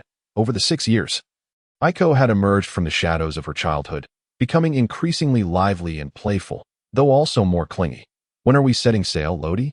I assure you, I've grown stronger. I'll surely send Uncle Odri flying for all those times he teased me." Lodi glanced at her, finding her small yet endearing. "We can set off as soon as we receive the log pose from Laisha." The log pose is an indispensable tool for navigating the Grand Line.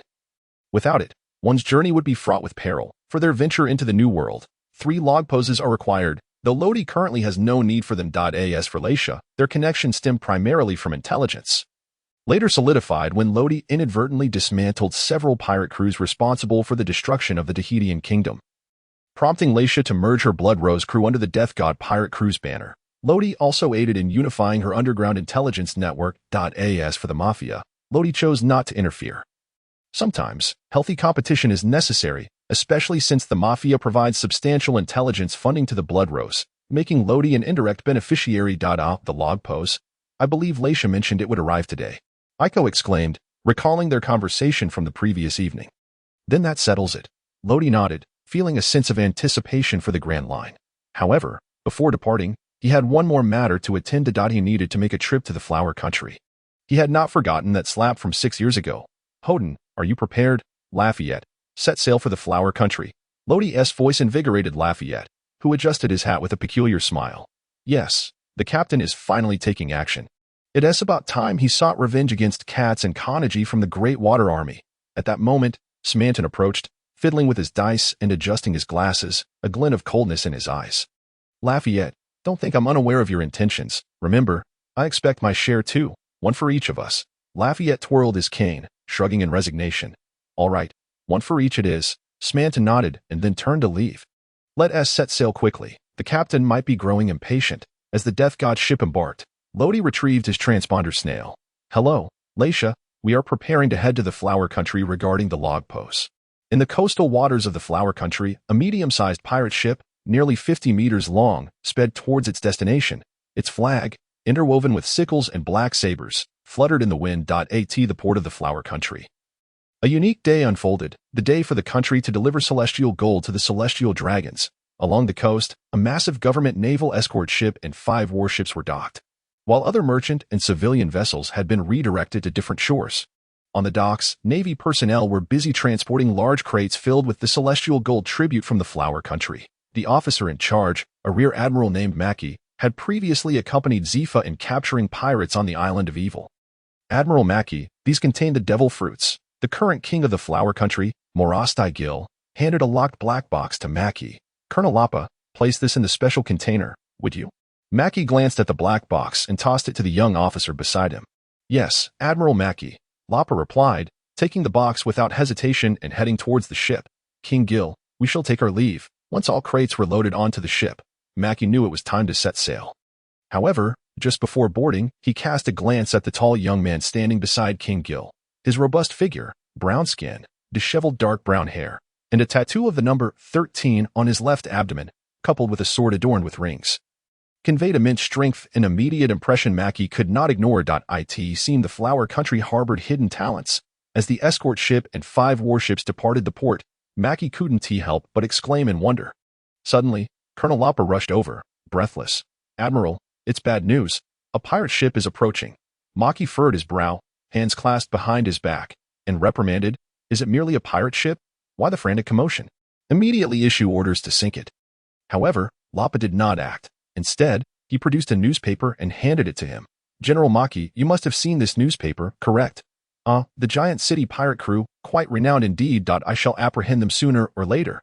Look again at the pirate flag depicted here. It is said to belong to the Grim Reaper pirate crew, and the flag of the pirate ship before us is precisely this. Mackie tossed the newspaper aside, his face a mask of disdain.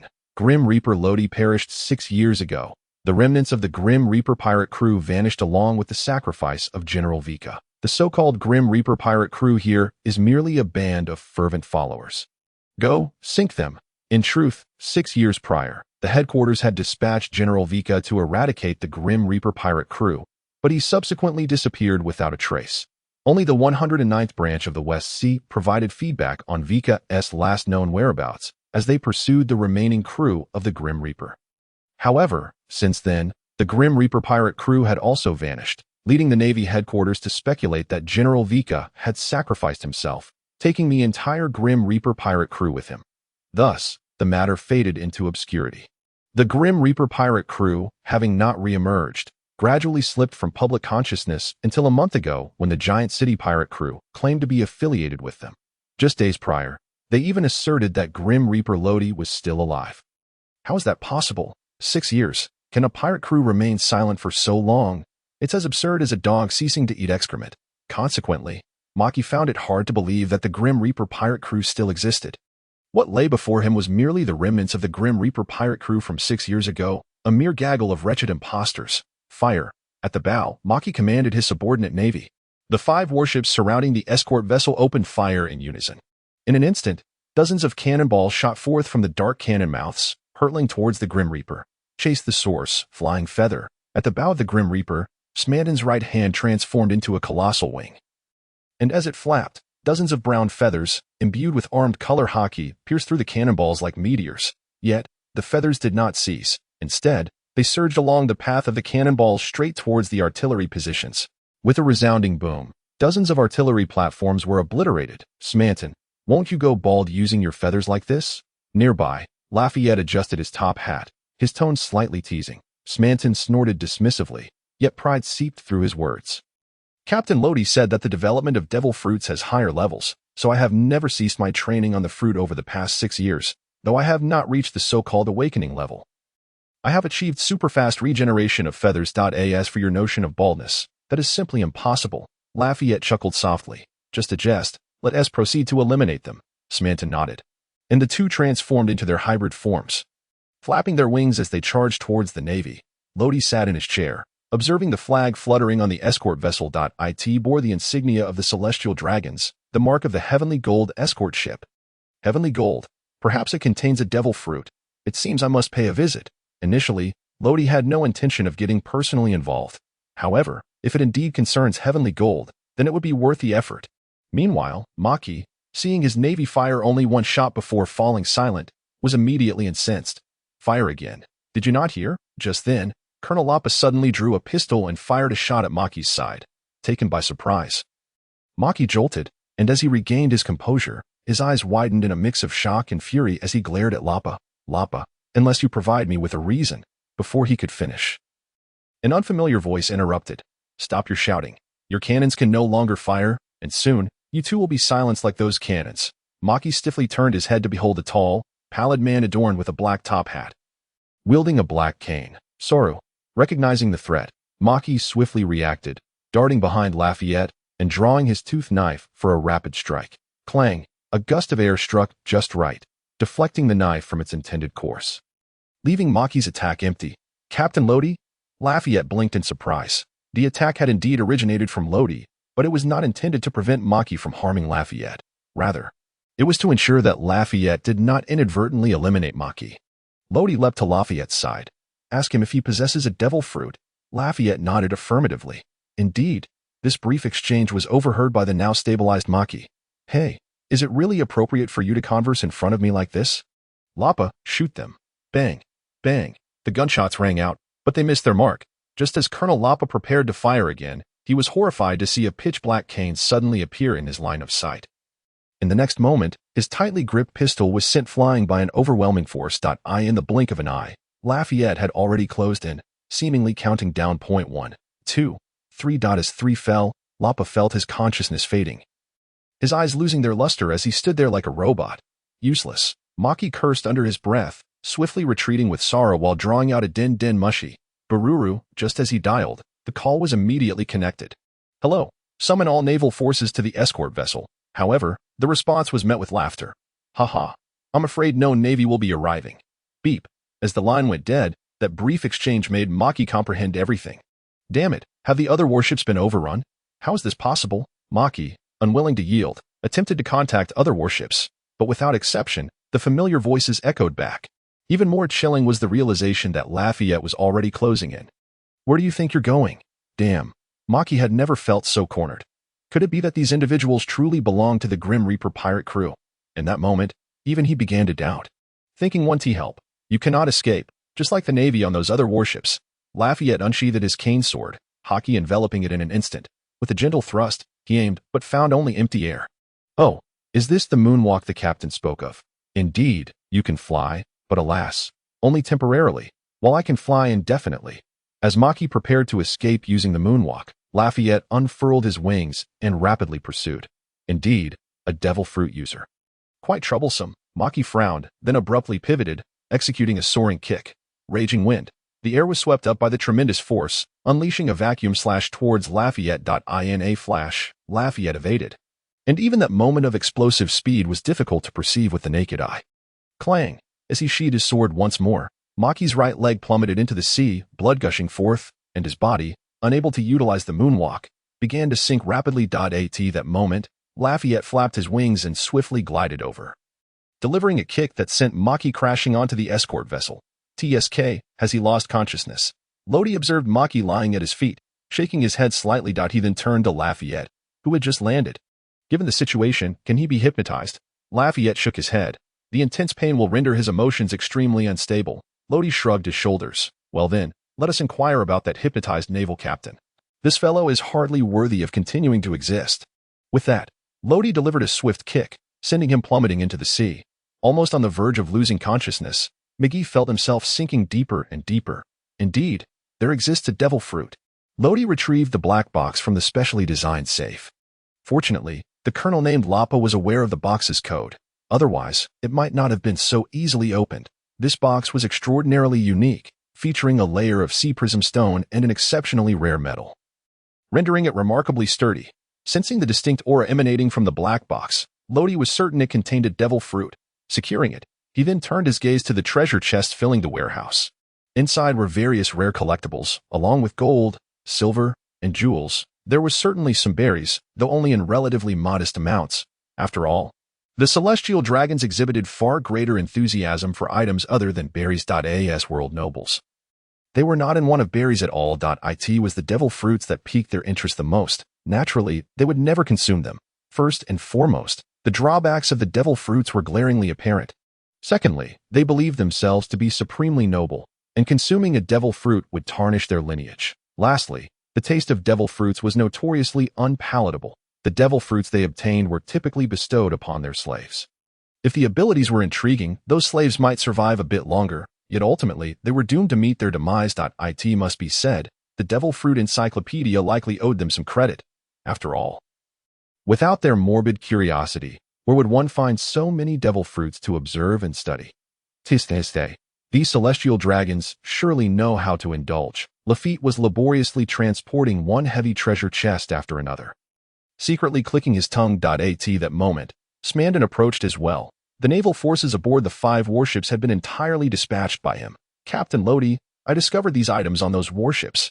Smandon handed Lodi several unconscious miniature transponder snails, each adorned with a peculiar device on their backs.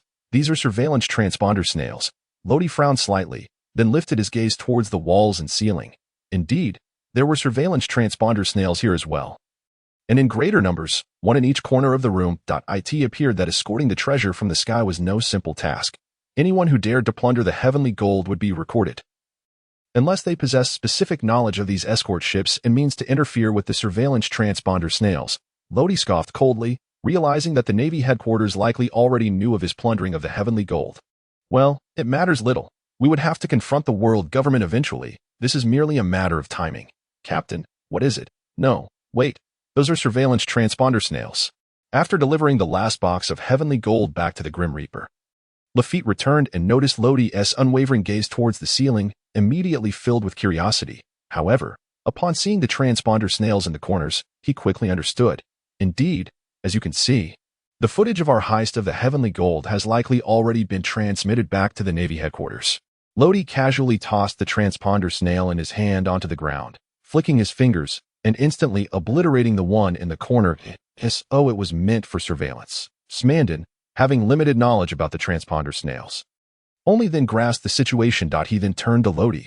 Captain, plundering the heavenly gold is a significant matter. If it remains undiscovered, it's one thing, but if exposed, it may draw the attention of the Navy headquarters or even the world government.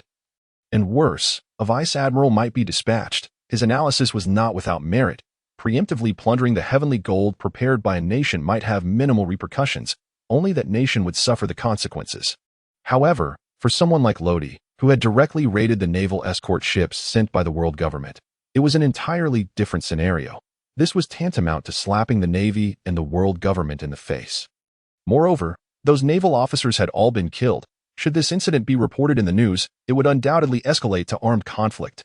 However, Lafitte shook his head, harboring different thoughts. The first half of the Grand Line, known as Paradise, was rife with new pirates, while the second half, the New World, was dominated by the 4 emperors, leaving the Navy headquarters caught in the middle. Although the 7 warlords of the sea had created a precarious balance among various factions, they were anything but compliant. The Navy lacked the resources to send additional vice admirals to manage us, particularly since we were still in the West SEA. At this point, he paused slightly, then added, of course, if the world government intends to intervene, the Navy headquarters would have no choice but to dispatch vice admirals to handle the situation, though the likelihood is slim. It must be said. Lafitte was remarkably astute, analyzing the situation quite effectively. Lodi clapped his hands, signifying his agreement with Lafitte's assessment. Well then, regardless of the Navy headquarters or the world government's intentions, let us first resolve the matters concerning the Land of Flowers. After all, that is where our original objective lies. He then made his way to the stern of the ship, gazing distantly towards the port, where a group of individuals appeared to be lingering. One among them seemed to have noticed something amiss and was peering through a telescope, enjoying a peep. Are we? Lodi unsheathed his sword, Hades, and swiftly executed a basic attack.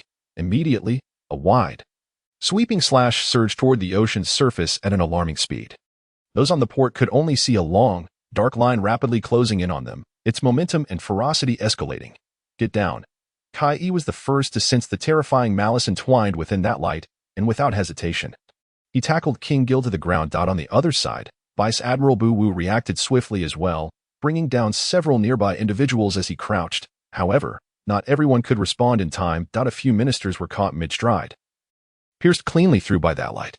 In their final moments, they remained oblivious to the fact that their upper and lower halves had been separated.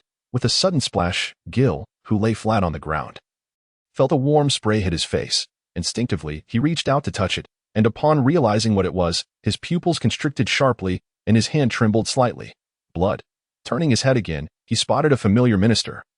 Yet at that moment, the minister was reduced to only his upper half, eyes wide open, refusing to close even in death. The blood was, indeed, from this minister. Ah! In an instant, screams echoed across the sea. Kaya furrowed his brow, using his right foot to leverage his strength, lifting the paralyzed Gil onto Buwu's shoulder. Abu, take His Majesty Gil away from here first, and notify the other vice-admirals to hurry over. That was a flying slash that only a master swordsman could produce. And given the scale and power of that attack, the assailant must undoubtedly be a top-tier swordsman. Kai understood that without awakening the power within the bloodline, as described by the old man with the green pepper, he would stand no chance against that swordsman. However, this battle was unavoidable. Yes, Chief Kai, do be careful. At present, Kai was no longer merely Buwu's elder brother but the chief, as a subordinate. Buwu would unconditionally execute Kai's orders. TSK. The captain truly knows how to establish dominance right from the start. I wonder if they will flee in fear. Smandon toyed with the dice in his hand, his tone slightly teasing.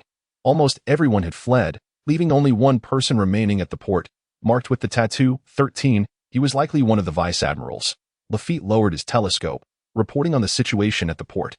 Rest assured, all vice-admirals will arrive soon. Let us depart. It is time for us to set sail. Under the observation of Kinbunchakahaki, Kai and Abu's conversation did not escape Lodi's ears. He was fully aware of everything. 10 minutes later, Kai gazed at the approaching Grim Reaper, his grip on his guandao tightening. Veins bulged on his forehead, and his face flushed with anger. That flag, the Grim Reaper pirate crew. The true culprit behind the demise of the Green Pepper. The Green Pepper once proclaimed that as a leader, one should not be swayed by emotions. However, he found himself unable to adhere to that principle.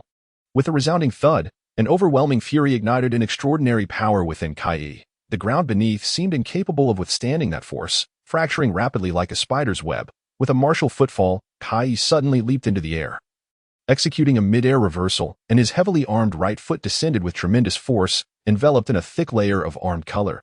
His target was none other than Luadi at the bow of the ship. Despite the passage of 6 years, Luadi's visage had changed significantly. Yet Kai, having scrutinized countless newspapers, would never forget that he was the Grim Reaper. Luadi. Armed color possesses varying strengths. Today, I shall demonstrate to you the absolute disparity. Luadi's expression remained serene as he concentrated his entire might into his right fist, forming an invisible armor that could scarcely conceal its imposing presence. A high-level armed color. Luadi raised his right hand and effortlessly delivered a punch towards the front. Buzz. Before Kai could make contact with Luadi, he was struck by an immensely forceful blow, sending him flying. How is this possible? What kind of power is that? As Kai's body continued to retreat, disbelief etched across his face. He felt a searing pain coursing through his right leg, now entangled in armed color. Had the armed color failed? Or was the gap simply too vast, as he soared past building after building? Confusion enveloped his mind. Semanton adjusted his glasses, his eyes wide with shock. Is this what the captain referred to as high-level armed color? To think it could send someone flying from a distance. Lafayette, absent-mindedly twirling his cane, murmured to himself, "It is not merely from a distance. Rather, it is the armed color layered to a certain thickness, which we cannot perceive. However, it is something that the average person cannot comprehend. And it also demands a considerable reserve of one's own domineering spirit." At that moment, Luadi gestured towards the grand entrance connecting to the port of the Flower Kingdom, a slight smile gracing his lips. "Are you not seeking vengeance? Simply await them at that grand gate. They should be emerging shortly." Lafayette and Semanton exchanged glances, harboring no doubts regarding Luadi's words, and spread their wings to fly over. No sooner had the two departed than Iko appeared from an unknown direction. "Brother Luadi, I intend to participate this time. Do not think of leaving me behind." In the past, due to her insufficient strength, Luadi had seldom permitted her to engage in battle. However, now possessing two forms of domineering spirit, her power far surpassed her former self. Moreover, upon her departure, Winnie had bestowed upon her an exhilarating buff. making it nearly impossible for her to restrain her urge to fight. All right, all right. Luati nodded helplessly. Just as Aiko prepared to charge forth, Luati's voice called out once more. Wait, would you like to try that? Aiko paused mid-motion, her lively eyes darting around before she ultimately shook her head. Perhaps not. I do not wish to bring ruin upon this nation. With that said, both wind and snow were unsheathed. Her figure swiftly gliding through the air, employing the Navy's 6 styles technique known as shave. Given the critical nature of the heavenly gold, the pillars of the pirate factions under the flag of the Flower Kingdom had gathered rarely. Of course, some pillars were absent due to special missions. Nevertheless, among those present, 5 pillars had already convened. Firstly, the 13th pillar of the 8 Treasures Water Army, Kai-E, was currently being subdued by Luddy at the port. The remaining 4 pillars congregated at a bar near the grand entrance of the Flower Kingdom, indulging in drinks. They were Cats, the pillar of the Great Treasure Water Army, Hoden, the pillar of the 2nd Treasure Water Army, Kanaji, the pillar of the 3rd Treasure Water Army, and Glade, the pillar of the 6th Treasure Water Army. Look at those smug Navy officers. Had you not intervened, I would have slain them long ago. Moreover, what good does it do us to pay so much heavenly gold each year? Should it not be given to those despicable celestial dragons? The irate Cats exclaimed, his face flushed with alcohol, articulating his discontent regarding the collection of heavenly gold. The amiable Kanaji nodded in agreement, uttering something rather alarming. Hee, if given the opportunity, I would surely slay a few to see how they differ from us. The offspring of gods are utterly laughable. As the discussion grew increasingly boisterous, Hoden forcefully slammed his cup onto the table. Quiet down, all of you. Discuss this in private if you must. This is not your domain. And no one will heed your words. If this were to leak, who would take responsibility if the Flower Kingdom faced trouble? The atmosphere suddenly turned oppressive.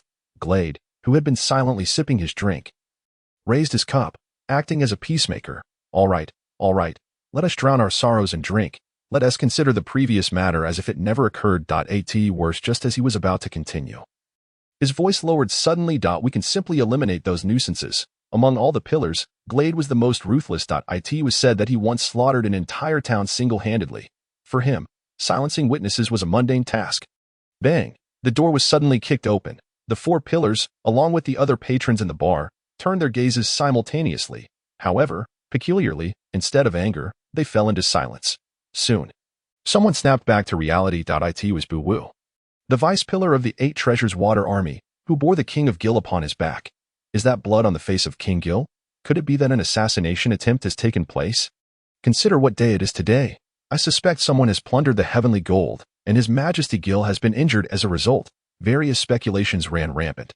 Hoden took a swig of his drink and then turned to Glade. Eliminate those nuisances and silence them. Glade grinned wickedly, drawing his long sword and licking the blade with his crimson tongue. At your service. 2 minutes later, silence enveloped the scene. The 4 pillars gathered information from Boo-Woo's account of the outside situation. That little brat Luati is still alive. Hoden was furious. He had obliterated the royal palace at the time, yet he had still failed to slay Luati.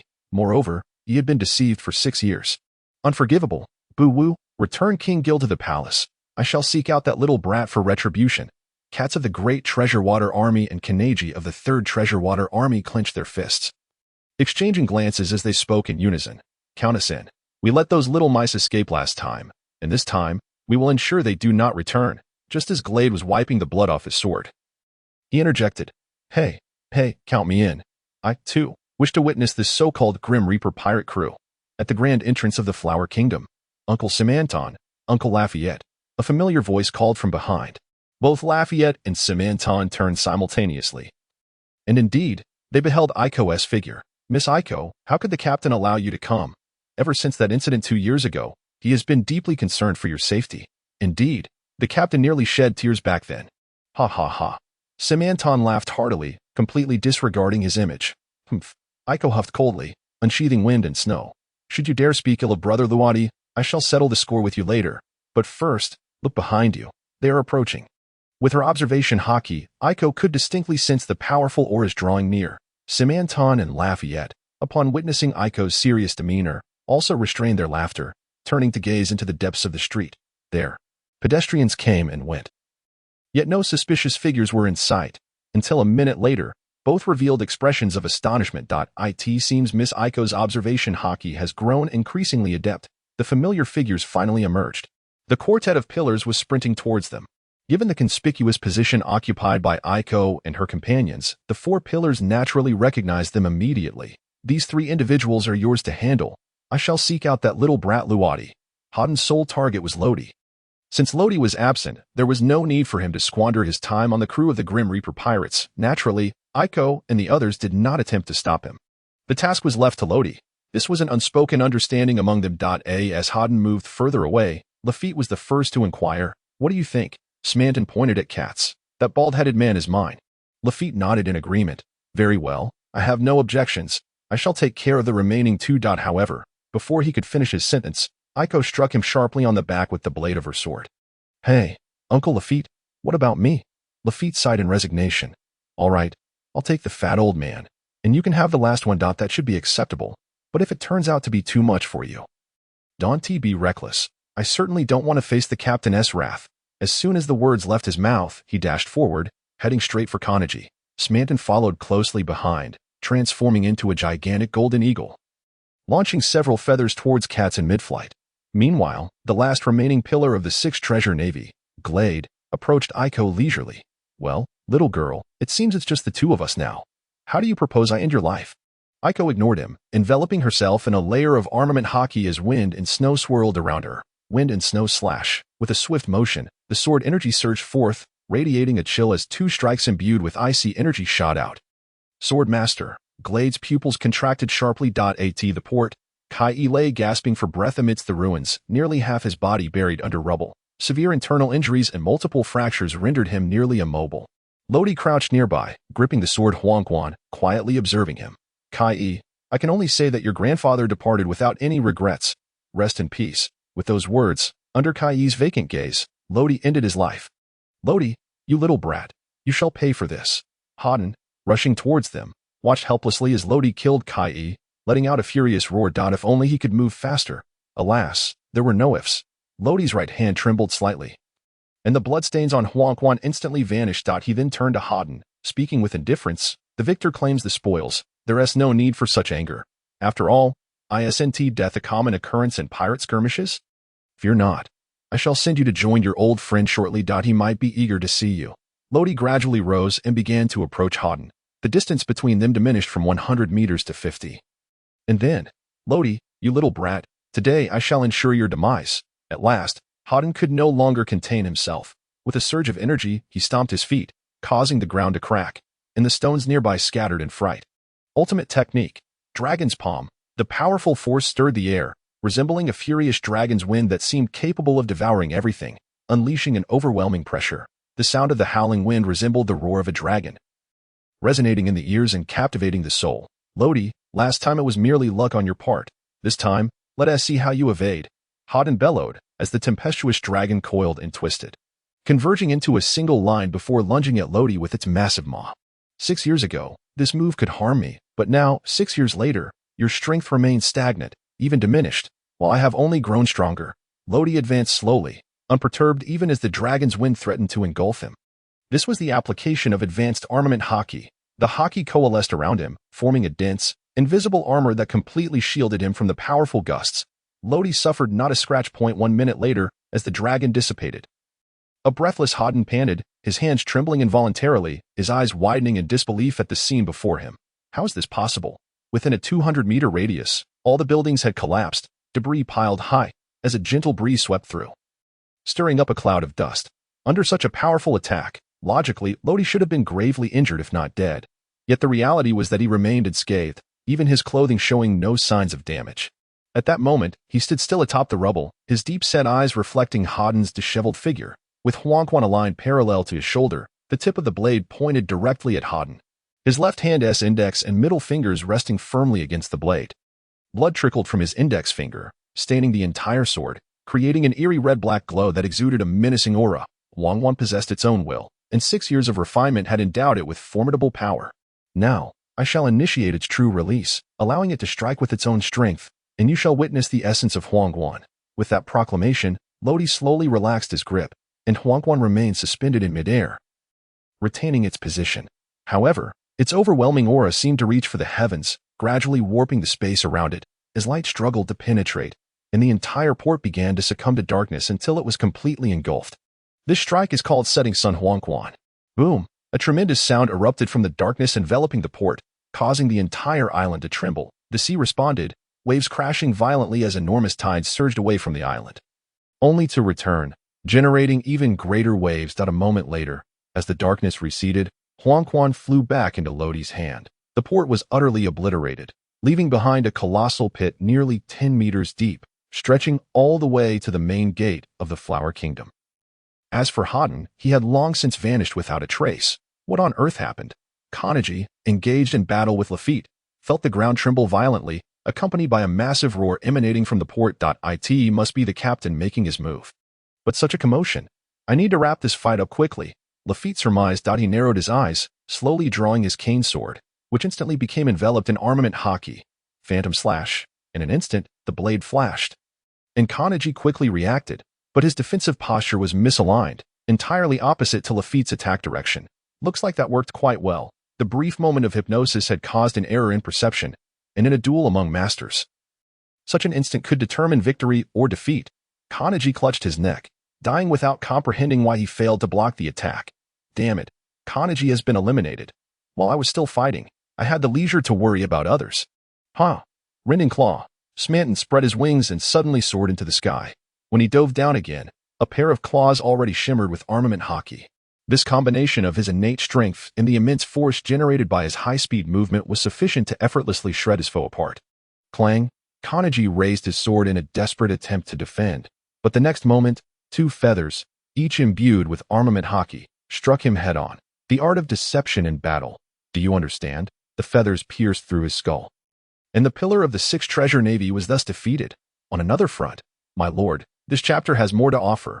Please click the next page to continue reading the thrilling content ahead.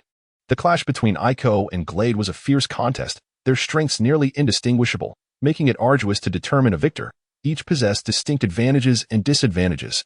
Aiko, while not as physically robust as Glade, wielded the power of observation haki, allowing her to adeptly perceive the trajectories of her opponent's attacks and evade them with ease. Conversely, Glade found himself repeatedly struck by Aiko. Yet the presence of armament haki prevented him from sustaining any injuries. In essence, their styles diverged. One was agile and elusive, while the other was fierce and aggressive. Typically, those who exhibit overwhelming ferocity are more prone to revealing their vulnerabilities, much like the situation at hand. Aiko had discerned a weakness in her adversary, specifically the left side of his waist, which appeared to have suffered a grievous injury, rendering Glade's left side attack somewhat feeble. In a flash, she darted to Glade's left flank, her right hand poised to deliver a powerful downward slash. The sound of metal meeting metal echoed as Glade parried the strike. Yet, Aiko did not relent. She swiftly spun around, her left hand thrusting forward with a gust of wind. The force of her attack pierced through the air, coiling it within its wake. Her formidable assault targeted Glade's left waist, impaling him with lethal precision that a single strike to end his life. Consequently, all the stalwarts stationed in the Flower Country met their demise. At that moment, Lodi had mysteriously arrived from the port, having witnessed the entire battle unfold before his eyes. 6 years had fostered significant growth within them, and it was time to conclude the affairs of the Flower Country and set sail for the Grand Line. At Marine headquarters in Marineford, a colonel anxiously rapped on the door of Sengoku's office. Enter. Sengoku, who had been perusing documents, paused and rubbed his weary eyes. This ace is truly a headache. He not only refused to become a warlord, but has also joined Whitebird's ranks. Is the balance of the new world about to be disrupted once more? Ace's potential was immense.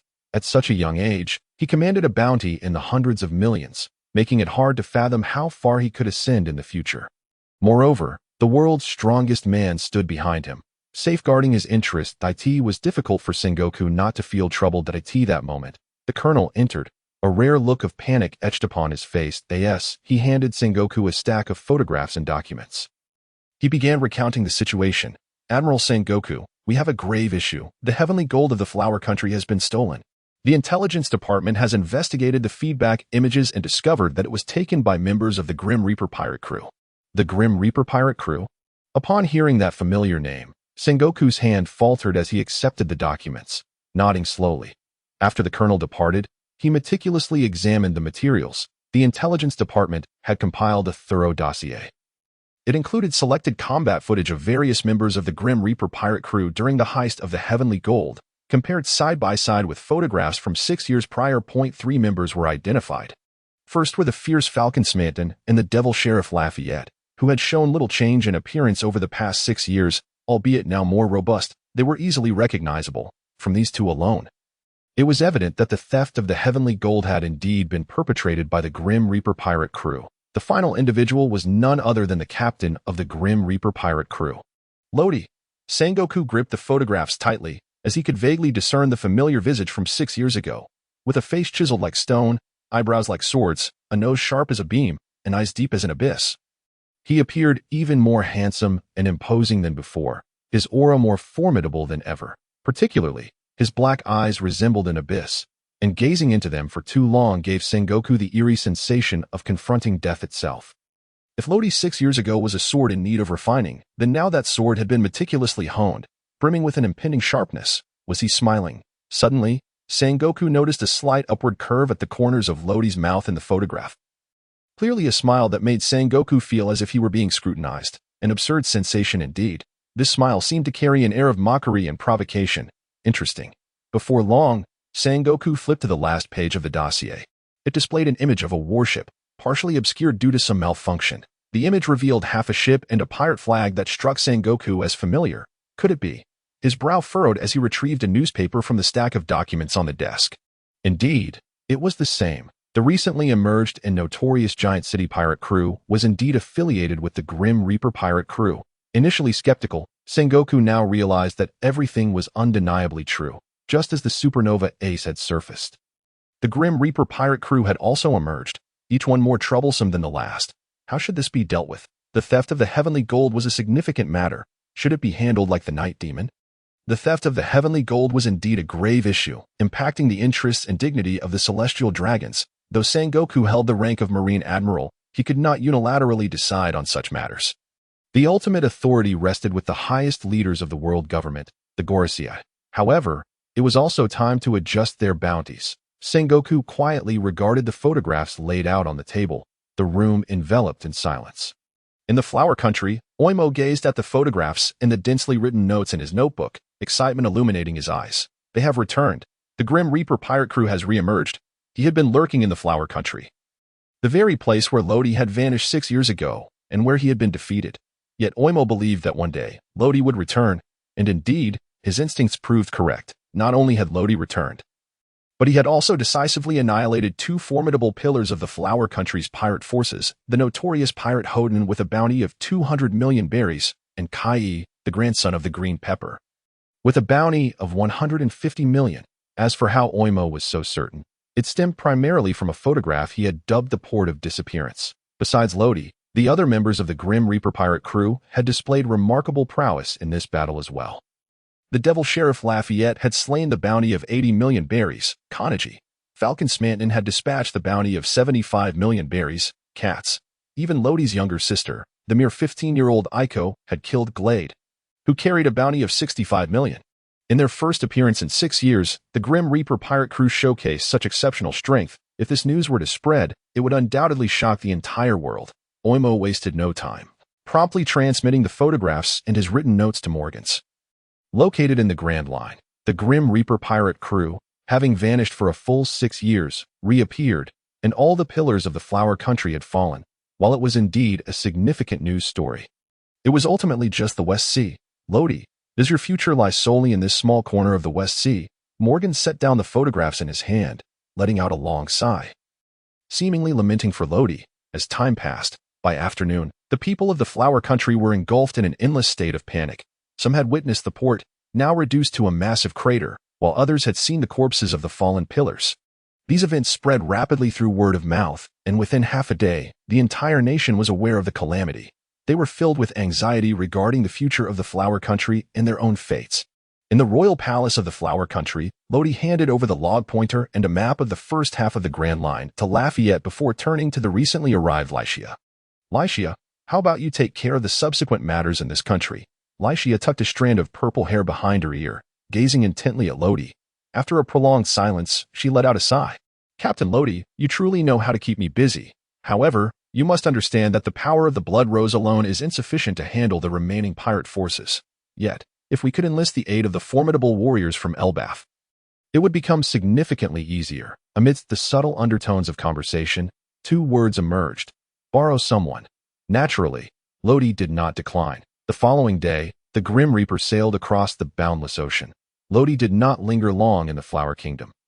As he had stated, he entrusted all subsequent matters to Rajad. He also took the liberty to contact the giant nation of Elbaf from the West Sea. The giant warriors, filled with enthusiasm, dispatched a warship to assist Raja upon hearing Lodi's request. Their fervor was not unfounded. They revered strength, and Lodi's might had earned their admiration. Furthermore, Lodi had facilitated a transformation in their nation's foremost warrior, who now frequently graced the pages of newspapers, gaining renown across the globe. He even stood on the brink of surpassing the legendary giant pirate crew from a century ago. This was undeniably a monumental honor. Captain, the newspaper, Lodi, who had been relentlessly swinging his sword at the bow of the ship, gradually came to a halt. After sheathing his sword, he accepted the newspaper handed to him by Lafitte. The Grim Reaper pirates have resurfaced. The pillars of the Flower Kingdom have all been vanquished. Who is stronger, the Grim Reaper Lodi or Fire Fist Ace? Lodi gazed at the bold headlines, feeling a wave of exasperation wash over him. In truth, this was a deliberate act by Morgans, aimed at provoking Lodi to venture into the Grand Line, thus enabling him to create even larger headlines. Moreover, Ace, as a perennial headline grabber this year, ensured that the newspaper garnered greater attention and, consequently, more sales. It was a lucrative endeavor, after all. Lodi swiftly perused the newspaper, only to discover that it did not report on his plunder of the sky gold. Surely there were no photographs to capture it. Lodi found it hard to believe that Morgans would conceal such a colossal event, considering he was a man obsessed with sensational news, willing to defy the world government for it. The reality was that the matter concerning the sky gold was of great significance. King Gil of the Flower Kingdom had sealed off the port and the surrounding seas, forbidding anyone from entering. Journalists were left stranded within the Flower Kingdom, lamenting their fate. Additionally, after Lodi's theft of the sky gold, all military vessels and escort ships had been sunk, prompting the Navy headquarters to dispatch personnel to clean up the aftermath. Thus, besides the Navy and the Grim Reaper pirates, no one else was privy to the incident. Tisteske, I wonder how the world government will handle us, Lodi mused, shaking his head slightly as he set the newspaper aside on a nearby table. At that moment, Lafitte approached again, holding 5 bounty notices in his hand. Captain, the newly issued bounties have significantly increased. Lodi glanced over briefly, confirming the substantial rise. His bounty had soared from 40 million to 200 million. It was nearly unheard of to see such a massive leap while traversing the 4 seas. This increase was primarily attributed to his theft of the sky gold, as well as his feats in vanquishing formidable foes such as Green Pepper, Hodin, and Kai-E. After considering these factors, the Navy headquarters had deemed it appropriate to elevate his bounty to such heights. Following suit was the Devil Sheriff Lafitte, whose bounty had risen from 20 million to 60 million. An impressive increment as well. Comparatively, Smanden's increase was modest. His bounty had gone up from 60 million to 70 million, as he already possessed a high bounty to begin with. Then there was Iko, whose initial bounty was set at 30 million berries, nearly rivaling Lodi's former standing. As for Winnie, due to her lack of combat involvement, the Navy had symbolically awarded her a bounty of 50 berries. Yet, only Lodi understood the immense potential Winnie possessed. The ability to alter emotions was exceedingly rare. For instance, Perona's negative ghost could plunge an enemy into despair upon contact, rendering them combat ineffective. Similarly, Winnie could wield such power. And even more comprehensively. In the future, Lodi intended to offer her some developmental suggestions. He had no desire for such a formidable fruit to go to waste. This freshly minted newspaper brought a minor tremor to the world. Lodi's bounty amount heralded the rise of a new supernova. A bounty of 200 million could easily classify one as a great pirate, even in the earlier stages of the Grand Line. Who would have thought that the owner of this bounty was still in the West Sea? Naturally, many remained skeptical about whether Lodi's true strength warranted such a figure. Among these skeptics, bounty hunters were the most fervent. 200 million was no trifling sum. With the mindset of pull off this job and live happily ever after, numerous bounty hunters fixated on Lodi's head. Consequently, the entrance to the Grand Line, Twin Cape, became particularly lively in the following days. In the New World, the 4 emperors now stood in a delicate balance. The Whitebeard pirates. The ailing Whitebeard flipped through the newspaper in his hands, then called over Ace, who was not far away, with a smile. Aurora. Ace, take a look at this. The Grim Reaper Lodi, The man presumed dead 6 years ago has emerged once more. Some even dare to compare you with him. Ace glanced at the newspaper, chuckled after a moment, and replied, "Old man, I've seen this person in the newspaper before. When he was reported dead, I thought it was a pity. Now that he is alive, I would like to meet him if given the chance. As for the comparison, Ace was a fiercely competitive individual but would never challenge someone weaker than himself. Otherwise, he wouldn't have specifically sought to challenge Whitebeard. The man dubbed the strongest in the world. He felt his experiences were still too limited and that he needed further growth. Once he entered the new world, becoming sufficiently powerful, he would naturally be inclined to test his mettle against Lodi. Red-haired pirates. When Shanks laid his hands on the newspaper, he was taken aback. The certainty of death had been defied. Nothing was more astonishing. Of course, the reports from back then were likely rife with inaccuracies, as Lodi's corpse had never been photographed. However, this was a harbinger of the New World's arrival, was it not? Under the impetus of the tides of change, this sea would inevitably be stirred into chaos. Luffy, are you ready? Big Mom pirates. Parasparrow, which daughter do you think I should marry off to him? Big Mom pondered as she examined the newspaper, already deciding Lodi's future partner. Marrying off daughters was a long-standing tradition of the Big Mom pirates. Beast pirates. The wine-loving Kaido smashed his bottle against the ground. Revived from the dead? Utterly ridiculous. Lodi, when you come to the New World, let us see how you manage to resurrect, as the strongest creature. Kaido scoffed at such claims. Dressrosa, Doflamingo manipulated his clones with his fingers, surrounded by a flurry of torn paper. Fufufu, come to the New World, Grim Reaper Lodi. Days passed, and the news of the Grim Reaper pirates gradually faded from public view. They seemed to have fallen into another silence. Some speculated that their next appearance might not come for another 6 years, while others believed they would soon venture into the Grand Line. The Grand Line, a circular ocean region intersecting the Red Line, stood as the most perilous maritime route in the world. Together with the Red Line, it divided the world into 4 seas: east, west, south, and north. However, due to the existence of the doldrums, those from the 4 seas could only enter the Grand Line by navigating through Reverse Mountain, the gateway to the Grand Line. From there, one could enter the first half of the Grand Line, which some referred to as Paradise, while others termed it the Pirates' Graveyard. At this moment, the Grim Reaper had arrived at the foot of Reverse Mountain. Smandon, adjust the course. Do you see that water gate? We must enter and navigate upstream with the current to charge straight toward Reverse Mountain. Lafitte fixated on the horizon, directing Smandon at the helm. Lafitte, be quiet. I've been to the Grand Line. I don't need your guidance. Smandon gripped the helm with all his might, yet the turbulent currents rendered even the slightest adjustment a formidable challenge. Fortunately, the vessel, known as the Grim Reaper, was crafted by Adam Wood, making it remarkably sturdy and resilient. Hey, Uncle Smandon, turn the helm quickly, we're going to crash, exclaimed Aiko, standing beneath the mast, visibly shaken. The fierce sea currents propelled the Grim Reaper forward at an alarming pace. And just as the ship was on the brink of entering the Watergate, disaster struck. Despite Smandon's best efforts to correct the course, a slight misalignment persisted, resulting in the ship's bow pointing directly at the Crimson Earthen Wall. As the bow of the ship neared the Red Earth continent, Lodi suddenly sprang into action, donning his cloak of the Grim Reaper and soaring forward. Let me handle it. He hovered between the ship's bow and the Red Wall, facing the Grim Reaper head-on. With a firm grip on the bow, he infused it with the power of the Grim Reaper, causing the vessel to shift under his influence. That we made it.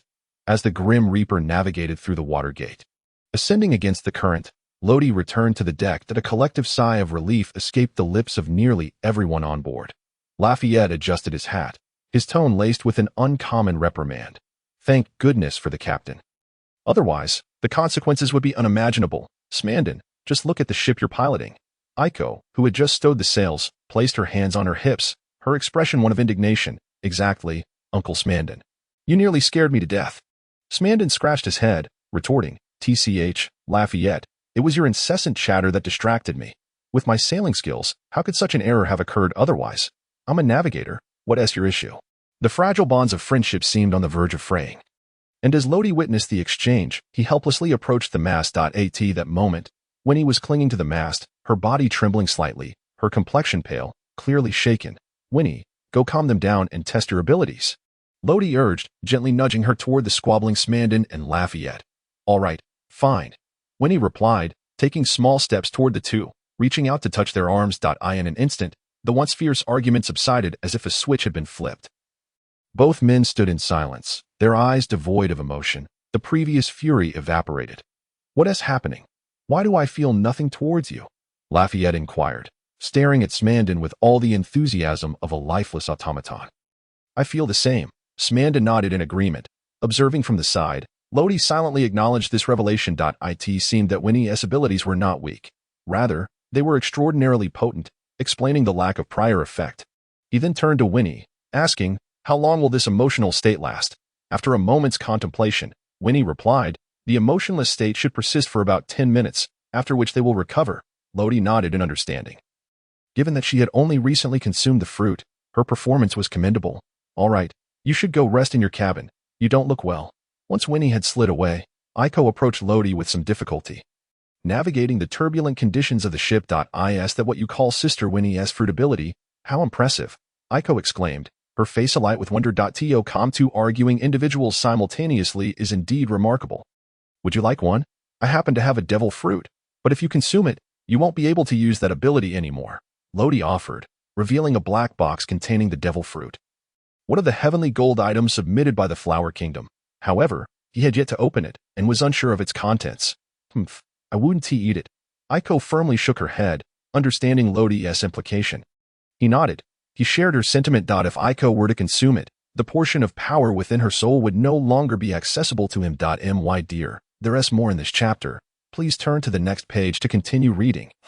The story becomes even more thrilling. That portion of power also possessed the characteristic of the Grim Reaper's scythe, albeit with less than 1% effectiveness, yet it could accumulate over time, potentially making Aiko exceptionally powerful one day. Suddenly, Lodi's expression shifted as he realized something important. In a flash, he enveloped Aiko and soared into the sky. Almost simultaneously, the Grim Reaper reached a critical point in the current. Being flung outward by inertia, and due to the waves, the ship momentarily took flight. With a resounding crash, it landed heavily, sending forth a spray of water, surrounded by mist, as though they had entered an ethereal realm. Lodi and Aiko found themselves back on the deck. Smandon and Lafayette, thanks to their human-animal forms, effortlessly evaded the impact. However, Winnie's situation was less fortunate. Aiko, go check on Winnie. At that moment, the Grim Reaper had completely entered the downstream channel, moving at an alarming speed. The consequences of crashing into something were unimaginable, and lava represented that instability. Whether or not any vessels from distant seas would encounter it was a matter of sheer luck. As the mist began to thin, the Twin Cape, located at the base of the upside-down mountain and the entrance to the first half of the Grand Line, gradually came into view. All that lay ahead was an endless expanse of ocean, and beneath the observation of his observation hockey, Lodi failed to sense Labu's presence. It seemed Labu was absent, allowing the Grim Reaper to pass through unimpeded. However, not far from the Twin Cape, 3 small boats were moored among the rocks, each measuring only 7 or 8 meters in length, carrying a mere 4 individuals combined. Damn, if it weren't for that strange old man guarding the Twin Cape. Why would we be waiting in this wretched place? Veer grumbled, patting his substantial belly. Look, I've lost weight. Veer scolded him, exasperated. Veer, how many times must I tell you? As a man, you must learn to endure. Whether in good times or bad, whether comfortable or uncomfortable, you must learn to persevere. Douglas MacArthur once said, to endure is not to be servile, but to embrace it with peace of mind. You must immerse yourself in it. Accept it and tolerate it. Only then can you shut up. Seastone interjected, veins bulging on his forehead, having reached his breaking point. With a sudden, powerful punch, he slammed his fist into the nearby rock. Veer, I've truly had enough of you. You enjoy enduring, do you? My fist is big and hard, perfect for testing your endurance. As he raised his hand again, a massive imprint was left on the rock. Yikes, that is terrifying. Endure, Veer gulped nervously, hastily waving his hands in surrender. Seastone, I admit my mistakes. Just treat my words as nonsense. No need for you to take action. I'll slap myself a couple of times. Is that acceptable? He then proceeded to smack his own face twice. The resounding slap's a testament to his sincerity. Seastone shot him a cold glare, choosing not to reply further. Seeing that he had no intention of escalating matters, Veer secretly rejoiced and leaned closer to Veer. Speaking in a much softer tone, Veer, did you see that? This is the power of endurance. Even Seastone has to comply with me. Have you witnessed the might of endurance? You should learn from me. Before he could finish, a deep, ominous voice interrupted. They are coming. Sind, who had been silent all this time, suddenly set down the telescope in his hand. He had seen it. The pirate ship that had just emerged from the clouds was undoubtedly the vessel of the Grim Reaper pirates. The flag that fluttered above it was one he had scrutinized daily for nearly half a month, nearly etched into his memory. Seastone licked his lips, his sword already thirsting for action. At long last. After all this waiting, we have finally arrived. Veer, hands on his hips, wore a smug expression. Did you see that? This is what patience looks like. Some bounty hunters couldn't last 2 days here, while others left after 7 or 8 days. In the end, only we remain. That bounty of 200 million. No, nearly 400 million. Will belong to us. Veer counted on his fingers, his wise eyes brimming with desire. 400 million. How much meat could that buy? A useless fool. A glutton. Seastone tightened his fists, glaring fiercely at the two of them. Listen well, if any of you dare to cause trouble this time, I want to let you off. Shudad is the team leader. Send raised his right hand to signal them to be quiet. Seastone, is the submarine assembled? Seastone pointed to the iron lump protruding from the water, expressing his dissatisfaction. It's assembled. But this thing can only be used once and can't be driven too far. I really don't understand why you spent 5 million berries to buy it. Sen stared intently ahead. It was all for the purpose of catching them off guard. Such a large fat sheep must not be allowed to escape. All right, they're coming down soon. We must act. With that, the four pried open the iron lump and jumped inside. Unbeknownst to them, every move they made was being observed by Lodi. The lighthouse was the only structure on Gemini Cape. The ship's doctor, Kuno Cass, from Roger's ship, was stationed here, also tending to Laboon. He typically sat in front of the lighthouse reading the newspaper, occasionally explaining things to small-time pirates who ventured in from the seas. And of course, warning them of the perils of the Grand Line. Apart from his fierce appearance and peculiar hairstyle, this old man was quite amiable. Another ship carrying dreams. Kuno Cass shook the newspaper, his eyes narrowing at the pirate ship that had just entered the waters. He had once spent 3 years aboard a pirate ship, a journey filled with thrills and adventures, the happiest time of his life. Thus, every time a newcomer set sail, he felt compelled to share his reflections. As the Grim Reaper ship burst forth from the water, it had yet to unfurl its sails, and its speed gradually decreased. Let us make for the shore. Under Lodi's command, the Grim Reaper ship raised its sails once more and ultimately docked beneath the lighthouse. Old man, I've heard you used to run a clinic here. So your medical skills must be quite impressive. Lodi leaned against the railing, looking up at Kuno Cass with a smile. He was right. Running a clinic was something from long ago. Kuno Cass lowered the newspaper slightly, turning to face Lodi. Is someone injured? His gaze remained fierce. Lodi turned and emerged from the room, cradling the pale-faced Winnie. She is not in good condition. We might need to trouble you. Of course, even though we're pirates, we will pay you for your services. Upon hearing this, Kuno Cass suddenly let out a brief chuckle, one that was fleeting but still noticeable. He then shook his head slightly. Rarely do I encounter pirates with such principles. Very well, I shall fulfill my duty as a doctor today. Bring that young lady to me. Lodi's lips curled into a smile. He then settled Winnie inside the lighthouse and called for Iko to assist before stepping out again. Now, it was time to deal with some bothersome pests. They are coming. Prepare for action. At this moment, Lafayette and Smanton had regained their composure. However, having calmed down, they no longer felt the same fury. Besides, their relationship had always been strong. It was just that the situation had been perilous. Leave it to me. Smanton toyed with the dice in his hand as he approached the ship's railing, quietly observing the tranquil sea beneath the surface. A rudimentary submarine glided slowly. Perhaps due to some malfunction, it emitted strange creaking sounds as it moved. Now, we can charge up. Sen signaled Seastone with a wave of his hand as he spotted the enormous vessel above through a makeshift periscope.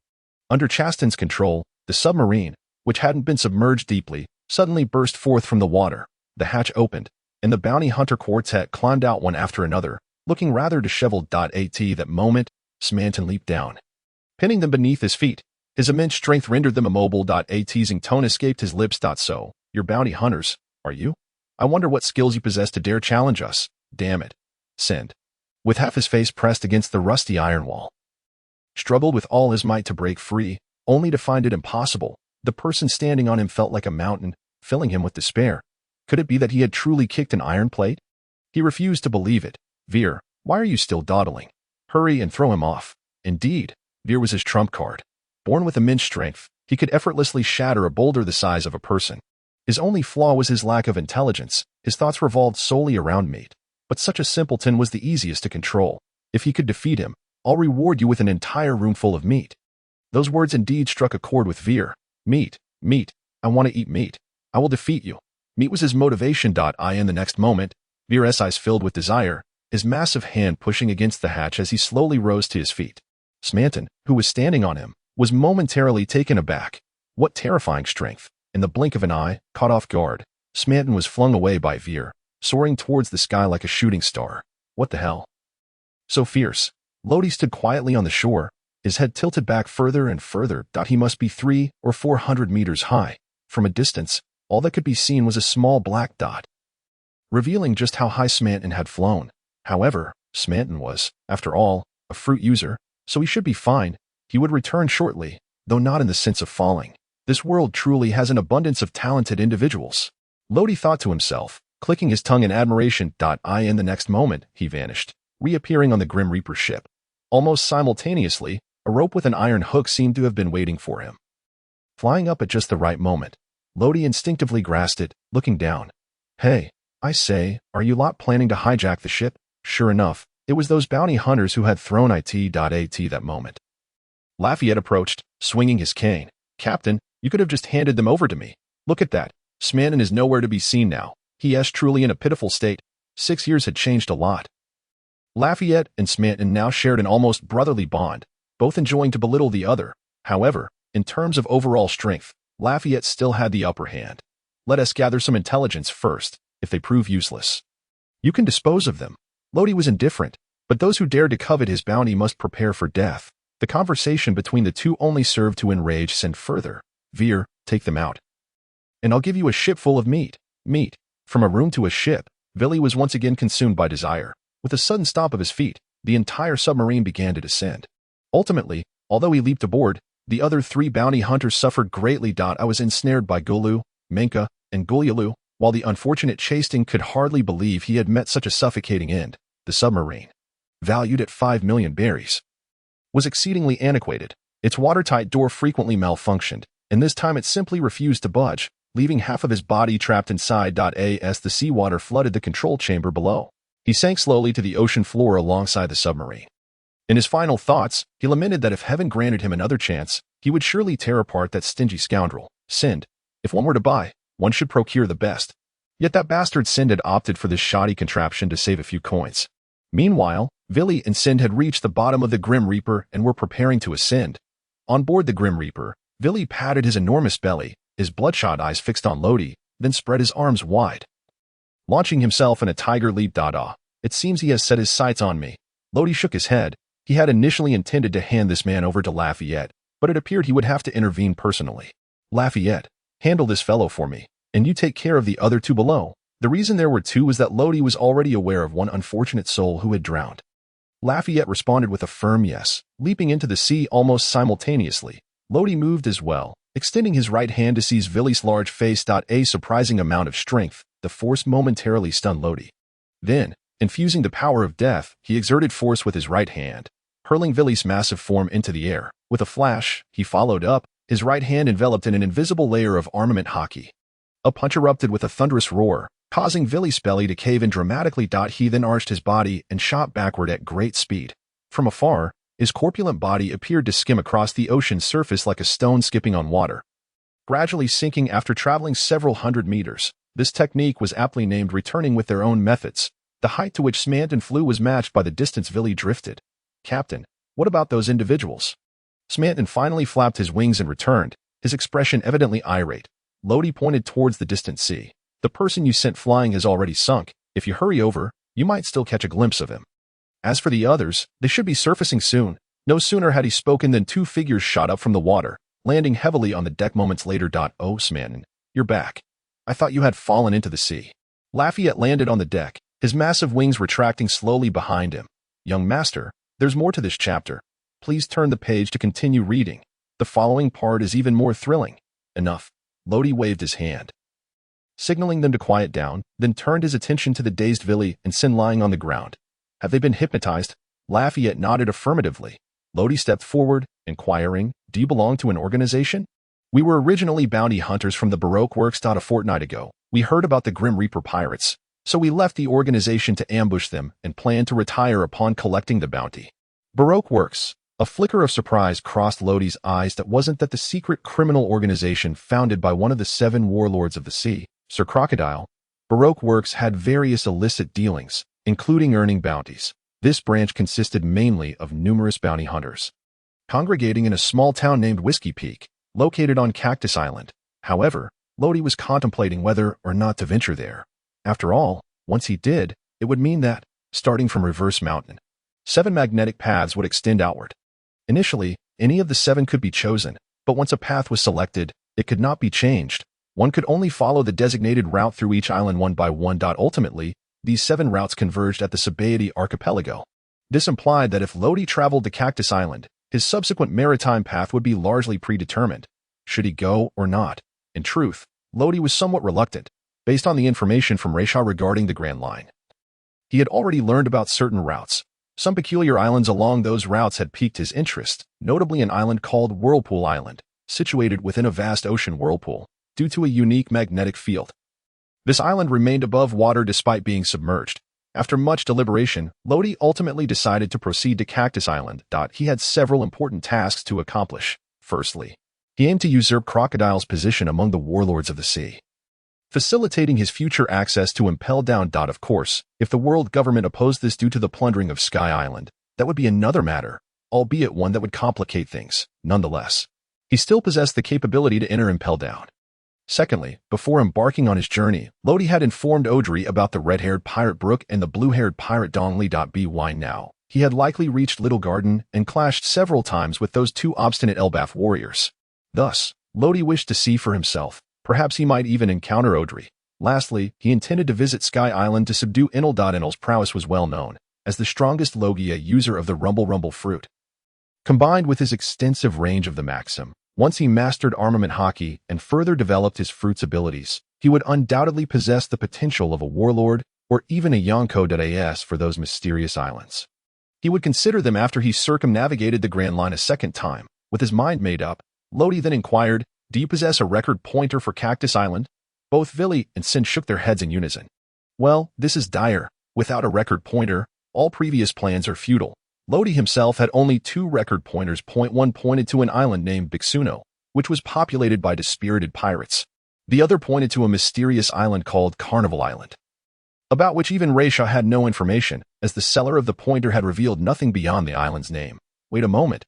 Even if you lack a record pointer for Cactus Island, you must possess pointers for other islands, correct? It then dawned on Lodi that navigation on the Grand Line relied solely on record pointers, and these 2 bounty hunters must have some pointers on them. Vili dazedly shook his head. "The record pointer is with Chasting. We truly have none." Lodi cast a glance at the calm sea, his lips twitching slightly. Chasting was already gone, and in a rather humiliating manner. Any hopes for the record pointer were dashed. "Can you contact other bounty hunters on Cactus Island?" Send, the captain of the bounty hunter team, nodded and retrieved a din mushy from his pocket. "All right, contact everyone you can, and inform them that you've captured the Grim Reaper Lodi. However, all the ships were destroyed in the battle, and you urgently require assistance, promising them a share of the bounty." This is what is commonly referred to as casting a wide net to catch more fish. By reaching out to 1 or 2 individuals, they may not believe, but by contacting a dozen or 20, there will inevitably be some who do. Subsequently, Sin began to contact other bounty hunters, following his orders as if he were a mere automaton. In the waters not far from Upside Down Mountain, a small black single-masted sailboat sped through the waves. At the bow stood 3 individuals, former members of CP9 from the CP organization, now serving as instructors in the CP training department due to their injuries and advancing age.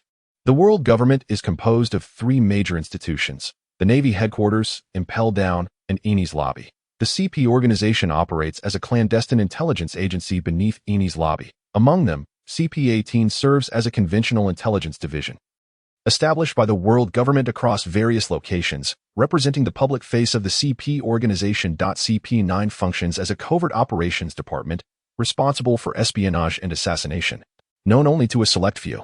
Meanwhile, CP-0 answers directly to the Celestial Dragons, superseding CP-19 in authority. Daler, Hind, it has been 2.5 years since we last received a mission from above, hasn't it? This is quite an unusual occurrence. The speaker, a tall man clad in a white coat and wearing a white mask, stood at the forefront. He towered at nearly 4 meters, with a dark red sheathed longsword strapped to his waist.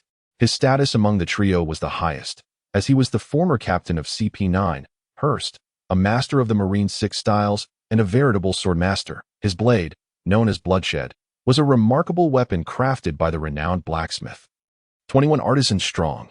Indeed, Daler coughed, I have perused the information on the Grim Reaper pirates. Many regard them with disdain, yet their strength should not be underestimated. Approaching 60, Daler's health was failing. Each sentence was punctuated by coughs caused not merely by aging, but by a gas explosion he suffered during a mission years ago. To be honest, they possess audacity to provoke even the celestial dragons, which explains why the 5 elders would reach out to us. Among the 3, Hind was the youngest, once hailed as a prodigy. Unfortunately, his right leg had been completely severed, and one could surmise that his prowess had diminished to less than half of its former glory. Yet, it is often those with genius who can ignite their potential in dire circumstances, and Hind was precisely that kind of individual. Hurst's right hand caressed the hilt of bloodshed as he gazed forward.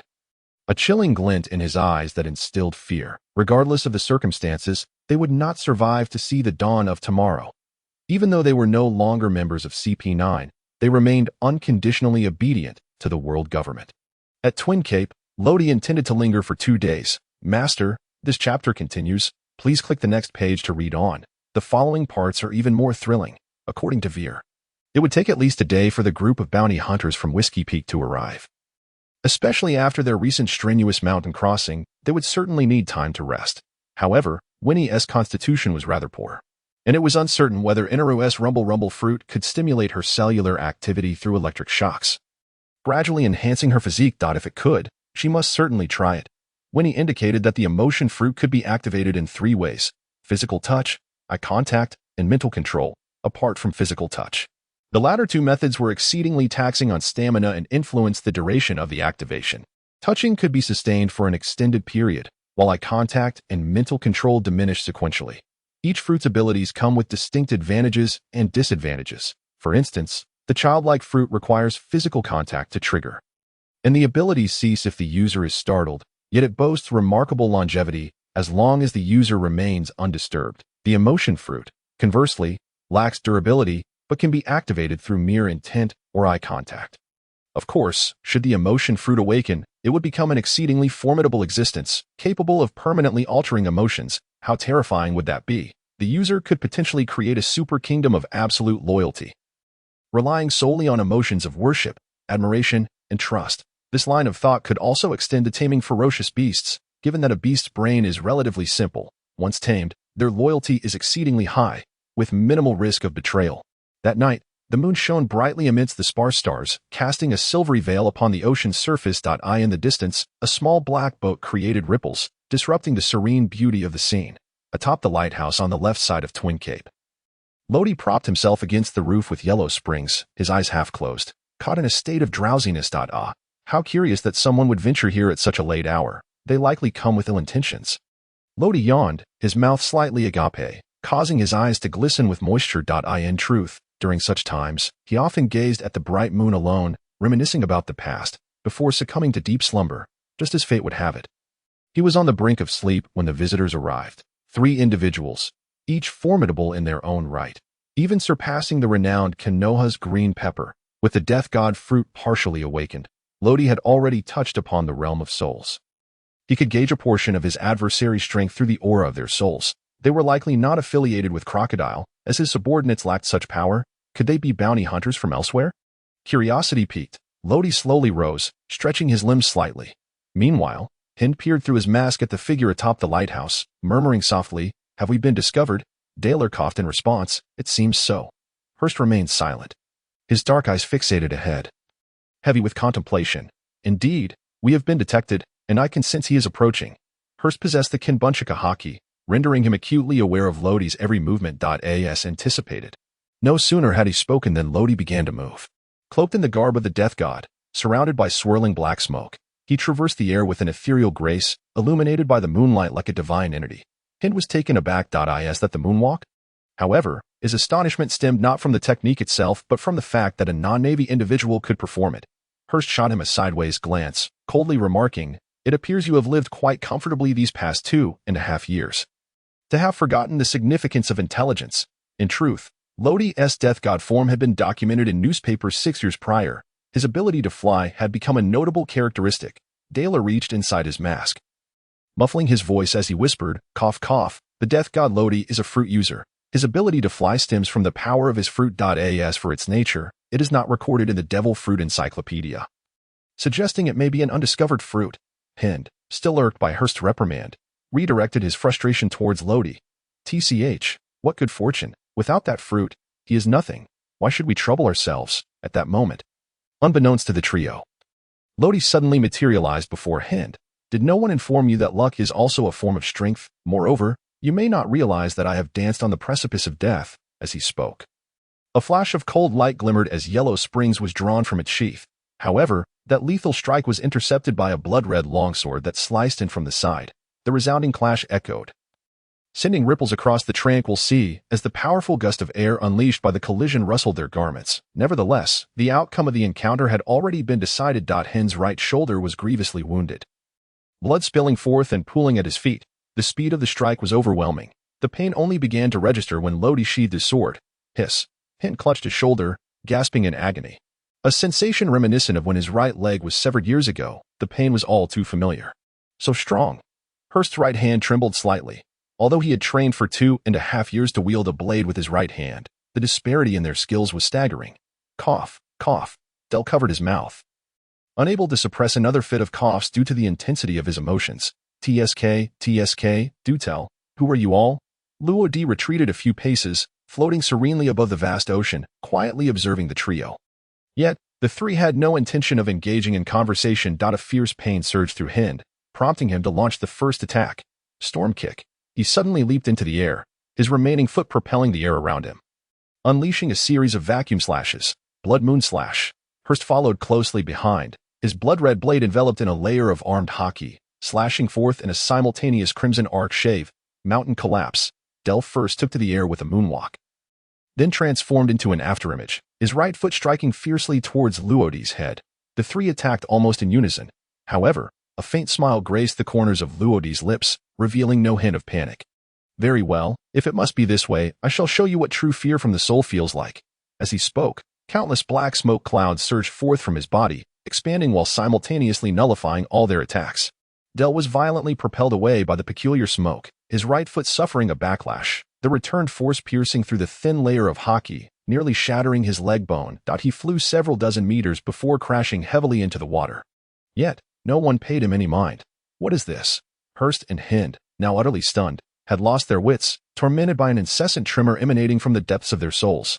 Who could tell them what this colossal monster before them truly was? Beneath the moonlight, the thick, black, viscous smoke coalesced into a towering figure, standing over 10 meters tall. The black robe draped over it billowed without wind, and the smoke swirling around it seemed alive, constantly entwining and spiraling. Most striking was the enormous black scythe that appeared capable of effortlessly claiming lives. Its surface was adorned with bizarre engravings that shimmered with a mesmerizing glow, instilling a sense of dread. A chilling aura enveloped the entire sea. Below the figure, the water seemed to recoil in fear, sinking downward, waves crashing in relentless succession. This is the manifestation of the semi-awakened death god fruit. I shall name it the true form of death. Luo Di floated within the essence of the death god, closing his eyes, as if everything around him lay within his grasp. It was an extraordinary sensation when he opened his eyes once more and gazed ahead. Hearst and Hind, who stood frozen in place, had undergone a profound transformation in his eyes. Those were souls. At this moment, Luo Di could perceive their very souls. The death god's scythe in his hand had acquired new abilities, severing souls and sealing them. As for controlling those souls, Luo Di was not yet capable. However, he sensed that once the death god fruit fully awakened, mastering souls would not be beyond his reach. At that time, he would become Big Mom's nightmare. The fruit's counteraction was no trifling matter. Run. The chilling aura drew ever closer. The suffocating sensation of impending death coupled with dread from the depths of their souls jolted Hearst and Hind awake simultaneously. They hurriedly turned, disregarding even the ship beneath their feet, which was tossed about by the waves. With moonwalk steps, they fled into the distance. All that filled their minds was escape. They ran as far as they could, even if it meant exhausting their strength or perishing in the sea. They felt that remaining here would lead to a fate far more terrifying than death. But could they truly escape? The answer was a resounding no. Luo Di manipulated the massive death god, appearing before Hearst and Hind in an instant, his colossal form casting a shadow that even the moonlight could not penetrate. Do you know, there exists something called a soul, and I can extract it. The death god spread its left hand, as the surrounding black smoke gradually coalesced into two eerie black orbs, whoosh, with a swift motion of his left hand. The orbs, equipped with tracking capabilities, struck true even as Hurst and Hind desperately dodged. Separation. Cross. The black orbs pierced through their bodies, forming a black cross behind them. Ropes made of smoke ensnared them tightly. That is my body. So what is this? Bizarre. Absurd. Hurst was horrified to see his own body plummeting into the sea, seemingly bound by the cross. What is happening? Like him, Hind witnessed the same scene. He then turned to Hurst, only to be struck with terror at the sight of Hurst's body. Hurst, why is your body transparent? Hurst looked back at him, his nearly translucent face reflecting equal shock. You too. Just then, a gale infused with the power of the death god swept through, causing Hurst and Hind to feel as if countless steel needles were piercing their bodies, waves of pain crashing over them. Next, I shall sever the bond between your souls and bodies, sealing you away. Fear not, you shall return to this world soon enough. Consider it a mere slumber. Then, before the terrified gazes of Hurst and Hind, the death god swung its scythe, cleaving through all. When Luodi returned to the top of the lighthouse, he felt a wave of soreness throughout his body. Indeed, utilizing the true form of death in a semi-awakened state was quite taxing, placing an extraordinary burden on his physique. Moreover, the power of the true form of death was still incomplete. Nonetheless, even so, it remained formidable. During this process, Luodi gleaned much knowledge. To achieve the separation of souls, one must enter the form of the death god. However, once the fruit fully awakens, this may no longer be necessary. The medium for severing and sealing souls is the death god's scythe. Now, a portion of the demonic power within Luodi's soul had awakened. Thus, the ability to sever and seal souls lies within the other part of the death god's scythe residing in his soul. The scythe he held, Huang, was still beyond his current capabilities. However, he felt it would not be long now. In another year, once the fruit fully awakens, I shall seek out Big Mom to test the waters. Meanwhile, within a house beneath the lighthouse, Kanoka slowly opened his eyes, a flicker of deep contemplation and barely perceptible horror crossing his gaze. Possessing the ability of observation haki, he naturally sensed the events unfolding outside. The immense power displayed by Luodi brought to mind the great captain, Roger, Holy Land, Mariehua, the highest authority of the world government, the five elders. Jagor Lucia Satan slowly set down the den mushi. Communication has been lost. Topman Walchuli looked grave. After all, they were former CP9 members, removed from their posts due to severe injuries that led to a significant decline in their strength. Their defeat at the hands of the Death God pirates was not surprising. Izambaron v. Nasu Lang held his sword. Its just as well they're gone. They've been rather troublesome lately. Shepherd X. Peter cast a sidelong glance at the others, since the Death God pirates have not been eradicated. We should discuss the next steps. Marcus Maz shook his head, hands clasped behind his back. The situation has only just stabilized. We currently lack the surplus strength to deal with them. This matter must be set aside for now. Therefore, let us turn our attention to Portgast D.Ace, the captain of the 2nd Division of the Whitebeard Pirates. Recent intelligence gathered by our undercover agents within the Whitebeard Pirates seems to contain some remarkable revelations. The following afternoon, 3 small sailing vessels, each measuring over 10 meters in length, swiftly made their way toward Upside Down Mountain. Remarkably, each ship bore a different pirate flag, appearing to coexist peacefully without any interference. If these vessels were indeed crewed by pirates, the scene would be perplexing. However, they were bounty hunters hailing from Whiskey Peak. The pirate ships were spoils taken from fledgling pirates. As for the group of pirates, they had become part of Cactus Island. Among the 3 ships, the pirate vessel at the center bore a figurehead. How absurd that Sin claims they captured members of the Grim Reaper pirates and even invited us over. It's laughable. Those traitors betrayed us not long ago. Who would believe such words? Mr. 5, Jim, stood with his hands in his pockets, gazing coldly ahead, the sea breeze tousling his hair. Since you know he is deceiving you, why pursue him at all? Miss Valentine's Day, Machida, twirled a yellow and blue-striped parasol, a comically exaggerated grin plastered on her face. Of course, to eliminate him and his 3 accomplices. Ideally, we'll encounter the Grim Reaper pirates. That would be splendid. Jim tapped his nose and flicked it lightly, causing a loud boom as a large splash erupted from the sea. Aha, don't forget, I expect half of that bounty. With that, Machida sprang lightly from the ground like a balloon, gradually ascending until she landed on the lookout tower. They're coming. Lodi leaped from the top of the lighthouse, landing deftly in front of Dr. Kanaskas, who was engrossed in reading a newspaper. Dr. Kanaskas, would you care to join us? We happen to be in need of a physician aboard. Kanaskas shot him a sidelong glance before shaking his head. This is my sanctuary, and without me, Lab would never reunite with those it longs to see. Even though I once told it those individuals would never return, the bond Lab shares with them is indelible. I have come to terms with this. I shall remain by its side until the end of my days. That morning, Kanoska's narrated Lab's story to Lodi, who listened quietly, fully aware of the circumstances. The sails were hoisted once more. The Grim Reapers set forth successfully. Their course aligned perfectly with that of Jim and Machida. When unfamiliar pirate ships encounter one another on the vast ocean, what transpires? Without a doubt, it is war. Aha. They approach. Machida twirled her parasol, gracefully landing beside Jim. Indeed, they are members of the Grim Reaper pirates. Yet Send is conspicuously absent. Jim rummaged in his nose, anxiously anticipating the Grim Reaper's approach. Most likely, he has been dealt with. However, that's for the best. It spares us much trouble, especially that troublesome fellow named Villy. Machida gazed toward the Grim Reaper, her excitement palpable. Not far ahead, Lafitte adjusted his hat, glancing sideways at Lodi. Captain, shall I take care of them all? Lodi tapped his finger against the table, contemplating before replying.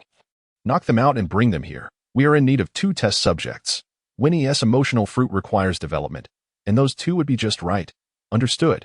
Lafitte nodded, then spread his wings and took flight. His silhouette stark against the open sky. Jim noticed him immediately. Can't wait. Huh. Then let me sink you. Balloon cannon. He launched the black ball he had just needed toward Lafitte, the projectile hurtling forth at high speed. Lafitte, with keen perception, deftly dodged at that moment. Several more black balls were released, nearly sealing off all possible escape routes. Ugh, how disgusting. Lafitte's expression momentarily faltered. Not from fear of the power, but rather from revulsion. A tremendous explosion erupted, engulfing Lafitte in a dense cloud of gray smoke. TCH, is that all you've got? I expected more. Jim retracted his hand, realizing the gun would not be necessary. If the Grim Reaper pirates' crew possessed such meager abilities. The bounty was as good as his. However, when the black smoke cleared, his expression froze in disbelief, for Lafitte remained unscathed. Aha. You're still alive, Mr. 5, leave this to me. Wait, don't. Jim reached out. But Machida had already leapt into the air. Her descent carrying a terrifying weight. 10,000 kilograms of pressure. She was merciless toward her enemies, often neglecting the consequences of her actions, and in this instance, she forgot they were at sea, should her attack be evaded. The momentum could very well drag her into the depths. Reality proved her fears true as Lafitte flapped his wings, effortlessly dodging her, even managing to offer her a polite smile as they brushed past one another. Exuding an air of chivalry. Thud. Machida plunged into the sea. Mr. 5, gurgle, save me, gurgle. In that moment, her laughter vanished, replaced by terror as she struggled, unable to swim, just as she was about to sink. A pair of claws grasped her shoulders and yanked her from the water. Lafitte, look at the mess you've created. This was supposed to be the captain's test subject. You nearly drowned her. Lafitte shook his head. I was about to rescue her. Who knew you had such little faith in me? Hey, Jim's furious voice interrupted them. You two, release Valentine's Day immediately. With that, he leveled his pistol at Lafitte, loaded with explosive air bullets. Bang. He fired, a bullet almost invisible to the naked eye hurtling toward Lafitte. Lafitte spun, his body enveloped in hockey, absorbing the air bullets as he approached Jim. I had intended to kill you. But alas, this is the captain's mission. He unsheathed his cane sword. Impossible. I am an explosive fruit user. My mission cannot fail, Jim roared, launching his pistol while simultaneously delivering a swift kick. Yet Lafitte merely raised his hand, his hockey-covered cane sword effortlessly blocking the attack. Boom. Jim, the explosive man, could make any part of his body explode, including his right leg. This time, you must die. Nothing is impossible. In this world, there are far too many things you cannot comprehend. Had it not been for the captain, I might never have learned this hockey. Then, under Jim's horrified gaze, Lafitte struck forth with his sword. When Jim regained consciousness, he found himself in a dimly lit room, a profound sense of helplessness enveloping him. Suddenly, he heard a deeply despondent female voice. Why do I still exist in this world? A woman like me deserves to die 100, 1,000 times. Jim recognized that voice all too well. Was it not Miss Valentine's Day? As he turned to look, the darkness of the room obscured his view, revealing only a vague silhouette. Yet he still recognized her. Hey, Valentine, snap out of it. However, no matter how much he shook or shouted, it had no effect on Machida. She remained trapped in her own world, unable to escape. Damn it, what did the Grim Reaper pirates do to Valentine? And where did they get these sea prism stone shackles? With a slight rustle of footsteps and the creaking sound of an opening door, a figure slowly entered the room. Bathed in the faint light that streamed in from the entrance, Jim discerned the identity of the visitor. It was the Grim Reaper, Lodi. What have you done for Valentine's Day? Jim stammered. Lodi, unconsciously fiddling with the hilt of the underworld blade in his right hand, chuckled lightly. Oh, it's nothing much, merely a change of mood for her. Of course, it's not just her. You will experience it too. Though there may be some risks involved. After all, rapid emotional shifts could easily drive one to madness. At that moment, Jim regained his composure, given that his hands were bound by Seastone. He was devoid of strength and unable to utilize his abilities. Escape was evidently out of the question. What exactly is your objective? Emotional transformation. No wonder Valentine's Day has turned so peculiar. But how did you accomplish it? Jim was now brimming with questions for the Grim Reaper. Lodi was shrouded in myriad secrets, far from the innocuous appearance he projected. As for my purpose, it involves the warlord of the sea, Crocodile. Oh, by the way, you may not know, but he is your true mastermind, the so-called Mr. Zero. Having said that, Lodi paid no heed to the astonished Jim and leisurely exited. He had come to observe the condition of Mike Ida. It appeared everything was well. In the first half of the Grand Line. On the Isle of Antiquity, the landscape retained its prehistoric essence. The island boasted not only dinosaurs but also numerous colossal beasts, with vegetation of monumental proportions, earning it the moniker of the Little Garden. At this juncture, a fierce battle unfolded upon the island. The violent tremors were sufficient to shake the mountains and forests, sending dragons fleeing and birds soaring into the sky, as if all were terrified of the colossal creature that had instigated the conflict. Near the volcano, within a circular arena formed by years of combat, two giants were locked in a fierce struggle. However, they were not Dori and Bragi, but Dori and another giant, the first warrior of Elbaf. Odri. Dori raised his shield in his left hand, deflecting Odri's colossal stone arm, and with a fierce shout, he swung his enormous sword down with great force. The tremendous power stirred the air with a resounding whoosh. Yet, for Odri, who resembled an impregnable fortress, the blow, while painful, did not inflict any debilitating damage. Enduring the strike, he retaliated with his massive spiked club, bringing it down with all his might. Just then, the volcano erupted, prompting both giants to cease their efforts and gradually come to a halt. On the periphery, Bragi and the giants of the giant pirate crew, who had been watching with great interest, stood up and approached them. With each step, the ground shook, a testament to the giant's formidable physique. Outside the Little Garden, the Grim Reaper ship had just docked. Hearing the sounds emanating from the mountains and forests, Aiko tightened her grip on the wind and snow at her waist. Lodi, there aren't any monsters on this island, are there? The tremendous noise generated by the simultaneous movements of a dozen giants had already reached the shore, causing even the sea and the Grim Reaper ship to sway slightly. It was not just Aiko who harbored such concerns. Even Smando and Lafayette shared the sentiment. The sound was too peculiar, reminiscent of some gargantuan creature in motion. Lodi waved his hand with a smile. The giant pirate crew led by Odri should be right here. That commotion is undoubtedly from them. Upon hearing this, the three exchanged glances of realization. Even Winnie, who had been hiding behind, stepped forward, her delicate face displaying excitement. So it's Uncle Odri. They had spent nearly a year in Elbaf, forging strong bonds with the giant warriors, especially with Odri, who could be considered half a crew member of the Grim Reaper pirates. Furthermore, before consuming the devil fruit, Winnie had a keen perception of emotions and understood the essence of those giants. They were fiercely combative, with a rugged exterior that appeared intimidating, yet deep inside, they remained quite innocent. Their fervor for battle was simply unparalleled. Lodi scanned the group before inquiring, "Who among you will stay behind to guard the ship?" A moment of silence ensued. It was as if a flock of crows flew over the quiet night of Cambridge. Clearly, no one wished to remain behind. The Isle of Antiquity possessed a pure, primitive beauty. With its myriad bizarre plants and exotic creatures, everyone was eager to explore its wonders. Noticing the silence among the group, Lodi discerned their thoughts and pointed at the log pose in Lafayette's hand. "Rest assured, the log pose still needs to gather magnetic force. We will likely need to stay here for a while. We can take turns watching the ship. Wait, if I recall correctly, the time required to store magnetic force here seems to be a year." Lodi's face instantly froze, yet seeing the hopeful expressions of his companions, he refrained from voicing his concerns. Ultimately, Winnie volunteered to stay behind to guard the ship. She was determined to develop her abilities and grow stronger. After 6 years, she had fully integrated into the crew, and their bonds had deepened. She did not want to become a burden. However, considering Winnie's inherent weakness, Lafayette also chose to remain. Typically, it was Lodi who offered suggestions during her devil fruit training, and Lafayette accompanied her throughout the process. Emotions could subtly alter a person. As long as one continuously imposed a certain emotion, that individual's character would inevitably shape itself to reflect that emotion. prolonged anger could foster an irritable temperament, while fear could breed timidity. But what would admiration and trust yield? Now, Winnie's goal was to tame Jim and Makita, transforming them into formidable assets for the Grim Reaper pirates. Wow, this is a dinosaur recorded in books. Aiko exclaimed in astonishment, peeking from behind an ancient towering tree. Before her, two dinosaurs, each measuring 7 to 8 meters in length, were engaged in a fierce struggle, leaving devastation in their wake.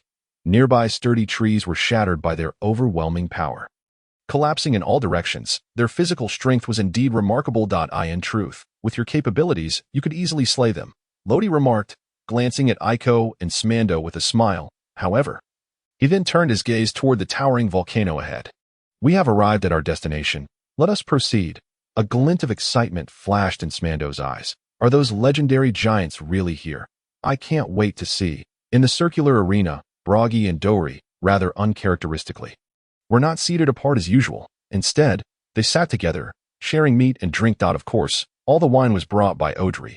Who would have thought we would both be bested by you? Dori exclaimed. Over the past 10 days, he and Odri had fought 10 matches, ending with 1 defeat and 9 draws, but ultimately they had lost 1 battle. Dori took a hearty swig of his drink, his face not displaying disappointment but rather a smile.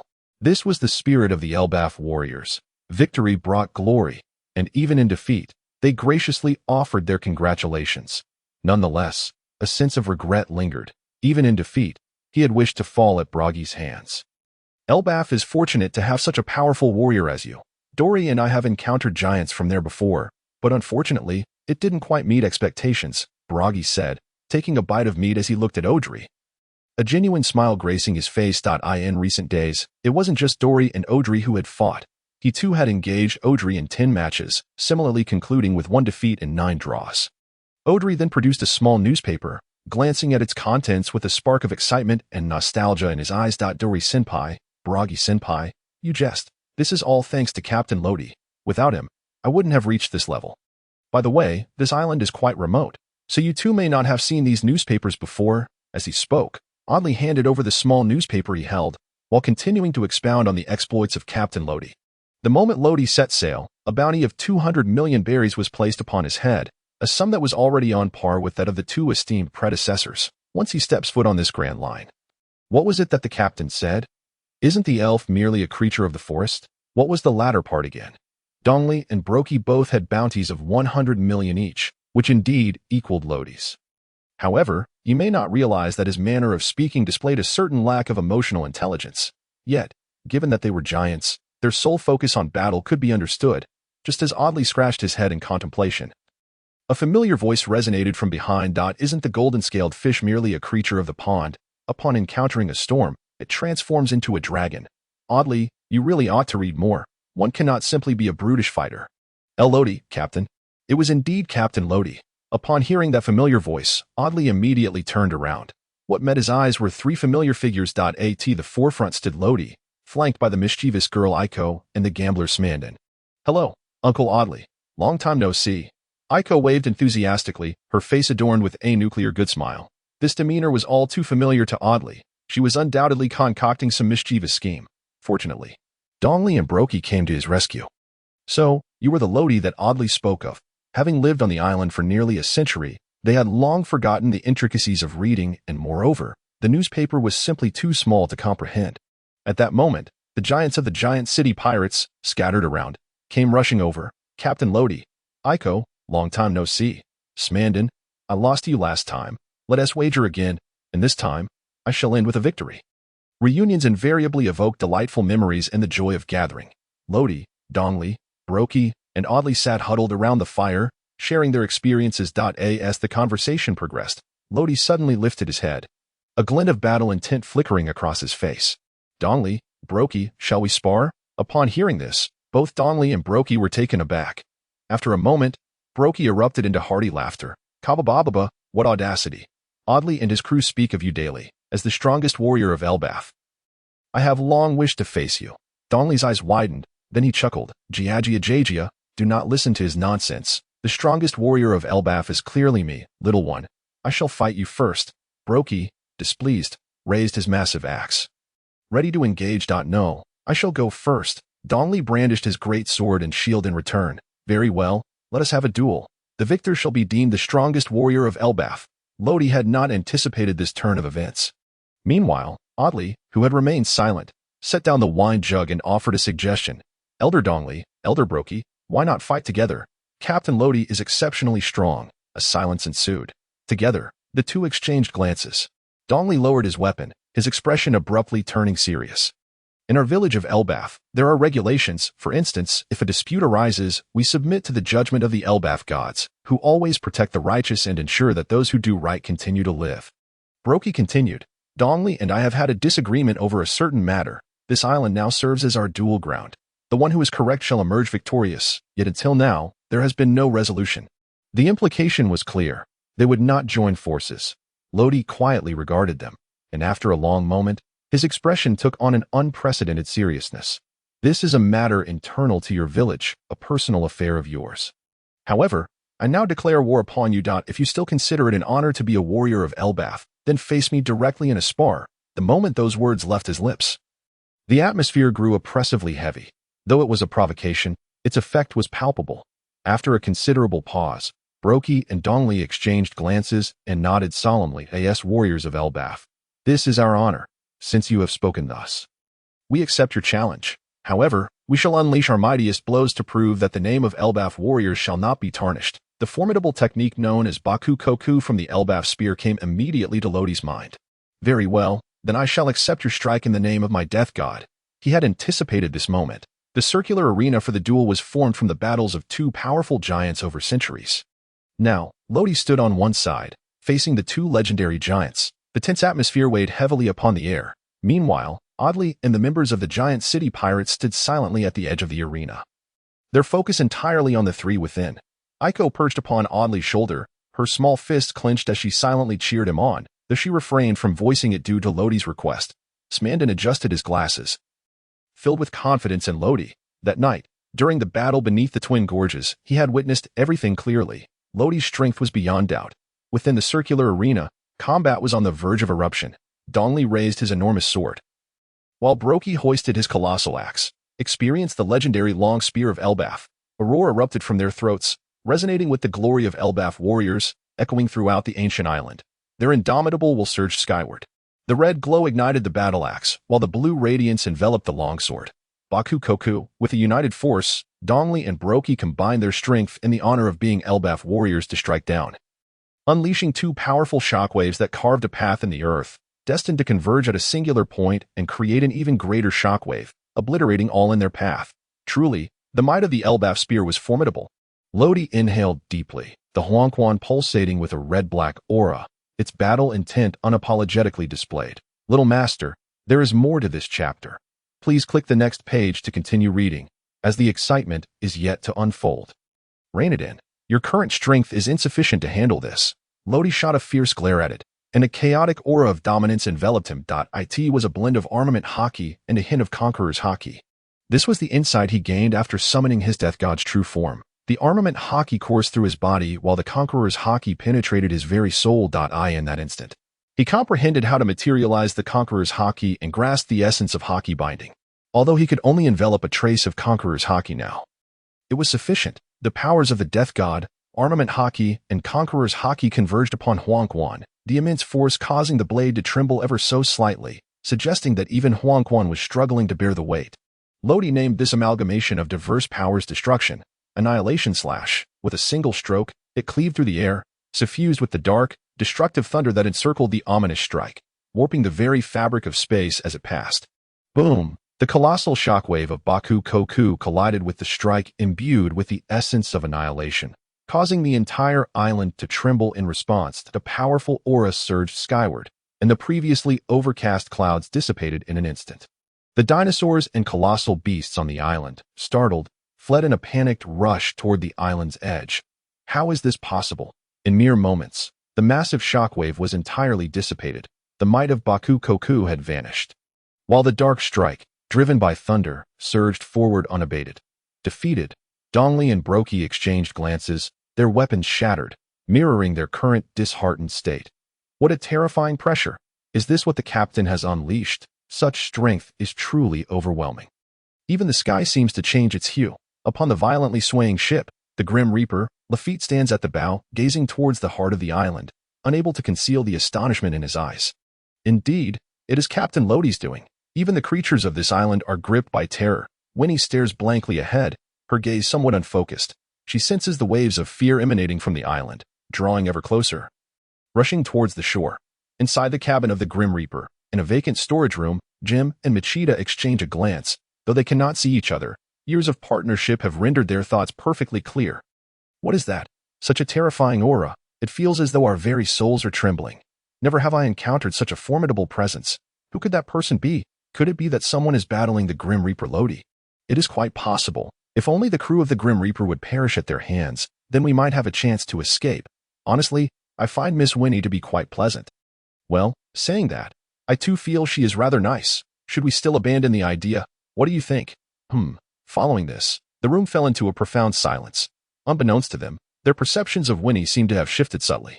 At the center of the ancient island, in a circular arena, Dory and Broggy lie sprawled on the ground, their breaths faint. A massive gash stretches across their chests, with no blood flowing from the scar, which instead presents a charred appearance. Occasionally, a flicker of black light emerges, remnants of the annihilating strike, imbued with a hint of destruction. This scar shall forever accompany them, much like the wound left on Kaido by Kazuki Oden. Even the most skilled healing cannot erase it, nor can the strongest physique mend it. Behind Dory and Broggy lies a stretch of scorched earth, extending several hundred to nearly 1,000 meters. Completely barren, with only occasional flickers of black light, the ancient trees are no more, and the life within them has perished. Around them, the members of the giant city pirates, initially stunned, finally regained their senses and erupted into cheers. The two captains of the once mighty giant pirate crew had been defeated.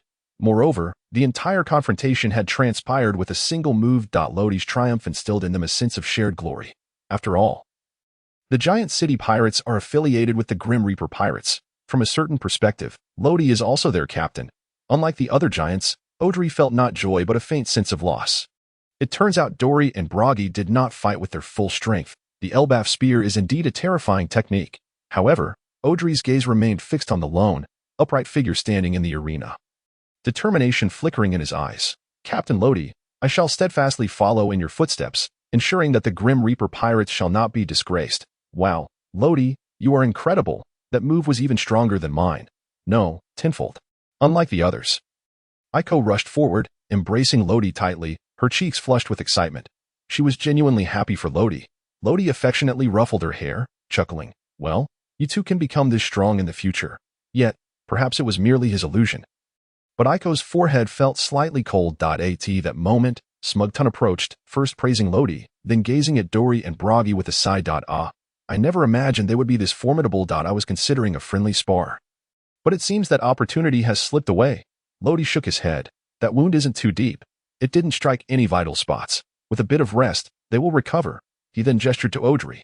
Audrey, lend a hand and let Pattery tend to their wounds. Pattery, the ship's doctor of the giant city pirates, is also a close friend of Aiko. Audrey nodded, and several giants lifted Broggy and Dory.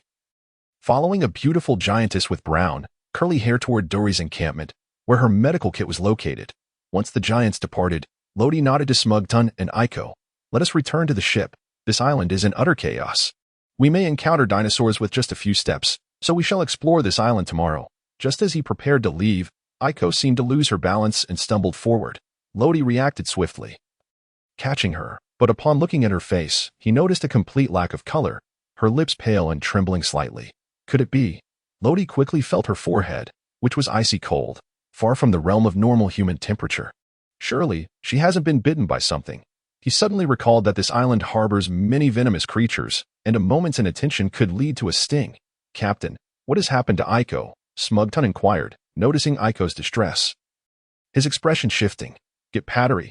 Lodi's demeanor turned grave, tinged with urgency, as he activated his observation hotkey and dashed after the direction Pattery had taken. La. I am a little herbalist. Not waiting for dawn. In the woods, a small gray-furred rabbit, about a meter tall, hops along with a little basket on its back, its ears swaying back and forth as it hums a cheerful tune. However, the little rabbit suddenly halts. Why does today's little garden feel a bit different? It seems to be lacking something. The fluffy little paws scratch its head, big eyes filled with confusion. After a moment, it shakes its head. Well, never mind. Gathering herbs is more important. Yet, Just a few steps later, the ground begins to tremble, increasingly intensifying, the sound growing louder. Upon closer inspection, a herd of dinosaurs is charging towards it. Oh no, the little rabbit is startled. Have I been discovered? I should hide for now. With that, it leaps off the ground, soaring 5 or 6 meters high, landing perfectly on a sturdy branch, just avoiding the stampede of the dinosaurs. Phew, that was close. Thankfully, this rabbit can jump high. Once the last dinosaur has run far away, it hops down, stroking its chin, pondering. Could those two giants be ahead? No, that doesn't seem right. Their fighting spots are fixed. And it should be in the opposite direction. What is going on? Who are you? The little rabbit is startled once again. Having lived on the island for over a year, it has only seen those two giants who fight daily. It has never encountered any other humans. But who can tell it what is happening with this human before it? Lafitte shares the same bewilderment. What is this talking rabbit all about? The immense pressure erupting from the island's center forces the dinosaurs and giant beasts to flee towards the island's edge. Coincidentally, a herd of dinosaurs arrives at the bay where the Grim Reaper is docked. Lafitte contemplates that using them as experimental subjects for Winnie might not be a bad idea and prepares to catch a couple. However, having just been startled, the dinosaurs are in a state of agitation. As Lafitte approaches, they almost simultaneously turn and flee. What follows is a chase. Dinosaurs run, Lafitte pursues, and just as he is about to catch them, a gray rabbit suddenly jumps out in front of him. The crucial point is that this rabbit is no ordinary creature. It walks like a human, speaks like a human, dresses like a human, and even carries a small basket on its back. As the rabbit becomes sentient, it is undeniable that this world is home to many species, but Lafitte has never encountered one like this before. Or could it be that it is a human who has consumed a particular devil fruit? Or perhaps a rabbit that has eaten the human fruit? In any case, Lafitte is thoroughly perplexed. Who are you? The little rabbit was startled by Lafayette, its ears drooping backward, mirroring the heaviness of its heart. The tales whispered among its kin spoke of humans as terrifying creatures, who, if discovered, would be captured and sold to others. What to do? I'm waiting online, feeling quite anxious. Oh, right, run. The little rabbit timidly raised its head, only to find Lafayette somewhat dazed. It secretly nodded to itself. This was an opportunity. Subsequently, it tentatively tapped its right foot backward, and Lafayette remained unresponsive. Well, let's do this. Run.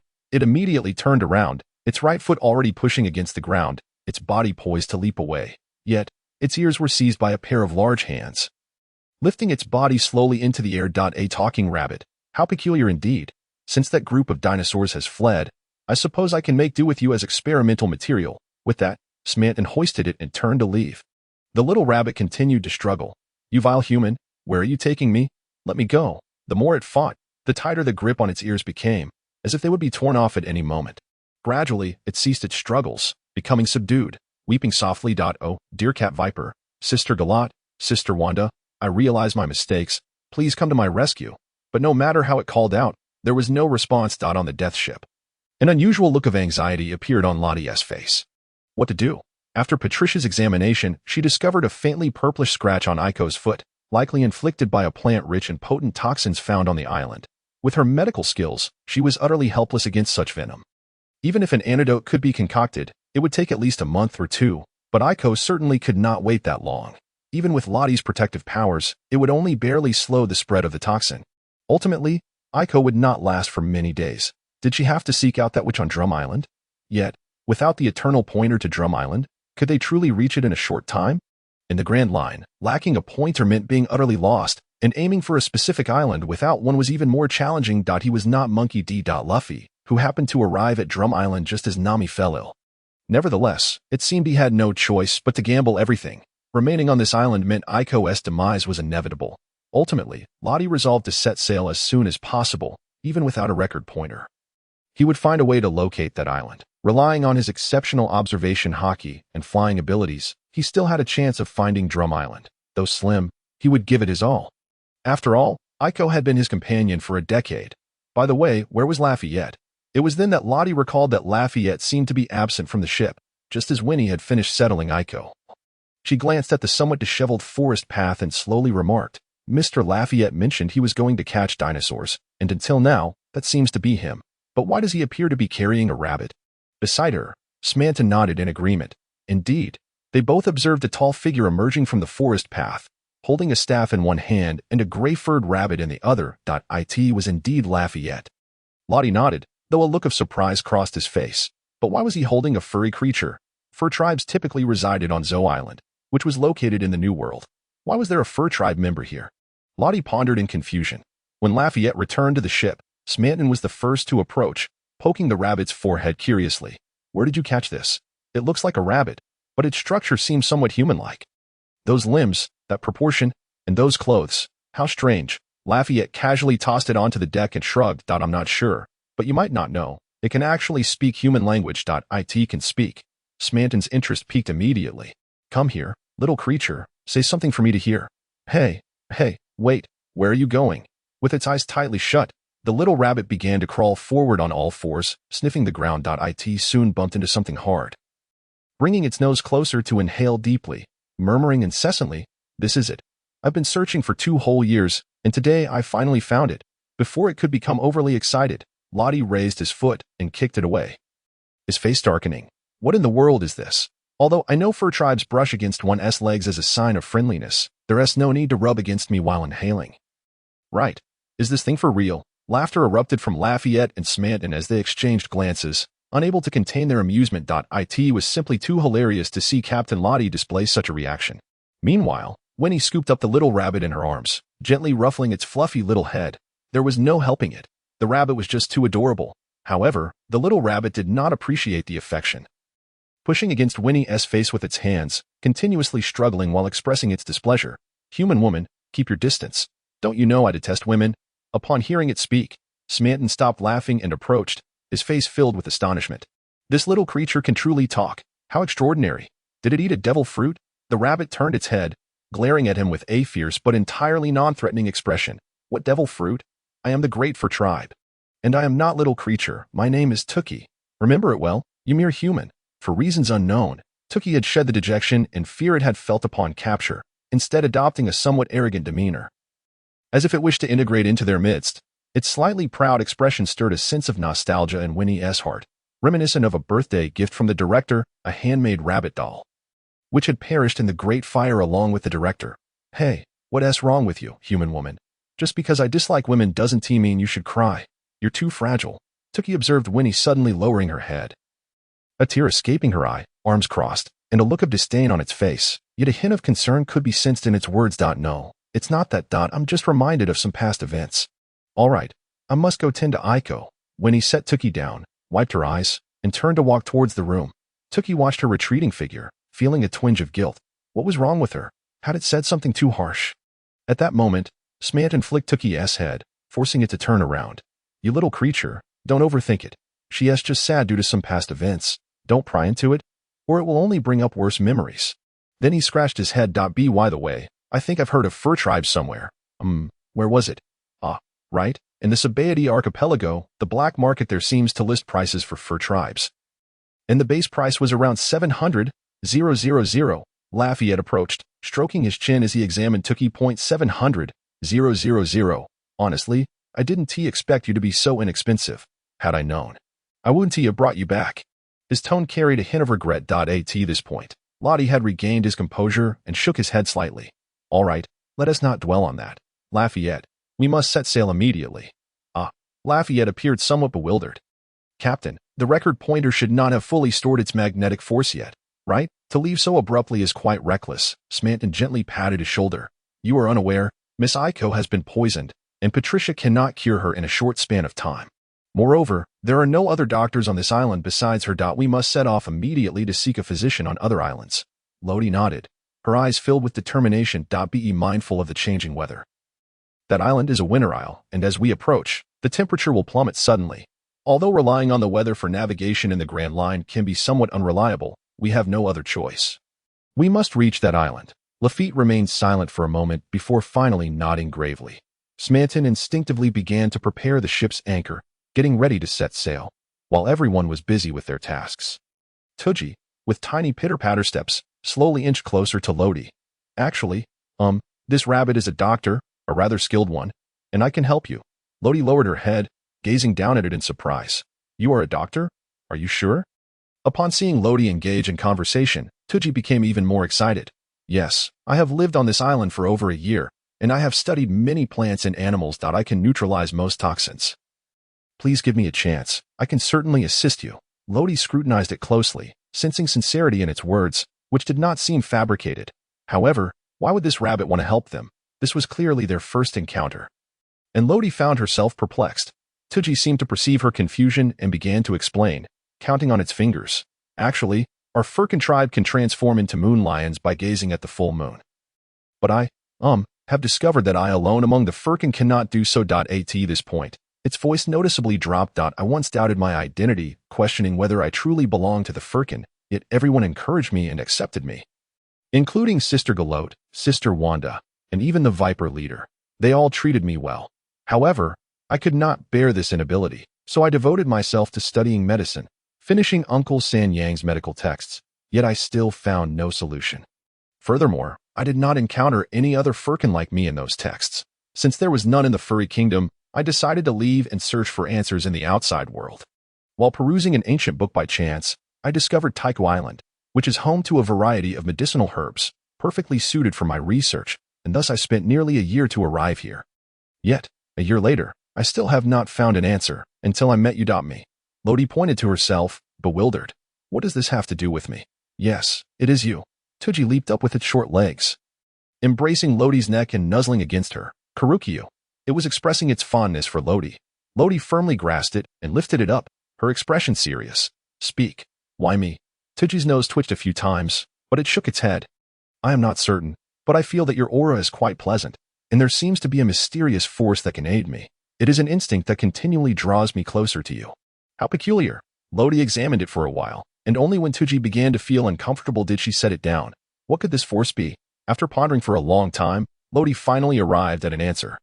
Subsequently, thick strands of viscous black energy surged forth from her forehead and coalesced into a fist-sized black orb, hovering above her palm. Tuji's nose twitched as it gradually approached, and suddenly, its large eyes sparkled with a peculiar light, nodding eagerly. Yes, this is the scent I desire. Lodi nodded. Then with a wave of her right hand, the black orb seamlessly entered Tuji's body. At that moment, its form underwent a dramatic transformation. Its original height of 1 meter surged to about 4 meters. Its gray fur gradually lengthened and darkened. 2 bright eyes became engulfed in black, and within those pupils, 2 red sides were etched. Surrounding it was a swirling mass of black smoke, occasionally illuminated by flashes of black lightning. It was astonishing how the black lightning, despite sharing the same color, appeared so prominent against the engulfing smoke. Quite formidable. Tuji had never imagined it could become so powerful, feeling as though it could vanquish a dinosaur it usually had to avoid from a distance. Moreover, its mind was exceptionally clear, and it did not experience the loss of control that its kin often described. However, its color seemed a bit off. Its kin were all silver white. Why was it purely black? It understood that this was not the so-called moon lion transformation, but one must have some consolation. Let us call it dark lion transformation. Yet, the power bestowed upon it by Lodi seemed far more terrifying than its kin's moon lion transformation. Even the electricity had morphed into a devastating form of black lightning. Let us give it a try. It then clenched its right hand, and the black lightning flickered and converged into a sphere of electricity, which it then hurled with a swift motion of its arm. The lightning sphere struck the dense forest like a bolt, causing a thunderous explosion. Upon impact, the lightning sphere shattered, releasing countless streaks of black lightning, and in an instant, trees toppled and the ground caved in. When the storm subsided, beneath the dense black smoke appeared a circular area with a radius of about 4 meters. The once even ground now completely hollowed out and barren. Incredible! Tuji could not help but exclaim. Then it sprang into action, leaping over 10 meters high, and to its astonishment, it discovered it could fly. Hooray! I am now a flying rabbit. Below, Lodi wore a peculiar smile. Just wait, you'll soon regret it. After soaring through the sky 3 times, Tuji returned to the ship, just as it was about to test other abilities. It noticed Lodi beckoning with her finger, and its body rapidly shrank as countless strands of energy surged into Lodi's forehead. Ouch, that hurts. Once Tuji returned to its normal size, it suddenly curled up on the ground, overwhelmed by intense soreness in its limbs that left it quite uncomfortable. Lodi approached it with a few strides, smiling. Little rabbit, using those abilities is not free. How long you can maintain them depends entirely on your physical strength. Just look at your little arms and legs. Maintaining it for even a minute would be impressive. However, I must say, this little creature has integrated with that demonic power remarkably well. It even surpasses Aiko, who has been in contact with that power for nearly a decade. Quite astonishing. Perhaps I should consider keeping it. Moreover, It seems to be an exceptionally skilled doctor. Of course, everything hinges on whether it can cure Aiko. On the deck, Smanton and Lafitte exchanged glances, both reflecting shock in their eyes. They had not anticipated that the little creature could transform into such a terrifying monstrosity. It was all thanks to Captain Lodi. Was it? Alas, I somewhat regret my decision. Had I known I would consume the devil fruit, if only Captain S powers could be conferred upon me, I would be no less formidable than that little rabbit. All this talk is pointless. We should focus on developing the fruit S powers. Otherwise, you might truly find it challenging to contend with that rabbit in the future. What are we to do next? Should we set sail? Let us hold on a bit longer.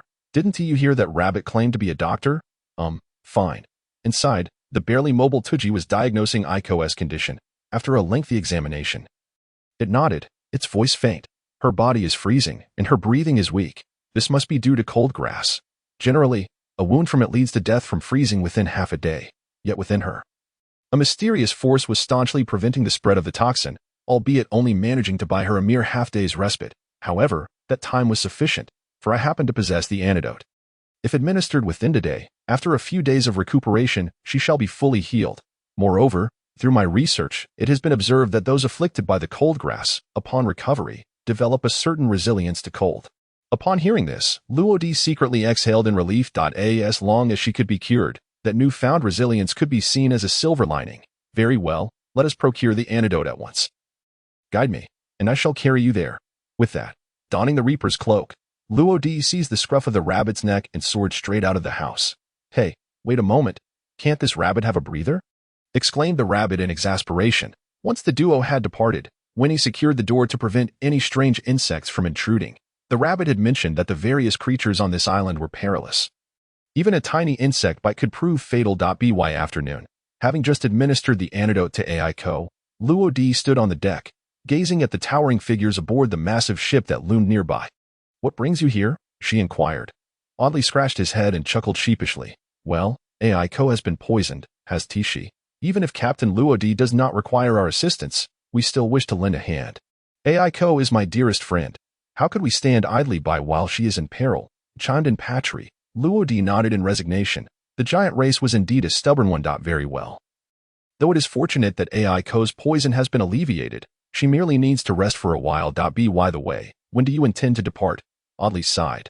Alas, the record pointer requires a year to accumulate magnetic force here. Otherwise, we would not be lingering. The scene shifted to the side, where Lafayette, engrossed in charting the seas, widened his eyes in astonishment. Doesn't that imply we must remain on this island for a year? Luodi paid him no mind, instead pulling a record pointer from her pocket. You may set off now if you wish. This is the record pointer belonging to that little rabbit. It has been here for more than a year. And this pointer is already fully charged, though I cannot ascertain where it will lead. The rabbit had resolved to accompany Luodi, thus entrusting the pointer to her. Oddly, without a moment's hesitation, outright refused. Captain Luodi, this pointer is far too precious. If we take it, you... Luodi waved her hand, interrupting him. We have other means. She casually tossed the record pointer, which landed precisely in Audley's hand. Enough with the hesitance. My objective is not the island indicated by the pointer, thus it holds no value for me. The pointer of true significance resides aboard our ship. This revelation left Lafayette puzzled. What useful pointer? What had the captain concealed? Why was he left in the dark? Never mind. He would follow and discover the truth. As the two departed, Audley found himself in a state of bewilderment. What shall we do? Patry shot him an incredulous glance. If Captain Luodi insists you accept it, then simply accept it. In the ship's storage room, the door creaked open. Machida and Jem simultaneously lifted their heads, gazing towards the entrance.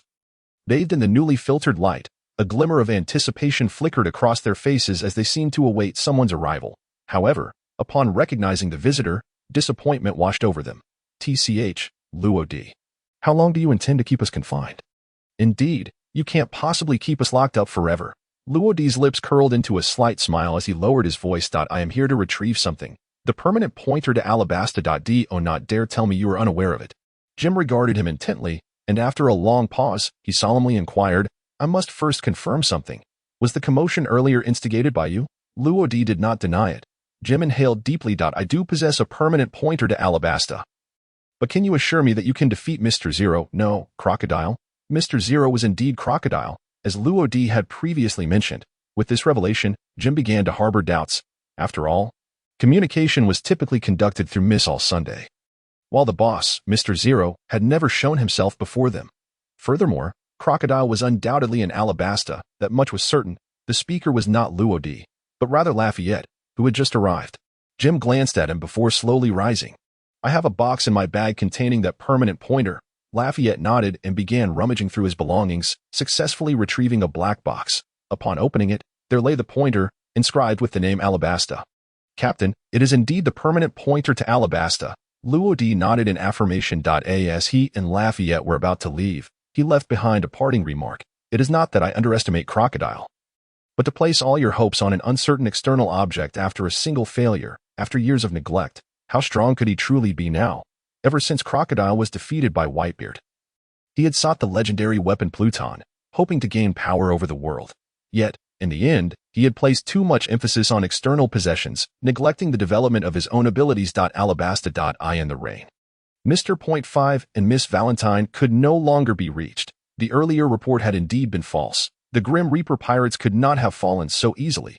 Nico Robin pondered the intelligence in her hand, murmuring to herself. 2 years prior, she had arrived in the Grand Line and forged an alliance with Crocodile, thus earning the codename Miss All Sunday, serving as the hub for communication with other members. A few days ago, news had come from Whiskey Peak that the Grim Reaper pirates had been neutralized. Nico Robin was skeptical. Subsequently, Mr. 5 and Miss Valentine had been dispatched to investigate the situation. If all went as expected, there would be an unexpected turn of events. Indeed, after that, Robin lost contact with them for several consecutive days. In truth, their demise was not particularly consequential, however, as Mr. 5 and Miss Valentine were temporarily in charge of the Whiskey Peak area.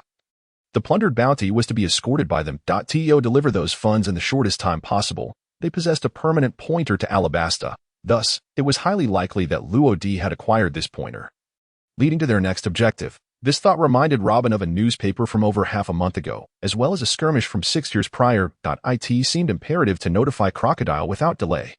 Robin's goal was the missing history from 800 years ago, while Crocodile sought the ancient weapon Pluton. Their shared objective was the true history. Half a month later, on the ancient island, near the volcano, a gathering of giants and the Grim Reaper pirates sat together.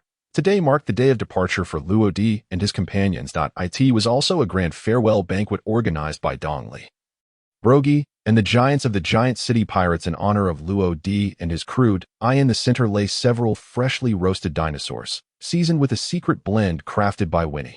The aroma of meat mingling with spices wafting through the air. Luo savored the meat, glancing at Audley. "Aren't you coming along?" In truth, it would be reasonable to assert that Audley should have set forth upon receiving that pointer. However, Audley merely shook his head. "Captain Lodi, my current strength is still far too inadequate. I intend to take some time to reflect and seek guidance from my esteemed seniors, Dongli and Broky. Indeed, dedicating a period to tranquil cultivation could prove beneficial." Lodi then turned his gaze toward Dongli and Broky. "And what of you?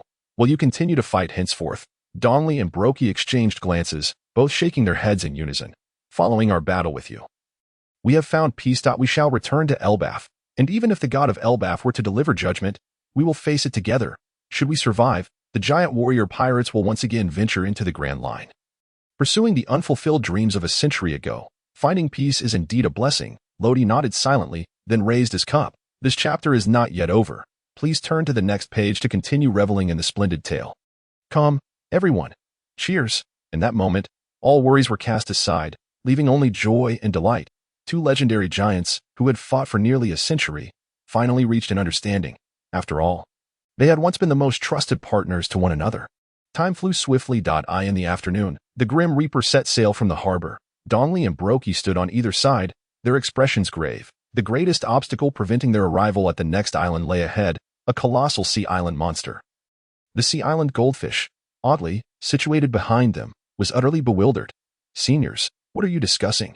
Dongli did not turn back, remaining fully focused on the horizon. "Just watch, it's coming." As he spoke, the Grim Reaper began to shake violently after having traveled only a short distance from the island. As if some monstrous creature were about to breach the surface, the sea roiled angrily, splashing waves in every direction. "What is happening? Could it be a sea king?" Smanton's grip on the helm faltered slightly. Beside him, Lafayette had already drawn his sword staff, brimming with battle fervor. "Another sea king, is it?" Aiko dashed out of her room, her sword wind and snow already unsheathed, poised for action. Inside, Winnie peered through the window, her face etched with concern. This time seems rather different. The slumbering Rucky, sprawled in a chair, suddenly awoke, his eyes wide with fright. What's going on? You nearly scared the life out of me. That's an enormous goldfish. Oddly, S pupils constricted sharply. Despite being a giant, he felt a flicker of insignificance before the suddenly emerging colossal goldfish. If it's me, there should be no issue. Will I get to witness that slash again? Lodi's destruction slash was thus far the only attack capable of dispersing Bagua, and both Dongli and Brokey hoped he would demonstrate it once more. Perhaps they too would gain something from it. However, events often unfolded in ways they could not foresee. Is this the Sea Island monster? It dwarfs any Sea King I have encountered before. Surely, its strength is sufficient for me to absorb for quite some time. Lodi unsheathed his sword, Huangguan, and in an instant, his battle intent surged. The piercing aura evoked a tinge of fear in the Sea Island monster, but soon, its instincts drove it to devour the pirate ship before it. It opened its maw wide, resembling a black hole, engulfing everything around it. The sea surged violently, hastening the Grim Reaper's advance. At that moment, Aiko approached. Lodi, let me use that technique. The technique referred to the fusion of the awakened demonic power within Lodi's soul. Though her level of fusion was not as profound as Rucky's, the volume she could absorb was greater, and thus, her power would surpass that of Rucky. Lodi shook his head, a glint of cold light passing through his gaze. Not this time. It still holds some utility for me, so I shall handle it.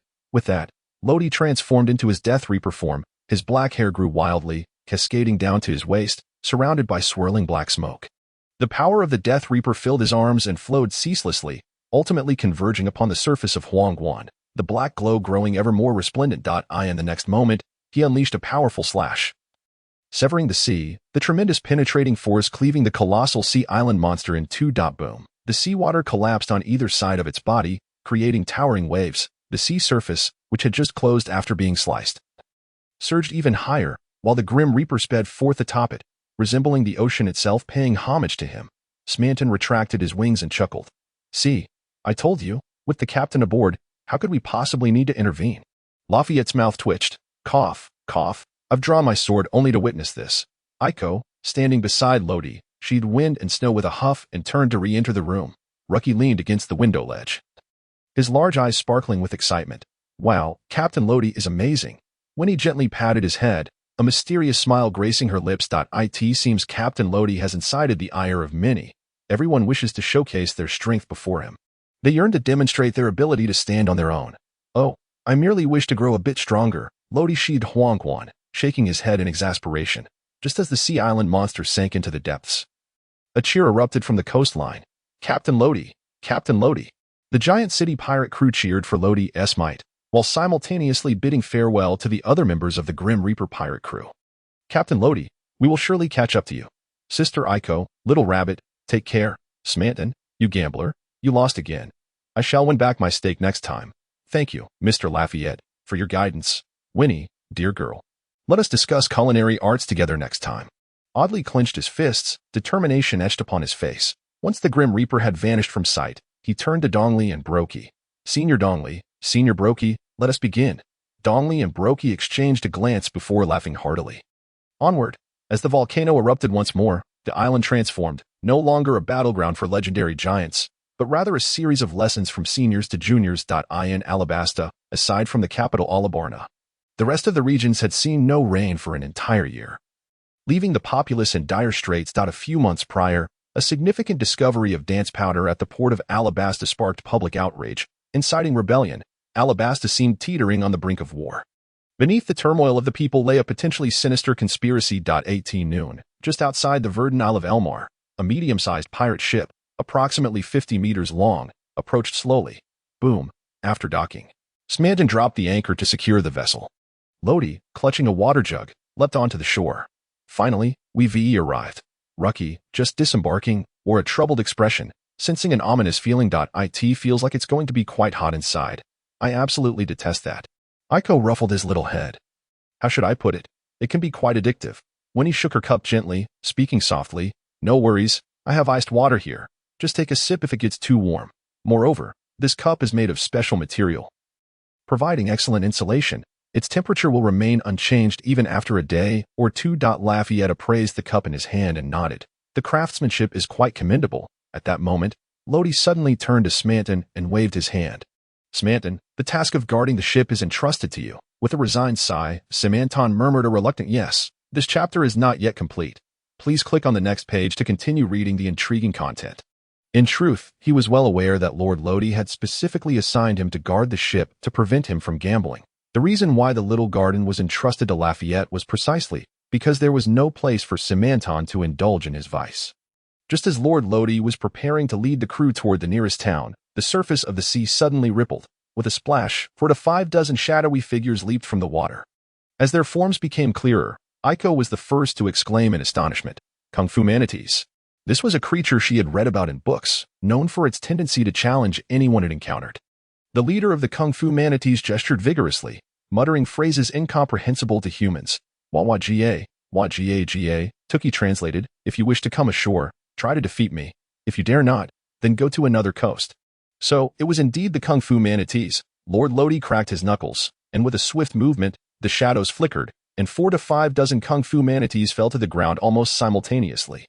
After a brief moment, the leader of the Kung Fu manatees slowly rose, approached Lord Lodi, bowed deeply, and upon raising its head, its small eyes sparkled with admiration. Wa-ga, Tookie continued to translate, "Master. This is the rhythm of a disciple seeking to learn." Lord Lodi rubbed his forehead, preparing to knock these creatures out. But wait, just as his hand was lifted, he suddenly paused. Could he possibly teach them the technique of wielding armament hockey? This would be the perfect opportunity to test it out. With that thought in mind, countless strands of black energy shot from Lord Lodi's forehead, dispersing almost instantaneously among the 49 Kung Fu manatees. The transformation occurred in an instant. P.S. Rest for a day. As the power of the devil fruit surged in. The Kung Fu manatees underwent a remarkable transformation. Their bodies swelled to twice their original size, their eyes tainted black, surrounded by a thin veil of black mist. However, the mist did not exhibit the black lightning that Tookie possessed. Let us see if I can directly implant the techniques of armament hockey into their souls, allowing them to master it immediately. With this thought, Lord Lodi slowly closed his eyes. The demonic energy enveloping the Kung Fu manatees began to seep into them. The creatures fell into a deathly silence, motionless and voiceless, standing quietly in place. It seemed as though an imperceptible miraculous change was quietly unfolding. 1 minute, 5 minutes, 10 minutes. Just as the other crew members were about to voice their impatience, Lord Lodi waved his hand, and all the demonic energy returned to his body. The Kung Fu manatees gradually shrank back to their original size. Success! A glimmer of joy flickered in Lord Lodi's eyes. The essence of the devil fruit was under his soul's control, and that portion of demonic power had awakened. When it melded into other living beings, Lord Lodi could use it as a medium for transformation. Of course, at present, he could only integrate some basic combat techniques, such as the method of wielding armament hockey. However, perhaps due to the incomplete awakening of the devil fruit, he was still unable to alter the essence of souls, rendering true manipulation impossible. How is it? Wa-ga-ga-ga. The Kung Fu manatees displayed expressions of joy and excitement. They could sense the newfound strength coursing through them, promising a qualitative leap in their abilities. Wa-ga, Tookie interjected, translating, "Master." Subsequently, the 49 Kung Fu manatees bowed deeply in unison to Lord Lodi. This was almost like a genuine ceremony of apprenticeship. "Very well, you shall remain here to guard the ship." The Kung Fu manatees nodded in agreement. Wa-ga, by the way, can you try to wield armament hockey? Upon hearing this, the Kung Fu manatees' fists were soon enveloped in a thin layer of black. Armament hockey hardening. Unfortunately, it did not last long. Some managed to sustain it for 3 to 4 minutes, while others could barely hold it for under a minute. The duration primarily depended on their individual physiques. To Lord Lodi's surprise, the leader of the Kung Fu manatees could maintain it for around 5 to 6 minutes. Impressive. Excellent. From now on, you shall be called Nyoda. Lord Lodi could already envision the scene 2 years hence when Luffy would be soundly thrashed by them. The name Nyoda elicited laughter from everyone. "Brother Lodi, your naming is so casual. Do you think they will agree?" Wa-ga, agreed. Tookie's translation left Aiko speechless. It seemed a case of mutual consent. Thus, she had nothing further to say. "Very good." Lord Lodi nodded in satisfaction. "Let us go, onward." After bidding farewell to the Kung Fu manatees, the Grim Reaper pirates officially set sail. However, before departing, Lord Lodi ultimately called upon Seamontan. The rear of the group. Lafayette leaned toward Seamontan, who had just stepped down, and whispered, Consider yourself fortunate. That group of kung fu manatees just happened to appear to help guard the ship. Simanton shot him a glance. You talk too much.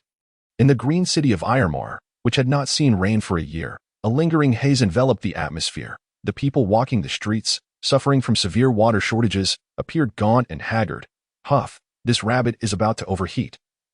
I should have known better than to come in. The fur tribe was the most heat-sensitive race, and Tookie was panting heavily, sweat drenching its fur. Let us find a carriage. Lord Lodi scanned the surroundings and finally spotted a few carriages in a shadowy area. Iremar had not yet reached the point of destruction it would suffer 2 years hence. However, it was evident that the city was steeped in a sense of death, edging closer to ruin. Hey, old man, is it convenient to go to Rainland? Lord Lodi approached an elderly man clad in a gray robe and white turban. Rainland was the stronghold of Crocodile, who was now revered as a hero in this country. How laughable. The old man glanced at them, his voice frail with age. Judging by your attire, you are not from this country, are you? Lord Lodi nodded, not denying in truth. It is not that I do not wish to take you there. But the journey is long and fraught with dangers, including encounters with colossal sandworms and scorpions in the desert. Moreover, carriages do not fare well in the sands. The old man's expression soured. Having gone an entire year without rain, the city's economy was in decline, and he sought to earn a living, yet reaching Rainland was beyond his capabilities. After a moment of silence, Lord Lodi inquired again. Do you have a complete map? Just point us in the right direction. The old man hesitated. That I do have a map, but Lord Lodi produced a 10,000 berry note, discreetly slipping it into the old man's hand. Is this acceptable? 1,000 berry. The old man nodded vigorously, trembling as he tucked the note away, then retrieved a map and began gesturing. This chapter is not yet complete. Please click on the next page to continue reading the intriguing content. We are currently here. Follow this road straight ahead, and upon exiting Iremar, head northwest, and you will reach Rainland. However, I suggest you first visit Yuba. Perhaps the merchant convoy there can take you to Rainland. After the old man finished directing them, Lord Lodi took the map and led the crew to a secluded area. Let us fly directly. Simanton, you take Tookie, and Lafayette, you take Winnie. Subsequently, in a corner unnoticed by others, 3 figures soared into the sky. Luodi did not heed the elder's words and head towards Yuba.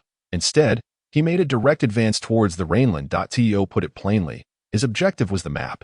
Luodi possessed an extraordinary sense of direction, and his observation hockey could essentially cover half of Alabasta, a superpower of vast territory. As long as he was provided with a map and a starting point, he could sequentially reach any desired destination. In the Rainland, at the Rain Banquet, a secret conference room, sturdy glass partition shielded the room from the surrounding water currents, while large banana crocodiles swam back and forth, their fierce appearances sending chills down one's spine. It was hard to fathom what sort of deranged individual would undertake the bizarre act of breeding crocodiles. Clad in a black fur coat and holding a cigar, Crocodile's eyes glinted with a cold light. Have the arrangements been made? Nico Robin stood behind him, having just hung up the phone. Yes, they're already on their way. Crocodile cast a sidelong glance at the newspapers and various intelligence reports laid out on the table. Humph, they are merely fledgling pirates, yet to witness the sea's cruelty. Since the Navy has not yet moved against them, allow me to be their instigator. The Death God pirates shall ensure you have no return. Mr. Point 5 and Miss Valentine were untraceable. Since the Death God pirates dared to act against his men, they must be prepared for death, even though he cared little for their fates. Outside the Spider CAF, a peculiar vehicle pulled by a giant turtle slowly departed. Apart from Mr. 5 and Miss Valentine, the remaining high-ranking members of Baroque Works had gathered here, among them, with the exception of Mr. 4 and Miss Golden Week. All were fruit users. Of course, Mr. 4 also wielded the power of a devil fruit. The gun he carried was a dog-shaped weapon derived from the Zoan type Inunomi, allowing him to shoot explosive baseballs. Together with Miss Christmas, who had consumed the mole fruit, they could display remarkable strength. Miss Golden Week possessed a unique ability as well. Through the paints on her palette, she could manipulate the emotions of others. Her partner was Mr. 3, who had consumed the wax fruit and served as Baroque work strategist. Above them was Mr. 2, the true man, Bon Clay, a user of the clone fruit, though he was unconventional and had no partner. Finally, there were the swift slicing fruit user Mr. 1 and the thorn fruit user Miss Doublefinger. These individuals constituted the true upper echelon of Baroque works, bound for the Rainland, where Mr. 0, who had long remained hidden, finally intended to meet them. The Rainland, a rare region that could reign outside of the capital, Alyabarna, lay across a canal in close proximity. At that moment, three figures flew in from the distance, ultimately landing steadily atop a pyramid-shaped building adorned with a carving of a banana crocodile. This was the Rain Banquet, the largest casino in the Rainland, and also crocodiles based on someone's coming. After setting Aiko down, Luodi gazed toward the entrance of the city. From his elevated position, he noticed a massive turtle speeding toward them, a thick plume of smoke billowing from its rear. Aiko expressed her confusion. Who was coming? The others turned their attention to him, awaiting his answer. A faint smile crept upon Luodi's lips. The agents of the seven warlords of the sea. Under Crocodile, and they are of the highest caliber, almost all being fruit users. Can you handle them? Stammen adjusted his glasses, a smirk playing on his lips. Of course. I've been looking for an outlet. Unbeknownst to him, he stood atop his beloved casino. Lafitte twirled his cane. I am willing to serve the captain. At that moment, Luodi's gaze shifted to Winnie. Among that group, there is a girl who possesses the power to alter emotions. Not through a fruit, but with the paints on her palette. To be cautious. Winnie nodded. Lastly, he turned to Aiko and Tubai. Do you wish to utilize that power? This time, I will provide a minimal amount. Allowing it to last longer, Aiko shook her head, having just used her observation haki to sense a formidable presence beneath them. However, she felt confident in managing those on the periphery with her current strength. I don't need it. In stark contrast, Toby quickly nodded. Although it could generate static electricity, its power was insufficient against higher-ranking adversaries. Luodi understood this well. Soon after, a thread of black energy surged into Toby, causing its body to swell to twice its original size. However, as this state could not be sustained for long, Toby charged forward without hesitation. Lafitte and Winnie followed closely, with Stammen also in pursuit. Luodi, be careful, Aiko called out before leaping down. Once the others had departed, Luodi took a deep breath, a smile gracing his lips. Crocodile, are you ready? With a powerful punch, he struck, unleashing tremendous force that shattered the outer layer of the Rain Banquet like a spider's web, leaving only a gaping void where the carved banana crocodile once stood. Within the central area of the Rain Banquet, debris fell, dust swirling into the air, causing the patrons engaged in gambling to halt in unison. All eyes turning towards the commotion, they were not frightened but rather curious, for this was the territory of the seven warlords of the sea. Crocodile. Anyone daring to cause trouble here would surely be doomed. As the dust settled, a youthful figure emerged. Guards. Guards. The host shouted, preparing to apprehend the audacious intruder. A chorus of footsteps echoed as a line of armed guards rushed in, their dark gun barrels aimed at Luodi. Kid, don't move. One guard, gun raised, cautiously approached, his finger poised on the trigger. Should Luodi make a single move, he would fire without hesitation. Ugh, how bothersome. Luodi groaned, rubbing his head in exasperation. Suddenly, he opened his eyes wide. A tremendous pressure emanating from him, spreading rapidly outward. The conqueror's haki. The guard closest to him felt as though his mind had been struck by a heavy hammer, his eyes rolling back as he fainted. In the chaos, his finger inadvertently slipped, firing at another guard. Gunshots rang out in quick succession, in the blink of an eye. Everyone in the vicinity, aside from Luodi, was rendered incapacitated. Much quieter now, Luodi remarked. Hands in his pockets, strolling further inside. Before long, he arrived at a grand golden door engraved with VIP at the top. This should be the place. With a creak, he pushed the door open. Tap, tap, tap. Crocodile drummed his fingers on the table, his usually impassive face betraying a hint of surprise. That pressure just now. Taking a deep drag from his cigarette, he slowly regained his composure. Haven't they arrived yet? Nico Robin, beside him, tapped her head, seemingly unwell. They should have arrived by now. Let me contact them again. Just as her words fell, a loud crash echoed, as if something had fallen. Perhaps it's best not to contact them. You might find them unreachable, but how surprising that you are here as well. Nico Robin, the last time we met was 6 years ago. A strange voice resonated from behind, prompting Nico Robin to stiffly turn around. There, within the meticulously crafted colossal sea prison of Kairosaki, stood a tall youth, approximately 1.8 meters in height, exuding an aura of tranquility. At his waist dangled a long blade, emanating an unusual presence. The Grim Reaper. Law. In an instant, she recognized him. Ha ha ha. Crocodile suddenly erupted into laughter, striding toward the cage and casting a mocking gaze upon Law. Grim Reaper Law, I was just lamenting how to find you, and here you come knocking at my door. Even stepping into this Kairosaki prison specially designed to restrain powers. How wonderfully you seek your own demise. Rest assured, I shall entertain you well, using them. Law, arms crossed, silently observed Crocodile. his expression betraying no emotion. He, too, was surprised that this Karasaki prison had been constructed so soon. At the entrance of the rain-drenched street, a massive tortoise was hurled through the air by an overwhelming force, causing the cart it was towing to topple over.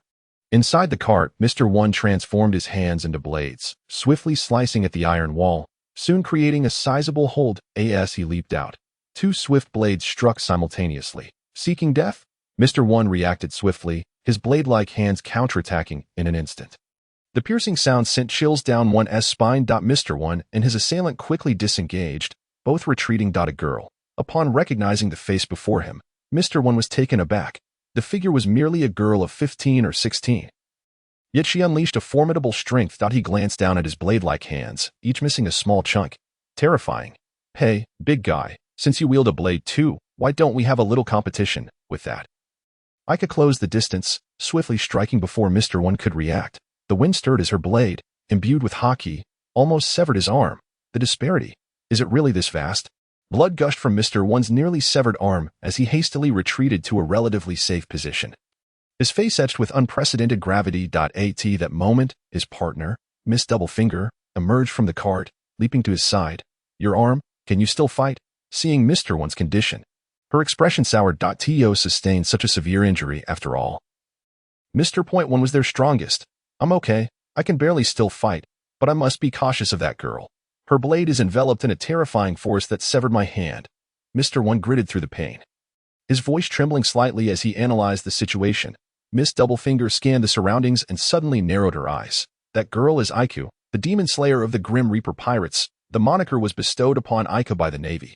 Mr. One, somewhat oblivious to such details, expressed confusion. The Grim Reaper pirates, wait, she is coming. Be careful. Before he could inquire further, Ika vanished in a blur, leaving behind a series of afterimages, wind and snow slash.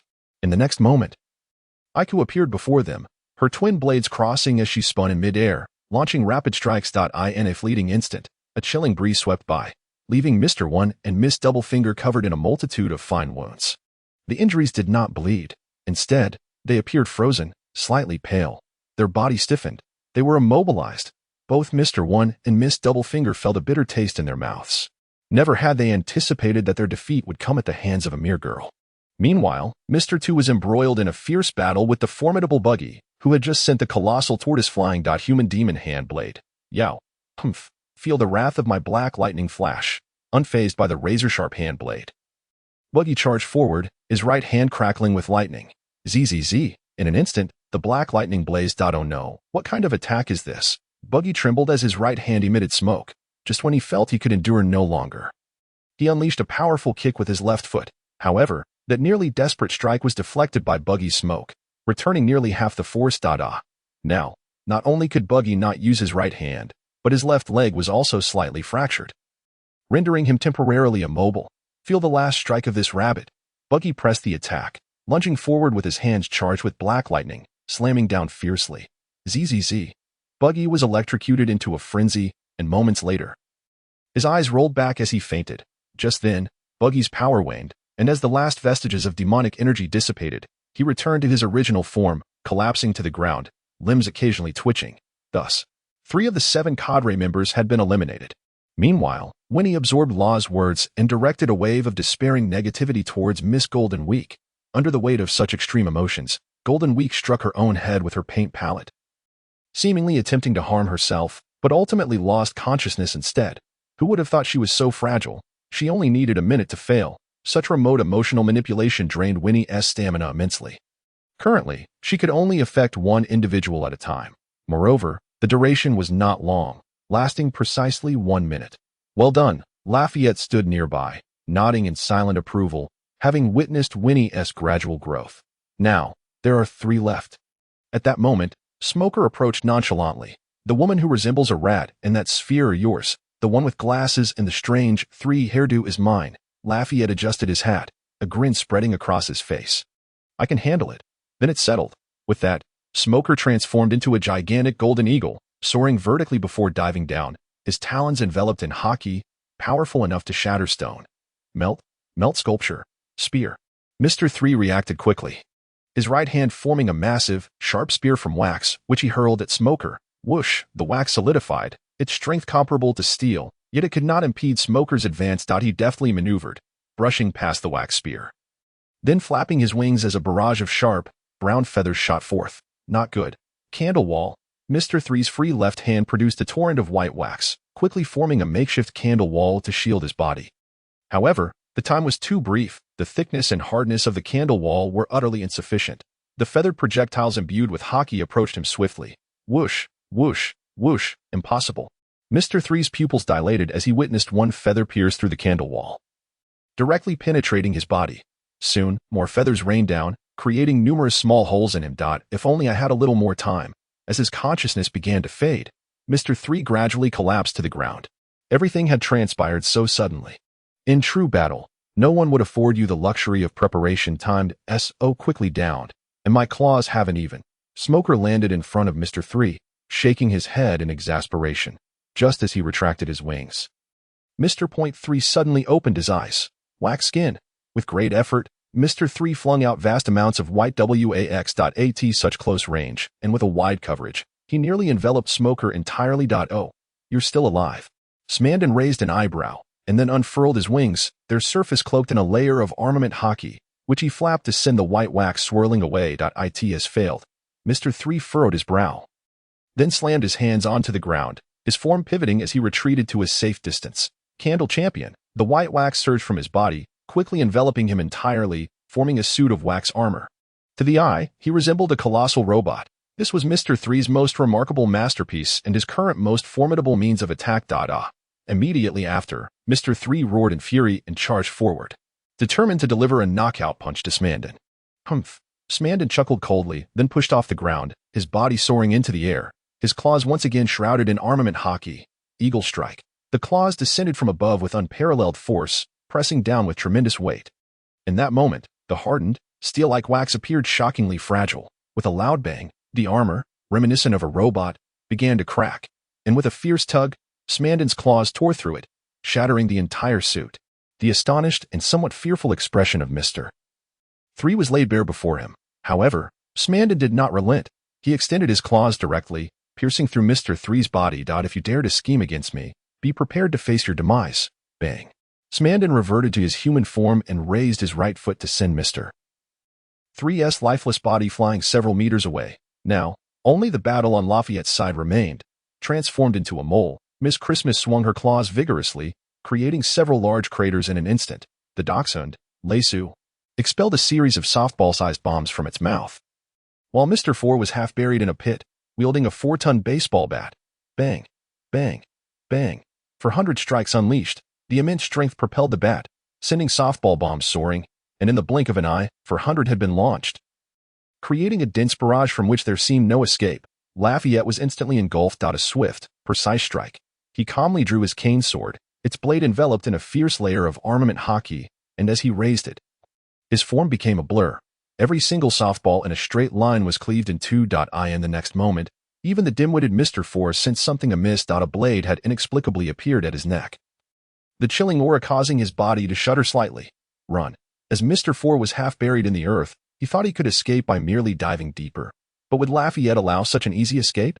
A flash of cold light, and blood sprayed 3 feet. As Mr. Four was still contemplating flight even in death, perhaps this was the essence of his dullness. There seemed to be another presence below. Subsequently, Lafayette plunged his cane sword into the pit. Shattering slash. Boom. Ah. The cane sword erupted with countless sword energies, the shockwave infused with armament hockey tearing through the earth, cries of anguish emanating from beneath. It was only when the sounds grew faint, eventually vanishing entirely, that Lafayette sheathed his cane sword. All right, it's over. By the way, what about this dog? A gun. Never mind. Whatever it is, let us take it back and study it. Lafayette cast a glance at Lesu, then raised his right hand, cloaked in a layer of armament hockey, and struck to knock it unconscious. The battle concluded with the Grim Reaper pirates achieving a resounding victory, almost a crushing triumph. But at the bottom of the rain banquet, a swarm of banana crocodiles swam back and forth in the isolated waters. Bang, bang, they seemed hungry, indeed.